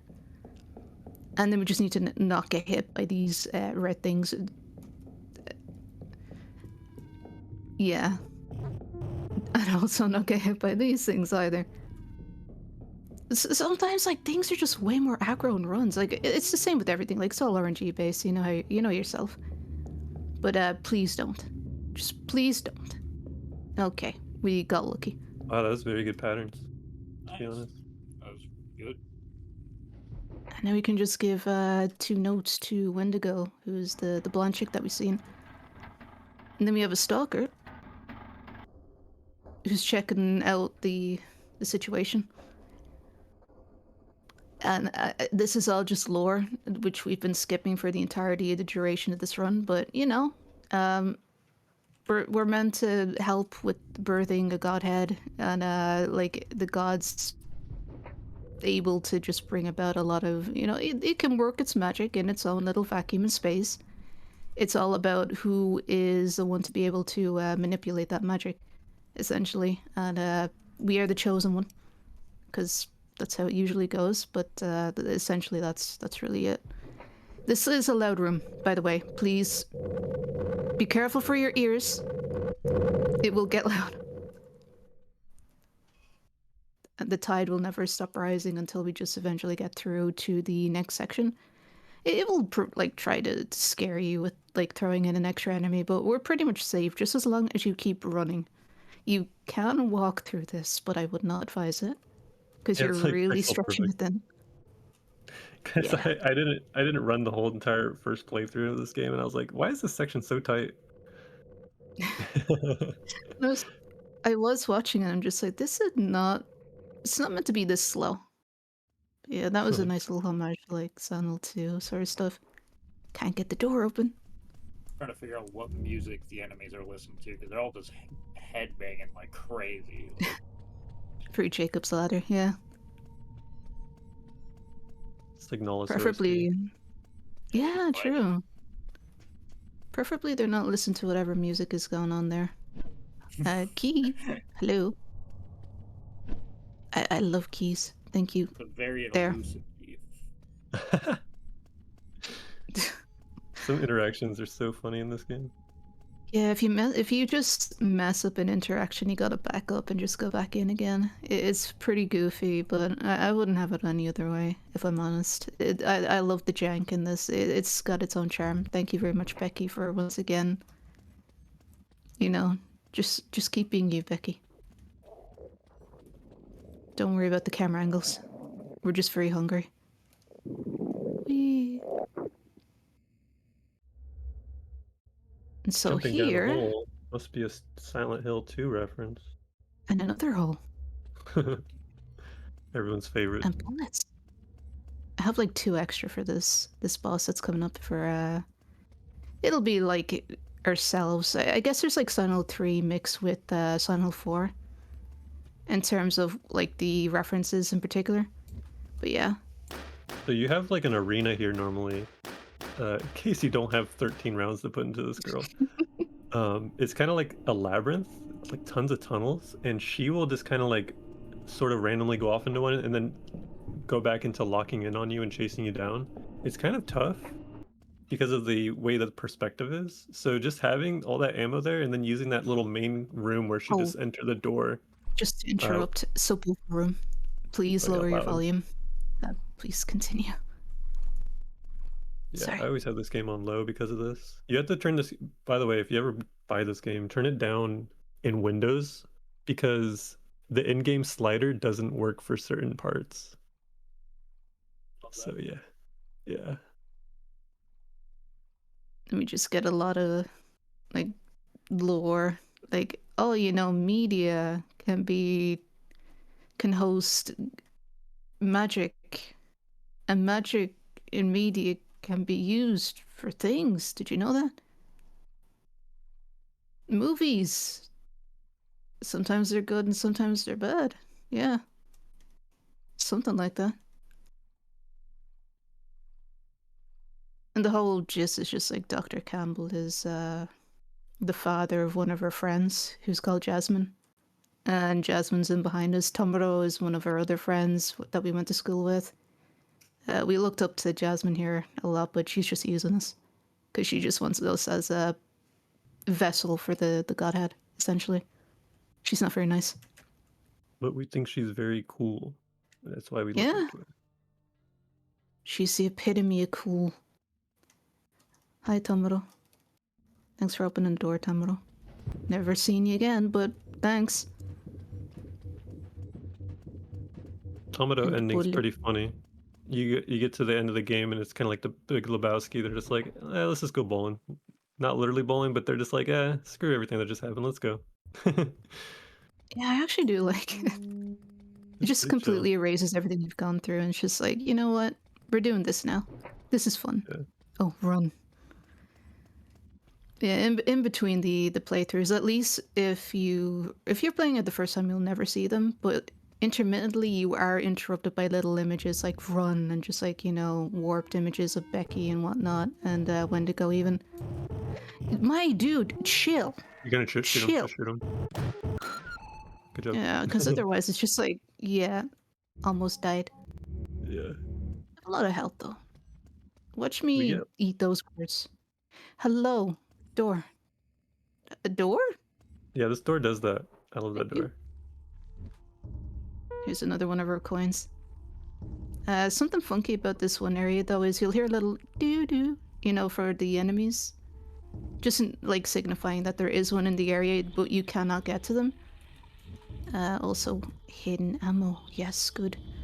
But just wait until it stops. As you're going around here, and then, like, it's pretty much the marker is getting the extra bullets here. You don't hear it anymore. And then that just means you're meant to do a whole lap around here just to get back to the door in this weird Silent Hill 4-esque sort of tower thing. But as soon as you don't hear the noise anymore, you're good to go. And then we're going into the room 3 on the top, and oh boy, remember that whole thing about being able to get teleported to the very start of your room if you fall off? Forget about it. The rules have changed.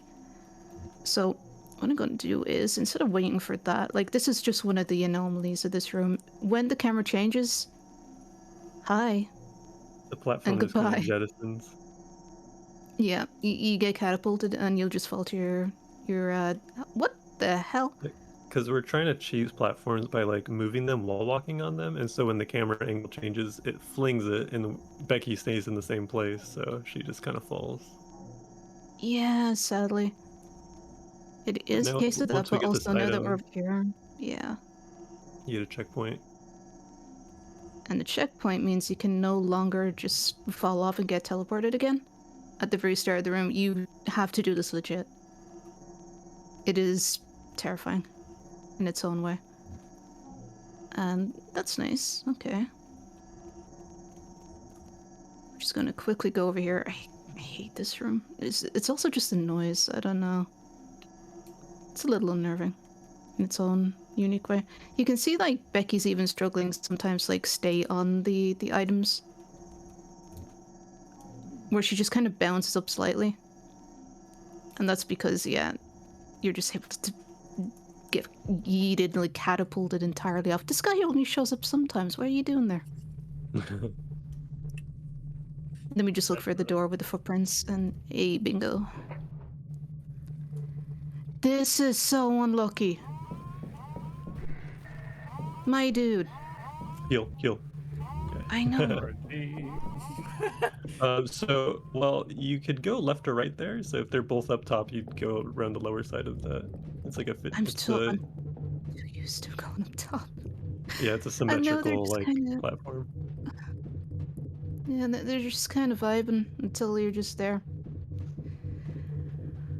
Collecting these little blue things, by the way, will give you like costumes and stuff, which is pretty cool, and little like little challenges, which are quite nice, honestly. Just if you want a different change of pace. This is a different one of Becky's outfits, for example. Oh, I heard you like Silent Hill 3. Do you like Walls of Doom? Oh, these are 2 question Nope. mark, by the way. It's like Yeah. just 2 question marks following it. Yeah, it's a question. Do you like them? Because I don't. Okay, there we go. That was a little weird. Normally you just go straight ahead and you just go through here, but yeah, okay. Though, yep, bye. Whee. And this is the deadly section now. So I'm gonna make a safety net. And you get to see your packed health define, you know, if you don't have anything on the base of the screen, you're just able to check them from your save points. And the reason why I'm saving here is because New enemy type. screw these guys. Screw the enemy types coming up. Gonna be dealing with the boombox bandits. Because they are making fat beats the entire time. And they just throw the Yeah. whole earth at you. They just got a globe as their weapon. And they are relentless, let me tell you. No. Bad. Don't They have a do very it. long, lingering hitbox. So, like, they'll throw their globe at you, and then they can turn 180 degrees and just track you with Ugh. it. Yep. You feel that one? They're very passionate about GeoGuessr. You know. They really want you to learn geography. I know, and you know what? I put like 100 hours into GeoGuessr. They weren't having it. They're like, you need to be like Rainbolt levels, man. Work on your stuff. That's tough. It is tough. Alright, so the whole reason that we're just here is to actually get an eyeball. Yeah. We just want to find an eyeball. It's Halloween. It's this typical survival horror game. Ah. Like, what is a weird item you have to go collect? This is now the key. We're sick of gold key, silver key. A horseshoe. He's beautiful. String, an eyeball. There we go. Now we got the eyeball, and now we can see into the future. Let's pretend. I don't know. Oh, now he's activated. This guy's a jerk. This guy is an even bigger jerk, though. Yeah, you actually have to loop that one here. This one just gets in your way. Yeah, because otherwise they will just chain hit you, as already explained.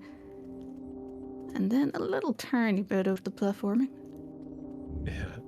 If Again. anyone ever plays Times Infinity, their previous game, which I again will reiterate is a visual novel, it has like this kind of platforming where it's like really tight and you get like a timer and you have to do it all. So if you want to warm up Would you like for Times speedrunning this, yeah, just play Times Infinity. Yeah, and then don't feel threatened by these. You'll be fine. Here's a checkpoint. So if you Yeah, fall Vin's kinda again, you're just- cool. She's just YOLOing the corners. Yeah, I mean, they're not that bad, honestly. They're not. It's just when you get hit by that. You... But the perspective is another issue. Once you get so far away and the camera angle doesn't change, it's so hard to understand what angle you're on. Yeah, it'll change again in just a moment. And you're cool. Yeah, it's fine. If I take another hit, it's okay. I just can't take two. Yeah, too bad we can't see our health. fine. It's bleeding all into white. the background. Yeah. You made You it. tell based on her limp though, like you mentioned earlier. Yeah, pretty much. And then we just go into this really trippy room. I'm willing to bet the codecs, the streaming codecs will love this room. To be fair, there's a lot of red though too, so Stream looks good. that's good. Yeah, whoever's streaming's Sometimes got the good bit colors rate. will be... Thank you very much for the tech side of things. We do appreciate you. Because my computer hates me. Yeah, we Alright, found I would out just that go through your, the number. your files were extremely large in size when recording it like lossless for this game. Yeah. You know what? I'm just gonna grab that for whatever. You can just get this ball of free falling normally, but I just Oh, wanted to be also- safe. There's more red coins in the game than necessary for this ending, so we haven't really been like literally keeping count. So it's just good to get that one anyways. Just in case we forgot one somewhere. Yeah. I'm gonna move that over a little more. So this guy takes 7 shots. Sadly, I did have to pick up another one there. We were just one short, and that's for Chainsaw Guy. Yeah, we Yes. have to kill Puchita. There we go. Yeah, Now we got 0. there's no human body for him to get into either. He's just a goner. R.I.P. What a shame. That's my dog, literally. Literally. Oh yeah, we got a nice little... the game's like saying Q. This is writing Q everywhere. If you hit Q and onto that white camera thing that was in the top right corner, it will change your perspective to the camera. So then Oh yeah, there's another one too. it's kind of cool. They do it again, yeah, here. Okay, so second screen after this starts moving. So when it officially starts moving and the camera's changed again, Q all the way to the side, and you get to skip the perspective change that is over here in 2, because you're meant to bring this over like later. It's meant to be a panic situation, but now we just have to chill. Hold Shift and W forward, you know, and then that's it. We don't have to do the panic mode activate section. Bye bye. We took one last swing of the bat, and now we have to give it up because no hostiles are allowed on here. But yeah, speaking of like an extra little coin, that will be number 7 then. You only need 6, but you know, just why not? No? And then we kind of chill, because we're just brought across this giant chasm. We get to spin to win for a little bit. This is pretty much the end of the game. Like, there's no deaths that can occur now. Yeah, pretty much. Just tap it in. Yeah, if you're doing other endings, then you definitely have to worry about potential deaths, but the alternate ending, we're chill. This is basically it, yeah. It's far quicker.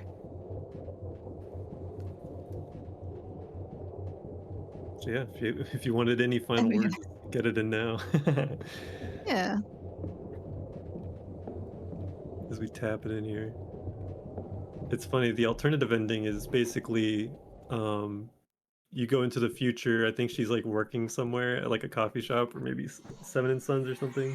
And then Jasmine comes and she's like, I made this computer game. And then she makes you play the computer game. And you're like, all right, that's cool. And then the game ends. Yeah, it's just like, is that it? It's just like, yeah. It's like, when did we get so jaded? And then that's it. Yeah, red room. And then the colors of this door, like blue, yellow, red. It'll tell you pretty much. Then we just gotta look up. And try not to do it immediately, because otherwise you're just gonna go up into the air and you're just not gonna get the thing that you need, which is being brought. I think it's happened again. No, you have to be under it. So you like move forward as you do it. Yeah. There we go. And then we get yeeted. Thanks a lot, game. That's cool. Sometimes it just happens. You just kind of slide into the ground and then into the wall, and then you go up. And then we're almost at the end. Just gonna need like 2 more minutes of your time at most, and then that's it. And let up on shift so you can yeet. That was a strange thing to see there. You don't have to collect all these balls, you just need like all but 1. It's very weird, but yeah, you know, it's cool. And then after this... Katamari Damacy. I just got the new Katamari game. It's so good. But yeah, that was Studio Citizen Angel. That's time. That's time? Yeah, sorry. Yeah. Oh, wow. That was abrupt. That's quite the ending. It's very abrupt. But the report card, yeah, that's the ending. Yeah, this was a lot of fun. Thank you very much for having this on board. It's always good to show this. Yeah. Just as a final word, if you just want to check out stuff that I do, you just find me over on twitch.tv/Fanata. And for my kind commentators, where can people find you? I'm at twitch.tv/xfiery. I also have another run in this marathon in a few hours for Resident Evil Operation Raccoon City. Nice. Good luck on the run too. We'll be checking it out. Sure. Is that everybody? I'm just at twitch.tv/light_ning, LITE for the light. That's it. Yeah. All right. Thanks very much. Thank you for the run. And there's a couple of things that I want to update. Well, there's an update I want to give before I say my goodbyes. So the donation that we got from Video Game Trading Post that actually went to both open incentives, both the Save the Dog for RE4 and Make the Golem Dance for Hunting Grounds. Both of those have been met with that single donation.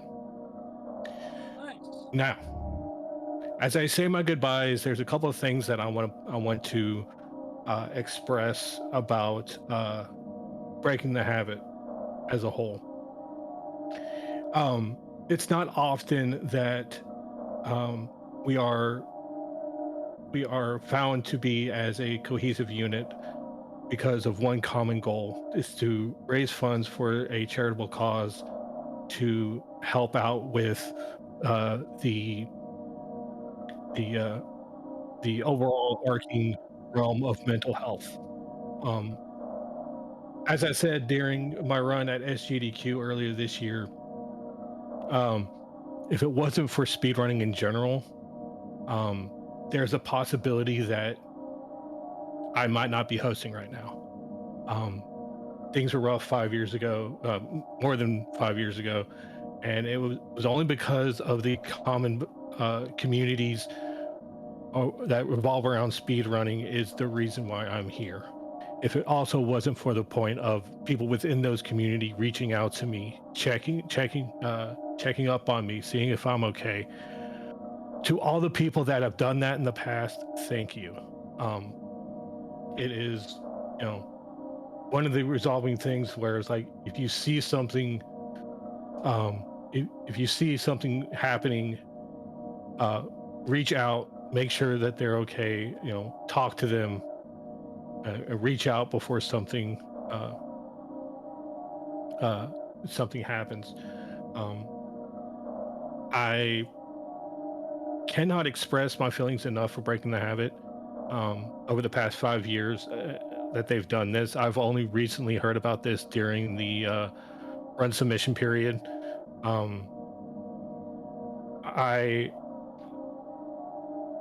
If they'll have me back for years 6 through 30, I'll greatly, volunteer my time for the cause of raising funds for the American Foundation to prevent suicide prevention. And thank y'all so much. Right now, I'm going to bid adieu, leave y'all in the capable hands of DJ Clark 21. Love all of y'all, and until next year, thank you.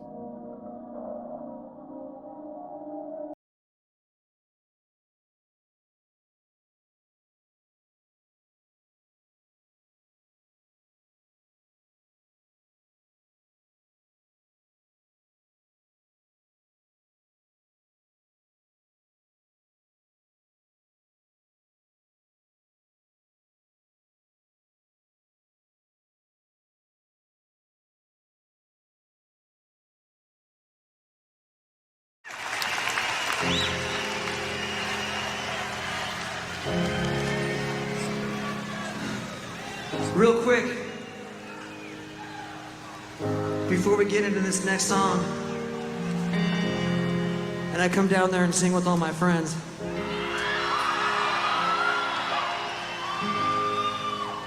I just want to make sure before we leave and go back home that we pay our respect and share some of our love and our prayers for the families of the victims of the tragedy at the Manchester Arena.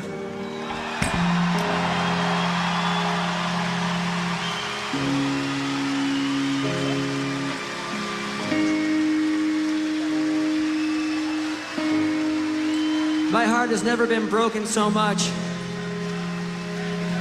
than the day that I found out that that tragedy happened. And since that day, I've been wearing these little earrings with the bees in them. I know that's a symbol of the strength and hope of the city of Manchester. And I'm gonna keep these in. I'm gonna keep these in until all this nonsense stops and we can start loving each other. We can stop hurting each other because we believe in something different than the person standing next to us. The one thing that can't be defeated is love, right? You can conquer hate by ignoring it. You can destroy it by loving the person next to you. So I want everybody here tonight to look at the person standing next to you and just tell them that you love them and you are happy that they're here with you tonight, having a good time, listening to music, celebrating life.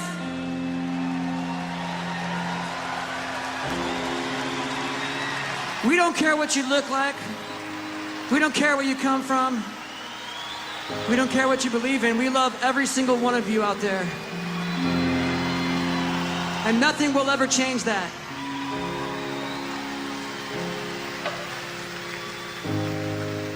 With that said,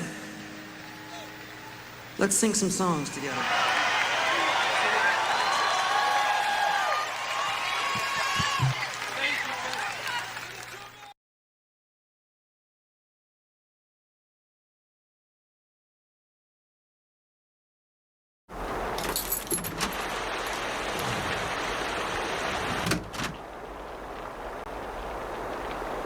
Are you okay? Yeah? Have you been crying? No. Do you want to talk about it? No.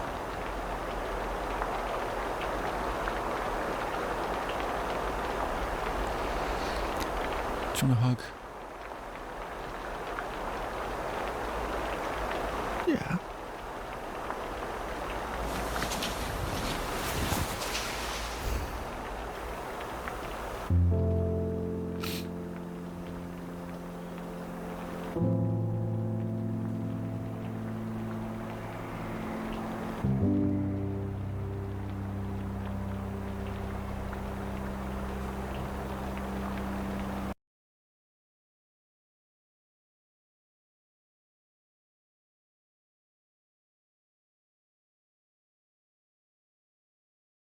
Life's daily battles are not meant to be fought alone. We're not powerless, so long as we don't lose sight of what's important. Don't be afraid to seize that moment to talk to your friends. Cloud, you okay? Because checking in on a friend can create a safe space.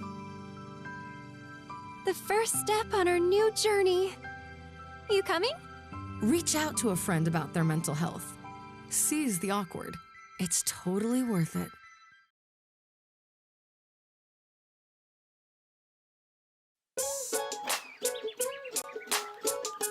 The purpose of the conversation is not to fix your friend or to offer advice, but to make sure that they know that you're there to support them.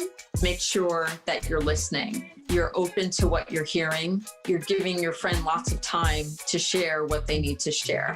So rather than thinking about solving something in one conversation, think about it as an opening to a door of support. If they want to talk more, that you're there to listen. You can share that there are mental health resources available. If you've had your own experience with a mental health professional, you might share with them how it helped you. Sometimes after these conversations, people may feel vulnerable or they may feel like they've shared too much. So I would end the conversation by saying, thank you for sharing that with me. I hope that we talk about this again, and I'm here for you. Whatever gets you talking.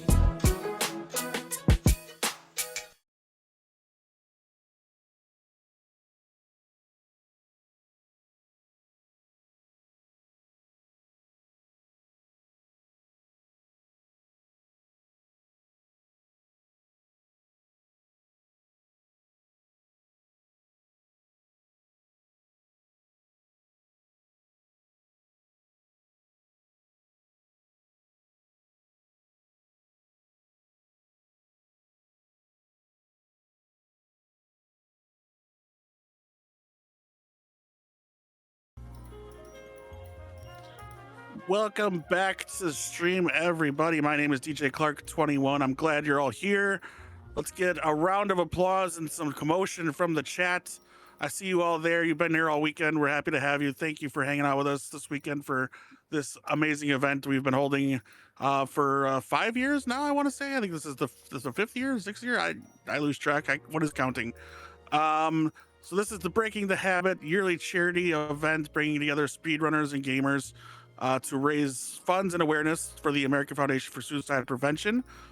And we are here now with another game, another segment, another runner.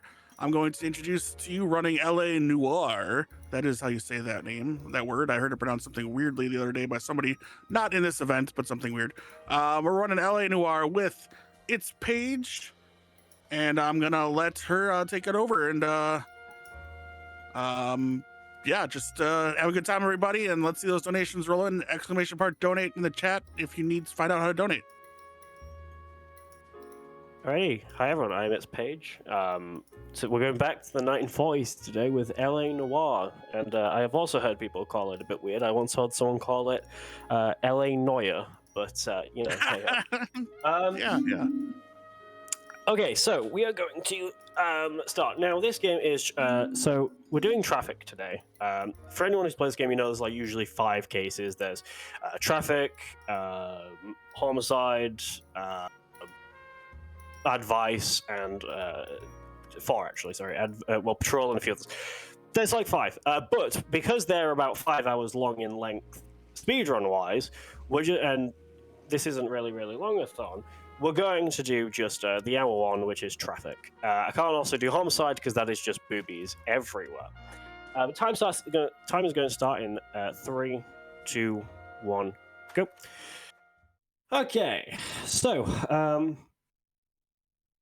yes, Traffic. What is it? Well, it's obviously going to do with car cases. So if you like car crimes, get excited for all my car crime aficionados. Now, thankfully, I'm running this on the PS5, which means I have an advantage to the PC players. It's quite rare that a console player has more advantage than the PC players, because they can't skip this cutscene as I'm playing on the remaster. That is a current big debate in the speedrunning community of LA Noire. We are playing as Cole Phelps, an LAPD detective, war veteran, within the Okinawa campaign during World War II, and now he's an LAPD detective, a good case man. No clue what that means, but he is it. So yeah, a gumshoe, as it were. Aye, he is. So this first case is driver's seat. This has everyone's favorite types of crime. It has fraud. It has cheating, even though cheating's not really a crime, but it has all of it. So we're going to investigate the possible murder of a man named Adrian Black, whose car was found in a train depot, and 32 years old, married. Basically, there's a lot of blood in the driver's seat, which I can't show, not because I want to keep you all innocent, but it's also because it wastes time. You might see it. It's like there. It's all red. You might not have seen it. Basically, he's faked, spoiler alert, he's faked his death. He's not actually dead, because he's got a mistress in Seattle and he wants to move in with her. But he has a current wife, and he, back in the 40s, adultery was illegal. So he has to commit another crime to, But anyway, we have to basically go and stop him.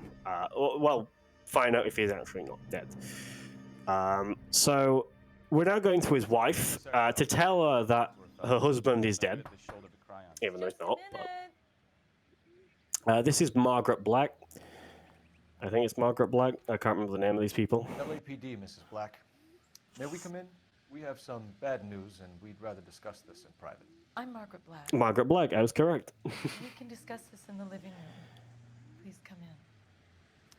So we're not going to speak to her because we don't really need to. We're just going to pick up some matches, and that'll give us the clues we need, which is Kavanaugh's bar. So who brought this home? I didn't know bars sold matches, but that's the 1940s for you. We're going to go to the map. We're going to head down here. We're going to go to here, and that's it. We found our destination. Now we can go. Was a patron. Thankfully, doing all that actually skips having to speak to her, pick up the phone, call R&I, and ask them where Kavanaugh's bar is. Thankfully, we already know that information because I've played this game before. You can and we're just going to go there. We also have a partner. His name is Stefan Bukowski. We get a few partners. One of them's corrupt, but we won't meet him in this run. Though he's a very good character. Roy Earl is his name. Is the corrupt one, which we have as our advice. I can't advise you about the matchbooks. They don't sell them. They used to give them away as advertisement. So you'd have a matchbook with their bar name on it, and every time somebody lit up a cigarette, you'd be pretty much free advertisement. Hey, I know you. Oh, see, I'm British. I don't know that. LAPD.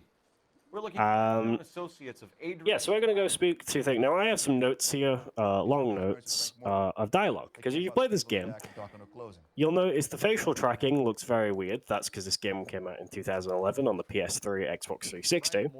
Cole Phelps, PD. I understand. And facial tracking back then was good, but not as good as it is now, compared to, like, The Last of Us Part 2's facial tracking and stuff like that. Tough. So, here, basically, this game, the main selling point of this game was looking at the facial captures and having to see if with the facial animations, if they're telling the truth, lying, or lying with proof. However, we're just going to put the dialogue that's the quickest, which is simply just doubt and then truth, or so on and so forth. Some of them we have to get right, because some of them will actually give us the information we need. Some of them just are pointless, unless we're doing a 5-star run, which we're not doing right now. So I had plenty to drink last night. Things are a little sketchy. Come on, Morgan. So this is Frank Morgan. He is best friends with Drink most nights after work. I forgot our Vic's name. Excuses don't help. With Let's see how you Adrian Black, that's it. And it turns out he actually helped Adrian Black do this crime. They bought a dead pig and used all the blood from it to cover the car. Now, something you're going to notice here is I am failing this. It's not because I'm bad at this game. If anyone tells you I'm bad at this game, they're lying to you. It's because if you've ever played GTA 5, you'll know that if you fail a mission 3 times, you can skip it. That is just usual Rockstar things. Thankfully, this game has a setting that we turn on called action skips. If we fail a mission 3 times, we can skip the action sequence. It saves time. We're doing that a few times, mostly in car chases and in shootouts. We can do in car chases, we just simply get caught or do anything that will fail the mission. And then in shootouts, we just start shooting at the public, and that fails the mission because we're a police officer. So now it is a house, and we're almost done with the first case. The first case is about roughly 6 minutes-ish. I think I am. Fun fact: I am the current world record holder for this category, not for this category, for this case that we're doing right now. So slight flags. But yeah. So, but fortunately, I think I'm like 3rd place with traffic, which is kind of devastating. But yeah. Mr. Black. The world record for the full game, though, is about nearly 5 hours, so that's why I can't really do the full game. But yeah. So we're gonna chase him. There we go. Why did you need to get out of LA so far? Also, my partner's voice doubled up there. That was weird. So that is the first case done. So now we're going to go and move on to the consul's car. This is a case that is where a consulate from Argentina has come to LA, and his car has been stolen. An Argentinian consulate's car, I was trying to think if I was going to say that, has been stolen and has been stripped of parts. And so we're going to go and investigate it. This is actually one of my favorite cases because it's just simple and it ends in a car chase. So it's a pretty good case. I've also been thinking, do I actually have... Oh, actually, for anyone who's curious, what's my favorite case? It's called Nicholson Electroplating. It is the second to last mission of the game, and it is in the arson cases, which is at the end of the game. Basically, a massive explosion happens, like really big one. It has like a mushroom cloud and everything. It reminds me of Fallout.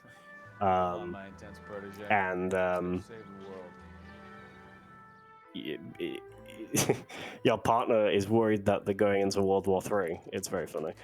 But anyway, so we're now at the backyard. There is also a very infamous line in this one, which we won't be listening to because we're not doing 5-star. No.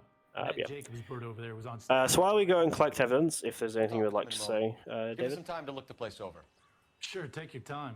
He's a sword. Sure little thing. son of a Thank bitch you. Anyway. Again, a great game to be running. I can't wait to see this one all the way through. I've wanted to play this game for a long time.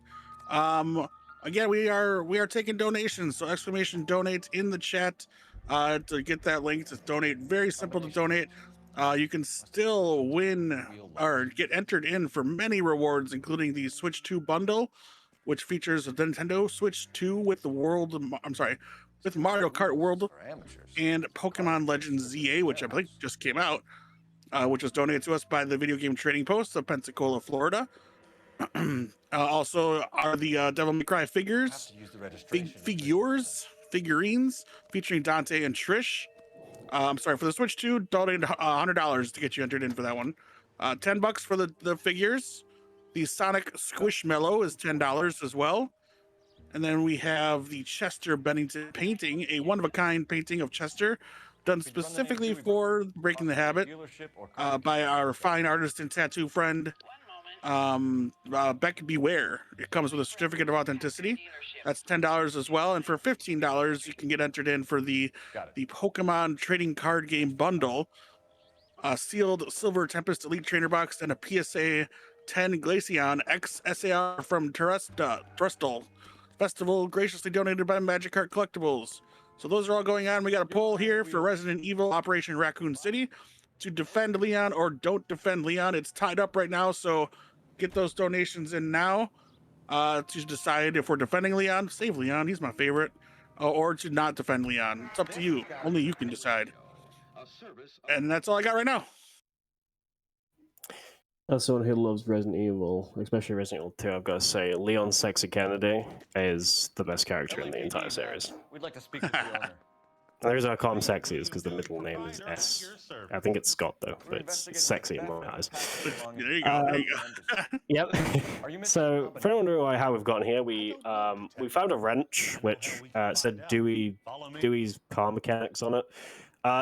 Dewey is one of two very annoying car mechanics. We're going to meet another one, who's even more annoying. Apparently, car mechanics in the 40s were just the most unbearable people in the world. I don't know if that's true, but according to Rockstar Australia, as they're called now, they were called Team Bondi, but then they shut down for reasons. Apparently it was toxic workplace environment or something. I don't know.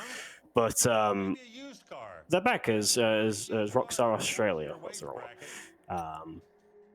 Yeah, they're back as Rockstar Australia, so that's exciting. Hopefully we get a remake or at least a remaster. Not remake, or a remaster. Well, I mean remake, not remaster. This is the remaster. A remake or a sequel to this game.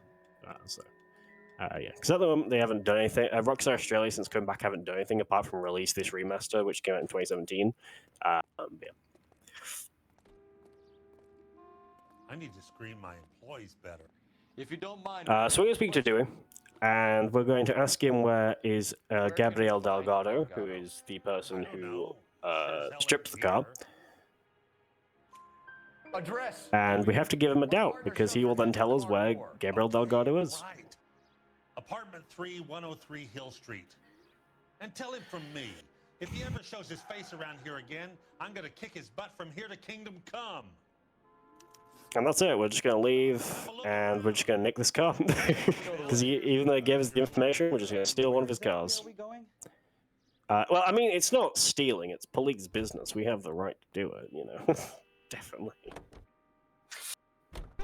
Even though, well, technically, I don't... Also, you notice I don't drive the cars at all in this game, apart from maybe once or twice. That is because if I hold triangle...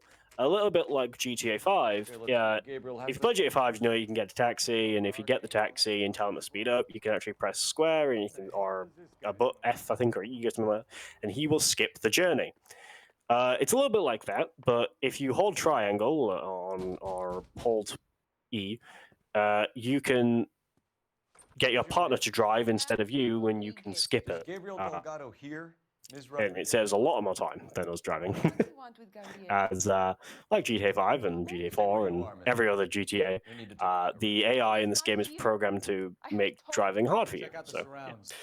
I'll stay with the broad. So this one's quite easy. We're just going to go into the back, into the back. Well, I call it a garden, but it's also called a yard. and we're going to look into their shed, and we're going to find some diplomatic license plates. Little bit suspicious.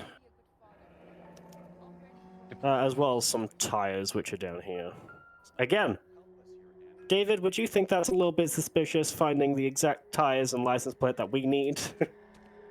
It's a little sus, yeah, as the kids say, a little sus. And I believe the cops call it commandeering your vehicle. True, yes. Instead of stealing. You're in serious trouble, Miss Rodriguez. So, But Gabriel is not here. we're going to question his pregnant girlfriend. Why did he steal Now, the car, Anna? The customer. we're going to use bad cop, which you're going to tell at the last His honor? in the last part of this question.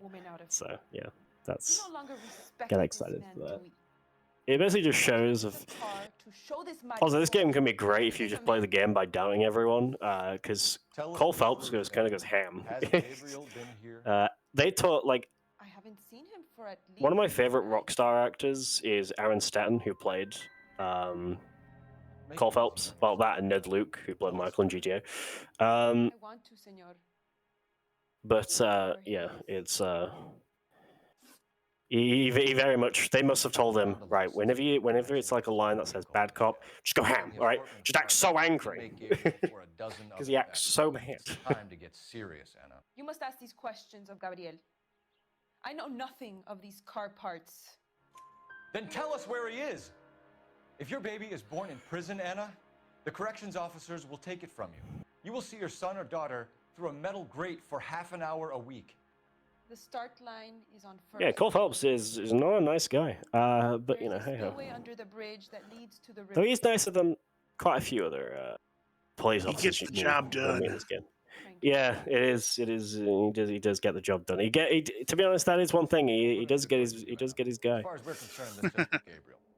I mean, apart from Homicide, where he just never gets. For like 4 straight cases, he just doesn't get his guy. Spoiler alert about Homicide, but in that case you follow a serial killer who ends up just not being the people that he ends up framing everyone, and yeah. I'm not going to spoil too much because if anyone wants to play it, I'd recommend it. It's a very good game. It's on PC, it's on the Nintendo Switch, it's on the PS3, Xbox 360, PS4, PS5. It's almost everything. Yeah. So, Street Race. Now, unfortunately, I do love this Street Race, but we can't do it. Now, I do like this Street Race, but one problem I have with it, it's all very scripted, and that's one part I've always complained about in this game, is this Street Fight being very scripted, or Street Race being scripted. I understand it, because it's more supposed to be a chase, not really a race, but it's like, still, like, let me at least chase them without. I mean, like his driving's not really scripted much. It is a little bit, but the opponents get absolutely his opponents get absolutely wrecked at, like scripted points, and it's really annoying. So yeah, but let's just skip it, and that's the end of the second case. That's the end of driver's seat. And now we're going to move on to slip the tongue. No, we're not. We're going to the fastest and the shortest case. This is a marriage made in heaven. So Lester Patterson, that's just a war scene. It's just a World War II scene. This game will often kind of, every time you've finished a case, it kind of flickers between like a flashback to him in World War II. Yeah. So we're going to investigate the hit and run of a man named Lester Patterson.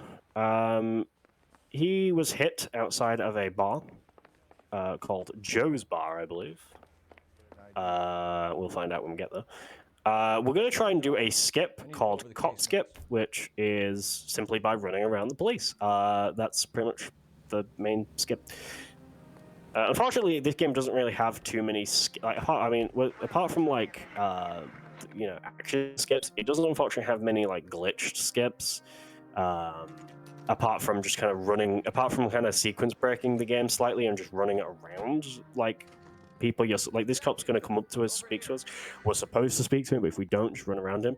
The game kind of gets a little confused because like, can you speak to him first? We're like, no. Yeah. So we're going to go over here and we're going to get this knife that's hiding under a newspaper. A little bit suspicious that there's a bloody knife, though our partner's a little stupid and doesn't seem to question it. But This is a hit and run case, Phelps. Anyone could have thrown away a kitchen knife. I don't know who my partner is, but I don't know anyone who throws away a kitchen knife. Usually most people clean it unless it's like broken. But anyway. Poor guy didn't stand a chance. I'm trying to. There we go. I was spamming X there and it wasn't doing anything.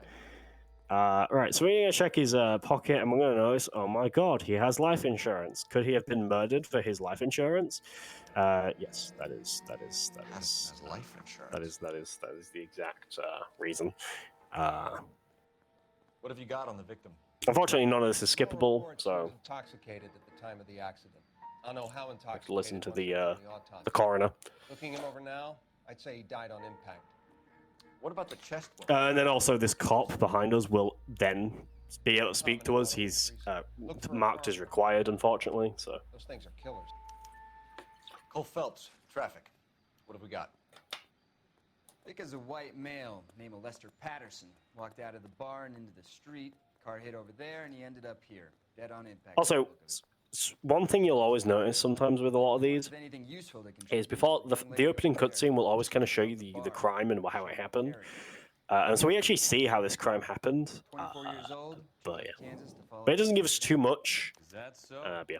We'll take a formal statement later. Right now, we're going to take a look around.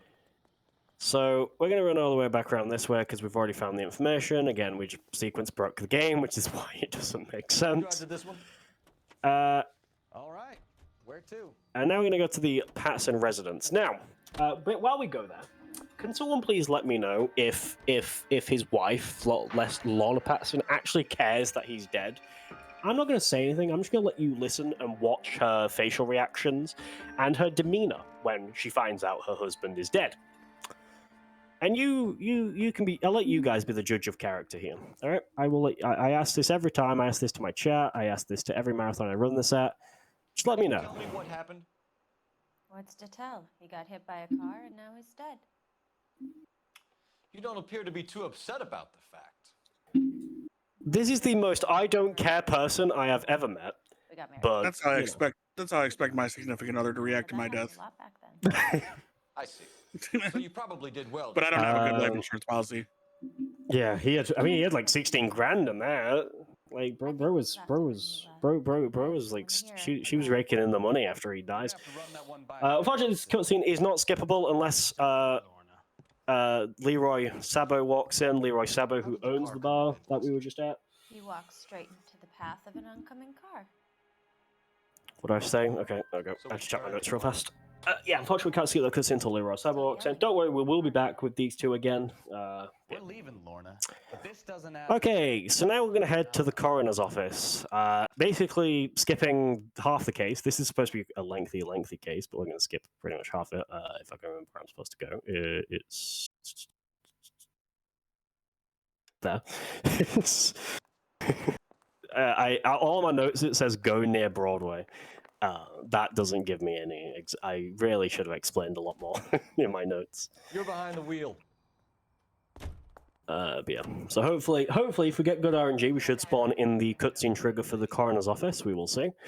Either that, or we spawn like halfway down the road, which sucks. Where are we? Okay. No, I actually haven't even arrived at the right place. Hold on. Where are we? Oh, it's there. No, hold on. This is a slight time waste, but we're good. Hold on. Let's...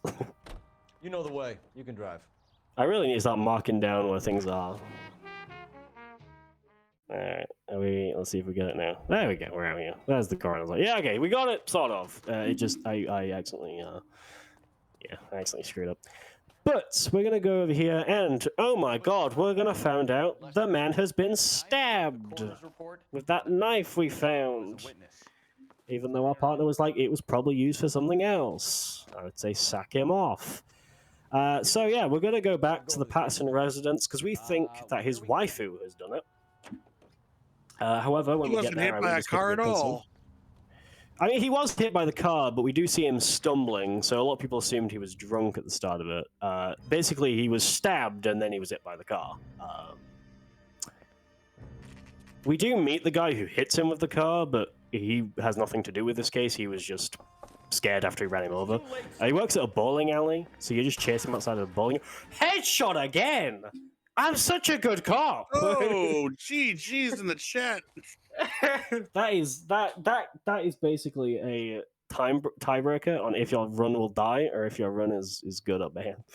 But that was a nice headshot. I skimmed his head and still got him. That'll cut back your paperwork at the office. I'm just gonna write in my notes. Hit him with the sickest headshot I've ever seen. My commanding officer, I love that. All right, now we're going with the worst case of the entire game. A slip of the tongue. Most of the community don't like it. It's like one of the lowest rate cases. We're on it, Captain. This is mostly just about faking paper slips. It really, they were definitely just dragging these on. Like, I think they were just trying to get to homicide as quick as they could, because this one was the most dragged on. Parking tickets? No, it's so there's a car that was reported stolen, and they faked slips. Yeah, fake registration slips. Though we do get to shoot civilians in this, so get excited for that. Ooh, real cop work. Yeah, hell yeah. I'm kidding. It's just a joke. I'm just a joke. I love the police. They're very helpful. Healthy enough to answer. Yeah. So we're gonna try and not follow him. We're gonna go to this other road here because we're gonna fail. I just like to see if I can get onto this road here, which I can. Hell yeah. We'll go that a few times. Yeah. Remember, we need him healthy enough to So slowly, again. Ooh, nope. I also wonder why he's missing half his fence there, but could be anything. Maybe that was I don't know. I think no one knows why he's missing a fence there. He just started building his fence and he just he's like, yeah, I believe it. I'm out of wood now. I gotta get more later. Yeah. I mean, it was the fine for his wood wasn't expensive back then. Like most things, it was quite cheap. So, but this is the guy, one of the most annoying people in this. Most characters in this case are annoying, hence why people don't like it. This is Cliff Harrison, a entitled person, and if you are wondering why I mean entitled, listen to how he finishes his dialogue at the end of this conversation. That's right. The car is on our list as stolen. We have you cold. It's time to come clean. You're crazy. He's been saying he bought the car and all the slips should be accurate. Turns out that they're not. Nothing like that. The car was sold to the dealer with fake pink slips.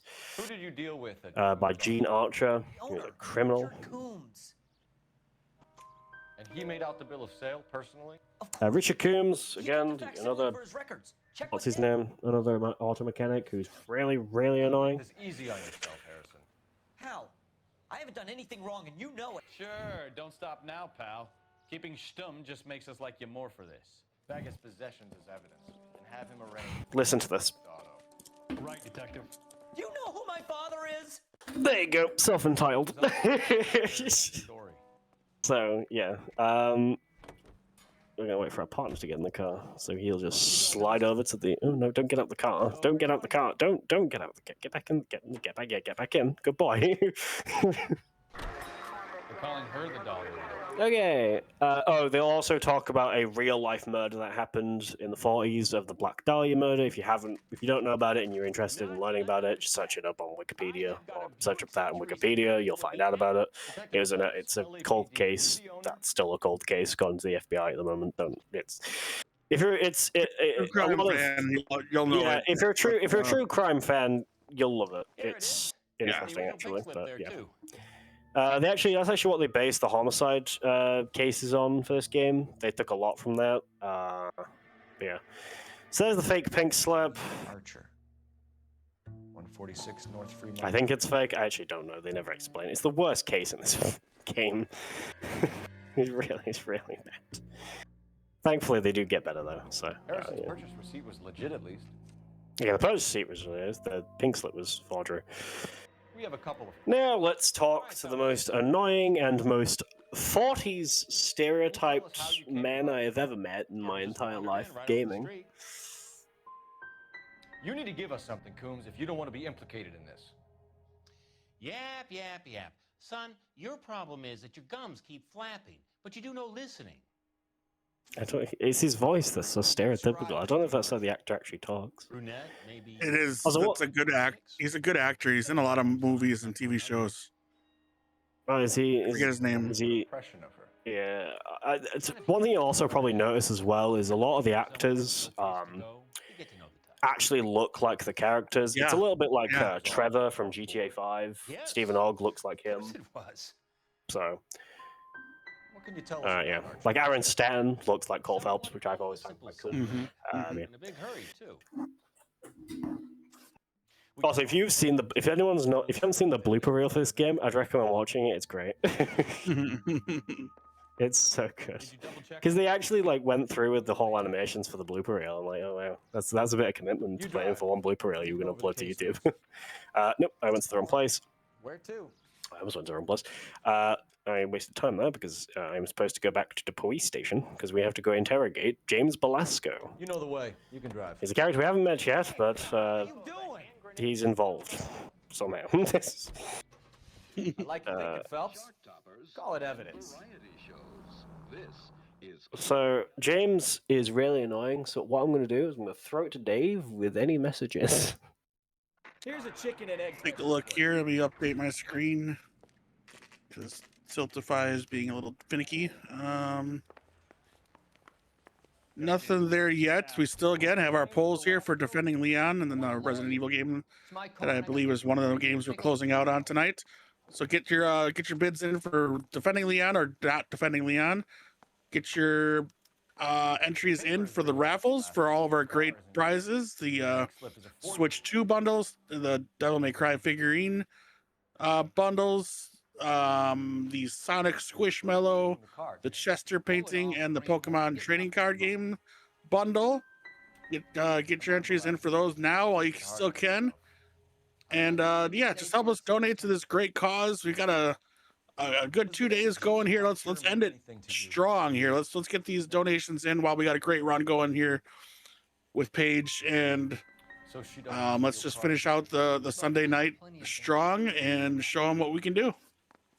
You had a chance to cooperate, Belasco. Pretty epic runs after this. I'm very excited, especially for Resident Evil. It's going to be quite fun. Yeah, RE is always a good time. You're Phelps, I'm right? very excited for Resident Evil Requiem when that comes out. So that's yep. So, James Belasco, again, the reason why I throw it to Dave with messages is just because James Belasco gives us absolutely nothing. Here, we don't want to go, we want to go to the Marquee Printing Company, but because Gene Archer is like down the road at Western Union, we don't want to go there. But if I press to go to the Marquee Printing Company, the game will automatically switch to Western Union to waste time. I've tested it. So instead, we're just going to, we have to wait, unfortunately. Yeah, or we have to speak to Gene Archer, and that wastes 4 minutes or something like that. I don't know. Let's get to the Western Union office. No, shut up, Bukowski. Don't tell me what to do. You're my partner. I'm not yours. Anyway. I am Gordon Lightfall. You're not my real dad. Yeah. Your company prints California vehicle titles. So this is Gordon Lightfall. He's old and he's bad. He's naughty. Okay, he's an old bad man. Equipment stolen recently? We're running up against. Also, fun fact: I have been learning this run in VR, and it is going. It's going because if you guys don't know, this game is also in VR. It has a LA Noire VR the case files. I'd recommend playing it if you have a VR headset. What now? We need to talk to the guy in charge. We have some questions for So, yeah, very fun. Lightball.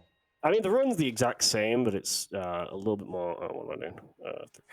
A delivery ledger. But it's a lot more awkward. We would like to cross-check Like, against the Coombs Automotive it's Emporium. slightly different because like you can't be the passenger of the car. You actually have to drive it, but thankfully you can just walk to your destinations. I'm still learning it, but yeah. Oh, Do you have a delivery ledger, Mr. Lightfall? We would like to cross-check. I didn't mean to back press. Oh, I meant to press square. It's a little out of the ordinary. Don't mind me. I'm just stupid. Share Anyway. those sorts of records. Hand it over, Lightball. You don't want us. Right, so here we're going to look through his records, and we're going to look for a man called S. Really is irregular. Bigelow. Over here.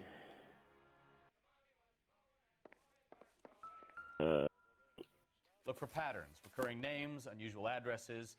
There's Stephen Bigelow. Encourage repeat business, Lightball. This Mr. Bigelow is a good customer. And now we're going to leave. Though this won't be the last man we see this old, bad man. Now, for anyone who's like, oh, he's a poor, innocent man. He's not.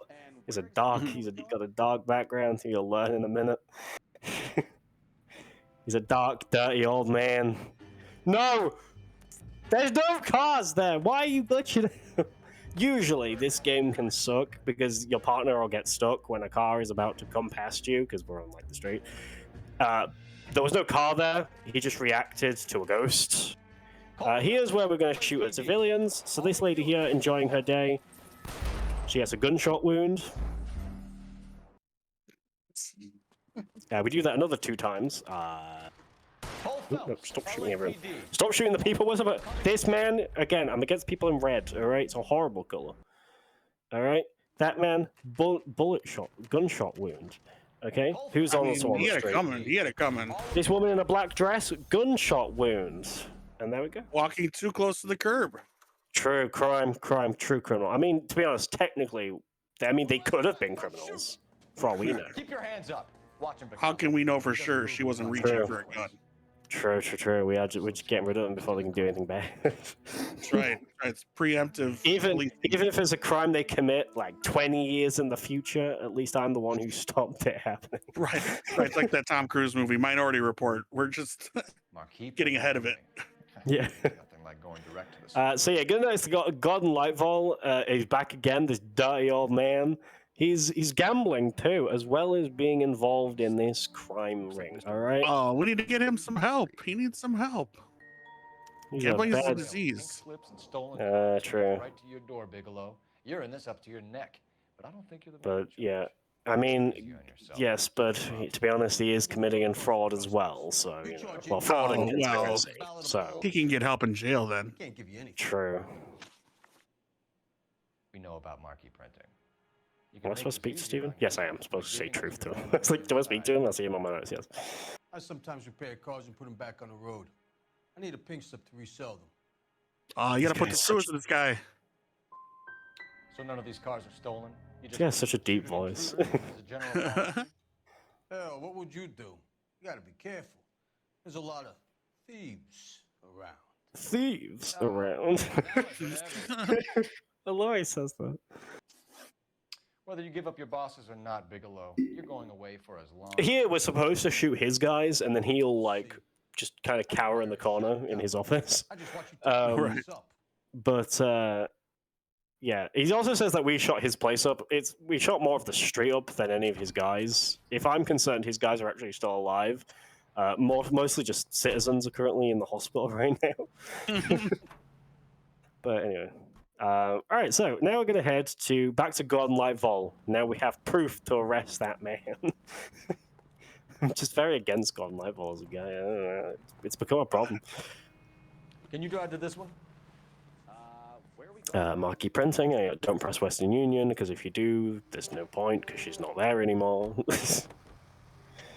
Right, so the next case is where we start getting into people know nowadays pretty much how corrupt the Hollywood business was in the 40s. We get into that in the next case. I hope you guys get excited for that. But yeah, so you'll see when we get to it. But, You're under arrest. You again? Let's go arrest Gordon Lightfall. Harassment is starting to wear thin. We found a box of pink slips in a warehouse full of hot cars. You signed for them, Lightball. I signed for all the orders and deliveries. You'll need something better than that, cowboy. For some reason, Gordon Livall seems to think we're in Red Dead 2 for some reason, so he's calling us a cowboy. But we have to teach him it's LA Noire, so we're just going to basically be really mean to him. Yeah, we're about 100 years removed, pal. Yeah. Lightball, I'm charging you with conspiracy and fraud. Hands behind your back. So he does look like he would fit in the cast of Red Dead. Yeah. But now we're going on to but now we're going on to the final case of the run. This is I forgot the name of it. I'll find out in a minute, maybe, hopefully. Oh yeah, it's not a slip of the tongue. It's not. It's The Fallen Idol. That's it. Thank you. So basically, this case is across from the police station. A car, you can kind of see it there. Across from the road from this police station, a car has fallen off a cliff and is now hanging off that cliff. We're going to go investigate it. So, yeah. The case of this is we're going to meet two people, two women. I was going to say two young women, but only one of them's young. The other one's like 5. And we're going to go meet June Ballard, or June McAfee, and 13-year-old Jessica Hamilton. Jessica Hamilton's currently in hospital, receiving hospital, so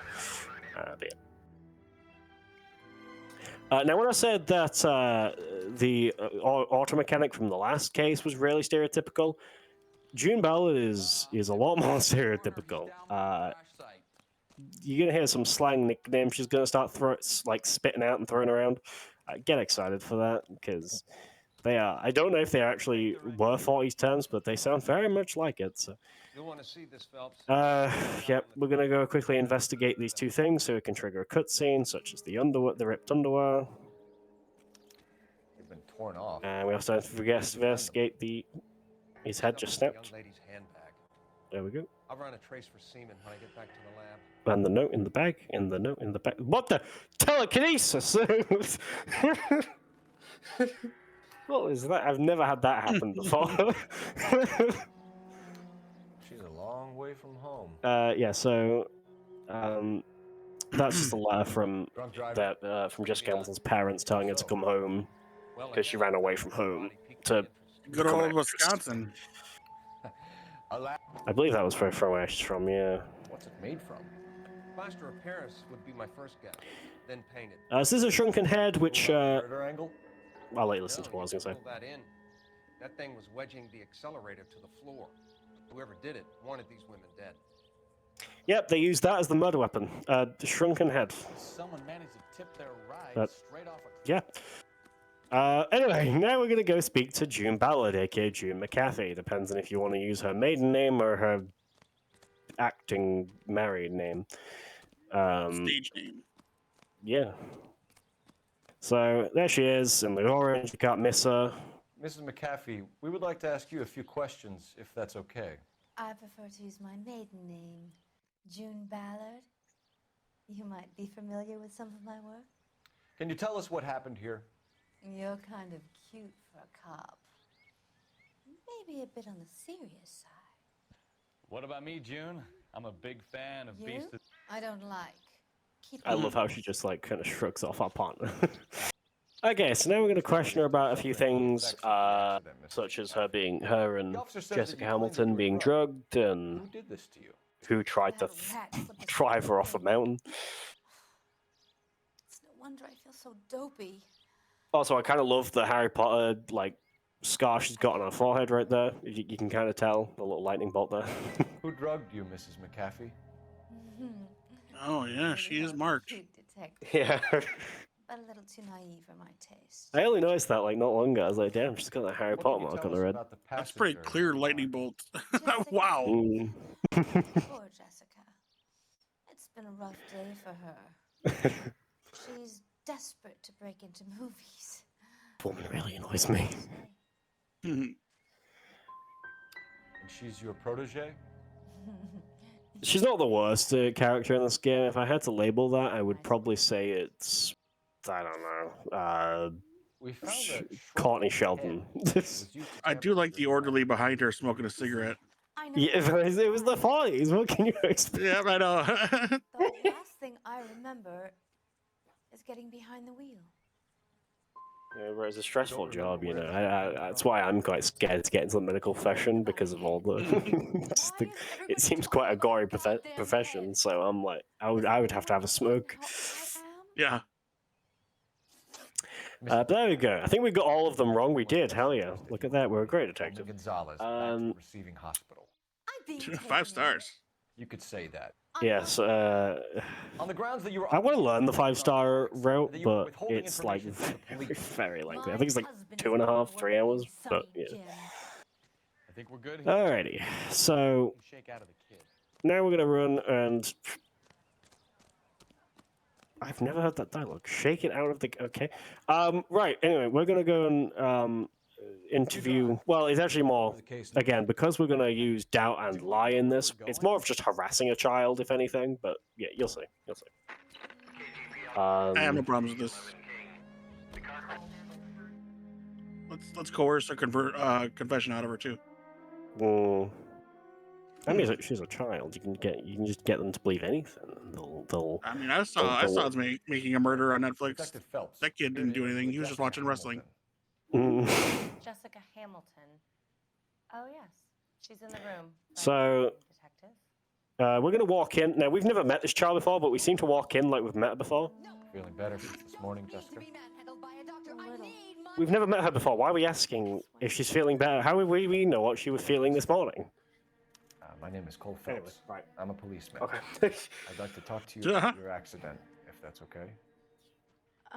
Okay. Can you tell me what you remember about the crash? It's all kind of fuzzy. I remember waking She also gets very angry at us and kicks us out very quickly, but you'll see that in a minute. You're holding out on me, Jessica.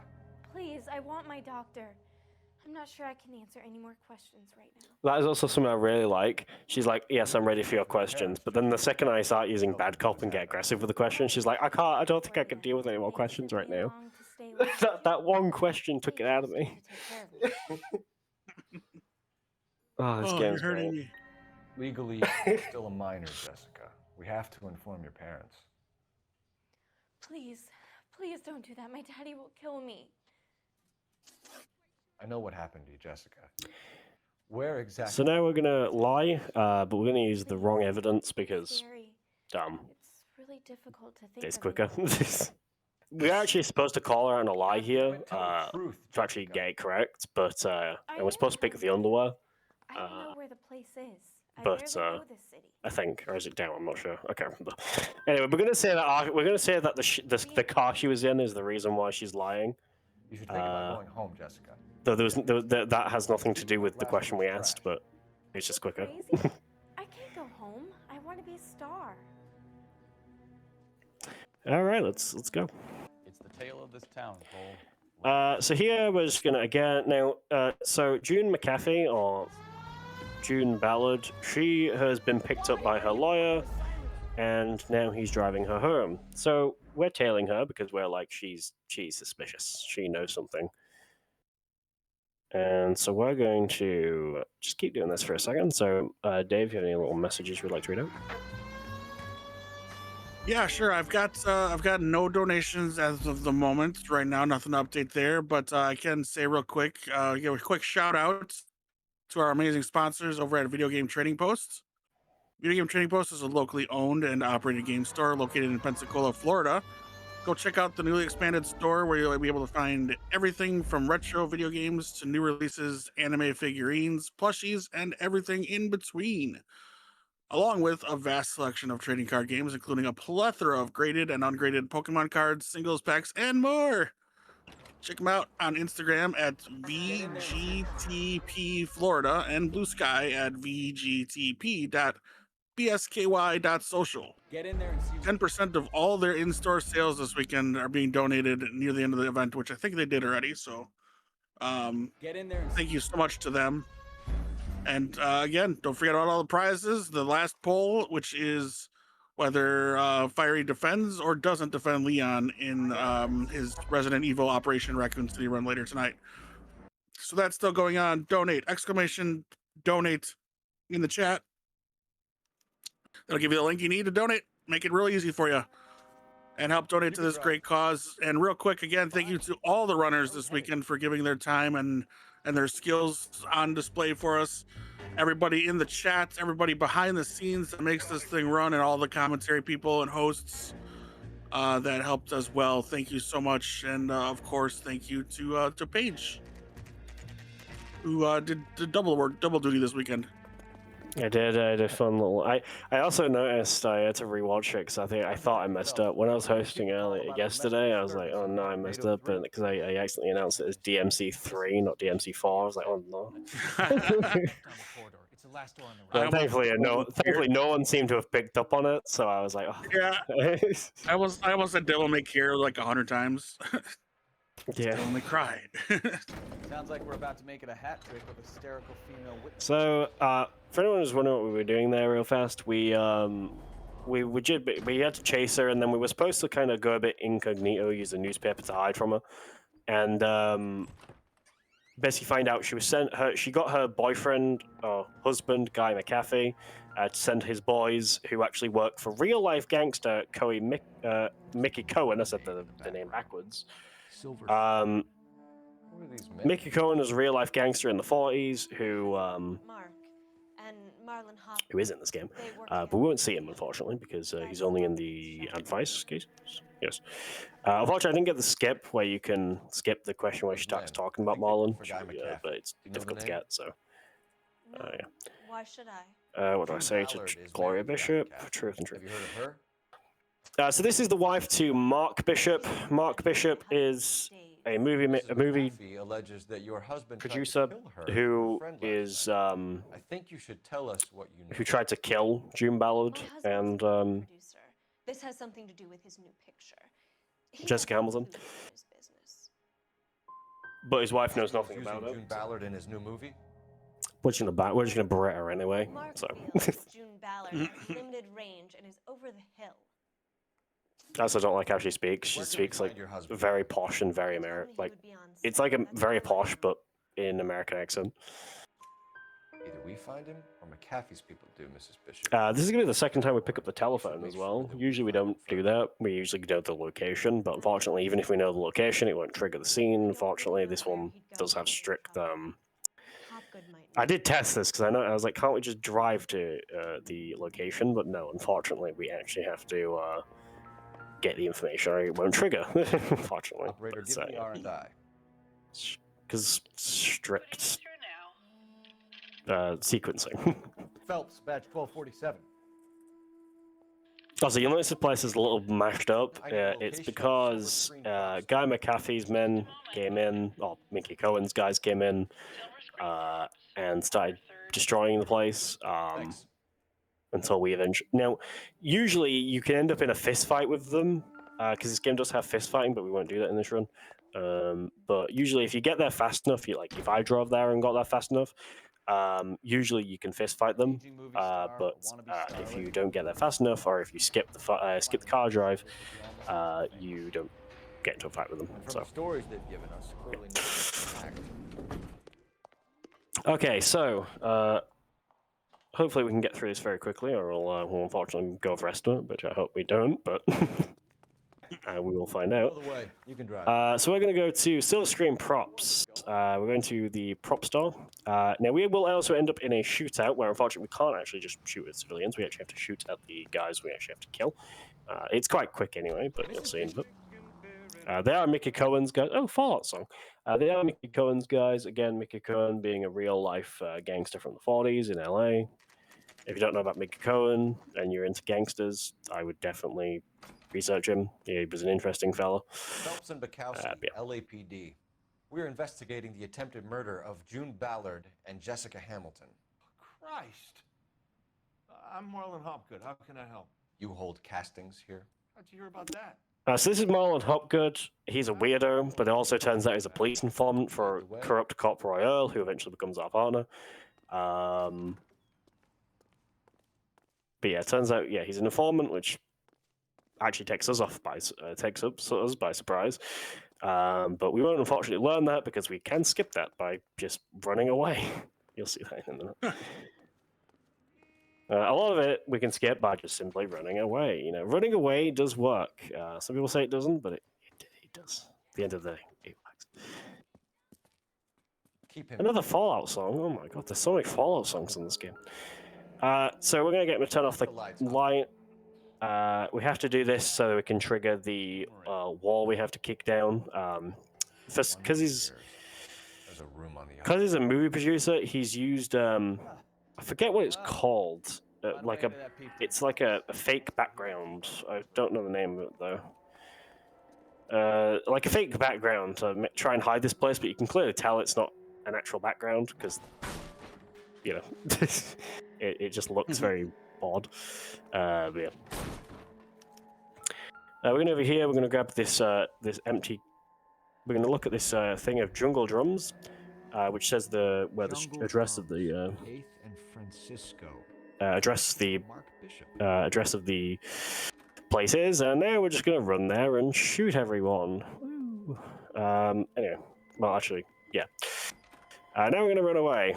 This is usually where I'd learn that the guy we were just with is a informant, but we're just going to run away from our from learning that. Alright. So, yeah. Unfortunately, these guys are going to shoot at us now. So you guys get to watch how bad I am at shooters. So I was playing Uncharted today, so I feel like I'm pretty good. I hope. For a donation while you're shooting them up. Headshot. Oh, headshot. Hey. I think I got a pretty sick headshot earlier, so.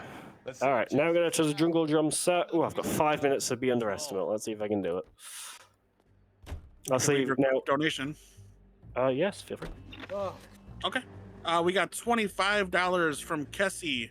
Love what everyone brings to the stream. Wish I could have been involved this year, but thank you to all you beautiful souls for another wonderful year. Kessie, we're just glad you could be here with us.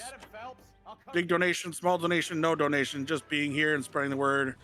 That's all we can ask for, and we appreciate you being here. We double appreciate you for donating. Thank you so much for that. Thank you to everybody that donated, everybody that's been here, watching, playing, all of it. Thank you so much. Even if you don't participate, it's still the best if you're watching and viewing and donating and all that. Get him, Phelps.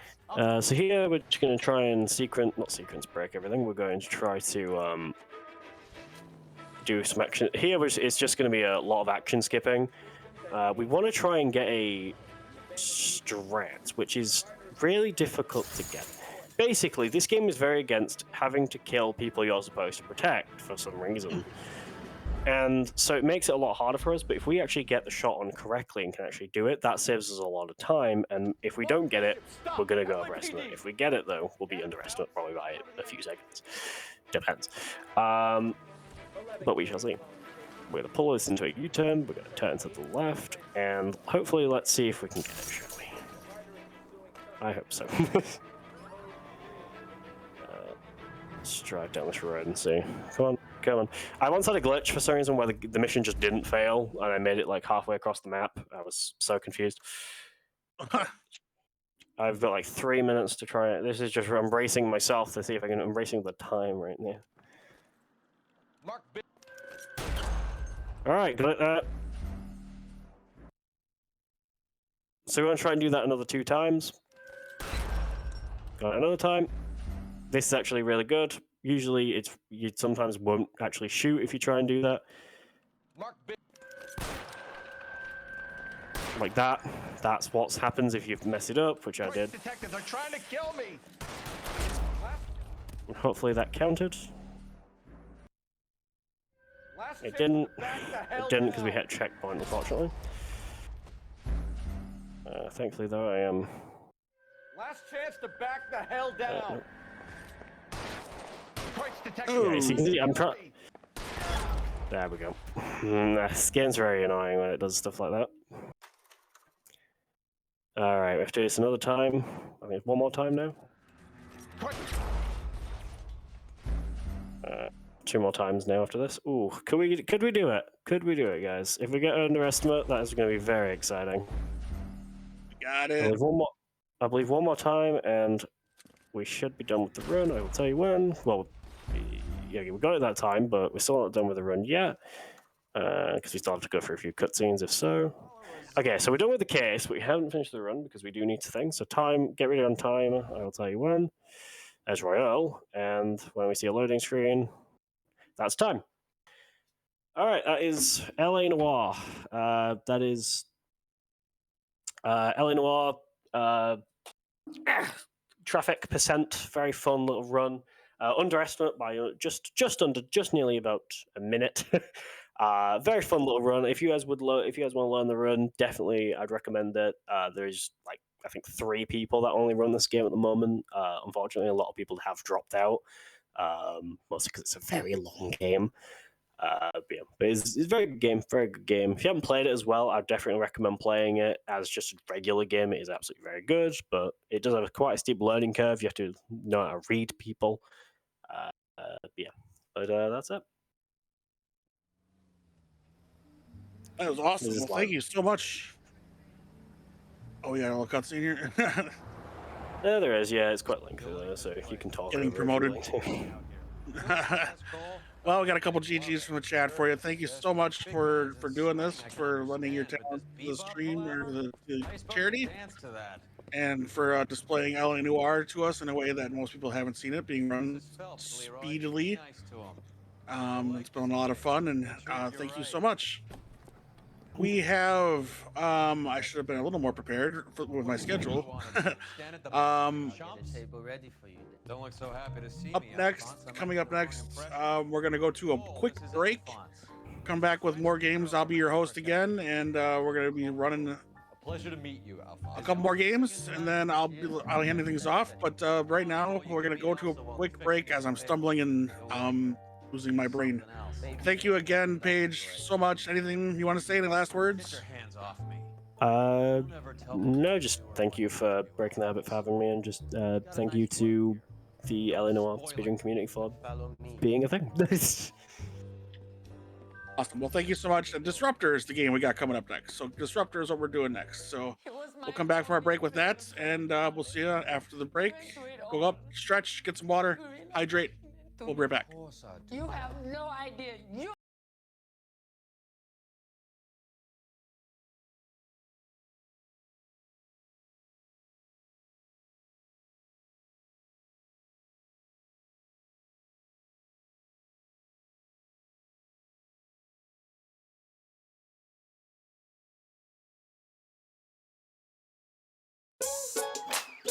The second you think that something is up, that's the moment to begin the conversation. These conversations can be difficult or awkward, but they don't need to be. What you want to do is express concern, express care, express that you're there for them. I'm worried about you. I've noticed some changes in you. I've noticed you haven't been around much. You seem more frustrated than usual. You don't seem like yourself. I care about you. This is a way to reach out that lets your friend know that you're there and you're willing to listen. Social media can be a really powerful tool for connecting because that's where people already are. Message them and say, hey, I noticed this thing you posted and I want to check in. Not every conversation has to be heavy. Just sending a simple text message saying, hey, how was your night? What's going on with you? How's your family? It's okay if you don't have the exact right words. What's really important is that you reach out and that it shows your friend that you care.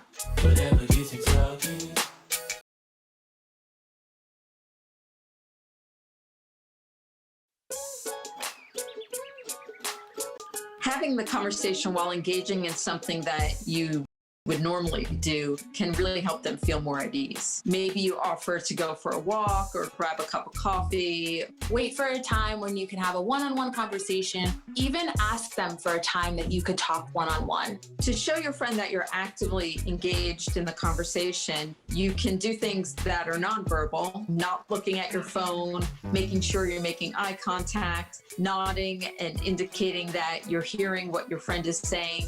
When having a difficult conversation, it's really important to refrain from any judgment. Try to understand what's going on from their perspective rather than imposing our perspective on what they're going through. We all have mental health, just like we have physical health. There really should be nothing awkward about having a conversation about mental health. Whatever gets you talking.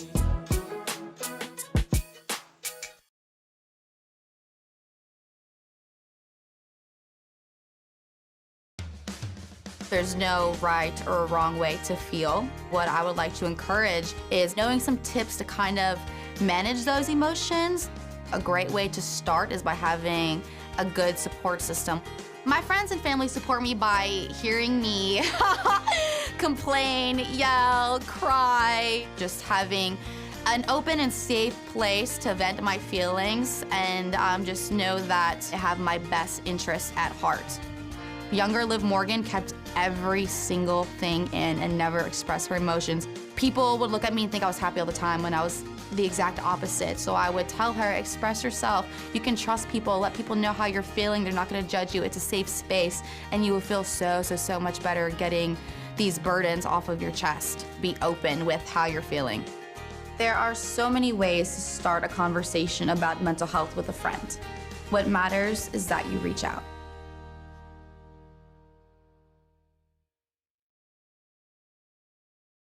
I was diagnosed bipolar depressive about 12 years ago. Essentially, if your mood goes from 0 to 10, 10 being super manic and 0 being super depressed, I was kind of just doing this, which is not healthy. So I'm on a number of medications, which I highly recommend. It kind of makes me more balanced, and it's great. It's a struggle often. It's making sure I get enough sleep. It's making sure that I eat right. It's making sure that I work out and all of these things that I need to do to take care of myself normally. But all of these things really impact my mental health. And being depressed is just not a place that I want to be. It's not anything I wish for anybody. When I was 12 years old, my dad committed suicide. He was bipolar, much like I am. It's a hereditary disease. He didn't take medication seriously, and he went off of it. And unfortunately, he lost his battle. And I think part of that really kind of made it clear to me that how important it is to take care of yourself. Because if you don't, the worst thing can happen. I've done a lot of cool things in my life that my dad never got to see. And I would have really loved that. Get help. If you need help, get help. There's nothing wrong with asking for help. Life is hard, and all of us go through struggles. It's okay to not be okay. It's okay to ask for help.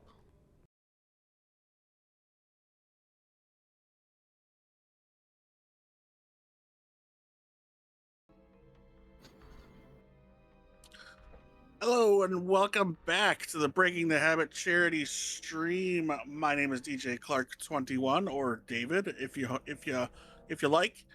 I am your host for the next 2 more games, and then we switch things up a little bit. But right now we've got Disruptor coming up, being played by Infinity Gene, or Gene. He'll be joining me in a second. I just want to say, get your donations in now. We are right on the literal cusp of $3,000 being raised. We can get there, and we have one more incentive to reach, and that's for Resident Evil, to either save Leon or to let poor Leon, let whatever happens to Leon. Either defend him or not defend him. That's still out there. Vote for that right now for Resident Evil Operation Raccoon City, still happening tonight. We've got all our great bundles and prizes for our rewards that you can donate towards. And just towards a good cause. So we're right there on the cusp of $3,000 being donated. Let's hit that before I'm out of here, before I say goodnight, and we'll go from there. But right now I'm going to hand things over to Gene, and I'll let him take over and let you know what we're doing here. Thank you very much. Yes, hello everyone, I'm Infinity Gene, and I'm going to walk you through a lovely 80% playthrough of Disruptor for the PlayStation 1. This is, for all intents and purposes, Insomniac's birth child before the games of Spyro the Dragon, Ratchet and Clank, and of course all the Spider-Man games that are now on the modern consoles. But yeah, just to sort of briefly explain this game, it's essentially a Doom clone. but a really well-made one. And I'm going to start explaining the differences between this against Doom and why this game stands out a lot more against Doom, in my opinion. So time's going to start in 3, 2, 1, go. And so we're starting in the training level, which I'm not doing a good start right now. I've just been body blocked by all these spike balls.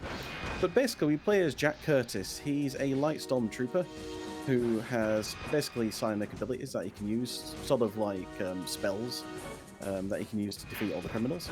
I don't know why these robots are not cooperating today, unfortunately. But what we're trying to do is we're trying to navigate past all these robots without having to fight them by just squeezing past. You can see at the moment we only have a standard pistol to begin with, but we will be getting different weapons as we go throughout the game. And with that, that's the first level done. So basically, on each level, we have to get to the teleporter at the end. Some require us to do certain objectives, like collect certain items. And most levels are pretty much just going from point A to point B. Some levels have different endings as well. Sometimes you'd have to use a teleporter to get out. But yeah, so basically, when it comes to the comparisons of like Doom, of course, you've got your standard weapons which you pick up throughout the entire game. You don't retain these weapons. These weapons are just given to you at the start of a level, but you do pick up different weapons throughout each level. These bugs are not cooperating either. This level is usually a bit simple, but I don't know why those bugs are in the way. We're going to use one of our new psionics, Shock, to destroy those robots quickly and finish the level. So the first 3 levels are sort of like tutorial levels, pretty much, just to get you used to the controls. In the actual storyline, they are classed as training missions, and then the 4th level is one of the actual missions that you're involved in. So the main plot of this game is, again, we're a light stormtrooper, but our boss, Krieger, has a bit of a evil side to him, which we will find out later on. I'm not going to spoil anything with that later, but I will tell you when it comes. So with this one here, we need to be careful not to activate any of the bombs that are scattered around the map. You might see a glimpse of them here and there, which I'll show you in a moment. We're going to use Shock just to get rid of those robots and then just walk across here. Going to zap that one and use our auto pistol now that we picked up, just to get rid of that other robot. So these bombs deal quite a significant amount of damage, so that's why we don't want to activate them. They're basically like pretend civilians on this one for the training mission in the game. But if you hit them, they home in on you and just explode, so you need to be careful. These elevators, you just need to make sure that you stand fairly still on them. You don't have to be perfectly still, but you have to be sort of in the middle of them for them to activate. And then we're going to strafe into the next teleporter to finish that level. So with that, the first 3 levels are done, all the training's done. Now we're actually getting into the nitty-gritty missions, with the first one being quite aggressive in terms of ammo and psionic energy supplies. So in the last mission, we just picked up a new psionic known as Drain. Drain allows us to drain additional energy from enemies, which allows us to use more of our psionics. We're going to switch to Shock quickly, just using the menu.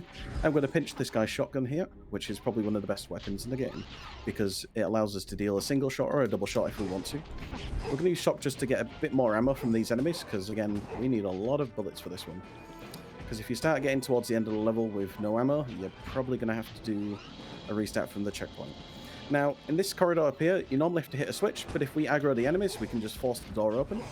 So it skips us about 30 seconds instead of going all the way around and having to hit a button just to get into that room. We're going to charge a shot here to destroy the teleporter console and then to activate it at the same time. We're going to walk over here to hit the switch to get out of the first section of the level. There are 3 different sections to this level, so we're in section 1 currently. If we fall down, we just have to go back into the teleport quickly.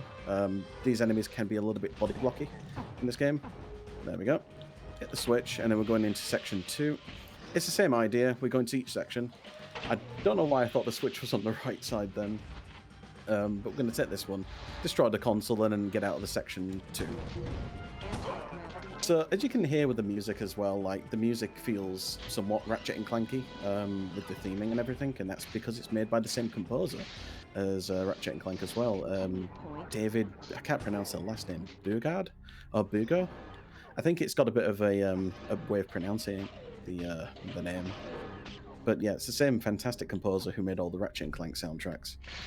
And yeah, this is why I love this game, because there's so much history with it. Like, this game, you would think, wow, Insomniac's starting with this game, why have I never heard of it? Well, unfortunately with this game, it didn't sell too well. While reviews were about, what, 80% or something, this game just didn't sell that all. It sold about 200,000 copies, and actually made Insomniac bankrupt. It was very close to doing so. So you're thinking, whoa, like, we nearly didn't have Spyro, we nearly didn't have Ratchet and Clank, Spider-Man, all of those games. But of course, thankfully they pulled through with Spyro, and then they got back on track. I know it was quite a hard period for them, but they pulled through, they worked together, and then they obviously produced an amazing lineup of classic games that we know today. So we're heading towards the last console of the level, and then we've just got to go through the escape teleporter. Basically, we have to destroy all 3 generators on this level, and then the entire base explodes. Unfortunately, there's no like timer or anything when you hit this. It's just like you just get to the exit and then pretend that it exploded. So we're just going to use our last energy there, and then we're just going to get rid of this guy, and then go through the last teleporter. Hit the switch again and get out of this section. HP is extremely important on this game, and we're about to talk about the version differences in this game, and the reason why we're playing the Japanese version. So at the time, a lot of Japanese games tend to have like an easier difficulty against the versions that were released in the West, for example. And this game is no different.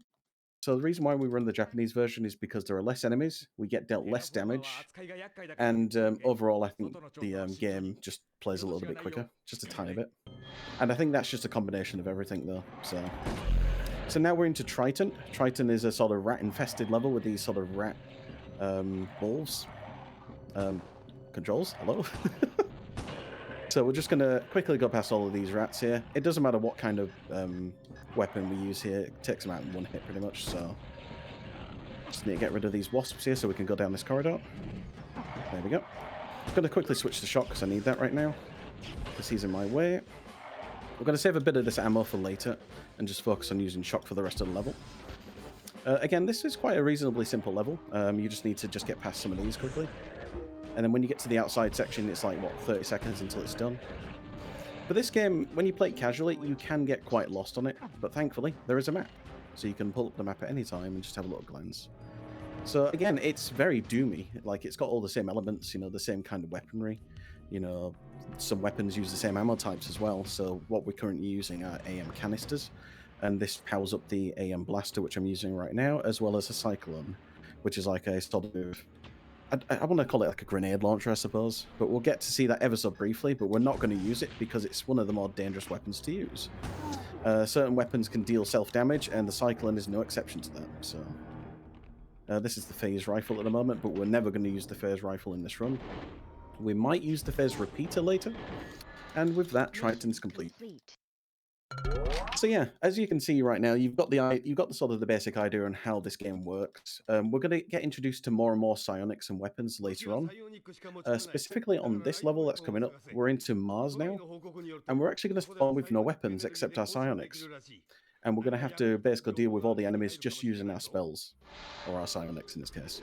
Our new psionic is known as Blast, and this is going to be our major psionic for the entire run. So basically, Blast is a 25 energy psionic, and when you use it, it basically it basically screen wipes. Sorry about the blah then. I have to sort of sometimes reset when I'm talking. But yeah, so basically it's a screen wipe weapon, but it also returns energy every time we use it as well.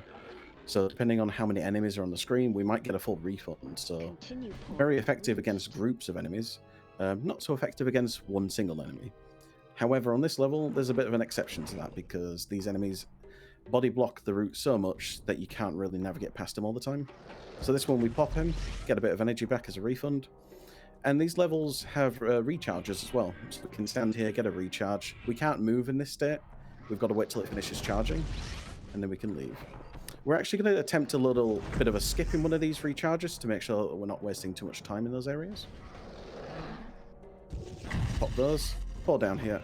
Now we're going to double tap R1, which is our psionic inventory. Now if you double tap it, it brings back the last used psionic, because when you don't have enough energy, it'll revert back to drain, basically. Nice, I got the skip. Although I lost a tiny bit of time there. So what you're witnessing now is I'm still invulnerable because the recharges make you invincible. That doesn't really matter too much, but of course now you're going to get all the visual effects and the sound effects repeating all the time. But it is slightly quicker to do this, so... Now getting into these little recharges can be a bit of a pain, and now you're going to hear it twice, because that's fun. We're nearly approaching the end of the level. That is not the right way. What am I doing? I'm going to pick up the Psionic Orb, which is the main item of the entire run. And the Psionic Orb is essentially what our boss wants us to collect.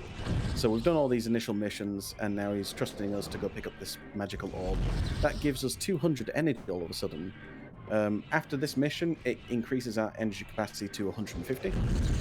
As you can see, that's a good example of Blast being used in a big swarm of enemies there. It's just really handy, but it's somewhat slow to use, because the problem is it slows down the game a little bit if there's too many enemies on the screen.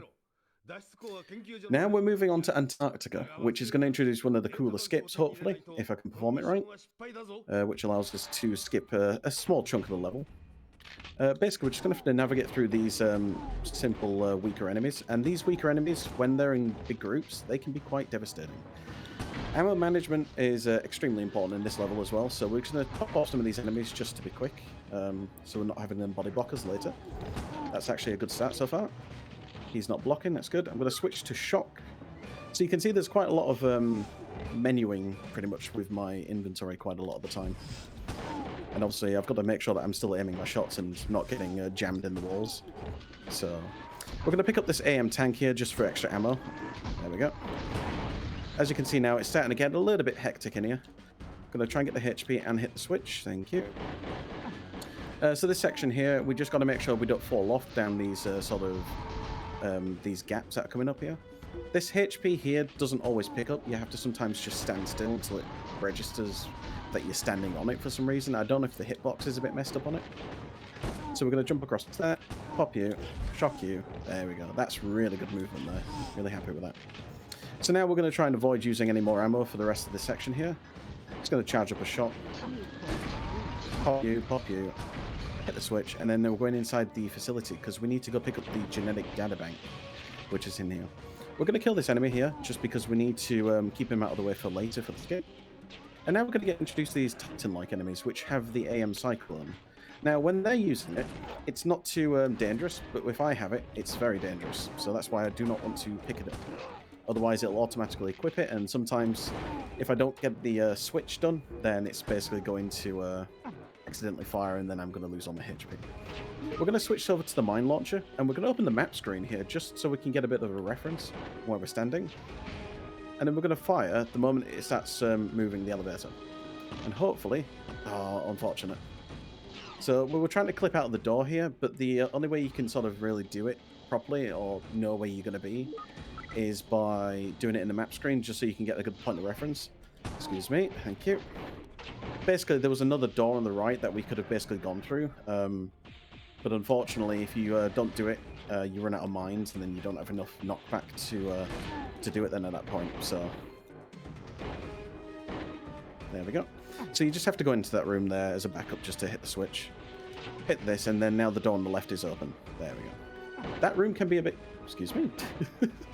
So again, some of those enemies are in my blind spots at the moment, so I couldn't see them. But yeah, so now we've got the Cyclone. We want to switch that out, because again, it's not the weapon of choice right now.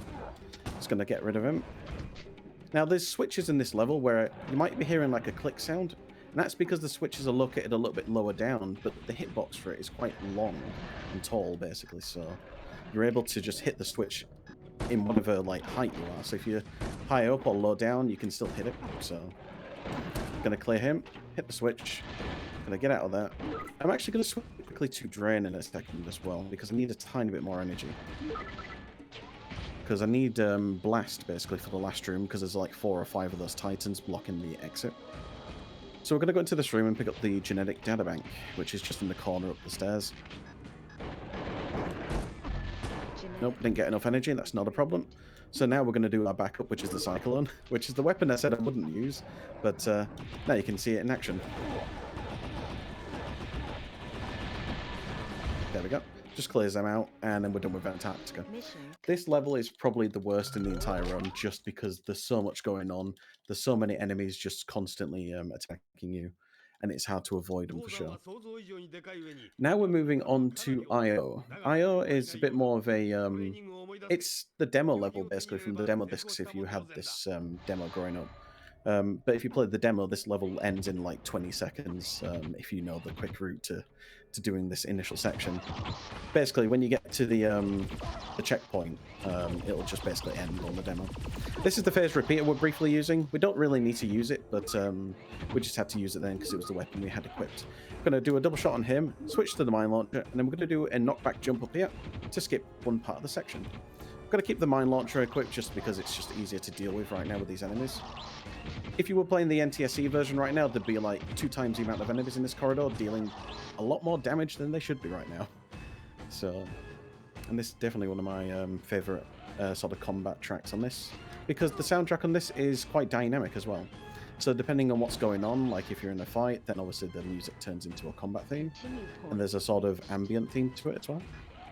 And at this point, we're going to be going into a sequence of elevators, so I'm going to pass it over to our host for some messages. Thank you much. I do not think there's any donations to speak of right yet. Let me double check that. But while I'm looking that up, there are still some polls out there to be, with some incentives to be had. You can again choose whether Leon is defended or not in the Resident Evil Operation Raccoon City run later. Otherwise, you can get your name in for all of our great prizes, which include, but are not limited to, no, I'll say them all. The Switch 2 bundle for a $100 donation, you get entered in for that. The Devil May Cry figure bundle, which includes Dante and Trish figurines, $10 gets you in for that. $10 also gets you an entry into Sonic the Hedgehog Squishmallow. And then $10 also puts you in for the Chester Bennington painting, which was done specifically for this fine event by artist and tattoo artist Beck Beware. Comes with a certificate of authenticity and everything. It's real official. And then a Pokemon trading card game bundle for $15 gets you entered for that, which includes a whole bunch of cards, a sealed Silver Tempest Elite Trainer Box, PSA 10 Glaceon EX SAR from Terrestrial Festival, graciously donated by Magic Heart Collectibles. So get your donations in now, exclamation donate, before this evening ends, and also before this run ends. Let's show some support to our runner here and get some great donations in while we're watching this very cool game. Sounds good, thank you very much. Yeah, so at the end of IO then, we just had to go on some conveyor systems. We used the knockback from our shotgun then to get onto it early. Now we're into Reactor, where we have a time limit because the reactor is melting down and we have to go help our boss, who's told us could conveniently get out of the way and go cool down the reactor before it blows up. But little did we know, there is a bit of a twist to this at the end. So we're going to go into this last room here. Each of these rooms have a cooling valve that you can use to extend the timer, but this one gives us the most amount of time. Then we can also do a bit of a clip through this broken elevator behind us, which you can't see. We're hopefully going to get in, otherwise the enemy's going to have to help us, thank you. We're going to go all the way to this door here, just tag it quickly, and then that opens up this final door, which is the end of the level. So it skips like 50% of the level. So we're going to pick up the health upgrade over here, which gives us an extra 25%. We're going to also pick up the Zodiac, which is a bit of a reference to the Ratchet & Clank 2 weapon here, which is another screen wipe weapon, pretty much. It's like a portable blast, but in a gun form. So the plot here is now that we've been told by the Resistance that our boss Krieger is up to no good, and he's trying to steal the psionic orb that we picked up earlier. But he's also trying to steal one of our abilities, which is known as Blast, which is now upgraded to Terra Blast, which is now one of the more powerful versions of the Blast. Terra Blast allows us to penetrate walls, basically. So now it's indicated by like a red glow.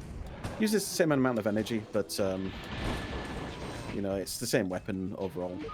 We're going to equip the Zodiac, and we're going to pop this into the next room here. And you can see how this penetrates all the walls as well. So you can hear some enemies behind the door just also dying as well. There we go. We're going to try and skip all these balls as much as possible, but they do body blockers. And they can also jam the door as well. I'm just going to pop them like that. There we go. Get past all the enemies quickly.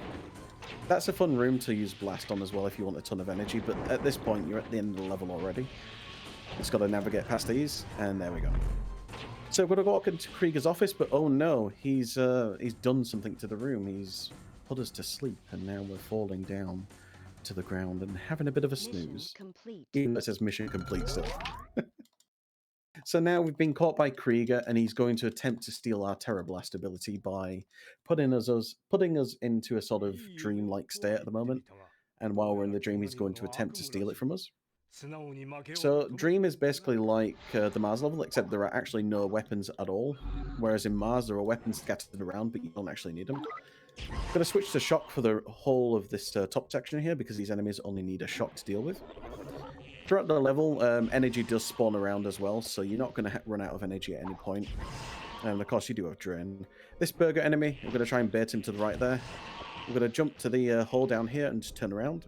That just sets us up when we get down here, because if you're going forwards, you're going to end up being backwards in this section here. We're going to switch over to Blast, and then we're going to use this for the remainder of the level. There's some bulkier enemies that need a blast, basically like these ones. Kind of similar to the ones on Mars where they're body blocking. Oops, that was a bit too early. And then we've got a couple more enemies to deal with. There we go. Oh, damn it. I was trying to do a bit of a skip there, where if you can basically do a blast at the right time, you can skip this momentum of you slowing down the hole, basically, and it just instantly drops you down and ends the level. So that's quite a cool trick to get, but it's really hard to perform because it requires a little bit of timing, basically. Because you need to do it while you're in the thing, and then it'll basically cut out the slowness. So now we're in prison at the moment, but they haven't given us nothing. We've still got our blast abilities, so we can obviously use that. And now we have a weapon. But we're not going to really use any weapons on this. In fact, we're probably not going to use any psionics, except maybe for one enemy right here, basically. Just because they're in the way. There we go. And now we're going to have our funny little baton weapon now for a few seconds. I'll bring it back, though. It's just a simple melee weapon. It does, like, 1 damage, pretty much.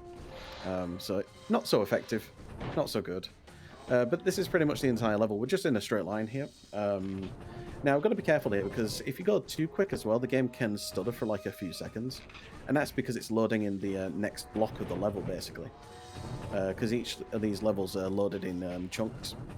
And that's why on the level Antarctica, we didn't want to go too quick if we got the skip, because we would not load in the level properly. And if you walk into an unloaded level, or an unloaded section, then basically you're just soft-locked. You cannot move and you cannot leave. You can't even use the cyclone to intentionally restart the level. You just have to quit, use the password, and then start the whole level again. Which is a bit unfortunate, but it rarely happens if you're just a little bit patient. So after this chasm here, there's a room on the left here where this guard is going for lunch. See you later. I'm going to hit the last teleport switch here, and then we're going to go to the other teleport on the left here. And pretty much approaching the end of the level. We're also approaching the end of the game. We've still got one more level to go, which is the Fortress, which allows us to go against the evil Krieger who hasn't paid our salary yet for our job, because you know, we're sort of an employee, I guess, of our boss. So, but yeah, we're going to go against him now. We're going to try and build up a lot of psionic energy here, as well as just maintaining as much ammo as possible. So we're going to use Drain multiple times here just to extract energy from all the enemies that we encounter. So we drain and just do a single shot of shotgun. That's usually the most efficient way to deal with these enemies. The shotgun's really good though in general, just because it does knock back to enemies as well. So it's fine. That's good. So we're at 60 at the moment. I think I am going to be okay with 60, I think. I might get a tiny bit more though, just so I've got enough. But yeah, that'll do. Now I'm 59. That's not a problem though, because Blast uses 25 anyway, so wouldn't have enough for another shot. If you need lots of ammo though, there's tons here as well. Now we're hoping that the game doesn't softlock when we take this teleporter. It has once for me, and then you have to do the whole level again. And thankfully it didn't. So we're going to do a shotgun and then we do a blast. That sends him into his second phase. He's got 4 phases to this fight. We're going to rinse and repeat again. Double shotgun, blast. Take the energy. Switch back to blast quickly. And then get ready to do it a third time. There we go. I'm going to switch to the mine launcher this time. I'm going to switch to shock as well. And then we should be nearly done. There we go. So he's going to blow up here. And then we're going to steal the psionic orb straight from him. And then the moment that the entire world starts spinning around, that is going to be... Wait for it. And that is Disruptor. And now we get to see one of the best cutscenes of the game now, which in the small Disruptor community that we have of about 4 or 5 runners, we love this cutscene just because of just the fact that it just touches the orb. That's just it, really. That's why we like this cutscene. Because it just glows and everything. It's like, ooh. He can't be bothered by her. Nope. But he got his ball back, so he's happy. Think of Krieger as like an evil neighbor who just didn't return the ball when it went over the fence. So, but yeah, damn that's kids. Disruptor. But yeah, just want to say thank you very much for watching, everyone. It's always a great bit of fun to showcase this wonderful gem. If you've never played Disruptor, I highly recommend playing it casually, just for the cutscenes alone. So definitely play the NTSC or even the PAL version, and you'll love the cutscenes. They're so cheesy, they're so quirky, I love them to bits. And with that, I'm going to send you over to our host, and thank you very much for watching, everyone. Take care. Gene, thank you so much. That was fantastic. That was awesome. A game I've never even heard of before. Looked awesome. Looked great. Brought me back to Doom days and all that good stuff, and just fun to watch. Great run held there, and we're gonna keep this thing rolling here as we go on. We're gonna take a small break, stretch it out again, get some more water if you need to, get some snacks. We're not done yet, but coming up next we've got Haunting Ground with Kuno Dimitris, I think that's pronounced, but otherwise Kuno I think we can use as well. But we'll be right back after this break, and we'll keep it going.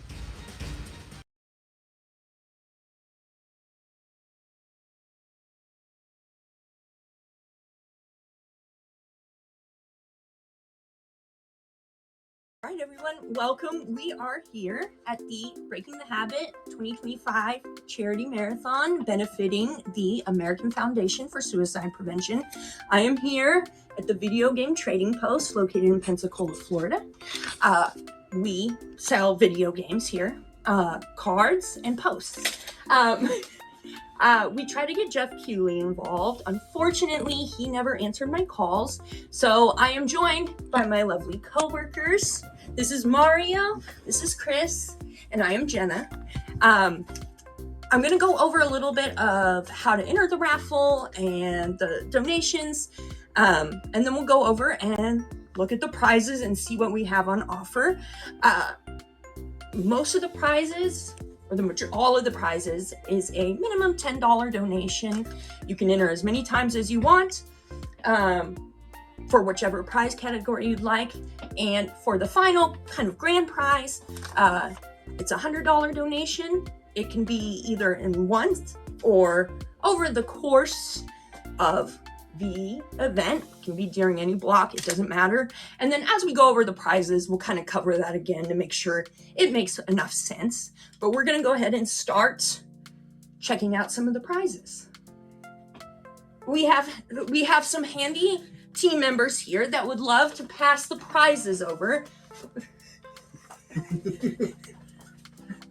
Okay, all right. Where's my hand? There we go. All right. Chris and Mario are going to present one of our first ones. This is the Devil May Cry collectible figure set. You got the devil, and he's crying, and his girlfriend, and this guy. They're pretty cool. They're pretty based because Devil May Cry is pretty cool. These ones will be minimum $10 donation, and like I said, you can enter as many times as you'd like. I think they're old. They're like retro. But that's cool because we're a retro game store in Pensacola, Florida. Anyways, pass those back, please. Next prize. There we go. All right, Mario, present your prize. Here you got. It's the Blue Hedgehog. That is what that is. It is the Sonic Squishmallow holding his glorious donut. Yes. We all love donuts. Again, minimum $10 donation to get that beautiful Sonic. He was sent away, but it's okay. No, I'm kidding. All right. We got Sonic. We got Devil May Cry. Let him cry. Next. this is from our good friends over at Magic Card Shop. They have generously donated these 2 items. As a prize, we have our Solar Tempest trainer box. And then this guy, very nice, we have our Glaceon EX Special Art Rare. And it's a grade 10. It's beautiful. It's graded. Now, I would like to extend an offer. If anyone wins this one, and they're not really into Pokemon cards, I would be happy to take it and film myself eating it on camera for everyone. So keep it in mind, and I'm dead serious. Again, $10 minimum donation, enter as many times as you'd like. All right, what's our next one?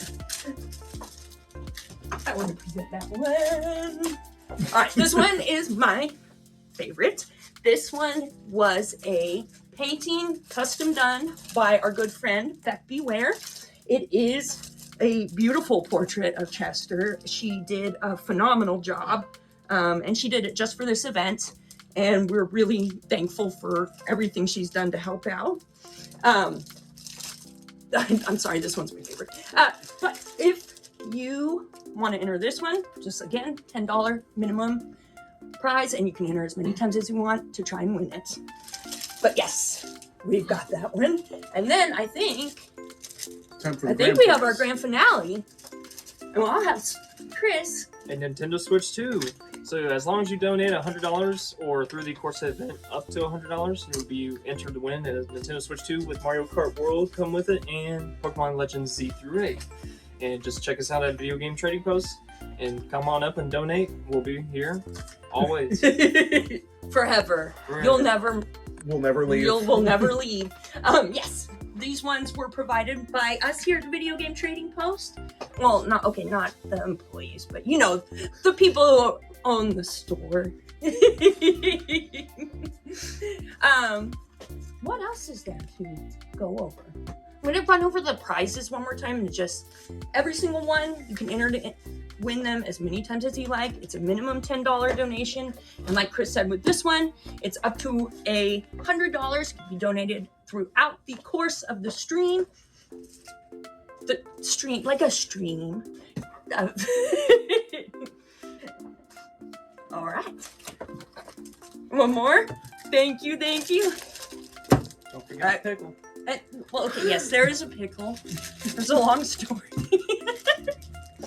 But, alrighty, y'all. Thank you for bearing with us. I know I giggled and laughed a lot. I'm not used to being on camera, but I was really excited to present this for everyone today.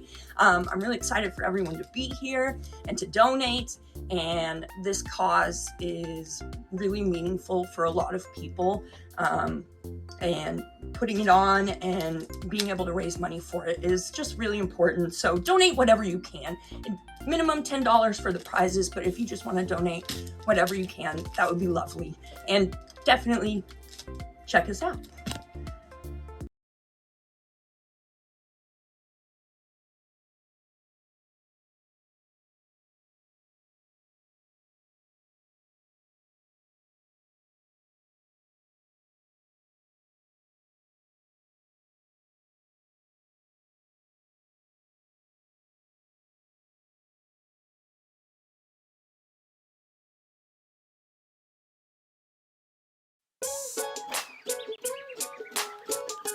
The purpose of the conversation is not to fix your friend or to offer advice, but to make sure that they know that you're there to support them. Make sure that you're listening. You're open to what you're hearing. You're giving your friend lots of time to share what they need to share. So rather than thinking about solving something in one conversation, think about it as an opening to a door of support. And if they want to talk more, that you're there to listen. You can share that there are mental health resources available. If you've had your own experience with a mental health professional, you might share with them how it helped you. Sometimes after these conversations, people may feel vulnerable or they may feel like they've shared too much. So I would end the conversation by saying, thank you for sharing that with me. I hope that we talk about this again, and I'm here for you. Whatever gets you talking.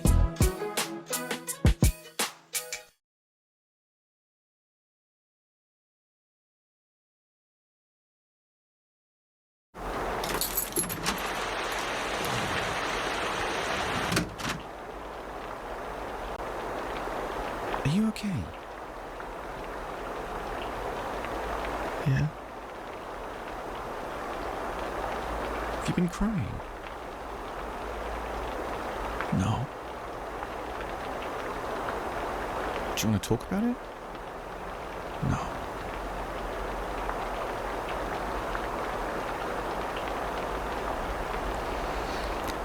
Do you want a hug?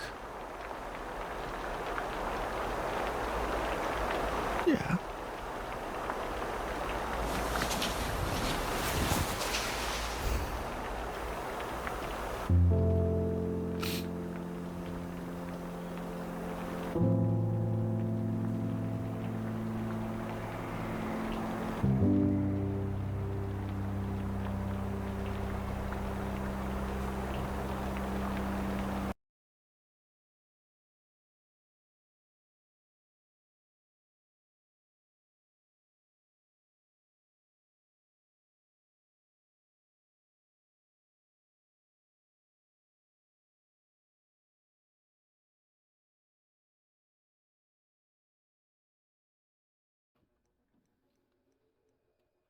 All right, welcome back, everybody, to the Breaking the Habit Marathon charity stream.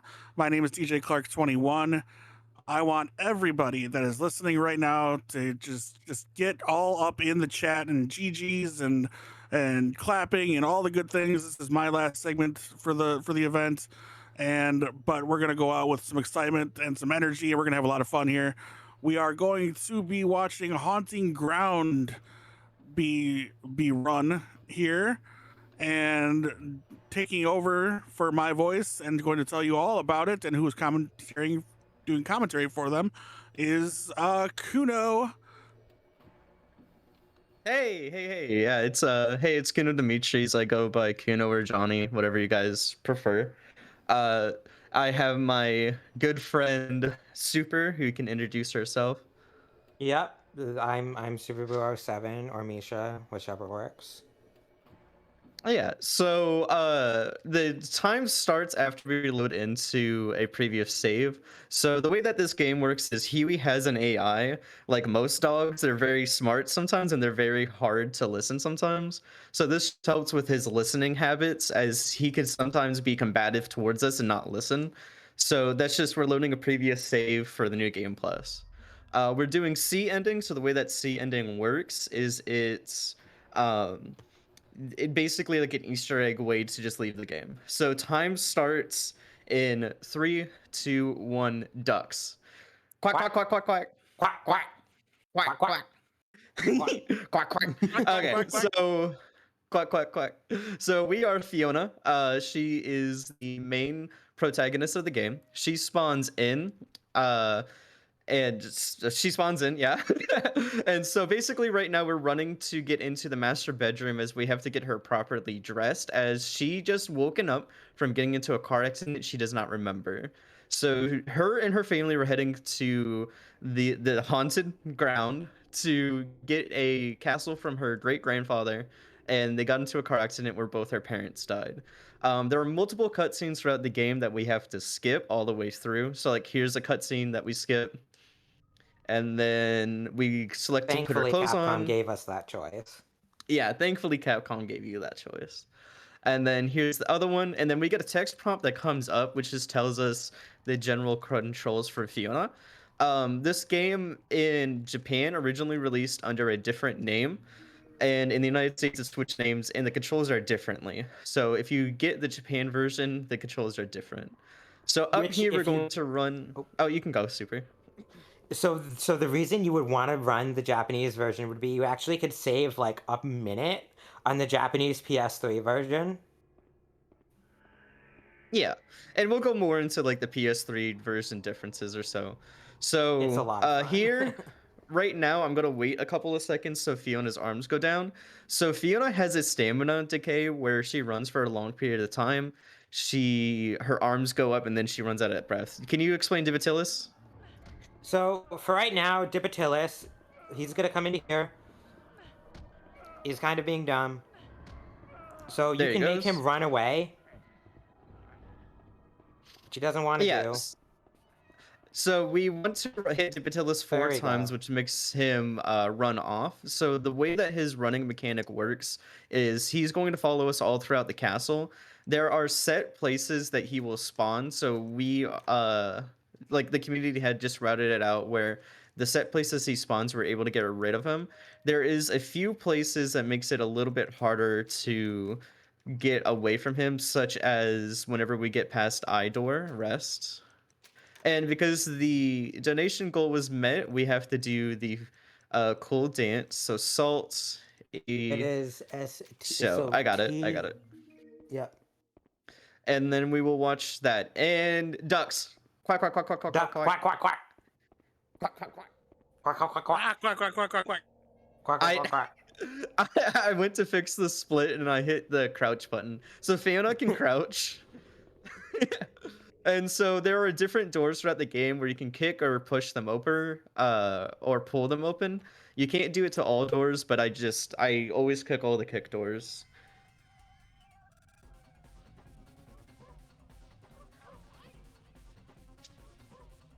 So while we're here, I'm gonna take this time to explain that the reason that Kuno here does meth instead of e-meth, which is the intended solution, is meth also works, but you get an additional item for doing it. Yeah. So Emeth, you actually have to watch the golem move, whereas Meth it explodes and gives you a necklace. There are different accessories you can wear all throughout the game. Different boots, different necklaces, and I believe earrings, and they all have their own abilities that boost Fiona's kind of speed throughout the run. Like it's a speed run, right? Yeah. And so the only necklace we're worried about is the diamond choker, which we will be getting in about in about 10 minutes or so. And so the way that the diamond choker works is it's supposed to make it where she gets less stamina decay. Well, she basically gets no stamina decay at all, and you could just infinitely run. Because all throughout the first about 10 to 15 minutes of the run, we have to be kind of mindful of the stamina. So we're going to grab this flower, and so that flower resets her stamina. So we're able to use it at a later point. Right now, we're not super worried about her stamina, as Dipatilis can't spawn until we go and rescue Huey, which is our next objective. Right now is basically unlocking to get Huey. Huey is the prized gem of the run. Pray for us, please. Yeah, pray for us with Huey. So right here, we learned about luminescence. Hopefully through this run, I don't really have to talk too much about them, but they're basically this like blue orbs that if we run into, the main bad guy, which is right now is Dipatilis, will be able to spot us, and if we run into 3, we go mad, which then will spawn Dipatilis on us. Right here, we're going to bash through this wall, which is just sprinting and hitting square. And then we're going to grab the castle map. So there are different maps that you can grab all throughout the run. We just grabbed this one as that's the objective, which leads us to upstairs, where we're going to skip the cutscene that shows us one of the future main bad guys. And then we're going to skip this cutscene of her basically running away as she was trying to feed us human dinner. And then we're going to skip this cutscene, which is her remembering that the car crash happened. And then she's looking out the window because she hears, so like right now you can hear Huey tied to a tree post. So we're just going to go rescue our boy. Right now, if you need to read anything, you have about 25 seconds if you need to, David. Yeah, I got you. I got one donation here from Rar. I'm Reptar. The amount is $1. Rar, let's start a dollar train. Do a dollar of Daisy dollar.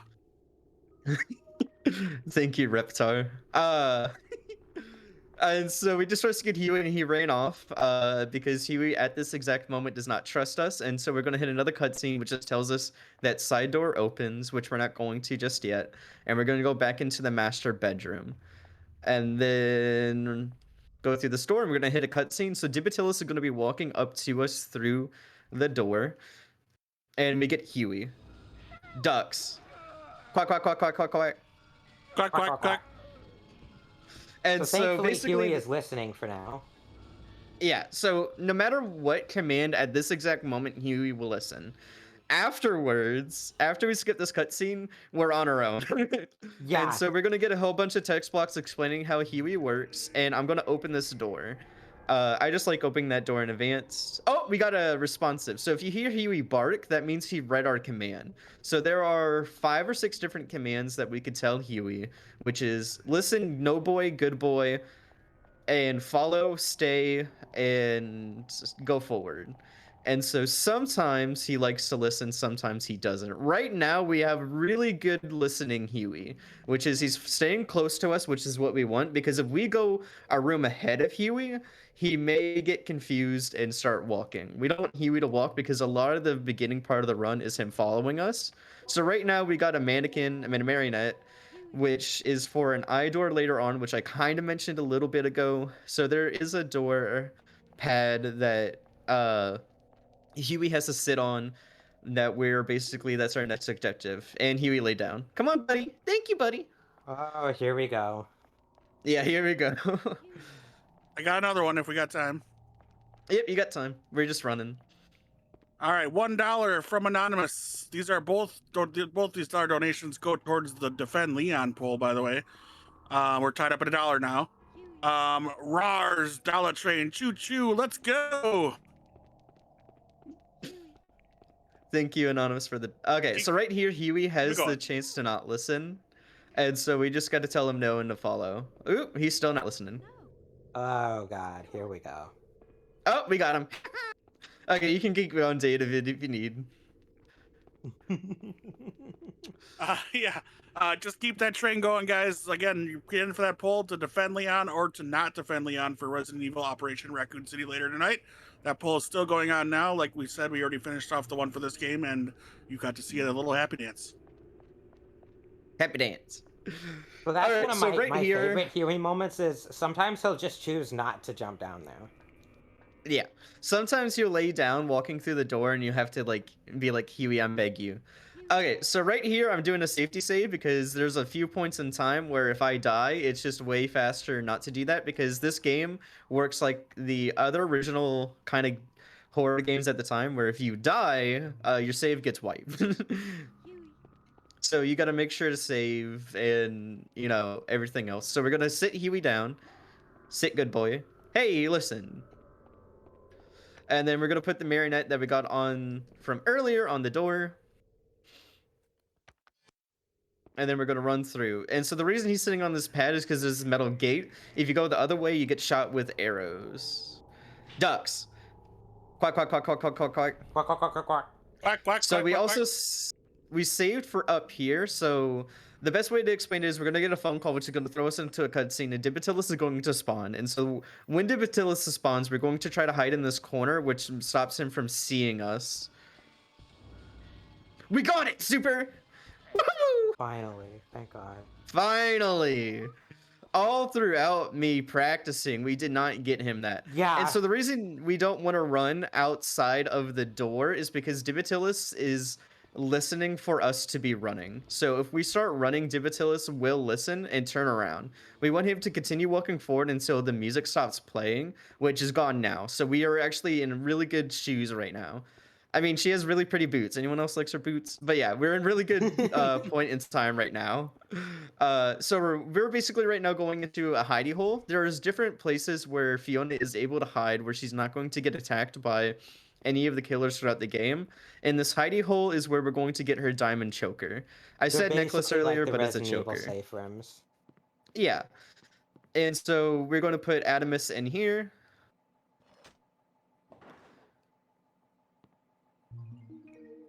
And then we're going to equip the choker. Ducks. Quack, quack, quack, quack, quack, quack, quack, quack, quack, quack, quack, quack, quack. Quack, quack, quack, quack, quack. Okay, now you can read it. We got a $5 donation from Nichols Library. Let's go, Kuno and Super. Oh, hell yeah. Super. Thank you, Nichols Library. Shout out to the college I went to for 8 years. I appreciate you. I appreciate you, Nichols Library. I'm glad you're enjoying the run. Also, High Tech, thank you for stopping in, buddy. I appreciate it. So what happened right there is that there was a weak point in the structure where when Fiona stayed on it, it fell and it spawned in Dibatilis. So this is a point in time where Dibatilis has a set spawn and that luminescent that we saw also has a set spawn. And so we just come over this way to kick a metal generator thing, which is holding a gate up for later. We're not going to remember that gate for next 10 minutes. So we'll talk about the gate then. But yeah, you see the gate in the top right-hand corner. That's just what we're knocking down. I missed the handle. 1, 2, and you got to hit it 3 times.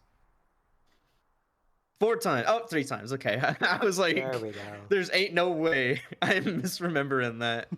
And so Dipatilla spawns in again. And so we have to have, and the next point that we're going to get to is getting Dipatillas to be knocked out. And so when we get over there, we'll explain it a little bit further. But as you see, we're running a lot of running. Now, Fiona does regenerate some stamina while on ladders, but because we put on the diamond choker, for the rest of the run, we're not going to worry about the stamina. Now, her arms are going to go down, but she go up where she's kind of getting winded, but that's not going to affect the run at all because she's not going to lose stamina. So right here, we're going to unlock this door that is letting us get into the next section, which is going to allow Huey to come with us.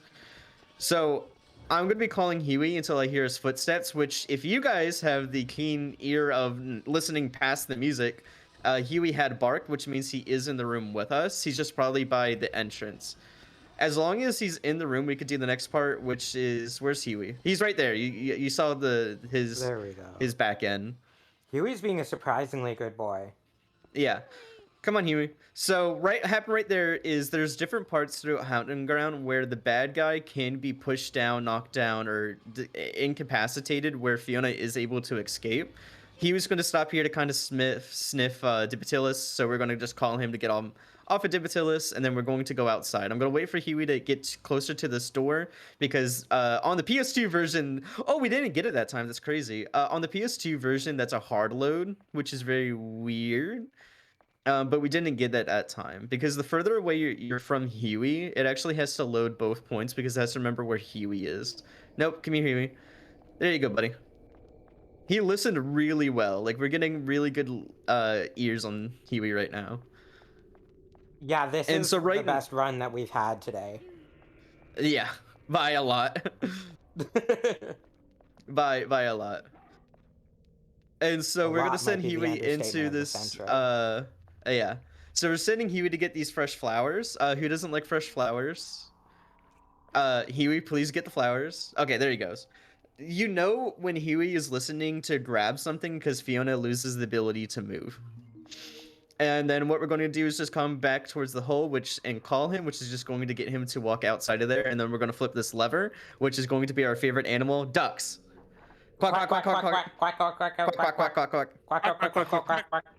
And so we're lifting this gate. So if you remember how we got a key from earlier, which unlocked a door, which I did not explain, I'm sorry, that leads to that area. So we're going to get another key, which involves Huey going into another hole. Huey just laid down. Oh, he listened. Good boy. So we're going to send Huey into the hole right here so he can get into the next section, which is why we needed the flowers. So let's see if he goes in the hole on the first command. He did, and he stopped walking. So you don't want to run off until Huey stops walking, because if he does, if you do, he may walk out of the hole. I'm going to be safe and pull this door open, because Dipatillas right now is on his roaming stage, which is he's basically walking around trying to find Fiona. If we make too much noise, it can lure Dipatillas to us. So we just got to be careful of think of how him much a lot noise. like the stalker AI you see in Resident Evil, basically. Yeah. This game does. So if you don't know much about Haunting Ground, I know we're mainly talking about the run, but not the game itself. Haunting Ground is a spin-off game of Clock Tower, which is very kind of spiritually similar to Resident Evil, Silent Hill to some extent. And so Haunting Ground was a very, at the time, unique game to its own extent. It was met very negative by critics because it came out in 2004. So a lot of critics basically are like, oh, this is an old gen video game. This isn't with modern times, which is really unfortunate, because now if you want to play it, you either have to get it on the PS2, which is $400. You have to get it a different way, or you have to get it through the PlayStation Network through a Japanese account, which we'll be talking about kind of shortly about, hey, if you want to run the PlayStation 3 version, here's how to do it. Just because it's hard and I It's ran a into lot. Luminescent. It is a lot to get it. I should probably write a more in-depth guide on it, as it has changed because PlayStation has made it more difficult to get games on the PlayStation Network, and it's ever Thanks, increasingly so. Sony. Yeah, and it only got ported for Japan, so you can't get it in the United States on the PlayStation. It's only through the Japan network. It's not even that they bothered to port it, it's the PS2 version being emulated. Yeah, I mean, that's still a port. It was moved to the newer console. That's all that matters. So right here, we're hitting the first Moonlight, which is a set of these eye statuettes that we just have to put in place. Ducks. Quack, quack, quack, quack, quack, quack. Quack, quack, quack, quack, quack, quack, quack. And Quack, so quack, we're unlocking the music room, which is where we're in, and we're going back into this main hallway, which you guys all should remember. And if anyone recalls the last, 14 minutes, here's the door that we opened earlier. And whenever we sent Huey in that hole, we got a key, which is for this dresser, which is the study key. And we're going to get an eye. We're going to get one of the luminescent refractors, is what I believe it's called. So Dibatilis spawns here. We got a good spawn where he's on the left side, so we're able to run around this luminescent without Dibatilis catching us. Dibatilis can spawn in front of the door we just ran through, which makes it a lot harder to go down this ladder. So right now, we're running to where we pulled that drawbridge down, which was about 8 or 9 minutes ago. No, it's like 6 minutes ago. So we're running basically to where that was. Which we go this way, we go back through the eye door, we go back through the phone call room, if you guys remember this place, a little reminiscence. We're going to go through this door. We're going to go up the staircase again. And then David, if you have anything to read, you may read it right now, just because we're going to be running for a good minute. I'll double check. I don't believe there's any donations since the last time, but no, nothing since the last read. Again, those polls are still open for defending Leon in Resident Evil Operation Raccoon City. You can either defend them or don't defend them. That's up to you to decide. It's tied right now. Or you can donate to get entered in to win a whole bunch of bundles. We've got the Switch 2 bundle, $100 donation gets you entered for that. Devil May Cry figurines, $10 gets you in for that raffle. Sonic Squishmallow, Chester Bennington painting, and the Pokemon trading card game bundle. All items up for the raffle by reaching a certain donation, about $10 for almost all of those, $15 for the trading cards, and $100 for the Switch 2 bundle. Otherwise, just donate, be a part of a great cause, or just thank you for hanging out with us and hanging out for this great stream. All right, thanks so much, David. So right now we're in the pushing things room, so we're going to be spending a minute about pushing things. So I just wanted to say, one, thank you so much to the Breaking the Habit charity for allowing me to do this run. I was kind of nervous submitting it just because Huey is a good boy sometimes, but Huey's a bad boy, and it makes it kind of hard to be, having a consistent run all the way through. I also wanted to shout out my great friend Super for commentating, just because I go nonverbal sometimes. I wanted to shout out the Nichols Library, specifically this dude that's name starts with an A, because I don't know if he wants me to say his name on stream, for being a huge support structure through a lot of my college career. And so he's like a really great Andrew. Shout out to Andrew for being a great guy and a support structure. Wanted to shout out my mom. Shout out mom. So my mom originally bought this game when it first came out, and she had it from 2005 until about 2020, as I am very sad that I sold it originally. We sold it for 500 and I recently bought it for 300, so I guess I did make like an investment on it. But I did actually, me and my mom did play this game whenever I was a kid, and so I kept the memory cards from our original PlayStation 2, and so I have my mom's save file still. I haven't messed with it, but I did show her it, like, hey, this is where you were.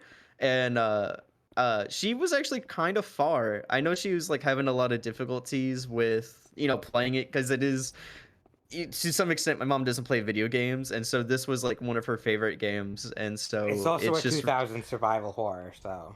yeah.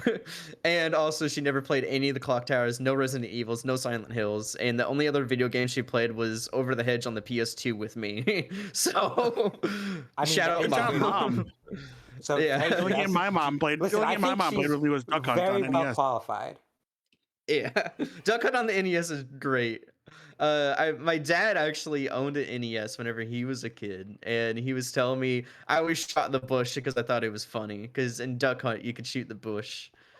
So right here, if you guys remember, we got a lunar refractor, and so we're just putting the lunar refractor inside the lunar refractor hole, and then we're just moving the lunar refractor hole thing to where its places, and then we're going to move the other one, which is this one, left to the left. And now they're in place. We're going to get a cutscene of all the light shining in the correct way, and which is going to unlock our next door. If you guys want an estimate, if this next section isn't bad, we're going to be done in 5 or so minutes. We're doing a safety save because I'm going to easily die. By the way, you could die really easily here if we get a bad RNG with Divitilis. Oh, ducks. Sorry, ducks. Quack, quack, quack, quack. Quack, quack, quack. Quack, quack, quack, quack, quack. Quack, quack, quack. I did that split kind of late, huh? Yeah. Oh well. It was for whenever we were in through that door. So right here, I can't see what we're doing, but there's holes in the ground, and so it's kind of hard to see around the holes. So you got to run kind of safely, and then we got to pull this door open. So if you're playing the normal ending, which is A ending, there's 4 endings: A, B, C, and D. B and D are not counted for the speedrun community. Only A and C are. You're going to get a Saturn key here, which unlocks the next section, which is when you get the next roaming bad guy. So what is going to happen is Huey's going to spawn next to us. We get the Saturn key, and then we're going to run forward, and Divitilis is going to come through the door. And so what's going to happen is we're going to tell Huey to sit down, because we do not want Huey interacting with me or Divitilis, because Huey will come to our rescue, which also makes this part kind of hard. Oop, we got that first one. So right now we're trying. Much of a good boy. Yeah, Super, explain what we're doing. He missed. This is kind of like a boss. It is a boss fight. Yeah.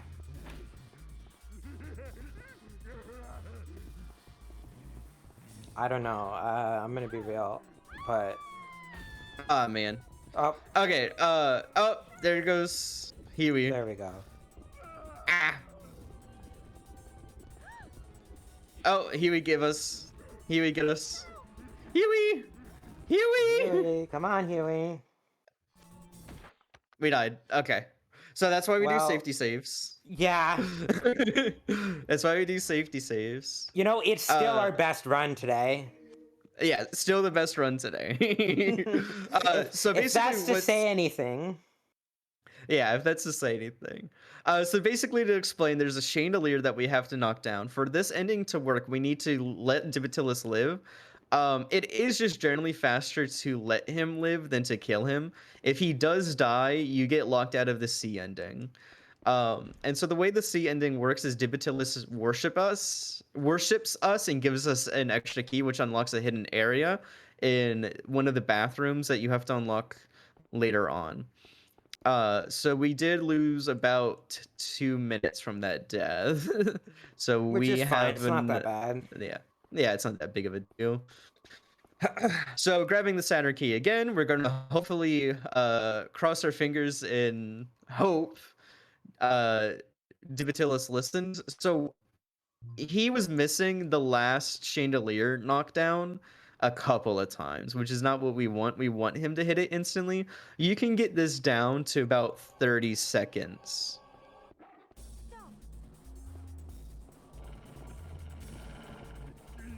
Okay, that's good. Yeah, here's to hoping it goes better this time. Okay, well, I might have jinxed it. Yeah. Huey, don't come to our rescue.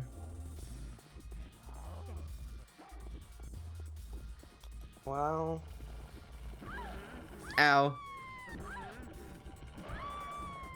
Ow. Wow, we're getting rip to those 2 minutes. RIP. We're getting really bad RNG. This just happens sometimes. Yeah. That's just the reality of running Haunting Ground. Yeah. Okay, you got that one, so that's good.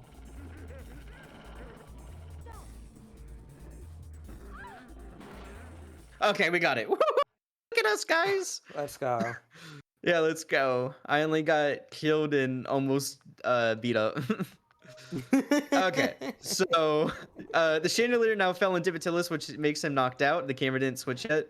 I'm gonna bash through that door, and then we have to run back this way. I have, on a PB pace, fell in the holes here. So we didn't do that, but I have done that. Oh, ducks. Quack, quack, quack, quack. Quack, quack, quack, quack, quack. I forgot about the aquatic sea creature. It's not aquatic. I'm pretty sure. So here's a door over here that we can go through. We just have to unlock it. So right now we're running to basically Divitilis's bedroom to get the key from him, and so that is the remainder of the run. Basically, it's just us getting the key, getting the other key, then going to the main entrance. Because right now the other bad guy isn't roaming, so she's not going to combat us at all. And then because Divitilis is alive and still likes us, he's not going to hurt us at all either. I like how the damage causes the screen to deep fry. That's supposed to be her losing sanity, and so when she loses sanity, she freaks out. There are different chemicals throughout the game, or chemicals, plants, and stuff like that that she's able to take that fixes her sanity. And there is like some of the necklaces or chokers that she can wear, and that makes it so where she doesn't lose sanity as fast or as at all. There is also alternative costumes. During this run, we don't really need to switch to them just because we really just need the diamond choker. So yeah, sanity does kind of matter in the grand scheme of things, because she can lose sanity through different things, such as like if she's getting chased for too long. So right now we're running to the bathroom. I'm pretty sure that was true what I just said. If she's getting chased for too long. And remember, we made a rest plate very long ago, like 26 minutes ago. So this is for this bathroom. So we're going to see some great interior decoration of 4 bathroom stalls, and only one of them is locked, which is this one, where we could put the smudged key into it. And then it unlocks, and then we can go through down the stairs, and then we're going to get a key off of this corner, which is the castle gate key. Ducks. Quack, quack, quack, I have to remember Quack, quack, quack, what quack, animal. Quack, quack, quack, quack, quack. I had to remember what animal we were thinking about. I was about to say hamsters. I'm like, wait, that was the old one. I keep forgetting. Moo? What? What was that? Did you moo at me? Yes, I did. that was a moo. And so we're running to the main door. You guys want to see something crazy? Fiona doesn't skip leg day. The duck goes moo. She can kick that door wide open. That's like double her height to triple her height. And so time ends in 3, 2, 1, time. Ducks. Quack, quack, quack. So Quack, quack, quack. The run is over, but we didn't get to explain how you have to get the PS3 version. Oh yeah, okay. So the way the PS3 version works is you have to have a Japanese PlayStation account. So the Japanese PlayStation account is you have to make a Sony account through a VPN to the Japan version of the account creator. You make the account, you link it to a cell phone. It doesn't matter what country it's from as long as it's a cell phone, and have a phone verification method. Go onto the PS3, log into the account, and then bind the PS3 in that account together. If you know about the PS3, you know kind of how to do that. Then you have to get a Japanese gift card, at least $20 to $25. I would recommend just getting more money because you may just buy other games that are on the PlayStation. getting the gift card, putting the gift card on the PS3, which you have to upload the code directly to the PlayStation 3, then finding the game on the PS Network store, which is really delayed. It's buggy, and especially it's buggy on American PS3s. Purchase the game, and then and only then you're able to download it, which takes about an hour, because from my test, you have to download it through the Japan server. And then once you download it, you're able to play it, but it's now the controls are in the Japanese control scheme, because in the United States, we use X to select things, and they use circle, and so that makes it really hard for me because my brain doesn't. Theirs makes more sense. Theirs makes more sense, but for me, I like the X, and so yeah.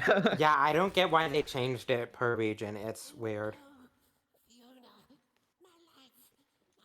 So this is the main bad guy that kidnapped her, and we just basically escaped, and so he's gonna die because he kidnapped her because he wanted to transport his soul into her baby, and that's like the extent of the game. Basically, is just her escaping.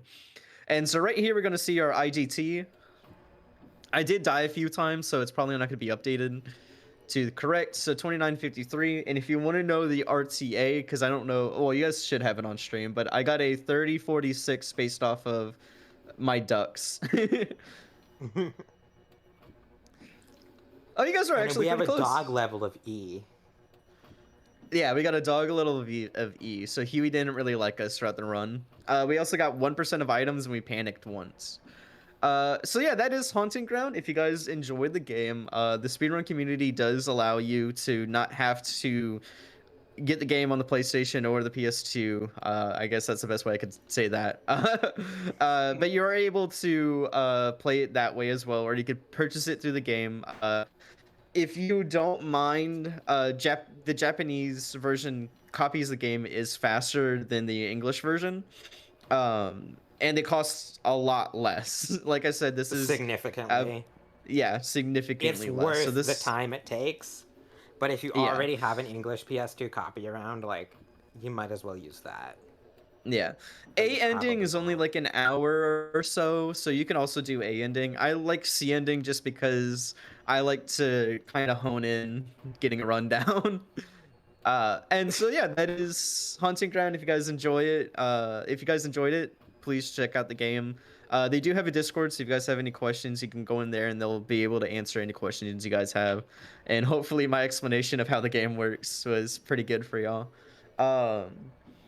David, you have anything you need to read off or say, or because I did my shouts. Oh, if you guys want to find me, it's Kuno Dimitris on Twitch. I stream kind of regularly. Right now I'm doing a Hollow Knight speedrun, Hollow Knight challenge, where every time I die, I have to walk a quarter mile. Right now I owe like 25 miles. So that's probably going to be next weekend of me walking for that long. Nice. No donations to read, but I did want to say thank you so much for that run and displaying, showing off a good game that I've never heard of before. That was awesome. I will not be trying to get it through the PlayStation Store. I do not have access. I do it. No, I don't have access to a PS3, and that sounded brutal. To get it. But I will try to play this sometime. That looked like a lot of fun. I want to thank you and Super for both hanging out with us here and showcasing this game and running the game for us. Yeah, you guys were very entertaining. That was a lot of fun to watch, and thank you to everybody who participated this weekend. This is me saying good night and goodbye for the event this year. I can't wait till next year already. This has been so much fun. I'm so proud to be a part of this team and this event, and I hope to be a part of it for a long time to come here. After some health scares myself this year, so I want to thank everybody that does all the behind the scenes work, everybody who donated, everybody who was in the chat or shared us on social media. We really do appreciate all of that. Anything that you can do, and then just being here with us is a lot. That's important too. The fact that you're all here with us and we're hanging out, we're playing video games for a good cause. So thank you for that as well. And I'm going to take a quick break unless Super or Kuno have anything else to say. Shout out to Fiery. If you guys hang tight, Resident Evil Operation Raccoon City is next, so give them a good clap when they get on. Did my work for me. That's There we also go. gonna Yeah, be we're a gonna take. Capcom thing. All right, we're gonna take a quick break, and they're gonna be running some RE games with the ever lovable, your favorite, and everybody's friend Mar hosting those segments. So we'll be back with Fiery after this break.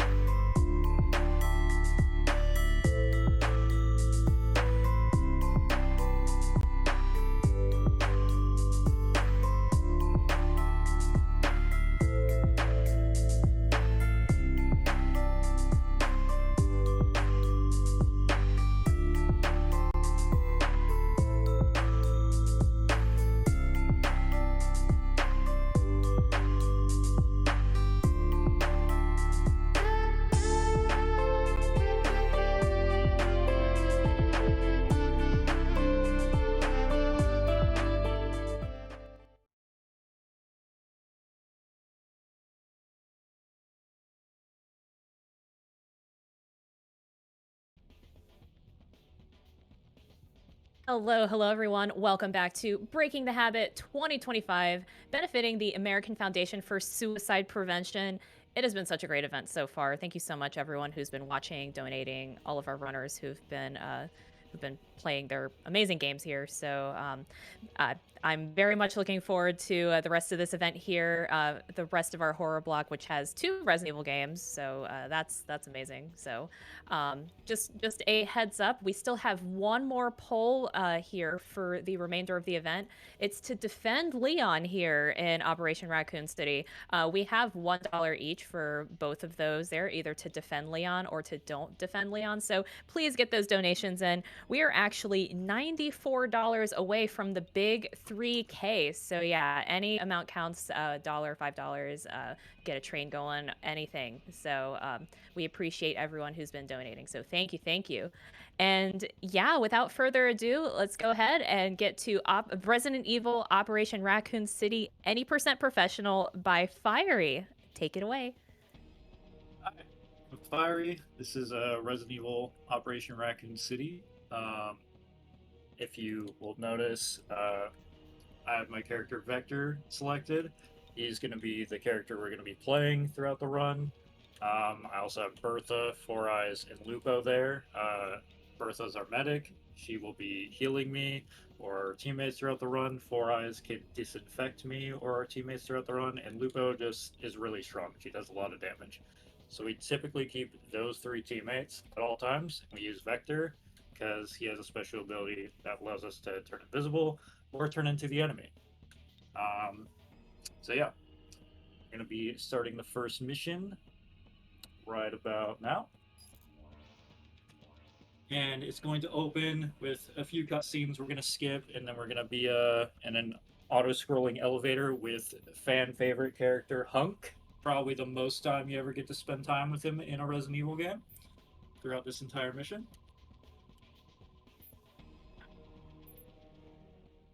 It's still probably, honestly, the best Resident Evil, one of the best Resident Evil, most iconic Resident Evil characters for how little screen time he gets.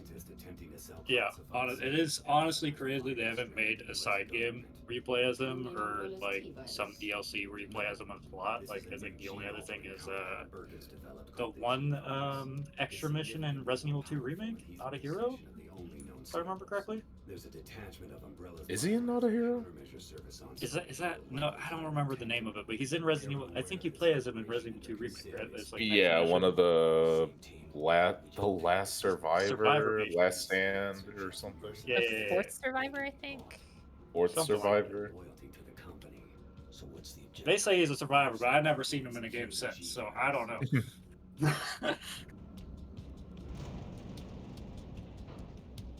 But yeah, one funny thing, so I really like this game, but they did make a very unique choice by not having a single zombie in the very first mission, which was definitely a choice for a Resident Evil game.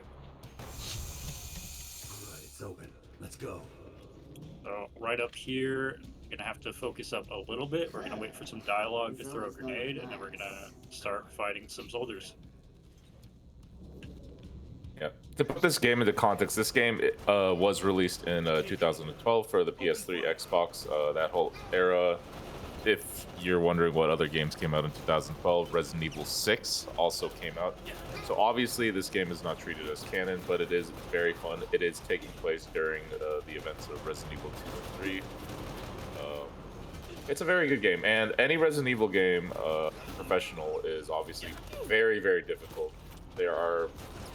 There's almost no leeway for mistakes, and usually if you do make a mistake or something bad happens in terms of RNG, it's usually a reset when you're trying to put up a competitive time. So I'm very hopeful that, well, I know that Fire will put on a wonderful show for you guys today.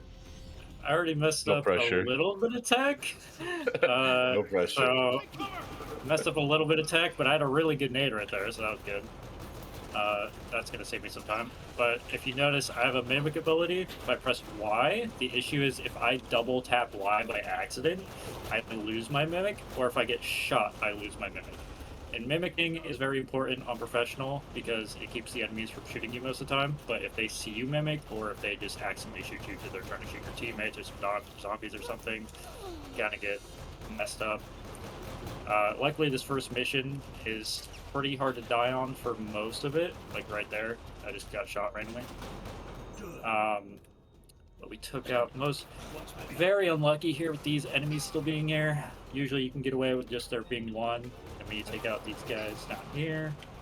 Headshots are very important, especially on professional difficulty, because the enemies are very tanky.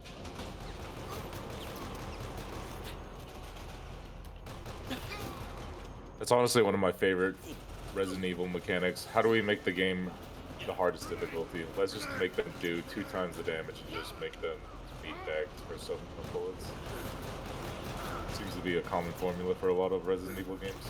And you could definitely feel it in the speedrun as well. This is looking pretty clean. This looks looking pretty good. The enemies are wondering why their own friend is shooting them in the back, but you know, that's mimicry for you, right? Roger, Command. Proceeding to Birkin's lab. Yeah, and then right here, so we fixed that whole section. There's going to be some soldiers coming out of this gate, but we're just going to run past them and trigger this cutscene. Hunk's going to go show off his skills, because it's the only time he really gets to in the whole series. I'm going to throw a stun grenade right here, stun these enemies. You're going to notice I'm going to be diving into cover a lot. It's because it resets my stamina. It also just gives me some extra distance on the end of my sprint. You cannot sprint infinitely in this game. Grab some ammo, much needed. Come over here. We're going to trigger a cutscene with Punk going to meet Birkin. These cameras do not matter. They just give you extra XP. They're just little collectibles in the game, so I like to take them out when I have free time. Going to take my teammates down to like half HP. Ooh, I did mess up a little bit. So if you notice in the bottom right, my mimic ability is just now coming back up. I needed that coming back up sooner so I could mimic sooner, so I could take these guys out. We'll take these guys, sir. A lot easier and faster, but we're gonna have to wait for that. This section is really hard when your mimic's not working well. So this is going to be a little scary. So yeah, the reason why he brings a lot of his teammates down in a lot of section is per speedrun fashion in most games. Waiting for an AI or your team is kinda slow. It's a lot faster, you know, to get rid of your teammates and hit whatever checkpoint or hit whatever door, as opposed to waiting for them being healthy and whatnot. You're also going to notice that Fiery's main weapon of choice is actually the Samurai Edge. It's probably the best weapon, if I'm not mistaken, for yeah, it is. It is the best weapon. Does the most DPS.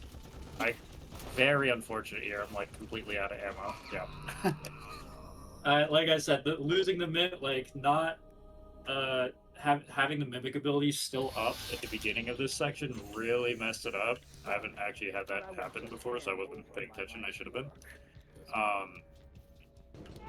It makes it really hard to finish this section, because normally you just mimic, you run all the way behind them, kind of through some lines of fire, and then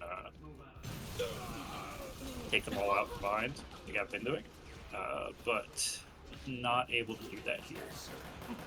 And that's kind of to further emphasize the point of the hardest difficulty in any Resident Evil game. Like I said, even just the cooldown of a few seconds right there completely changed the outcome of a fight. And the reason why a lot of Resident Evil runs are so competitive is because a lot of tech is so precise, the timing of it comes down pretty much to, you know, the second. As you can see, Fiery didn't have his mimicry cooldown there, but now, as you can tell, this is going a lot smoother than what it was previously. He's using the riot gun, a very popular gun of choice, also in Resident Evil 4 as well. But it is one of the best crowd control guns in the game, for ORC as well. I try to take out Lupo here. I don't have any Samurai Edge ammo, and she's kind of trolling me. Not having Samurai Edge ammo kind of sucks, but it's okay. The first mission is one of the hardest missions in the game. Most of the other missions are pretty smooth sailing, besides like 2 others and 1 big skip near the end of the game. So yeah, like that section right there is one of the hardest sections of the game. It sucks that I died, but it is just, something goes unfortunate there. It's kind of, it is what it is. Hey, it wouldn't be a marathon, right, if you didn't encounter some sort of challenge. Exactly. They think it's marathon luck, but we're actually just throwing for combo.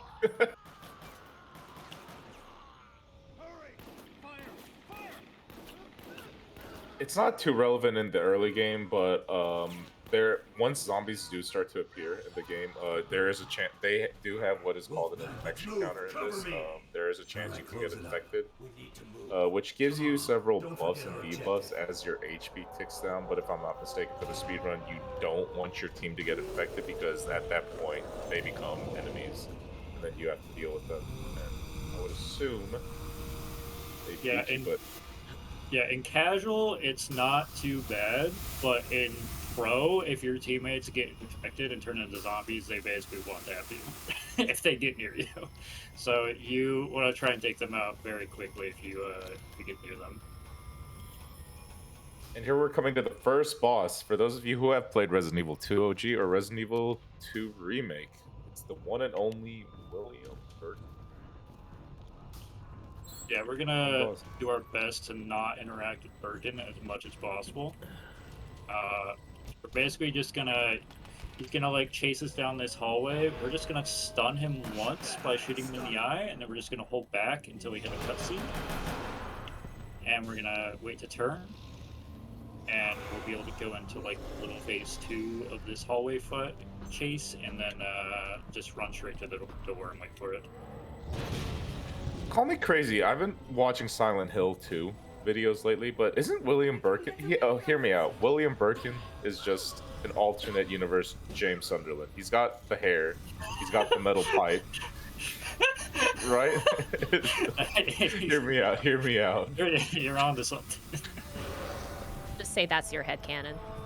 That's my headcanon. This is James Sunderland if he married Annette Birkin instead of what's her name, Maria. I think Birkin might actually be James's like beta artwork, like the scrapped artwork. Hey, never mind, it's 2 completely different companies. But all right, there we go. Maybe that's what Pyramid Head was supposed to be. No. Clean getaway from Birkin so far. Yeah, right there. We're gonna charge into that dog so he doesn't grab us. We stun those soldiers and run past. Stun them, mimic, run past, dive past that dog over here, and we're gonna wait for our teammates, heal up.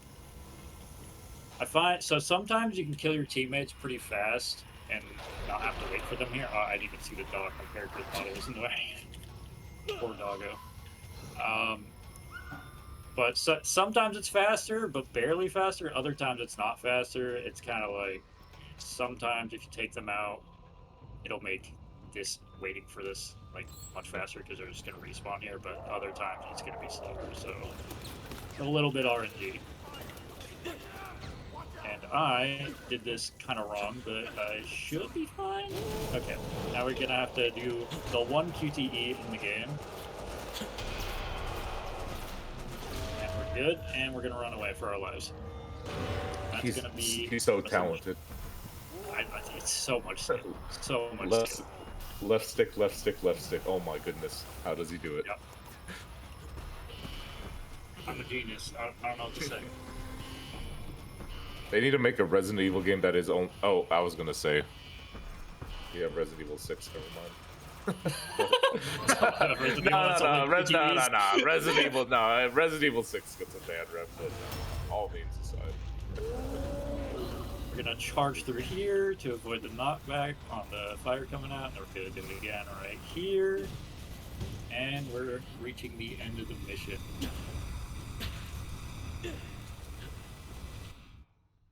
Get that. And we run this game on IGT, but since I died in the first mission, I'm not gonna bother looking at the IGT. I think the runs is kind of GG now. Would it be in the color red? It would definitely be in the color red, unless you change your splits to look green. You know, some people do that. Ooh, that's that the might be real the tech. play, honestly. Just flip the colors around, so when you see your time go green, you're just like, okay. It gives you a little bit of motivation.